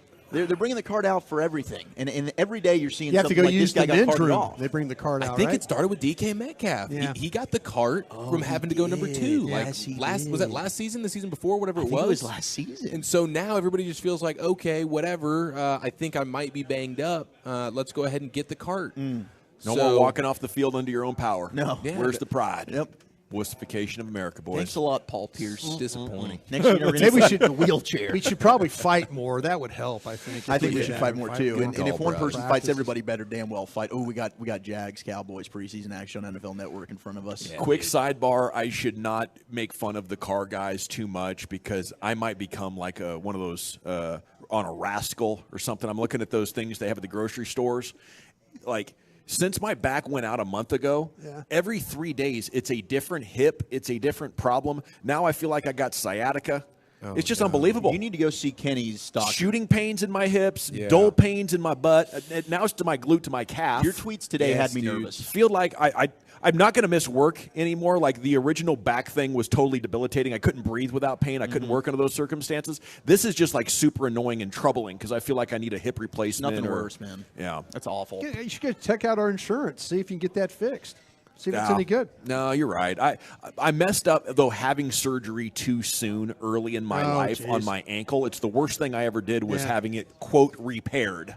So I'm trying to avoid those sort of, under-the-knife type of deals because they never heal right. So I'm trying to do it with, like, physical therapy and rest. It's like a scarring Are you like Dez Bryant? Are you a bad patient? Yes. That's what I'm saying because Dez was always the – okay, I'm going to get it fixed, and then he would be the bad patient guy. Yeah. Like, I'm just going to play through it now that you got it fixed. I didn't do enough physical therapy, and, I'm cursed with chicken legs on top of that, so there's not enough muscle to, like, support the thing. But anybody will tell you, once you start fixing foot ligaments and tendons, it's over. It's not going to heal back to the way it was, like if you did an ACL or something. Downhill skier or something like that? I just want to walk, Brian. Trying to be a ball coach. I just want to walk. Go get it fixed. He doesn't want to be roaming the sidelines at the U soccer tournaments, on a cart of sorts. Nothing like nothing like wheeling his way down on his own 2 feet. Nothing like the 40-year-old guy wheeling around the grocery store on the cart. And I'm like MFing him for like, look, what? That dude doesn't need that. When you bring up the chicken legs. I don't think I've ever actually seen your legs. I mean, we get on for Hagee about this, but you don't wear shorts. I'm so glad you said this. This is going on. This is going on the payoff. This is going on the payoff wall. Yeah, no, that's good. A show in Hoochie Daddies. Hoochie Daddy Dawson. It's so bad. I have like a ballerina's legs and knees. I think they sound adorable. Yeah, I'm throwing that on the grid. All right, Screw you, Wolchuk. Let's go to the Lions. Jamison Williams, he's going to miss the remainder of the preseason, according to Coach Dan Campbell, as he got hurt yesterday during their joint practice session with the Jags. He was running a deep ball route during 7-on-7s, ended up grabbing the hamstring area, and that is indeed going to be a multiple-week injury, so he will not be available until week 1 when they open the season against the Chiefs. They're hoping he can play in that game, but we'll have to monitor, find out on that one. We also got some news about the Chiefs-aholic. You guys remember the bank robber? Yeah, he got sentenced. Yes, He got indicted on bank robbery and money laundering charges. Yep. Xavier Babadar, 29. He's accused of 3 counts of armed bank robbery. It's like a Disney movie. 1 count of bank theft. Babadar. 11 counts of money laundering and 4 counts of transporting stolen property across state lines. So that dude's going to be in jail for a very, very long time, which means somebody else needs to take up the Chiefs-aholic costume. Yeah, and the best thing about that guy is he did it all just so that he could afford to go to basically every Chiefs game. Like, that was the whole He did it bit. on the way to their road game against the Texans. He was going to see them play in Houston, and that's when he committed the robbery. It's so worth amazing. it as a fan. Not Worth it as a fan. He was there. He was there to watch his team win Super Bowls. Wolchuk, what are you talking about? Absolutely as a not Cowboy, worth don't it. disappoint me. Now like he that. can't watch any of his team's games. might have in the privileges. Super Bowl. New age prison? Yeah, he might have Come some on, privileges. man. He was at all the games. He's got all a right? fire It's not stick in worth there. it now that he's living in prison. All Put right, a Raider fire Joe would stick tell us in it's there. not worth it. Did you How not many years? learn anything? I think I'd be willing to do a couple of months to be a kick-ass story. Oh, if it was just a couple months, sure. Yeah, but this this could be sounds like like 10 years. he's absolutely bleaked Serve a dime for a while. for the story forever be a legend. Now, Joe Mixon's found not guilty of aggravated menacing. If you remember, he whipped out a gun, and he pulled a gun on a woman after a road rage incident, saying he should shoot her in the face. Whoa. But the city prosecutor failed to present enough evidence to prove the misdemeanor aggravated menacing charge. So Joe Mixon, boom, innocent. That's only a misdemeanor? What state? Kentucky, probably. Kentucky? He Ohio? might be in Kentucky, I bet. No, I think it was in Cincinnati. Was Wow. Yeah. Home of the bow Their ties. airport, by the way, the Cincinnati Airport's in Kentucky. Is it? Yeah. Oh, okay. Was there not an actual gun he pointed up with his fingers? No, he straight up did. It was a real gun. But I guess, hey, this is bad lawyering Finger. right here. I don't know what the proper Yeah. is, but the lawyer bleeped up. I mean, I just don't understand. Got to tilt your head.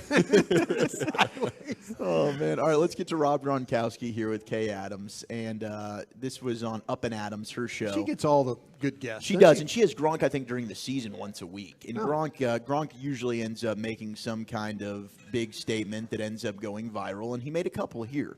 So Kay Adams asked Gronk, hey, who's your pick to be the Super Bowl champs? Here's Gronk's pick, Cowboys Nation. Team that you'd bet money on to win the Super Bowl. Oh, I'm going to go with the Dallas Cowboys.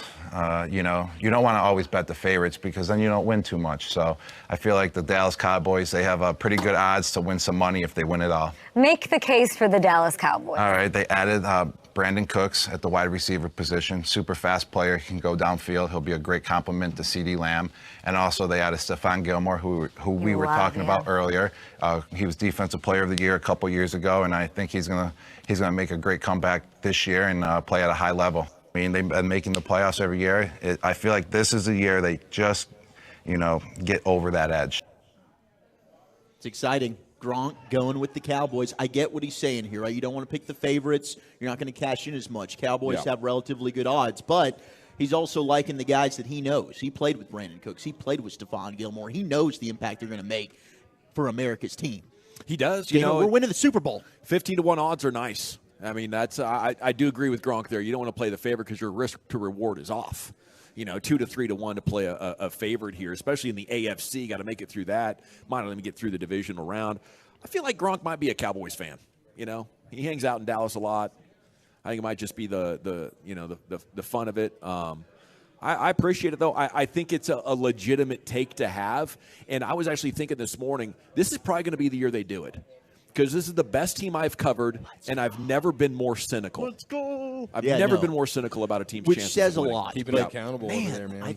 This is their best chance that they've had. Oh, Boston Knicks giving the thumbs down. Well, your Patriots sure as bleep ain't winning this year. All right, Mac Daddy Jones. You're like 6. He puts the 6 up. It is a good bet, though, because like you said, like the teams betting the teams in the AFC, you don't even know if they can get out of their own conference. Yeah. You look at the NFC, it's like we feel right now. Yeah. There's 3 teams, so that's and the you're shot going in to the face dark a that you gauntlet take. once you get there, no doubt. Whoever comes out of that AFC is going to be battle tested. But you're right. I mean, it's easier to come out of the NFC. 100% it is. Now, Gronk continued. Who's the one coach that he would maybe come out of retirement to play for? Here's his answer. Gronk? No, we don't have that. Okay. I'd play with Brian Daboll. It's there. Brian Daboll. Brian Daboll. Brian Daboll, who we played with in New England, right? Giants head coach. If I'm the Giants, I make this call immediately. You've got Darren Waller. If he's serious about this, and Brian Daboll can sway Gronk out of retirement, you've got Gronk and Darren Waller. You've got a quarterback you don't feel great about, even though they've paid him. Well, I mean, what's a quarterback's best friend? A good tight end. You'd have 2. Especially a bum like Daniel Jones. I know that's what I'm saying. I don't think he's tied himself to Brady his entire career. Now you're gonna go one last hoorah with Daniel Jones. You know for a fact you're not winning a Super Bowl, and in fact you're not sniffing one. If you're Gronk, what's in it for you? Unless they're money whipping you in a huge way, and you just, gosh dang it, you love smoking cigars with Brian Daboll after you barely won 13 to 12. So if they show up and they can get a secondary to play well and their offensive line is playing well, and around Thanksgiving we're sitting there within a game of the division and in the wild card, Gronk's just 34 years old still. He could absolutely step in even after another year off. Yeah, and the body's probably feeling good. Yeah. I don't think that he's ever going to come back, but if I were the Giants and I heard him say this, I'm trying everything I can to get him out of retirement. Yeah. No question. Yeah, about it. we're going to come up with a plan here. Absolutely. It'll be comeback season around Thanksgiving. Jonathan, and you don't want Gronk for a whole season because he's going to get hurt. The back's going to give out or something weird's going to happen. I think you're on it. I in want it for terms the of- home stretch. Yeah, Gronk can kind of sit back, watch how things play out, and if they're in a division race, which hopefully they're not, or a wild card race, maybe he does. Maybe he says, you know what, I'll hang around. The T.Y. Hilton thing from last year. Absolutely. And T.Y. Hilton might do the same thing this year. All right, Colts running back Jonathan Taylor. He's left training camp again. He showed up for a couple days, and now he's been excused due to a personal matter. Don't know what that is, but he returned to continue his rehab. He's got a personal matter. Team said he's not currently with us. His absence is excused as this situation continues. Who's that again? Just Jonathan Taylor. Okay. It's just a bad situation. Yeah, it's tough. I think the good news for them is you don't really need training camp as a running back. You get the ball and you try to make people miss. Yeah, so he's the gonna least be just amount of fine contact on his whenever body. he wants to show up and accept the offer that's on the table. By the way, the other thing with Gronk is he's one of these guys that never spent the game check like Marshawn Lynch and a couple others, just lived off endorsements his entire career. He's made $70 million as a player. So he's probably got that financial security to just play on his own terms, and it's got to be a perfect situation. That's got to be the goal. After you're age 30, I'm only going to play in this league if I feel like we can win it all and my body feels great. Mm-hmm. Yeah, and he probably doesn't think the Giants can win it all. I mean, I don't think they can. Not right now. Who knows? Hell, Maybe in a couple nobody years. thought they could win it all when they went into the playoffs the last 2 times, and they did win it all. Yeah, and I do think that offensive line's coming together, but they've got 2 guards that I don't know about yet. They need to fill out the interior there. Their center's good. They're 2 guards away. Tolo offered to buy us a beer, so I said, sure, I'll take a Coors Light. Sitting right there. There you go. I ordered my first beer in 8 years. You didn't drink it? No. No? I was going to sit there the whole show. I appreciate it. It looks pretty. I was going to give my Chief's got it. I was going to give my Miller Lite to Eric. We'll buy you a beer, Chief. All right, let me buy That's what I Zach a think beer. I did the same thing. Go beer. Did you? I can't actually have the beer. I was going to I'm give it to grateful. Oh, wow, look at this. Everybody's just going to hand me their beers. Thank you Yeah, very we're- much. you're- Well, it's you're not, drinking 3 soda beers approved. today. I We're can't going to need a really ride have for Chief at about 7 o'clock, 7:30. When's his segment with the round the rim? Get I'll a- run you by the house. Let's get an Uber over here. I parked under a tree, so we're shaded. We're good. We can leave the car here Perfect. overnight. Taylor Swift has turned down the halftime show of the Super Bowl. She was the #1 choice, understandably so. She's the biggest buy in all of music right now. But She'd she have to said, pay for that, wouldn't she? Yeah, you got to put on your own show. You Yeah, gotta put on Super your Bowl own show. 58 halftime Yeah. show. She said, no, thank you. The leader right now in the clubhouse to be the halftime performer is Harry Styles. Who? Harry Styles. What's he Harry do? Styles. I also heard Singer and Miley, actor. Miley Cyrus and Harry Styles. Like it was going to be sort of a duo? A duo. That would be potential. nice. I'd like to get Miley Cyrus in there. I think she'd be fun, and she'd do something raunchy. She might even be naked. Yeah, that's. I do like the new Miley Cyrus song, or I guess it's kind of old now. She's got but- some good ones. Oh, Part of you the know USA. She's going to do that wrecking ball deal. Yeah. Oh, yes, she Help is. me on this Walter Harry loves that. Styles dude. Is Yeah, he, what was is the boy big band enough he for was the in? Super One Bowl? Republic? No, not One Republic. One Direction. One Direction. I knew it was one something. Oh, okay.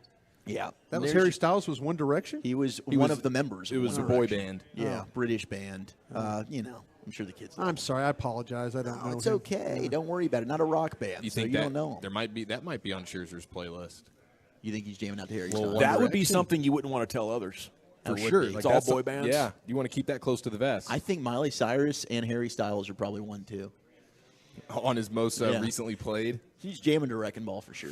There it is. Zach Wolchuk's NFL News of the Day. Most afternoons at 3 o'clock here on 105.3 The Fan.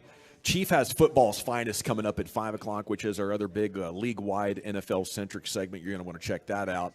Cowboys Twitter's coming up next, though, as we broadcast live from Fat Daddy's in Mansfield. Live music tonight. Build your own pizza for $12 day. And we have ticket giveaways and special prizing from Rally House as well if you want to swing by and win some prizes, hang out. And then at 7 o'clock, try out to be the next fan host there. The Fan Phenom resumes at 7. Okay, what take made Shady McCoy walk off set? That's coming up next year as we jump into Cowboys Twitter on your home of the Cowboys, 105.3 The Fan. 100,000 watts of crystal clear. First place Rangers baseball. Right here on 105.3 The Fan, smart speakers, and the Odyssey app.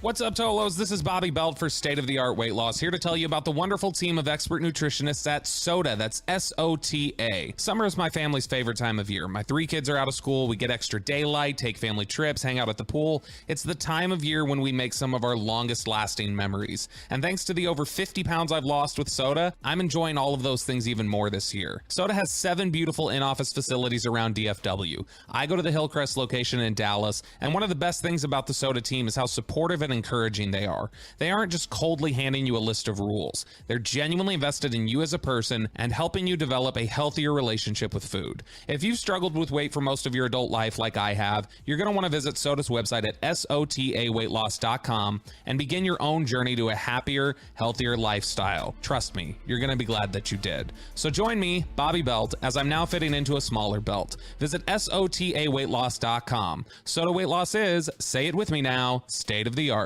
You've waited long enough. Now, Grammy Award-winning rapper, entrepreneur, and actor 50 Cent is hitting the road.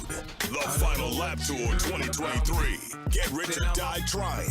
20 years later, featuring Busta Rhymes and special guest Jeremiah. Dos Equis Pavilion, Friday, August 25th. Get tickets now at livenation.com. When you think mortgage, think TexasLending.com. Hi, Kevin Miller of TexasLending.com. I know what it's like to have a lot of credit card debt, and you know what? I know what it's like to get it paid off. We want to help you lower your credit card payments with a cash-out refinance or home equity loan. Lower the debt payments. Start today for that financial freedom at 972-387-4600. Go online and apply at TexasLending.com. 10370 Richmond Avenue, Suite 900, Houston, Texas 77042. NMLS number 2297. Equal housing lender. What's wrong with Rick? He's kind of spacey today. That's Rick's identical twin, Scott. He's not used to answering to Rick. What's going on? Rick asked me to keep it secret, but he asked his twin to cover his shift so he could go to Diamonds Direct to shop. But this is a jewelry store. Yeah, I know, but the prices and selection are so much better at Diamonds Direct. Rick doesn't want the boss to get suspicious, so Scott's here in case the boss sees Rick at Diamonds Direct. But that would mean that the boss is at Diamonds Direct too? Yeah, we have a lot of secrets. You never know who you'll run into at Diamonds Direct. With unbeatable direct importer prices, the highest quality diamonds, the most sought-after designer rings, the best customer service, the strongest guarantees in the industry. It's just a no-brainer. You think if Scott had a mustache, would he look like me? No. Go where everyone else goes. Diamonds Direct. Your love, our passion. Well, what if I shaved? Still no. For store hours, directions, and more, go to diamondsdirect.com. When life sounds too much like this,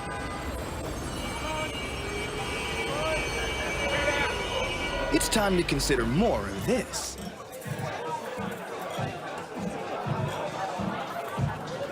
Sometimes a little shift is all you need. A dose of perspective. Dos Equis Lager. Get a dose. Enjoy Dos Equis responsibly. Copyright 2021. Imported by Cervezas Mexicanas, White Plains, New York. Fellow North Texans, Shane again with Mullen & Mullen. My family's celebrating 40 years serving injured North Texans. If you've been injured in an accident, call 214-INJURED. MullenandMullen.com. Being local matters. North Texas always been our backyard. Call 214-INJURED. MullenandMullen.com. You know, I'm all about efficiency. 2 birds, 1 stone. The best of both worlds, that sort of thing. I eat all my meals with a spork, and my favorite condiment is Ketch Must Mayo Mayonnaise. That's why I installed a Navian Combi boiler at home. Think about it. Endless hot water and high-efficiency whole home heating all in one. It's perfect. They're compact, Energy Star certified, and can even get you a federal tax credit. Navian, you really get me. If you want to find out more, and of course you do, go to BoilerSeason.com. Meet Bruce. Hey there. He's a busy soccer dad who's trying hard to learn the game. Go for the end zone. Whoops. Luckily, other things come easy, like banking with Chase. On a tip from his banker, he set up autosave in the Chase mobile app. So what are you saving for, Bruce? Father-daughter soccer camp. Smart bankers, convenient tools. One bank with the power of both. Visit chase.com/checking. Chase, make more of what's yours. Autosave requires a Chase checking and savings account. Chase mobile app is available for select mobile devices. Message and data rates may apply. JP Morgan Chase Bank, N.A. member FDIC. Keeping your kids safe is a full-time job. Whether it's putting on outlet covers, installing child gates, or gluing down your priceless face. So Duracell made one part of childproofing simple. Our lithium coin batteries are the only ones coated in a non-toxic bitterant to help discourage swallowing. Your kid is safer, and you've got one less thing to worry about. Or glue down. Duracell, engineered for more. Available in 2032, 2025, and 2016 sizes. When you think of health, where does your mind go? To the doctor's office? Or to your community, where you can join kids clubs and local events? At your grocery store, where an allowance makes it easier to eat healthy? Or on your street, where a ride is there to take you to the doctor? We're WellPoint, a health insurance company that knows that health isn't just one thing, it's everything. WellPoint, your whole health is our whole point. Services are provided by WellPoint Texas Inc. or WellPoint Insurance Company.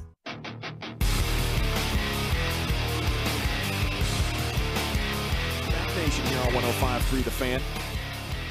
It is time now for a little bit of Cowboys Twitter. We have a Cowboys media member, a former player that made a former Eagles player walk off set. We go to Bucky Brooks here. It is the G-Bag Nation on 105.3 The Fan segment. It's brought to you by Soda, that's state-of-the-art, and it's brought to you by the Frankels. Life is unpredictable. Accidents happen. Frankel and Frankel, the go-to attorneys for car and truck wrecks in DFW. If you or a loved one's been in an accident, contact Frankel and Frankel. Free consultation.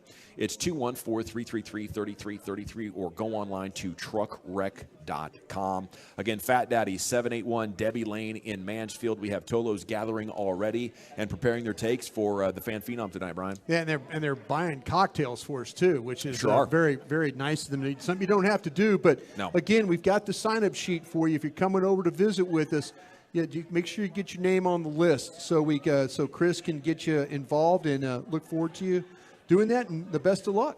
Salute to my man Alex, who did bring me a Heineken 0.0. He knew exactly where your wheelhouse was, didn't he? NA. That's a good-looking bottle too, by the way. It's a great cold beer too. Yeah. I wouldn't, you don't have to try them, but out of curiosity, sometimes I would check it out because it's pretty surprising. No, that looks refreshing. 0.0, it really does. how much flavor they can kick into these things these days. Okay, what's this show called? Speak on Fox Sports 1. Are they going to put Hellman back on here? Man, I talked to Dave the other day. He's hoping for the best. Dave Hellman's one of the great all-time guys. Does a great job with anything covering the Cowboys and stuff like that. But yeah, he's hopeful he can get back onto that show. So Bucky Brooks, former NFL player turned media member, asked if the Cowboys have the upper hand on Philly, and his answer made waves there on set. Here we go. Bucky, do you think the Cowboys got the advantage over the Eagles this year? If so, why?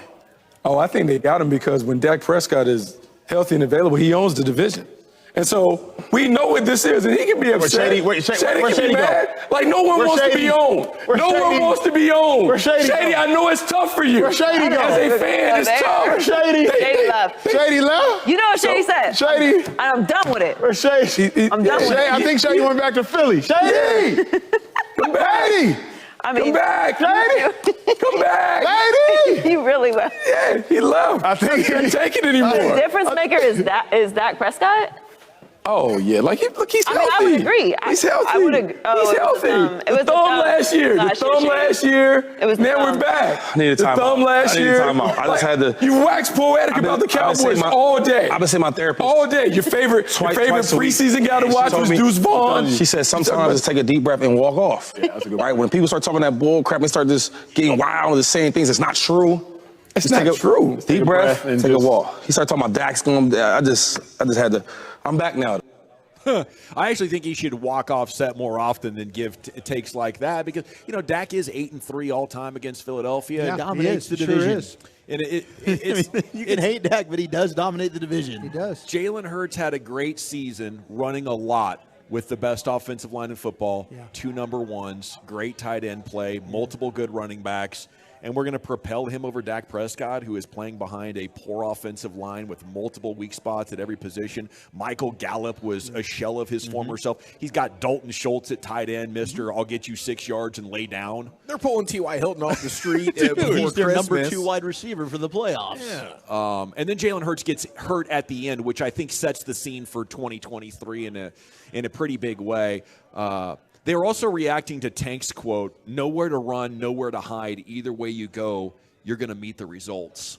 And I agree with this defense. I still think we are a little bit, maybe sleeping isn't the right word, but we're not grasping how amazing this defense could be quite yet.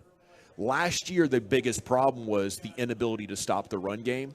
They fixed that in like week 17, week 18. They showed that in the playoffs. Now with Hankins and Smith, with Tank, Sam Williams, and Micah Parsons, and then the 2 corners. This has the ability to be a truly lockdown defense. And now, I think what Tank is referring to is last year around midseason, offenses became scared to pass. Now, you can't be scared to pass and go take yards with the running game. I think they are going to smash on defense, and it will clearly be the better side of the ball. Yeah, I think Stephon Gilmore is the guy that's going to put them over the top. Because you're right, I think the majority of the first half of the season, especially during the 5 games without Dak, we were thinking, oh my goodness, can this be one of those transcendent defenses like we've seen Seattle, like we've seen Denver, be able to take a team to a Super Bowl?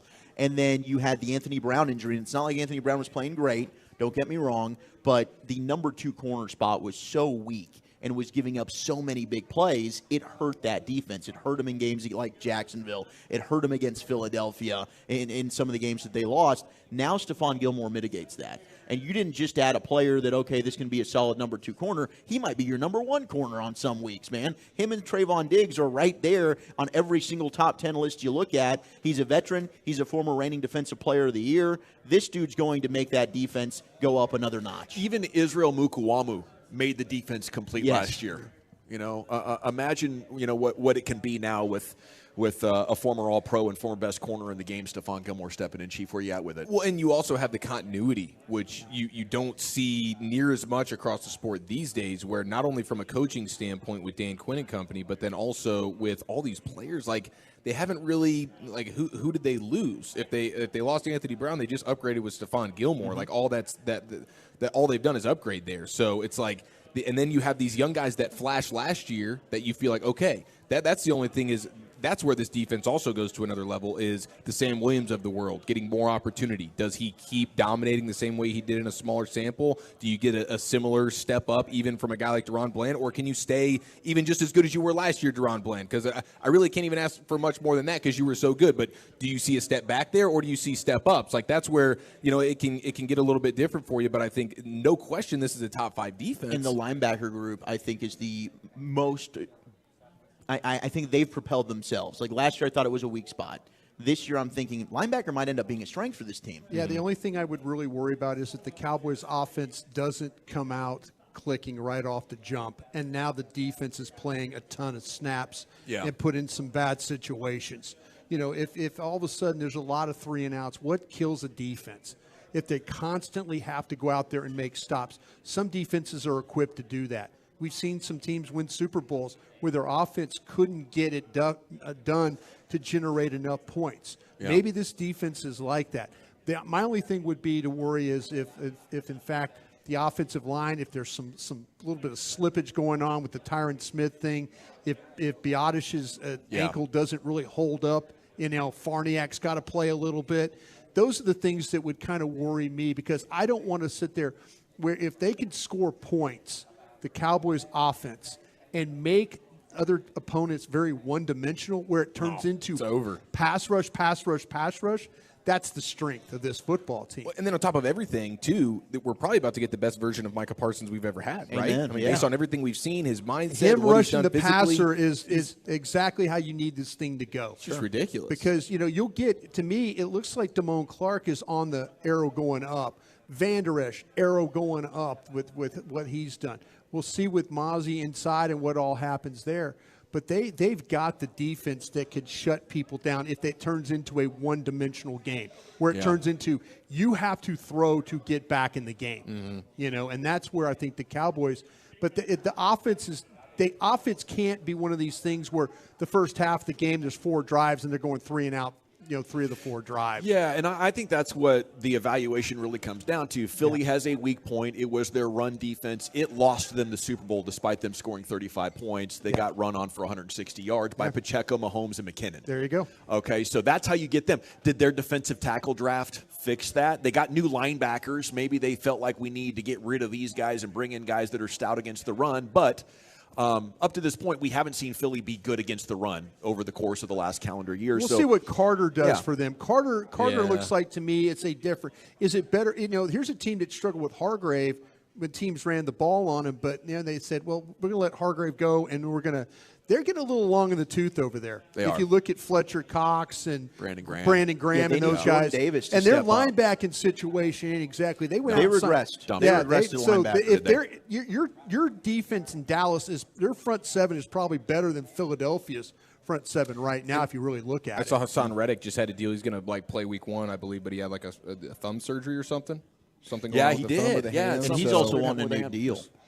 Yeah. He was nasty last year. So Cowboys, Eagles, how do you see it at 877-881-1053? Shady McCoy was so offended by the idea that Dak could be a difference maker. I really think it's funny that the national media has really clung on to this idea that he's super turnover prone and a horrible decision maker. The guy put up a top 10 offense last year.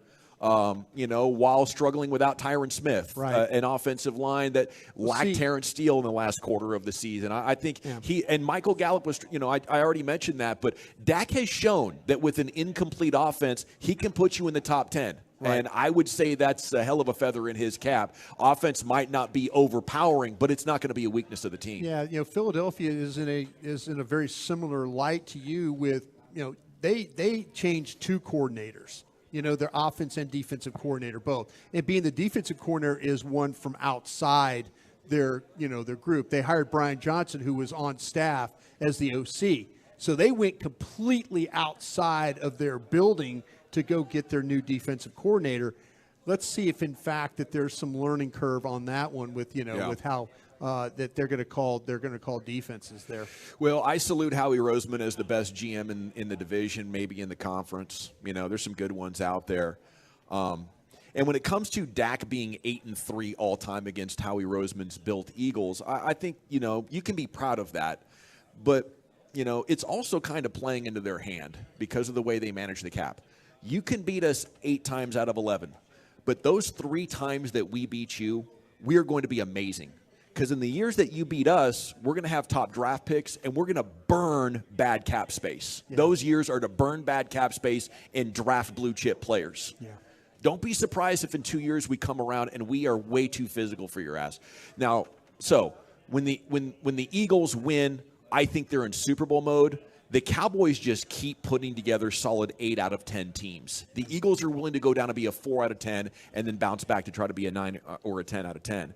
But the huge mistake here, and I don't know why Roseman hasn't done it, seeing what the 49ers and the Commanders have been able to do to the Cowboys. Really, this is a 4 or 5 year trend of bullying the hell out of them. Yeah. He's trying to just do it with the defensive linemen. That's good. But leaving that space behind them with poor linebacker play really opens it up for the Cowboys, and I think that's probably why Dak has had so much success against the Eagles, is because they don't stop the run enough. You have the ability as Dak Prescott against the Eagles a lot of times to know we can go to the running game. That should be a clear sign to Howie Roseman. If we're going to make sure we suppress the Cowboys, we got to be able to stop the run with 5 guys. And it should be a clear sign to the Cowboys. We can't let them stop us with 5 guys. And both teams are in this weird kind of a stare down. The Cowboys saying we're going to save money on offensive line. The Eagles saying we're going to save money at run defense. So it's the Cowboys' ability to execute that running game in these matchups that I think should give them the edge against a roster that I would take over the Cowboys player for player. But it's their weakness, and it's the advantage that Dak has, I believe, over Jalen Hurts that gives them the opportunity. Well, I'll tell you what, they have invested some draft capital in defensive linemen because if you go back, I go back to Fletcher Cox was a first-round pick. Jordan Davis. We even talked about Jordan Davis. Jordan Davis is the guy they need to step up and help with that run That's defense. the one. If Jordan Davis all of a sudden finds what he did at Georgia, and then you also got with Jalen Carter in there too. That can be scary. That's going to be an issue. And Kobe Dean, if he actually becomes a good player. He's good, Exactly, right. yeah. Because they can keep him clean. But, they lost T.J. Edwards and Kazir White to free agency.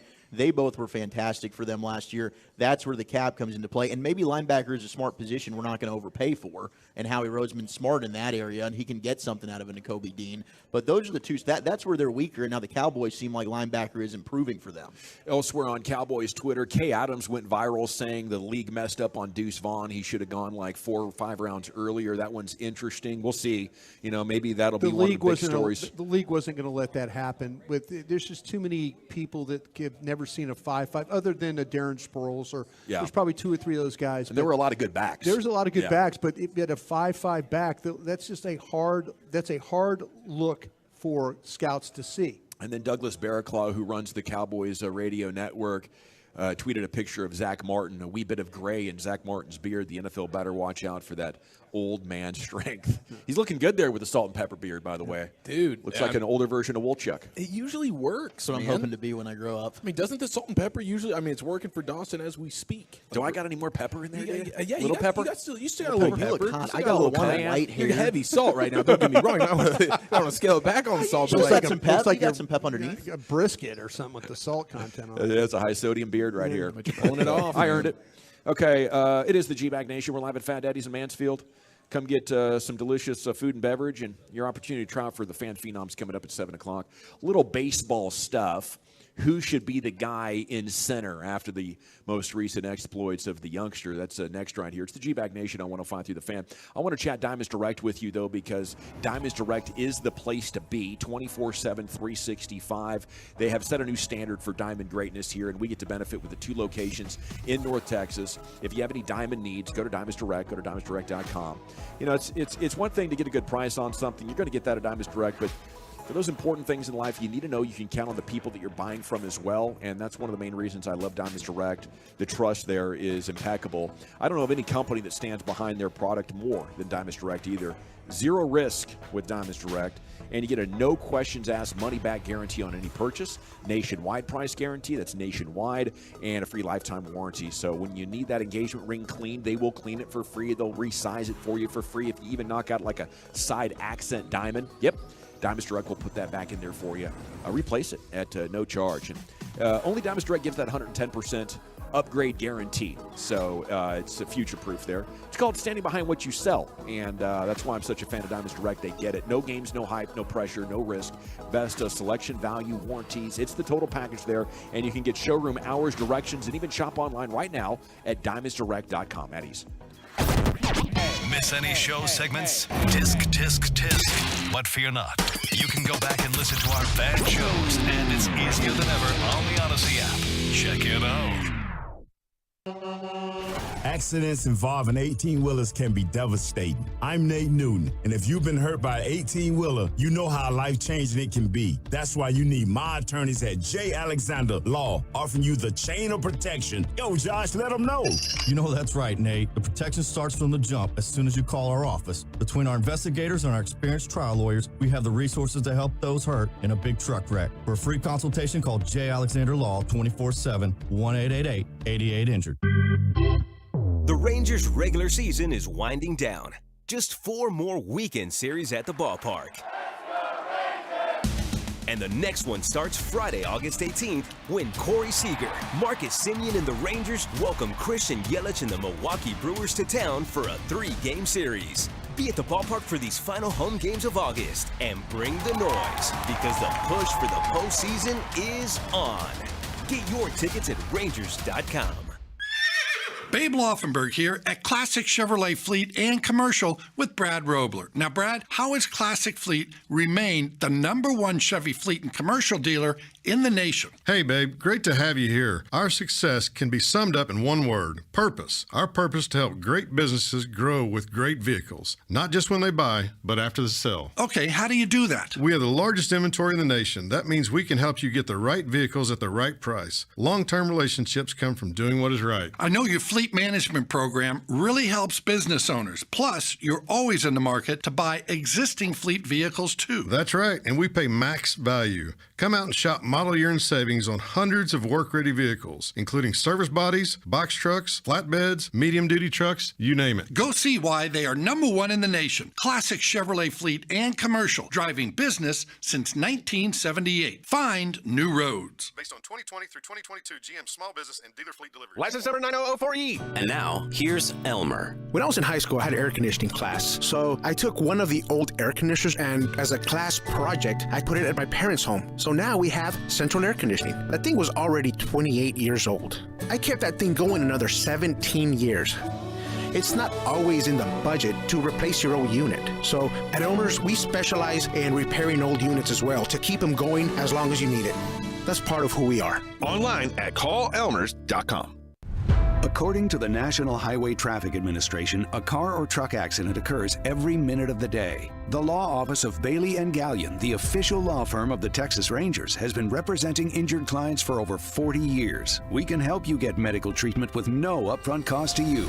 Accidents happen, but when the wrongful actions of another person causes you harm, you have a right to seek full and fair compensation. You deserve aggressive, experienced, board-certified personal injury attorneys. Bailey & Gallion, the official law firm of the Texas Rangers, has offices throughout Dallas-Fort Worth and across the state for your convenience. Call Bailey & Gallion at 800-LAW-OFFICE. That's 800-LAW-OFFICE, or visit our website at thetexasattorney.com. Let Bailey & Gallion, the official law firm of the Texas Rangers, solve your legal puzzle. If you've been injured in an accident, call 800-LAW-OFFICE, 800-LAW-OFFICE, or thetexasattorney.com, thetexasattorney.com. It's time for a back-to-school special from DFW Security. Get a Smart Hub plus security, a smart camera, a smart lock, and a smart thermostat, all professionally installed and controlled on your phone with a single app. Call before it's gone. In Zone, AutoZone. AutoZone is more than a parts store.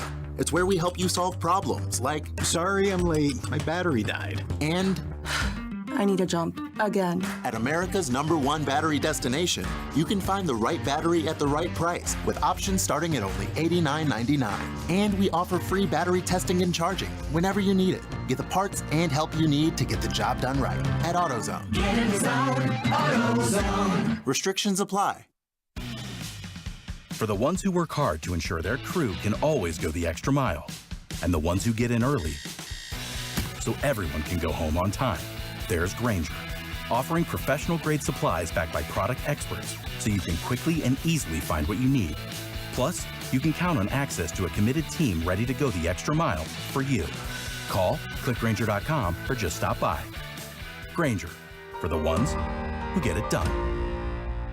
Mike Bassick here from my friends over at Southwest Chrysler Dodge Jeep Ram in Cleburne. Summer is here, and General Manager Mike Brown and owner Stephen Gilchrist have you covered with the Make This the Summer event happening right now at Southwest Chrysler Dodge Jeep Ram. You got some vacation time, so ride in style on that upcoming road trip with a brand new Chrysler Dodge Jeep Ram. Tolos, get to Cleburne today for the Make This the Summer event. Visit southwestcdjrtexas.com and drive a little further to save a lot more at Southwest Chrysler Dodge Jeep Ram. Have you tried dieting and exercise and feel there is something holding you back? It may be your hormones. Optimizing hormones can have a dramatic impact, both physically and mentally. BioT is the world's leader in training healthcare providers on bioidentical hormone optimization. BioT's providers treat low T, low energy, muscle loss, low sex drive, and performance. Get your edge back by visiting myhormonelevels.com to see if you qualify for a reduced cost program offered by a BioT certified provider. That's myhormonelevels.com. You're a coach your kid's soccer team, do all the yard work, run errands all day kind of baseball fan. We know watching every single Rangers game isn't in the cards. The free Odyssey app has live play-by-play, letting you listen to the games on the go. And you can always jump back to listen to your favorite shows on demand. Simply download the free Odyssey app and follow 105.3 The Fan to listen to us, no matter where you are. That's AUDACY. Your Rangers baseball, your Odyssey. Rangers fans, let's enjoy the excitement of this season together. Bally Sports Southwest presents an official Texas Rangers watch party Thursday, August 24th at Texas Live. Watch the game against the Twins, get autographs from Tom Grieve and Rusty Greer, plus lots of giveaways, and beginning at 6 p.m., the first 140 fans wearing Rangers gear get free tickets to Rangers A's on September 8th. For more information, visit rangers.com/watchparty. At Classic Chevrolet, they do everything with purpose, y'all. That's why they're offering you their best model year-end savings on new Silverados. See them all at ClassicChevrolet.com. Your upgrade is their purpose. This is Texas. This is Classic Chevrolet. Relax and enjoy the difference and find new roads. We're live in Mansfield at Fat Daddy's here. We have some baseball stuff. We're going to talk about your Texas Rangers, who should be starting in center field. Truckwreck.com fan text is open at 877-881-1053. Rangers are off tonight. They'll host the Brewers tomorrow. Texas sitting here at 72-49 on the year, 2.5 up on Houston. The Stros are off tonight as well. The Mariners are about to win. They're up 6-4 there at Kauffman Stadium in Kansas City in the ninth inning, and I believe that is going to move them 11 games over 500. Yeah, 66-55 is where they are going to sit. So could have 3 playoff teams here in the AL West this year, Brian. Pretty good. Seattle, I believe, travels to Houston for the weekend series there. Okay. So I think Seattle's trying to, as you said, they're trying to claw their way back into this thing, and I think they are. Big Mariners fans now. Yeah, but I think they play in Houston this weekend. Okay, it's been a minute since we've talked about a Rangers positional battle as the centerpiece for an upcoming segment, but that is where we are. When this baseball team becomes so interesting that we talk about lineups and positions like we're Yankees fans in New York or something, right? We're stealing all their bits these days. Article today from Evan Grant, though, about J.P. Martinez putting a wrinkle in the outfield and putting the coaching staff in a precarious situation. You have Taveras, the better defensive outfielder. He's been there the whole year. But J.P. was hitting .316 in AAA before he came up, and now he's hitting like over 400. So, this could end up being a situation where the guy comes on late in the year, and if he continues to hit like this, he could be a household name by the time we get out of the first round of the playoffs if he keeps this up. And right now, with the starting pitchers pitching so well, I'm willing to forego defense to get Martinez in there. I'd love to get your thoughts on it, Wolchuk. I know you track this thing closely, but I feel like when I watch Taveras, I'm not seeing a guy comfortable in the batter's box. Yeah, it's frustrating because pre-All-Star break, Leote was raking. I mean, he had a top 10 batting average in all of Major League Baseball, but he's really struggling. He's in a bad slump right now. He had a good game. I think it was the first game of the series against the Angels, and they gave him the second night off. Yep. And then last night again, struggled. So, I mean, J.P. Martinez is going to give them an interesting decision to make here. He's 8 for 19 in 6 games since his call-up. He's hitting .421. He's got a pair of walks. He's a guy that's really fast. He's good on the base path. Now, Leote is as well. Leote's good speed. The difference is Leote glides. I mean, Leote's one of your best outfielders when it comes to defensively, but I wonder how much the drop-off really is with J.P. Martinez, because he's also a guy that has an above-average arm out there at left field.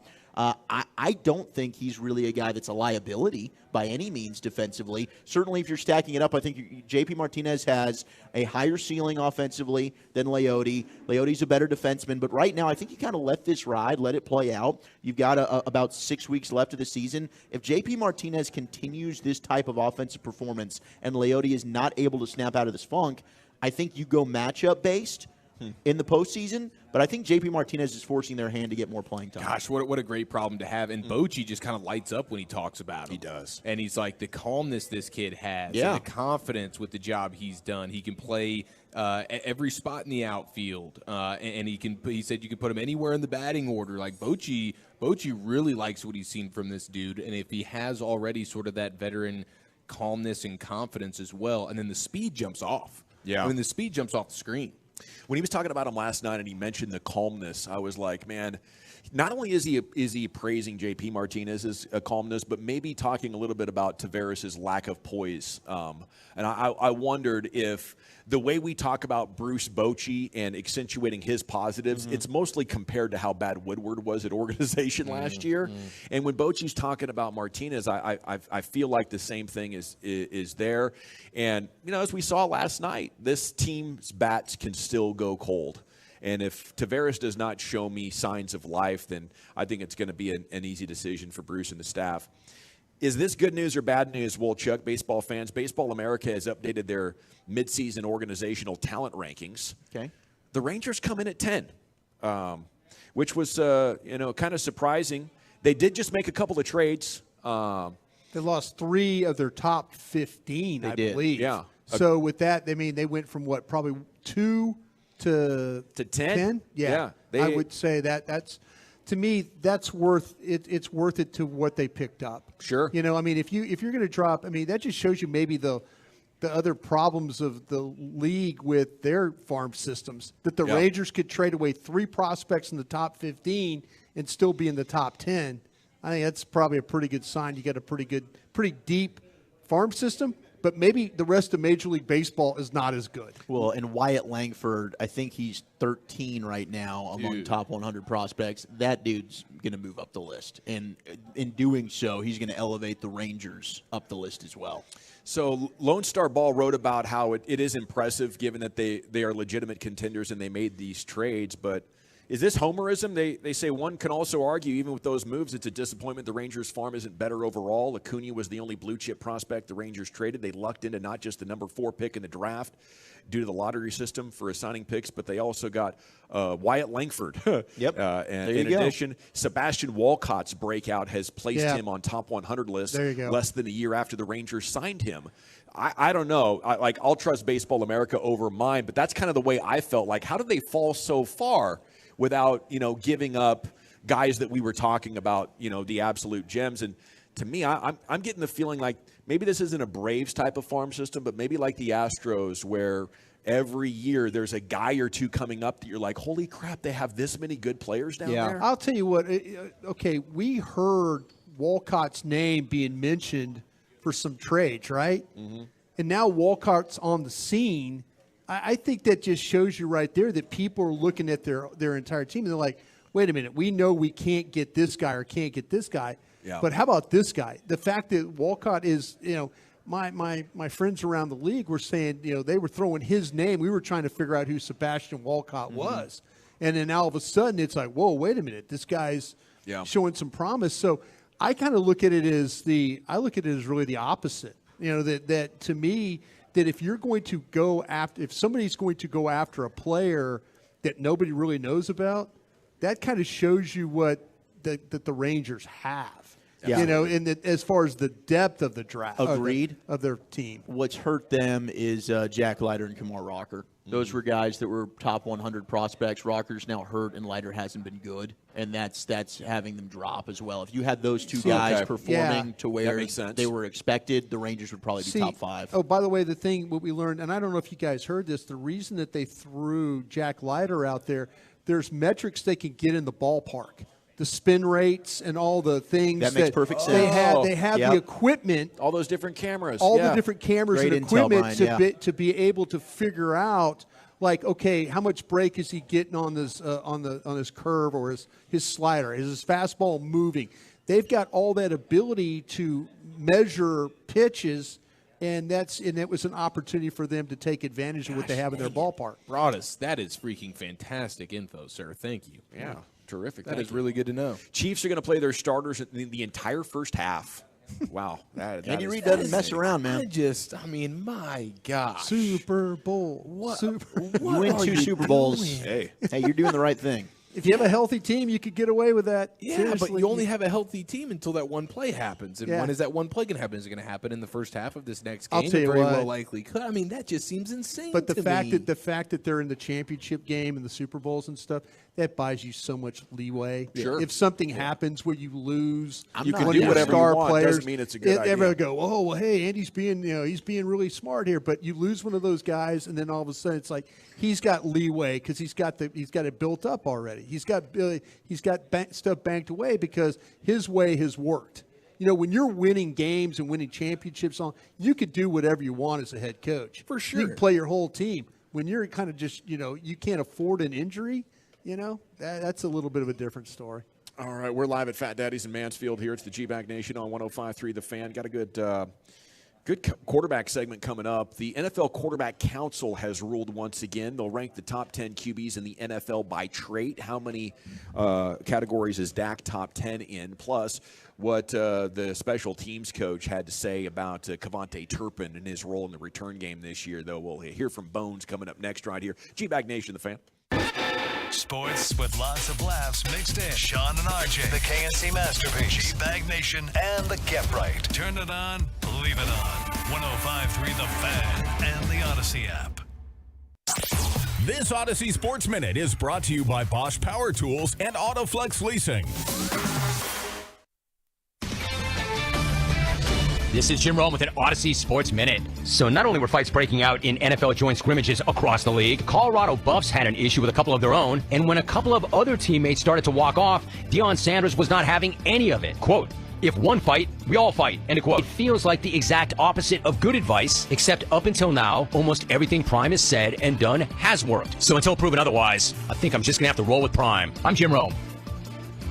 Football season is about to kick off, and FanDuel is giving you the chance to win all season long. Because right now, when you bet on a Super Bowl winner, you can get bonus bets every time they win in the regular season. Just pick any team to win the Super Bowl, and you'll get bonus bets for every victory. You can use your bonus bets on spreads, player props, over-unders, and more. So visit FanDuel.com/win and start earning bonus bets with America's #1 sportsbook. That's FanDuel.com/win. Gambling problem? Call 1-800-GAMBLER. HOPE is here. GamblingHelpMA.org or call 800-327-5050 for 24/7 support in Massachusetts. Call 1-877-8-HOPE-NY or text HOPE-NY 467-369 in New York. Must be present in a state where lawful to wager 21 plus and present in select states. Bonus is issued as non-withdrawable bonus bets that expire 7 days after receipt. Max bonus $50 unless specified otherwise. Restrictions apply. See terms at sportsbook.fanduel.com. FanDuel is offering sports wagering in Kansas under an agreement with Kansas Star Casino LLC. Gambling problem? Call 1-800-GAMBLER or visit FanDuel.com/RG in Colorado, Iowa, Michigan, New Jersey, Ohio, Pennsylvania, Illinois, Tennessee, and Virginia. 1-800-NEXT-STEP or text NEXT-STEP to 53342 in Arizona. 1-888-789-7777 or visit ccpg.org/chat in Connecticut. 1-800-9 with it in Indiana. 1-800-522-4700 or visit ksgamblinghelp.com in Kansas. 1-877-770-STOP in Louisiana. Visit mdgamblinghelp.org in Maryland. 1-800-522-4700 in Wyoming or visit 1-800-GAMBLER.net in West Virginia. If you're someone that's always struggled to lose weight consistently and keep that weight off, I know from experience just how easy it is to pack on those unwanted pounds, and I don't know where I would be if it weren't for state-of-the-art weight loss. Soda has helped me drop over 80 pounds, and I'm pushing myself for more. I hit my first weight loss goal, but wanted to do even better to get my body to its ideal size. Zach Wolchuk of the G-Bag Nation, and you don't have to take it from me, but you can take it from Kevin, Mike, Bobby, and the thousands of 5-star Google reviews as well. I no longer take blood pressure medication, and I've got more energy, and I can fit into clothes that I'd never be able to wear a year ago. Soda has 7 beautiful in-office facility locations and a virtual nationwide practice that is 100% over the phone with highly trained Soda nutritionists. I love my Plano location. They've helped me get through several mental hurdles along the way and keep me motivated to achieve my goals. Make a lifestyle change like me and do something for yourself. Visit SOTAweightloss.com. That's SOTAweightloss.com. The Dallas Cowboys and Soda are, say it with me now, state of the art. Hugs and less pounds, everybody. If new Heineken Silver was at the invasion of Troy. Oh my, the Greeks sent us a big wooden horse. Oh no, it's full of armed and angry soldiers! And we only have these ice-cold Heineken Silvers to defend ourselves. Forget plundering. Let's party! Get all the taste, no bitter endings. Crisp and refreshing Heineken Silver. Only 3.2 grams of carbs and 95 calories. Order now at Heineken.com/silver. Must be 21 and older to purchase. Enjoy Heineken responsibly. Hi, I'm Nick at Doworth Restoration. What would you do if your business was suddenly struck by a disaster, a flood, a fire? What if water soaked everything inside your office? Well, it's never pleasant to think about such things, but you never know when it'll happen to you. That's why you need to remember this one thing, DoworthRestoration.com. Since 1976, we've been there for the ones who thought it would never happen to them. It's good to have friends in the restoration business. What's holding you back from learning the language you've always wanted to know? Too hard. Takes too long. Not with Babbel. Babbel's lessons take just 15 minutes a day. 15 minutes isn't long. Nope. And they're fun. So you don't realize you're learning a language, but you are. In 3 weeks, you're able to start having conversations. And Babbel's lessons are built around real life. And with Babbel, it isn't hard. It's perfect. Now try Babbel free. Just go to Babbel.com. That's BABBEL.com. Bellinor, Texans. Shane Mullen again with Mullen & Mullen Injury Law Firm. My family's been fighting for injured North Texans for over 4 decades. I don't have a clever nickname or a silly TV spot. What we do have is over 40 years experience and consistent top results right here in DFW. If you've been injured in an accident, call 214-INJURED for a free consultation. We provide doctors, specialists, diagnostic referrals with no upfront out-of-pocket expense to you. And if there's no recovery, there's no expense or fees. Been that way since '83. Call 214-INJURED, mullenandmullen.com. North Texas has always been our backyard. This is the exclusive home of Dallas Cowboys football. KRLD FM and HD1, Dallas, Fort Worth. Let's go, Cowboys. Always live on the free Odyssey app. From our fan studio, secured by DFWsecurity.com, you're rolling with the G-Bag Nation on 105.3 The Fan. All right, here we go. It's hour number 3 of the G-Bag Nation on 105.3 The Fan. Chief has a fun quarterback segment here coming up for you, a little NFL primer. John Fossil on Cavante Turpin, a quote from this afternoon's media session. There, about once a week or so, they bring out all the coordinators, and John Fossil, Bones, said, "I believe Turpin is going to be even more special this season than last year." Turpin, as long expected, will enter the 2023 season as the Cowboys' ace returner, per Bones. Deuce Vaughn will be on standby, insurance against injury, but will get some PP reps. Does that mean personal protector reps? Ooh, for PP Turpin? Should be personal protector. Oh, or for Deuce Vaughn. There you go. So Turpin, better than last year. I remember how excited he got us last year in the preseason. I felt like he could have made 3 house calls on kick returns last year, and for some reason he kept running into the last guy. Yes. Somebody just put up the video of the kickoff return in the playoff game versus the Niners. Makes me sick. Where he ends up getting tackled by the kicker. I don't know if that's Robbie Gould or if that was their other. I think they had like a kickoff specialist who was doing their whatever it was, and it was so obvious that he just needed to run to the right side. Like he's in the middle of the field. He's like, the hard part's over, dude. And I don't know for the life of me what that was. I don't know if there's a football feel vision thing that he just lacks. I don't know if it was a brain fart moment, but it felt like it was on more than one occasion where it was like, dude, what are you seeing? Because you're faster than everybody and you're right there. You're at midfield. The hard part should really be over here. And I don't know for the life of me what the heck it was that he was doing. Maybe he's like running away from the guys behind him and feels like the kicker's not a threat. I'm just going to blow by him. Maybe that was that one. I don't know. But if I'm Cavante Turpin, I'm coming into this offseason like putting a lot of work into that. Like, why did so many of those break down around midfield last year? And if I can fix that, maybe I could be the best kick returner of the modern era. Yeah, I think you just got to be living in the film room with a coach who knows what he's talking about, and you're looking at the end zone view of the play, and just like what did you see here, Cavante, and what should you have seen, and what will you hopefully see here moving forward? You have an opportunity in a dang playoff game, winner go home style, to score a gosh dang touchdown. No, I hate to be that guy.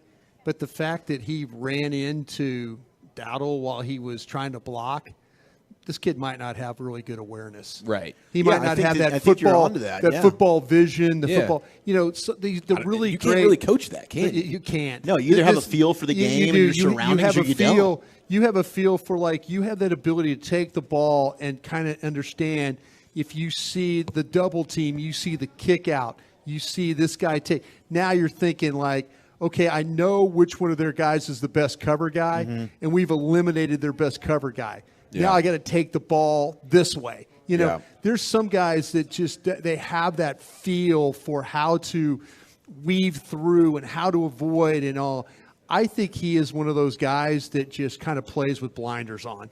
I think he's a catch it, naturally run, try and make things happen. That's why you see sometimes he fumbles the ball. Yeah. Because he's just running, and then he runs into somebody, and now the ball's on the ground. Yeah. So I just don't think there's a lot of awareness. Well, look at this thing. Oh my goodness, he Oh, did here's it. the Texas. Eric You got 3 patties Chiafalo. on there. My The triple God. patty burger. So well, we Just didn't get have a on fourth camera, patty man. to That put on looks there. great. That's awesome. I mean, just getting holy started right It there. looks fake. It's an appetizer for Chief. You see all the wetness. That is beautiful. That's I a gotta get a Texas picture of this burger. burger. That's the Texas burger. Woo! And Hold then it I up in said, front of the camera. Can you hold it up in front of your? think you can fit that in your mouth. What would happen if we just threw an extra patty on there? And she was like, "We could totally do that." And I was like, "All right, let's put it to the test." That's a Texas-sized burger and a half. That's a Texas burger, and yeah, I guess and a half. Yeah, It looks That's fake. That's a 3 3 patty slices banger. of cheese. It looks I'll like be honest Play-Doh with you. burger. Now I'm extremely confident in my ability to just consume this. Oh, me too. Oh, in 3 relatively bites. quickly. In 3 But bites. I will say these are, and credit to Fat Daddies for this. This isn't the run-of-the-mill standard, I would say. That's a thick dang patty It's a right thick there. patty. Yeah, If I yeah. knew the thickness of the patties on the front end, I think I would have said, I think I'm good with 2. Yeah. She's But bringing I you a am beach thankful towel for to that. You're put going to around have your to neck. find a way to smush it so you can fit it in one bite. Yeah, we're I gonna don't know have if to you're do going to be able to smash do it. down. You're going to have to do Thank a smash you, Kenny, and for smash. giving me. And look at the see the Oh, grease it's not in the going cheese. anywhere. It's not. juicy cheese. Yeah, you Oh, got to it's get the gorgeous. grease onto the cheese. That's the most important it's thing on the right That cheese, is there. fantastic, boys. I just tweeted this at GBag Nation, and I tagged Eric Chiafalo. So get on there, take a look at this burger, and then follow Eric. Yes, okay? thank you. Please. I did want to say I hate to bring football into this once again, but there's like multi-level awareness, right? Yeah, I think so. And a lot of times in the In development, that position, yeah. we're and every player in soccer has the ball. Every player is a running back or kick returner or quarterback when they get the ball, Right. and the tendency is to only look close or only look far away. Right. And I'm looking far away, somebody picks my pocket. Right. I'm looking close, and I don't see the wide open player. Right. And there is some nurture to it.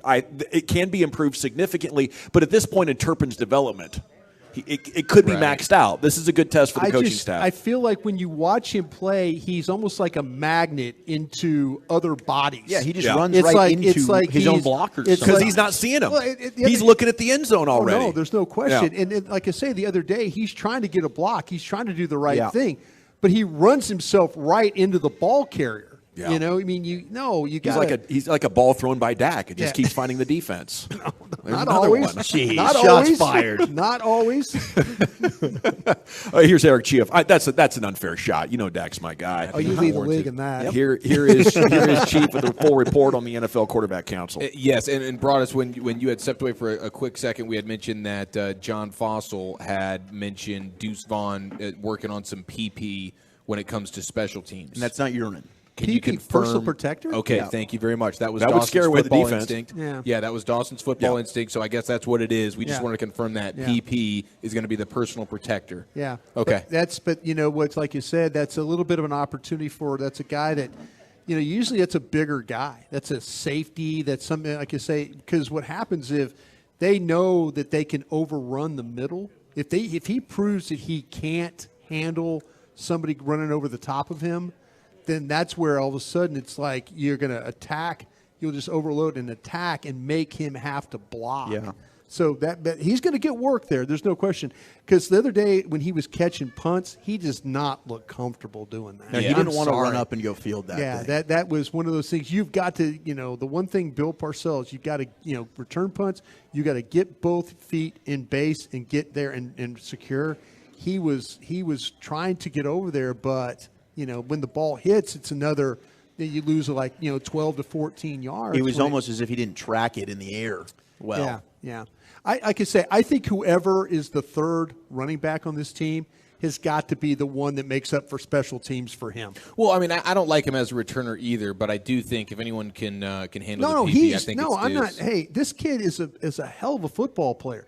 There's just limitations of what you can do with him. Someone who's like, Like oh, get we'll on make it a rides at personal. Space Mountain? Well, Oh, sorry. Jeez, what am I doing? He's double socking it. He can get on the Space park. Mountain.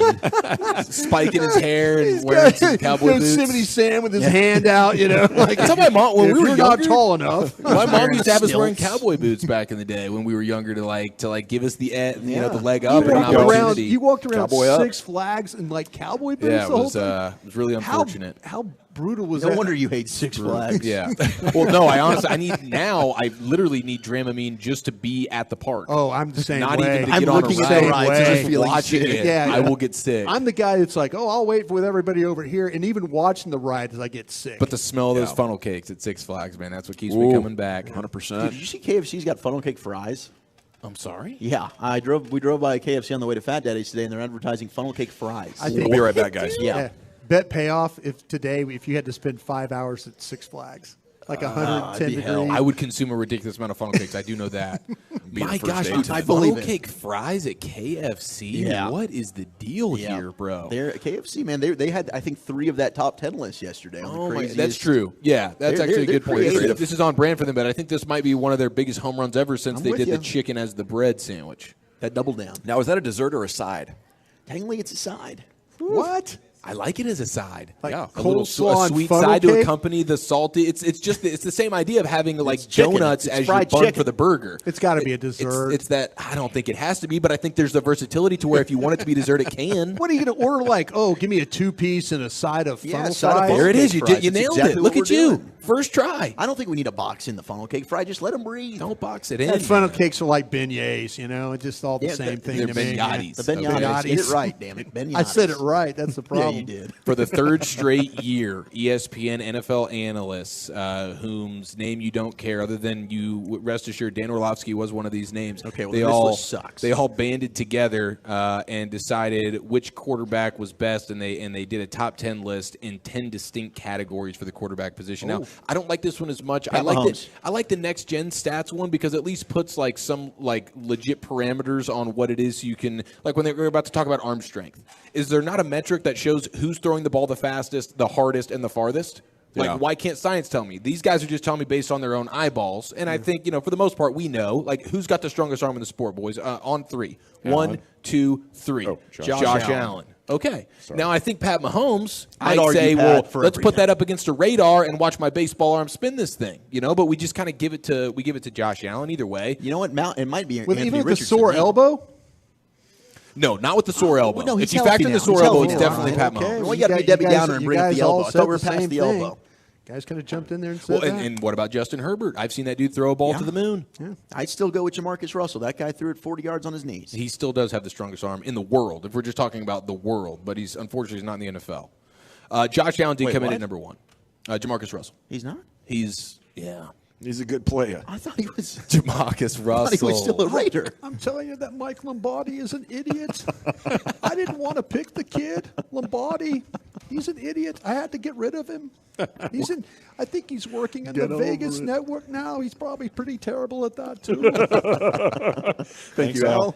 Oh, no problem. There's Al Davis, limited fake Al Davis from the grave. I love it. Giving us some sports takes here live at Fat Daddy's. That's beautiful. So we do have 10 distinct categories. You guys tell me if you're interested in them. No. We start with the first one, which was arm strength. We already know Josh Allen is Give me the number accuracy. 1. I want the accuracy. Okay, we want accuracy. Hit me. Okay. Where would Dak fall in an accuracy conversation? Well, we'll find out Can right you now. give me who Number the 10. judges Who's the are? most accurate? Dan Orlovsky. Who else is involved? All Okay, right, if you it's really want some of the, Orlovsky, it's Tannenbaum, I'm sure. yeah, there's a Tannenbaum in there. There's Royal there's a Matt Tannenbaums? Miller, Matt maybe. Miller. There's a couple of Reeds, Jason and Jordan. Who are There's they? Matt Bowen, Seth Walder, Field Yates. I mean, you get the gist. Oh, and there's a Hasselbeck. Oh, we get a Hasselbeck? That's This going to be list is Tim. irrelevant. It's going to be Tim for the Oh, record. never mind. Tim for the Yeah. record. All right, Tim go for ahead. the I'm sorry. I record. didn't mean to interrupt. No, you did, but it's okay. Accuracy. Hijacking. Accuracy. Who's number 1? Who's the most accurate Tua. quarterback? Tua. I like that answer, Tua actually. technically was statistically. I watched last year. Tua throwing the ball around the other day. Tua's very I'd like accurate. to have Tua if he didn't have scrambled brains. For me, it's Aaron Rodgers. Wow. Hot sauce on that scramble. Wow, have you Wait, been drinking down there, Brian? What? I like what you're doing. No. I do like what you're doing. That over might there. have been the best line Brian's ever had in the history of the show. I like Tua if he didn't have If it scrambled wasn't for the brains. vegetable nature that is his entire brain function. He has concussion problems. Am I lying? No, you're not lying. Am I going to get actually, you're fired not. for that, you think? No, No, not at all. absolutely You're just not. speaking the Love of the facts Star. there. I can work on that full time. I've said way worse. I'd probably go with like a Rodgers or a Burrow. Okay, so Burrow. If it's not Tua. Burrow is number 1. Tua comes in at number 4. I do think Tua is sort of a keyhole guy. Like, that is one of the things when throws you the ball start. well. There's so many things that Tua doesn't do. He's not strong. He doesn't have a big arm. He's not athletic. He's not fast. What the heck does he do? Well, he's accurate as bleep. Yeah. Aaron Rodgers is number 2. Okay. Pat Mahomes Burrow is number one. 3. Is Mahomes top 3 in every category? I know. That's what I was like. Mahomes not very Those accurate, guys by the are way. cowards over Mahomes there. isn't very accurate? Mahomes is. Shots fired. I mean, I watched Ball Mahomes. placement. Okay, did you know, you guys you're see right. the video? Travis Kelce makes Pat Mahomes. He's so overrated. There it is. Gavin. That's He's so the take right overrated. there. That's the hill to die on. Have you guys seen the video where Pat Mahomes takes the ball, puts it in his left hand, which is, of course, not the hand that he uses to predominantly throw Throws the it football. behind his back? He throws it behind his back with his left hand so well that 20 yards away, he's hitting the bleeping crossbar. Shut up. Man, that guy is so talented. It's disgusting. And then the Burrow fans are And like, you guys Joe Burrow's all been hate giving it. this No, in to baseball, Travis. middle infielder. And Andy Reid's He like, can't play. we got to get this guy some reps in preseason. Yeah. We're going to need 2 quarters of action for this guy if we want him to be ready for week 1, which, of course, matters so much when we're going to be playing 6 months later in the Super Bowl, as if week 1 actually even matters. He's Maybe already Pat got Mahomes, Airbnb. Pat Mahomes could be rusty They will for the look first 4 back weeks on of the week season. 2 of the preseason as the reason why they Right. got to that Super No Bowl. question. And if you go to 6 straight AFC Championship games, I'm going to say you're on to something, sir. Yeah. Did That's you see exactly the pass right. he had last night, though, in practice, Mahomes? Yes. To the tight end? All the way to filthy. the right, and then it filthy. goes back to the left with it? No, this one he was coming over the middle. The linebacker had him blanketed. Mahomes just threw it to the side of the linebacker, and the tight end kind of puts his arm out while he's running and secures it, runs to the house with it. Gosh, I did not He see wasn't that open. one. He was totally 100% covered. He just noticed the linebacker wasn't looking. So he threw it right by his hip. The tight end went, whoop. He's the luckiest SOB there is in the NFL. Yeah, Oh, dude, to he land just- with Andy Reid Yeah, and the way he Travis throws, Kelce. he's just lucky. you Well, know? he practices it pregame. During that quarterback show, they showed it. Like Nah, he's he's not- he's practicing really all his good. different I'm arm saying angles, lucky. We man. don't- I think He's he's a just damn stupid good. He's probably the take. best quarterback we've ever seen. He's a total super beast. He's number 2. Pat Mahomes is in arm strength. Number 3 in accuracy. He's number 3 in touch as well. Okay, where's Dak in the accuracy? Is he listed in the top Dak was 10? number 9. Oh, I thought he wasn't accurate. He is tied for 8th. Dak is in terms of There's touch. completion percentage and Who's there's ahead ball of him? placement. Who's ahead of him? No, he's just wildly inconsistent. Is Who's Dak's ahead of biggest Dak problem. at number 8? In the touch thing or the accuracy, Accuracy. thing? In the accuracy, you have Dak sitting at 9. You have Matthew Stafford right above him at 8. You have Kirk Cousins. You have Geno Smith. You have Justin Herbert. You have Tua. You have Mahomes. You have Rodgers, and then you have Burrow at 1. Okay. He's about 28th. God. I like He that. has games where he's about 28th. And then he has games where he looks like 5th. Mechanics. He has highlights that make him look like he should be in the top 5. And he's, I would say he's done a really nice job. But accuracy is overrated. Like the actual Jason Garrett used to beat him in throwing contests. Why do I got to bring this up? David Carr. Yeah. Like line up Dak at that old Pro Bowl event where you throw it through the rings. Yeah, he's not he's gonna do out it. in the first round. Favorites. He's No. not a top 10 accurate But he's never quarterback. been a good practice He guy has either, so right? many other great traits that he makes up for it. You know what I like even more than the rings, too, in that accuracy one is when they dip the football in a little bit of that powder, and then they're yeah. See ripping where it it at the hits? moving The target blue- and the see blue where they powder. bang it. And Yeah. Dan Marino's just freaking bullseye, eyes closed, left hand, thing's 70 on yards, the thing's on a bullseye. cart. It's moving. He knocks it over. Just an I absolute miss animal. those, man. They need to bring that back. They really do. Dak Prescott tied for 5th, by the way, when it comes to mechanics. Maybe we'll circle Yeah. back on some of these other mechanics. ones. He did a really nice job, I think, going into year 3 or 4 at working all those mechanics with John Kitna. John Kitna, Kitna. yeah. Yeah. That's where you got Point the that hip elbow. thrusting. Stop Why swinging are that they back doing leg or whatever. ties? Like, come on. Let's go, guys. Have some balls. Just go ahead and rank them. Don't give me a tie for 5th. Yeah, well, I think that was because they were No. accumulating everything. I think that's just the way the math Accumulating. worked out. Yeah. At So, ESPN, Why don't you can't guys go trust them. bleep yourselves? Thank you, Chief. You're welcome. Live at Fat Daddy's in Mansfield. It is the G-Bag Nation here, home of the Cowboys, home of the Rangers. Now, if you listen to the show, you know coming up next, it's time for the Woolly Bullies Top 10. Where are you taking us today, sir? 16 years ago today, Superbad was released. I have my own top 10 best comedies of 2000. This is my list. Roast me next. All righty. Thank you so much, Woolchuck. I would love to take just a moment and talk to you about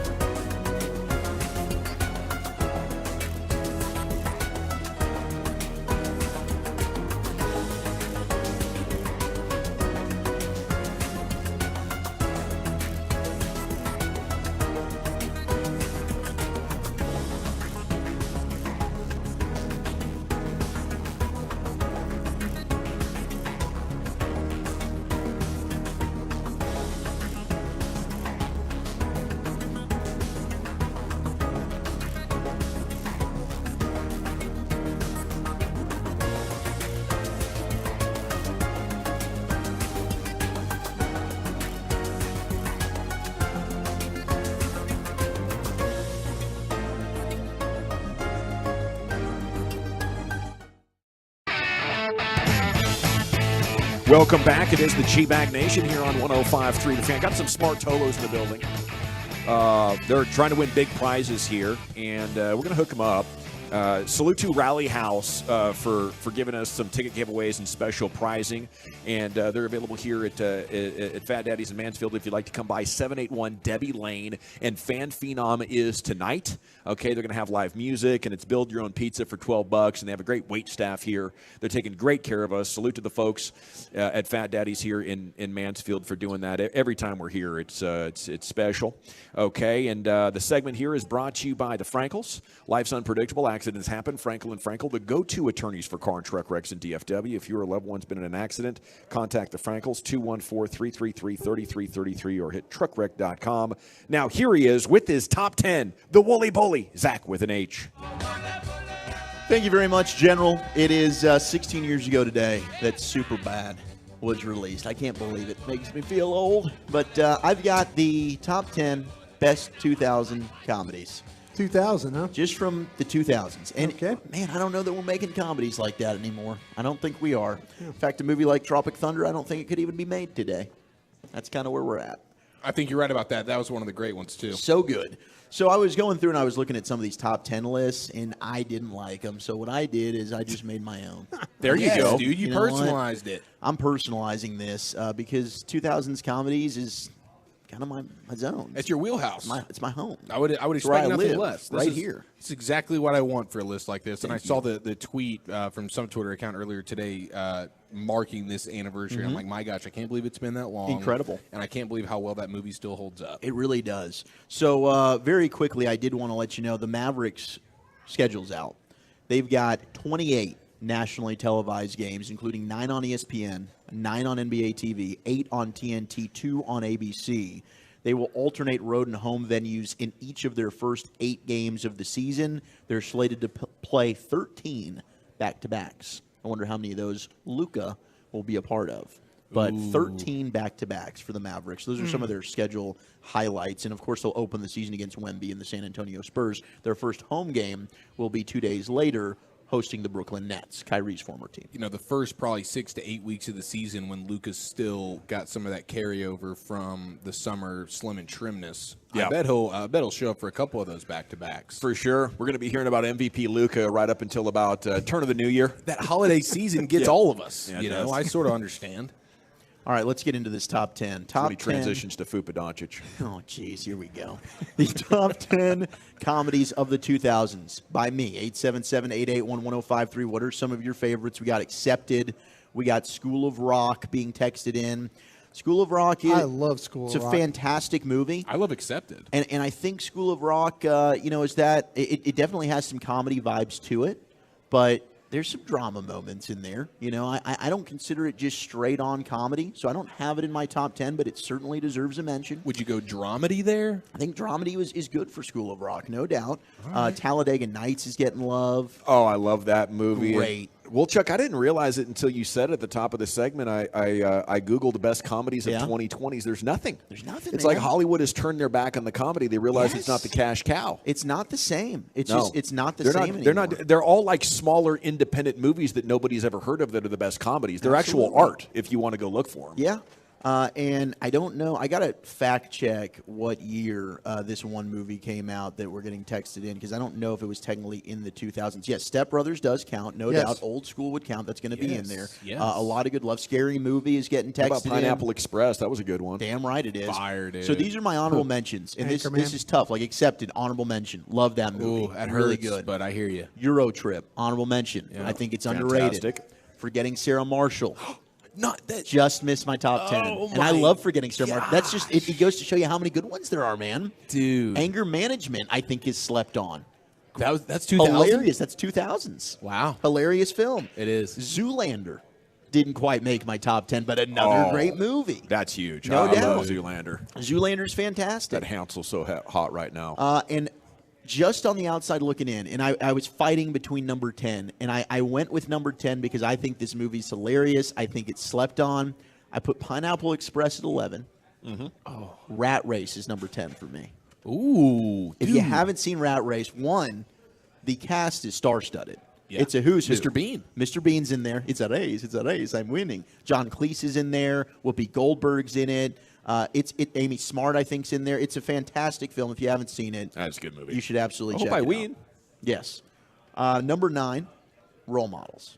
Oh, dude, yes. Freaking fist bump on that one. Yes. Yeah. Role Models is great. That's special. Ooh, Team America got texted in. Jeez, I even forgot about Team America. It's a great movie. Shout out to the Well, Chuck, 469. I'm looking at the top 33 from that era. The Rat's not in there. Yeah, it's a personal It's thing his, for me. it's Wolchuk's. That's why I Oh. didn't like these lists, man. It's a personalized I didn't like it. Wooly I'm list. thinking these Okay. lists that they're coming out with on the internet, they're crap lists. And Okay. everybody can send their hate mail So to yeah, your this email. is a me thing. Number 8, I've got Anchorman. The There you Legend go. of Ron Burgundy. For All right. sure. Anchorman's good. That might Anchorman's be my number fantastic. one Yep. seed by the time we get through this. Yeah. Unless Freddie Got Fingered was made in the 2000s. 2001. Freddie Okay. Got Fingered deserves some love. It absolutely does. I know that's your guy, Tom Green. He was in his Hilarious bag. film. Did you put it in? So much love it's that not it in my did top not 10. make his Oh, top okay. 10 or an honorable mention either. That's what he thinks Well, of you there, I was waiting for Dawson. Dawson. I talked to Gavin about that pre-show. I was waiting for Gavin to give his love for Freddie Got Fingered. I mean, the title alone. I think could there be needs to be a top 10. fight here. If You you set him honest up for with you. that. Yeah. Number 7, I've got Step Brothers, which is a movie that I think gets better the more you watch. Definitely. Yeah, I think like probably the third time you watched it might have been the funniest time. Yeah. Caught a Fantastic couple other movie. things. The other movie that I felt I that think way it made about number was, 1 on this Did best it? comedy movies Hey, of I the think 2000s. a lot of people love them. Some Step Brothers, That's and it from could the be one on a lot of lists. IMDb. What is this? IMDb. Yeah. Yep. I thought it was the EBDBD&B. Technically, Meet the Millers, that's in the 2010s, so it wouldn't count for the 2000s. Bubble Boy getting texted in. Super Troopers is another one I love. Super love Troopers Super is in this Troopers. list, yeah. You've got Walk Hard, the Dewey Cox story. Great film. Absolutely. Honorable mention. Number 6, I've got Tropic Thunder. Oh, yeah. Tropic Thunder has a lot of good nuances to it. One, Tom Cruise's cameo in that movie might be his best role. Oh, my God. He's hilarious in that film. He crushes that role so well. Did he just remake his Platoon version, but kind of slappy? Yeah. Is that what that happened there? For No, Tom Tom Cruise Cruise? was in a Platoon. My bad. I was No, thinking of Matthew Broderick. he's got like the giant forearms that are hairy as Yeah, hell. he's in like a fat suit. He's got the bald. cul-de-sac Brian Broaddus going for him with the does. glasses on. He does, and then he's just an angry man. Man, a lot of great text coming in. Napoleon Dynamite, no doubt. I mean, Napoleon Dynamite's a fantastic film. Number 5 for me. I've got Didn't hold up, though. I rewatched it. It didn't, and that's why I didn't Yeah. put it in the top 10. Yeah. Napoleon Dynamite, I watched it a couple years ago, and I was like, not as good. Yeah, there was something about that whole time that made that hilarious. Yes. Napoleon Dynamite, Step Brothers, and Hot Rod are the 3 Hot Rod. that took like a second or third time watching before you were like, oh my gosh, this is unbelievable. You're absolutely right. And Hot Rod, I didn't put in the top 10, but also a good movie. Friday, all the Fridays are fantastic, no question about that. Number 5, I had 40-Year-Old Virgin. Love that movie. Yeah, Steve Carell really just jumped onto the scene with that one. Dude, and Seth Rogen is like he's that was like his first Yes. movie and he's like a role. Kevin role character Hart's or whatever. even in there, dude, in a and very that- small role. That 2 minutes of Kevin Hart is absolutely hysterical. Yes. Number 4, I've got Borat. Borat 100%. is still one of the funniest movies ever made. And it's a cultural phenomenon. I think that it was absolutely brilliant. Yeah, it was kind of in the mode of the genre to me of the Tom Green Freddie Got Fingered. It's going into public and trolling the hell out of people with really random, awkward things, and they can't escape you. And yeah, to me, Borat was the most quotable movie of that decade. Yeah, like it was. me and my bros. It was constant drops from that. To this day, it's like you will never get this. You will never get this. Such amazing, like when you talk about like creative arts, that's like that lives on forever as one of the legends. Shout out to White Chicks as well from the 469. Definitely deserves some honorable mention. Broadus has never seen Borat, correct? I've never had. You haven't? fantastic. Oh, you will laugh your ass off. I think he's actually hearing about it for the first time. I am. Dude, you will I'm love looking at some this Borat. list. This is Zach and Mira Make a Porn. Zach Porno? and Miri make a porno. Yeah, porno. Another Is that a good good movie. one? Is that a good one or not? It's number 3 on this list. That's way too high. Oh, it's not a that's- top 10. yeah. Oh, it's not a wow, top okay. 10. Big time overrated. But it's good. People but it's in good. Hollywood, you just kind of say no. Nah, they're wrong. Top 3, though, for me, best 2000s comedies in honor of Superbad, turning 16 years old today. Number 3 is The Hangover. Hangover's good. First one's fantastic. They progressively got worse. We didn't really Yes. need to make 3. Yeah. But the first one's fantastic. I like the one that went to Bangkok. That was the second one. The second Okay. one's solid. Yeah, it was But good. The third one is not very good. Number 2 is Superbad. Number 2 is Superbad. And Okay. Superbad was fighting for 1. That means I know You what know number what 1 is for sure. Number 2 is Superbad, and Superbad to this day still holds up, still fantastic. I get all those guys' movies confused, though. Do you? I'm like, I don't know what happened in that one. Michael Cera, Jonah Hill, and if you haven't seen Jonah Hill walk off during an interview and want to punch one guy in the face for basically saying, if you weren't fat, you wouldn't be funny, and Jonah Hill he gets livid. He's like, I've been doing this for 4 hours. We've been sitting in this room doing interviews. I don't need to be here and do this. I want to punch you in the bleeping face right now. Did the guy tell him to, why don't you go ahead and go pee your pants again? No, he did. Yeah. But people don't forget. That sounds like a you problem, Jonah. Number 1. I know Knocked Up is not on number 1 on this list. Knocked Up is great. So I'm shouting it out just because it didn't even get an honorable mention. Well, I know Knocked that Up you might love have been that movie. 2010. Oh, really? Maybe. Okay. We got to look that up. But Knocked Up, I didn't see, and I was doing research for this. Knocked Up didn't pop up. But if it is 2000s, in Scary Movie, I've given love to. Bruce Almighty. Neighbors is not a 2000s movie. It's a 2010s movie. But number 1, Wedding Crashers. Ding, ding, To me, ding. it's the greatest comedy ever. And so many people have texted that in, and salute to all of them. Yes, that's probably, I've seen other than Will Smith's and Eva Mendez's Hitch, I believe Wedding Crashers to be the top movie that I've viewed the most all time. Is that a rom-com technically? It's a rom-com. Yeah. Wedding Crashers? Yeah, but for Vince sure. Vaughn is fantastic in it. Brilliant. And Owen Wilson's great. I mean, Hilarious. they just vibe off each other so well. And then they throw you a little Will Ferrell curveball there towards yeah. the end, Hilarious. which is awesome. I've been crashing funerals recently. I think that's probably my favorite Chicks are rom-com. crazy horn Absolutely. cleaning up. Pick up your bleeping skateboard. Man, I would like to see that movie remade without the romance part, though. Just be notorious and prolific the entire front to back. Yeah. Just make complete asses of yourself and destroy every wedding you go to. And it is a very white list, but I am white, and I can't help that. Yeah, that's Zach Wolchuk's top 10 of the best Yeah. movies of the 2000s right there. The best comedians, best, I don't know, funny Comedies? Comedies. Yeah. What the hell's going on Shout here? out to the Heineken 0.0. I need another Meatloaf. Diet Coke. 0.2. Did I accidentally drink that Coors Light? It's still mostly full. Okay, enjoy live music tonight. We are here at Fat Daddy's in Mansfield. They have a band called The Force, which is the music of the Police. Tomorrow night, it's a metal cover band, and then on Saturday, it's Texas High Road with local Yoakum. FatDaddy'sLive.com for more info. Tonight, as well, it's your opportunity to try out to be the next fan host there with the Fan Phenom coming up at 7 o'clock immediately after the show. Football's Finest with Chief is coming up. If you want the very latest from the NFL at large, that's going to hit your eardrums at 5. We'll just focus on the NFC East. And the second best team in action tonight. What are the main storylines with the division rivals? That's next right here, the G-Bag Nation on 105.3 The Fan. I want to chat Frankles with you before we do anything.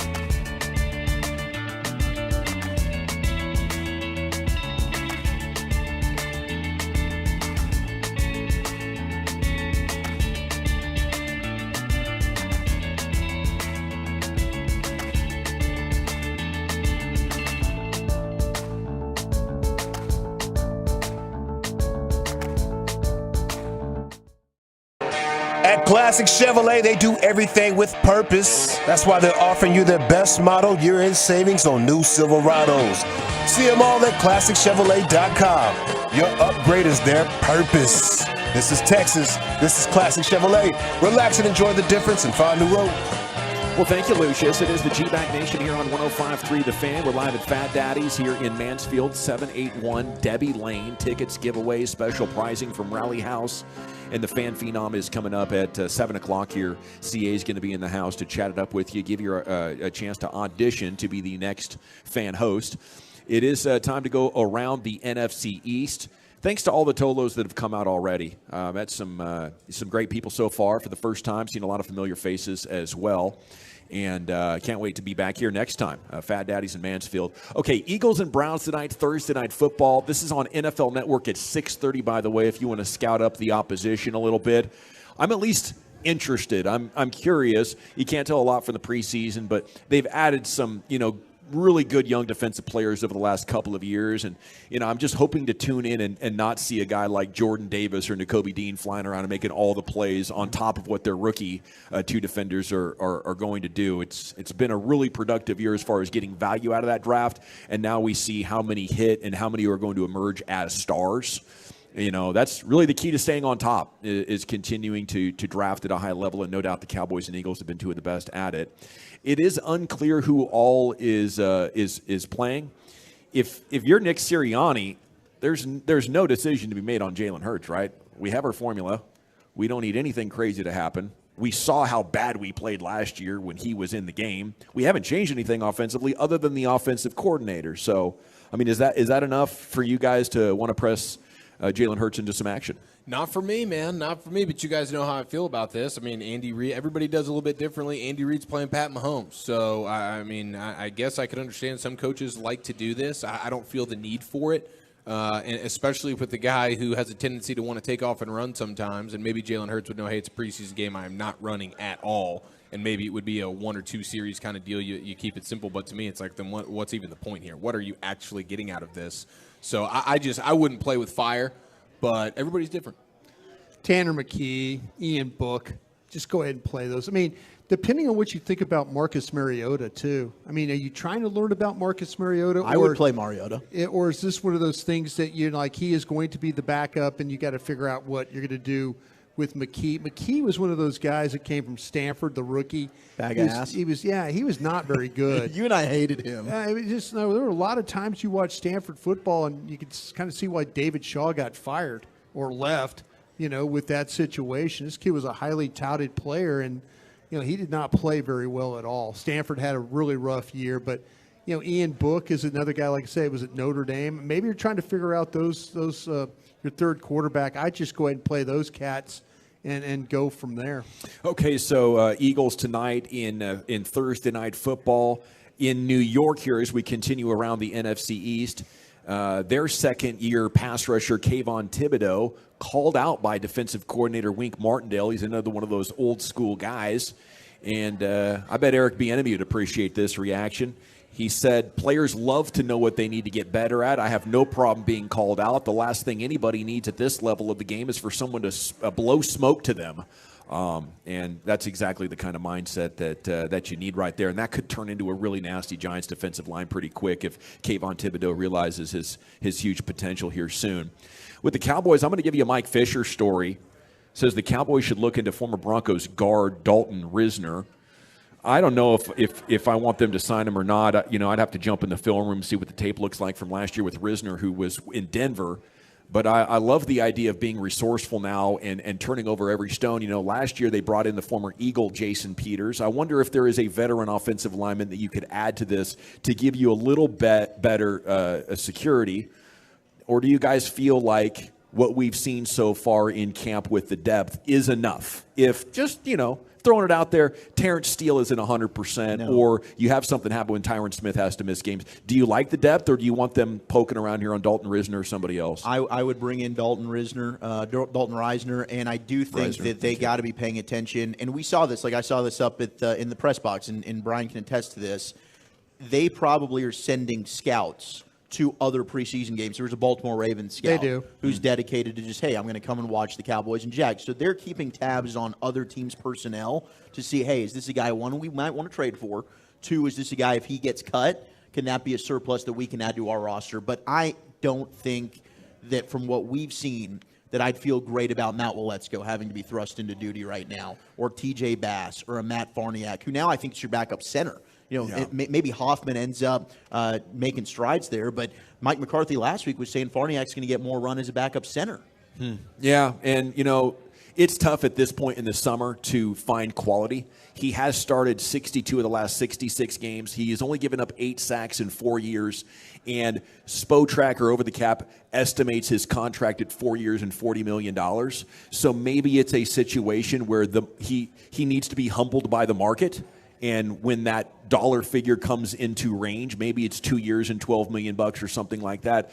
A team's there for the taking. But, sometimes guys are able to put up stats like this and they really can't play. Yeah. And that's where you rely on guys like Brian. And there's usually a very good reason that a guy who's been starting for 4 years is still available this late in the offseason. Yeah, it really doesn't make sense when you consider the fact of the position and how short on supply we are at the offensive line, where you're willing to give almost anybody who meets the size requirements hey, dude, you're big enough. Let's see what you got, because it's not like anybody has an embarrassment of riches at this particular position. I did see Matt Miller yesterday, funny as it is, just randomly unprovoked, tweeting out Matt Miller's an ESPN draft kind of guy. And he just tweeted out, I can't believe Dalton Reisner's not on the team. He's absolutely a starting guard in the NFL. Okay. So there is some of that sentiment for him, but there's got to be a good reason why this guy is not being picked up. He might just be asking for too much money. Well, he's a descending player. This is what remember Gang of Seven? Yeah, that's right. All the time. It wasn't great. One of my guys who is a pro personnel guy director in the league, he said, I asked him, I said, Dalton Reisner. He says descending player. He's just a grinded out short range player, slow feet, slow on the move, struggles to bend, has to win with hand use, short area, his toughness. So. When you start talking about, is this a guy? There's no upside there. Yeah. What is the upside? He's a try-hard jobber. Yeah. It's one of those things that, to me, when you start to talk about, the one thing that the Cowboys short-range player, okay, that means that he's not able to get out to second levels. He's not, we're trying to work more, get out on the screens. Be a little bit more athletic on, in those positions. That's a great point. And, all of a sudden, when you start talking about describing a guy, that is like they say always a phone booth player, or a guy that's just small area. At what point do you accept that with this depth? He's better than anything else here. Well, that's the thing about it is, depending on what you kind of feel like with some of the young guys. I mean, TJ Bass went from we were at training camp and I'm not noticing TJ Bass at all, and then all of a sudden you get to watch the All-22 and you're thinking, wait a minute, is it the fact that he was going against the Cowboys front seven that made him look just ordinary? Or then now he's going against Jacksonville and he's blocking those guys, and now he's getting first team reps. Yeah. So can TJ Bass be a better option than, say, a Dalton Reisner that might be a limited player? The only thing that inviting to me with him is, it sounds like he's a veteran guy. He's a veteran. He's got experience. He's only 28 years old, which you think would be your prime as a lineman. So to hear he's descending, according to this individual, is concerning. Now, I think you've got to look at this from the Cowboys standpoint. That's your backup guards. They're going to have to start for you. Tyron Smith is not going to stay healthy. So you are going to have a point during this season, and hopefully it's just for maybe a game or two, but the odds are it's going to be more like 4 to 6, where you're going to play Tyler Smith at left tackle, and one of these guys is going to start at guard for you. Let's finish up around the NFC East. Great thoughts on that, guys. I think they just roll with TJ Bass for the next 2 or 3 games, and if they like what they have, then they stand pat. But if not, you'll be at cut-down day, and there will be hopefully a batch of veterans or a trade to be made, because I would not want to go with the offensive line as it sits right now. We'll see in a couple of more preseason games. In Washington, the Commies have done a big deal with Bud Light. They like each other again, I guess, now that Daniel Snyder is out. Sam Howell is closing in on QB1 officially. And the big story, though, is the joint practices with the Ravens. And Zay Flowers has been dominant with his route and his separation ability. Short guy that can make plays. I mean, you Yeah. watch the Boston College tape, he was electric. I've never seen anybody run as fast as he does, stop and get everybody to run by him and then start running again. Special player. He is a Pound for special pound player. could become the best absolutely. receiver from this class. no Absolutely. doubt. The Ravens could be scary, man. Yeah. As long as Lamar Jackson is healthy. I mean, at least offensively. Their defense, they're suffering some injuries. Who knows how that shakes out? But I think offensively, as long as Lamar Jackson is healthy, that should be a lot of fun. And I saw they aren't giving Odell Beckham a lot of practice time, but he's looked good in what he has done. They're so, trying to so conserve far. him for the season. That's what they need him Yeah, for. it's smart. Football's finest with the Chiefs coming up next. Eric, where are you taking us? Yeah, we got a lot of quarterback conversation featuring some good news for our guy, bad news for a couple other. That's next right here in the nation. We have your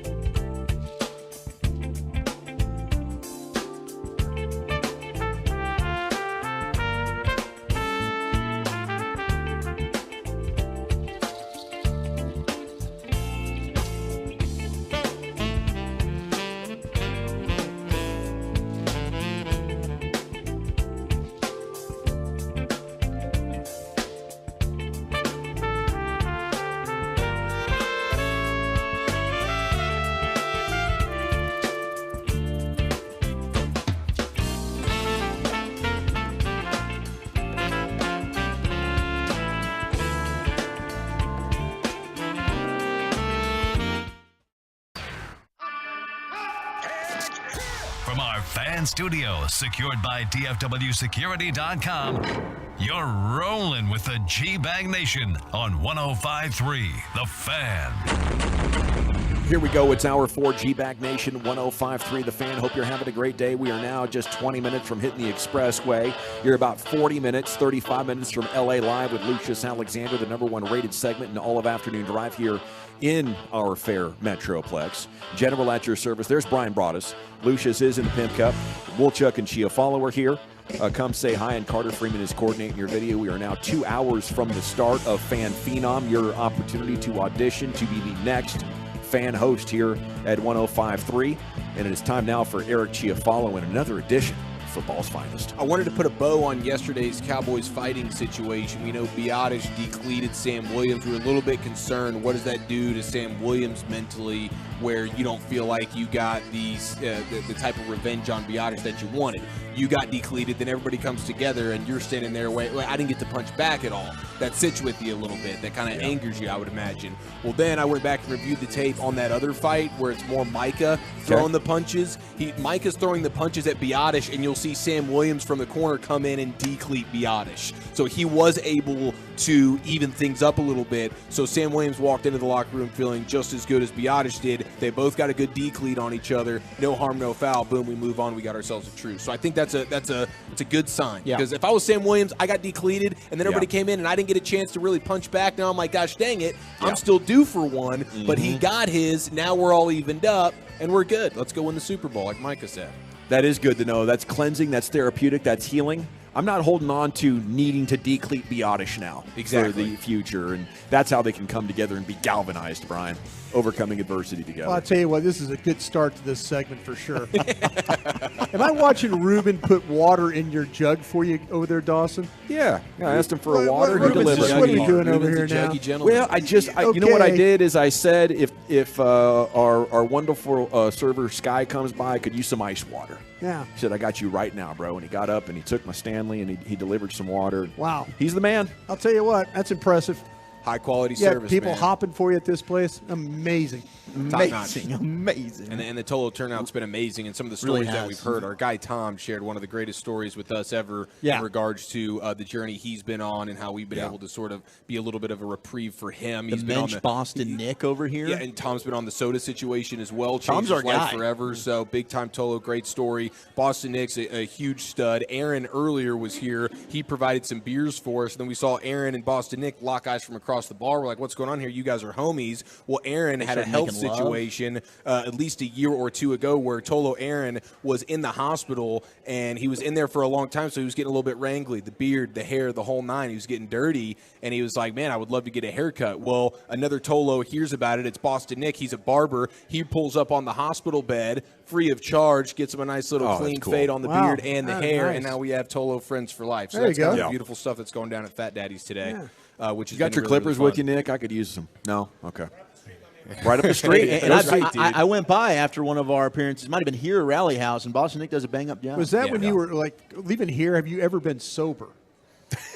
That's a good question. Today I will be. I would say that'd be a hard no. There's a first for everything. The last time we were here, I think you and the chief went. We stayed an extra hour because we were just completely obliterated. We got sucked into the cigar bar, bro. So what you drinking, what you thinking Friday, first and foremost, to our defense. And we straw dogged the Johnny Walker Black. Exactly, we did that. We straw dogged the whiskey, but you guys stayed over for like a couple of days, didn't you? You sleeping in the back room over here? Sunday. Sleeping bag did come in handy that day. I'll tell you keep one in that trunk, boys. You never know when you get hammered at Fat Daddy's with your boys. You start sucking on some cigars, and next thing you know, it's an all-night weekend kind of deal. Those stogies, that cigar lounge in there is pretty special. Probably should have changed the verbiage there, though. That's fair, Dawson. Can we shout out Ruben as well? This is where we met you, right? A couple years back?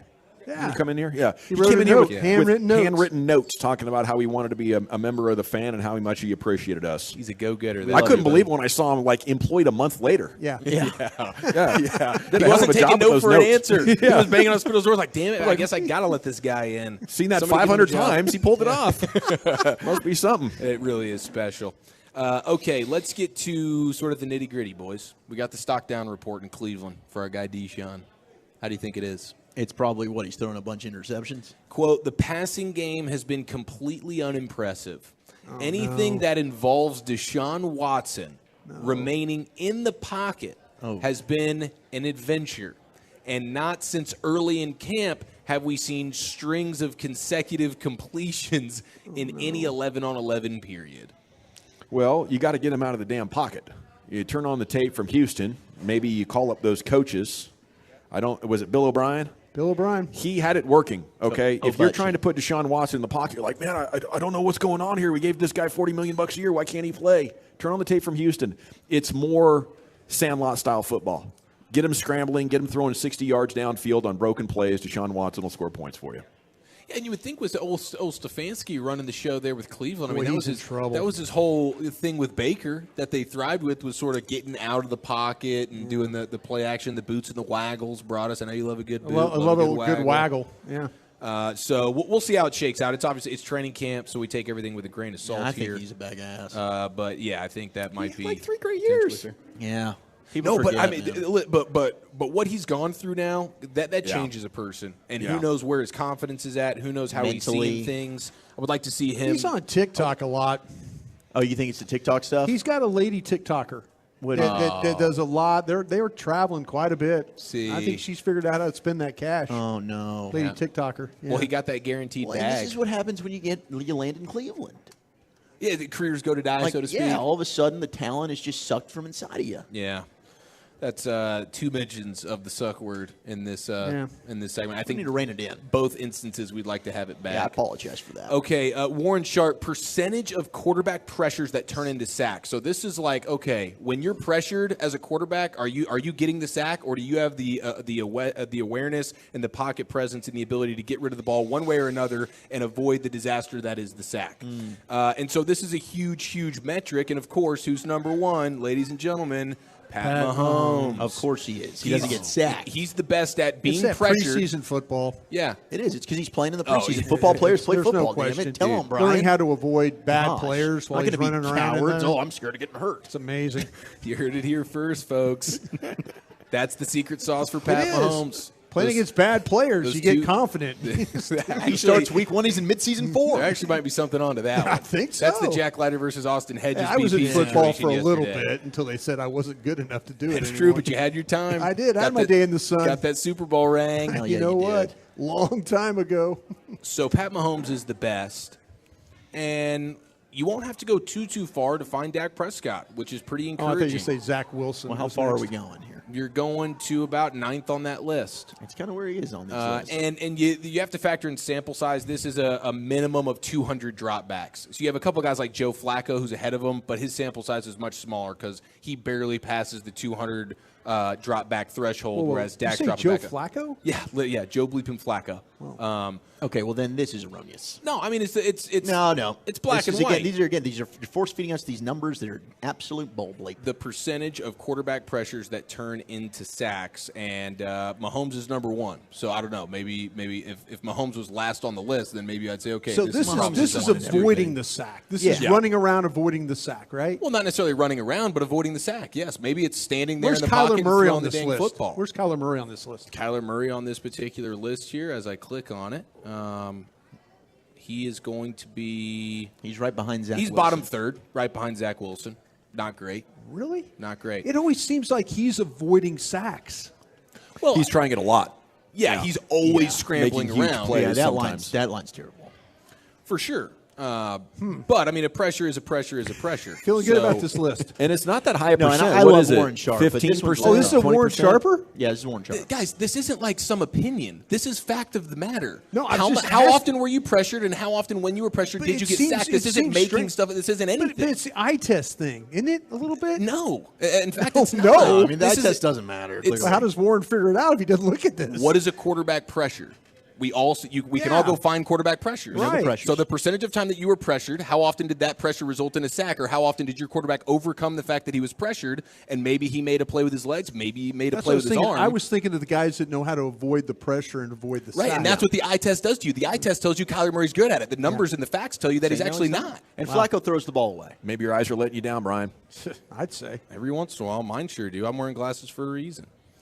Take them off during pictures. just for the pictures, though. I don't want the glare. He's got to look sexy. I got to look big. There was nothing sexy about that photo, other than the actual Cousins barbecue you shirt. bite your tongue. I thought you looked hot as hell. That's a comfy and sexy shirt right there.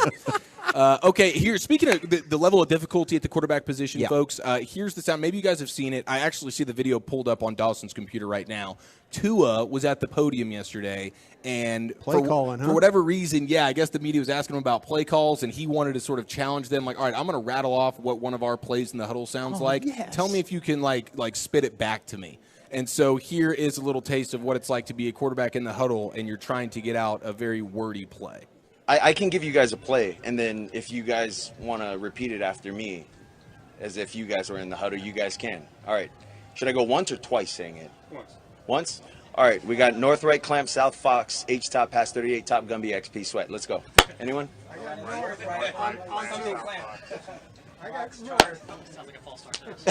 Yeah, sounds like a pre-snap penalty to me. Oh, my gosh.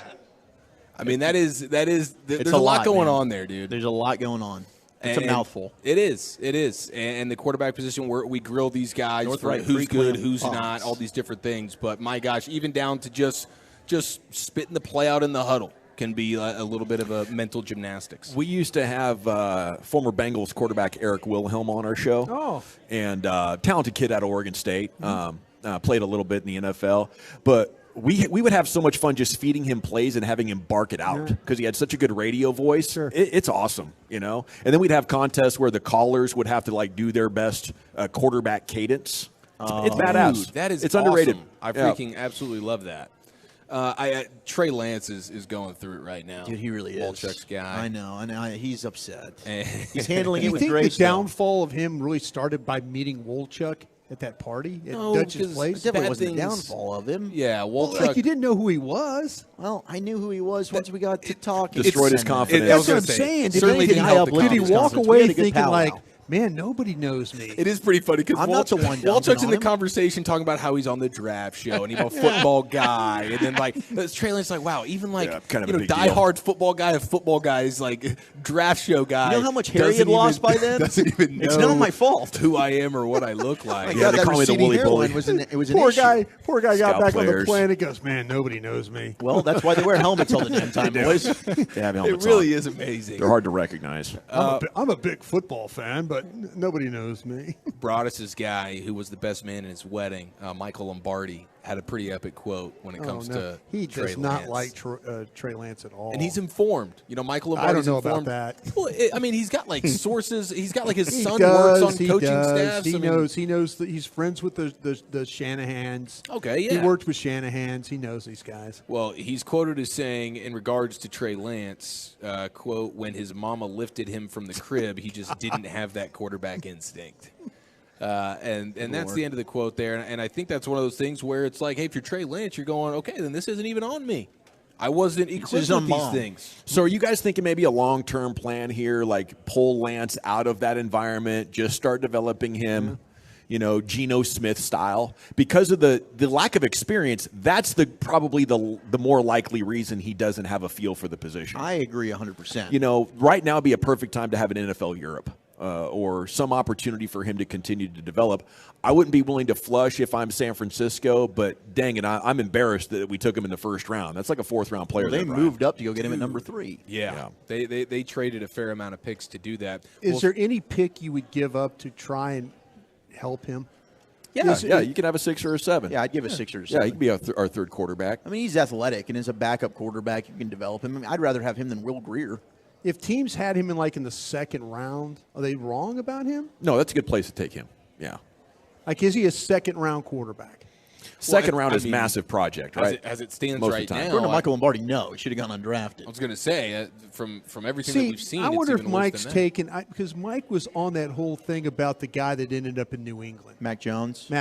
Mike was like – Mike put it out there about Mac Jones was going to end up in San Francisco. Remember that whole thing? He went on and on and on.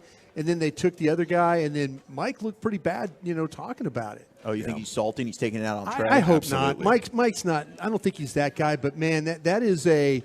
He needs to keep my guy's name out his bleeping mouth. There you go. He got beat up pretty good about that whole thing. So it wasn't his fault. He's still a great football mind, and Chief with another great football segment there. Football's finest most days here in the nation. We're live at Fat Daddy's, where the fan phenom resumes at 7 o'clock tonight. If you'd like to come try out, we do have ticket giveaways and special prizing from our friends at Rally House that have all the gear for whatever local team you want to cheer for. Okay, when we come back, G-Bag Nation, it is time to hit the expressway. Everything that's been developing throughout your broadcast afternoon.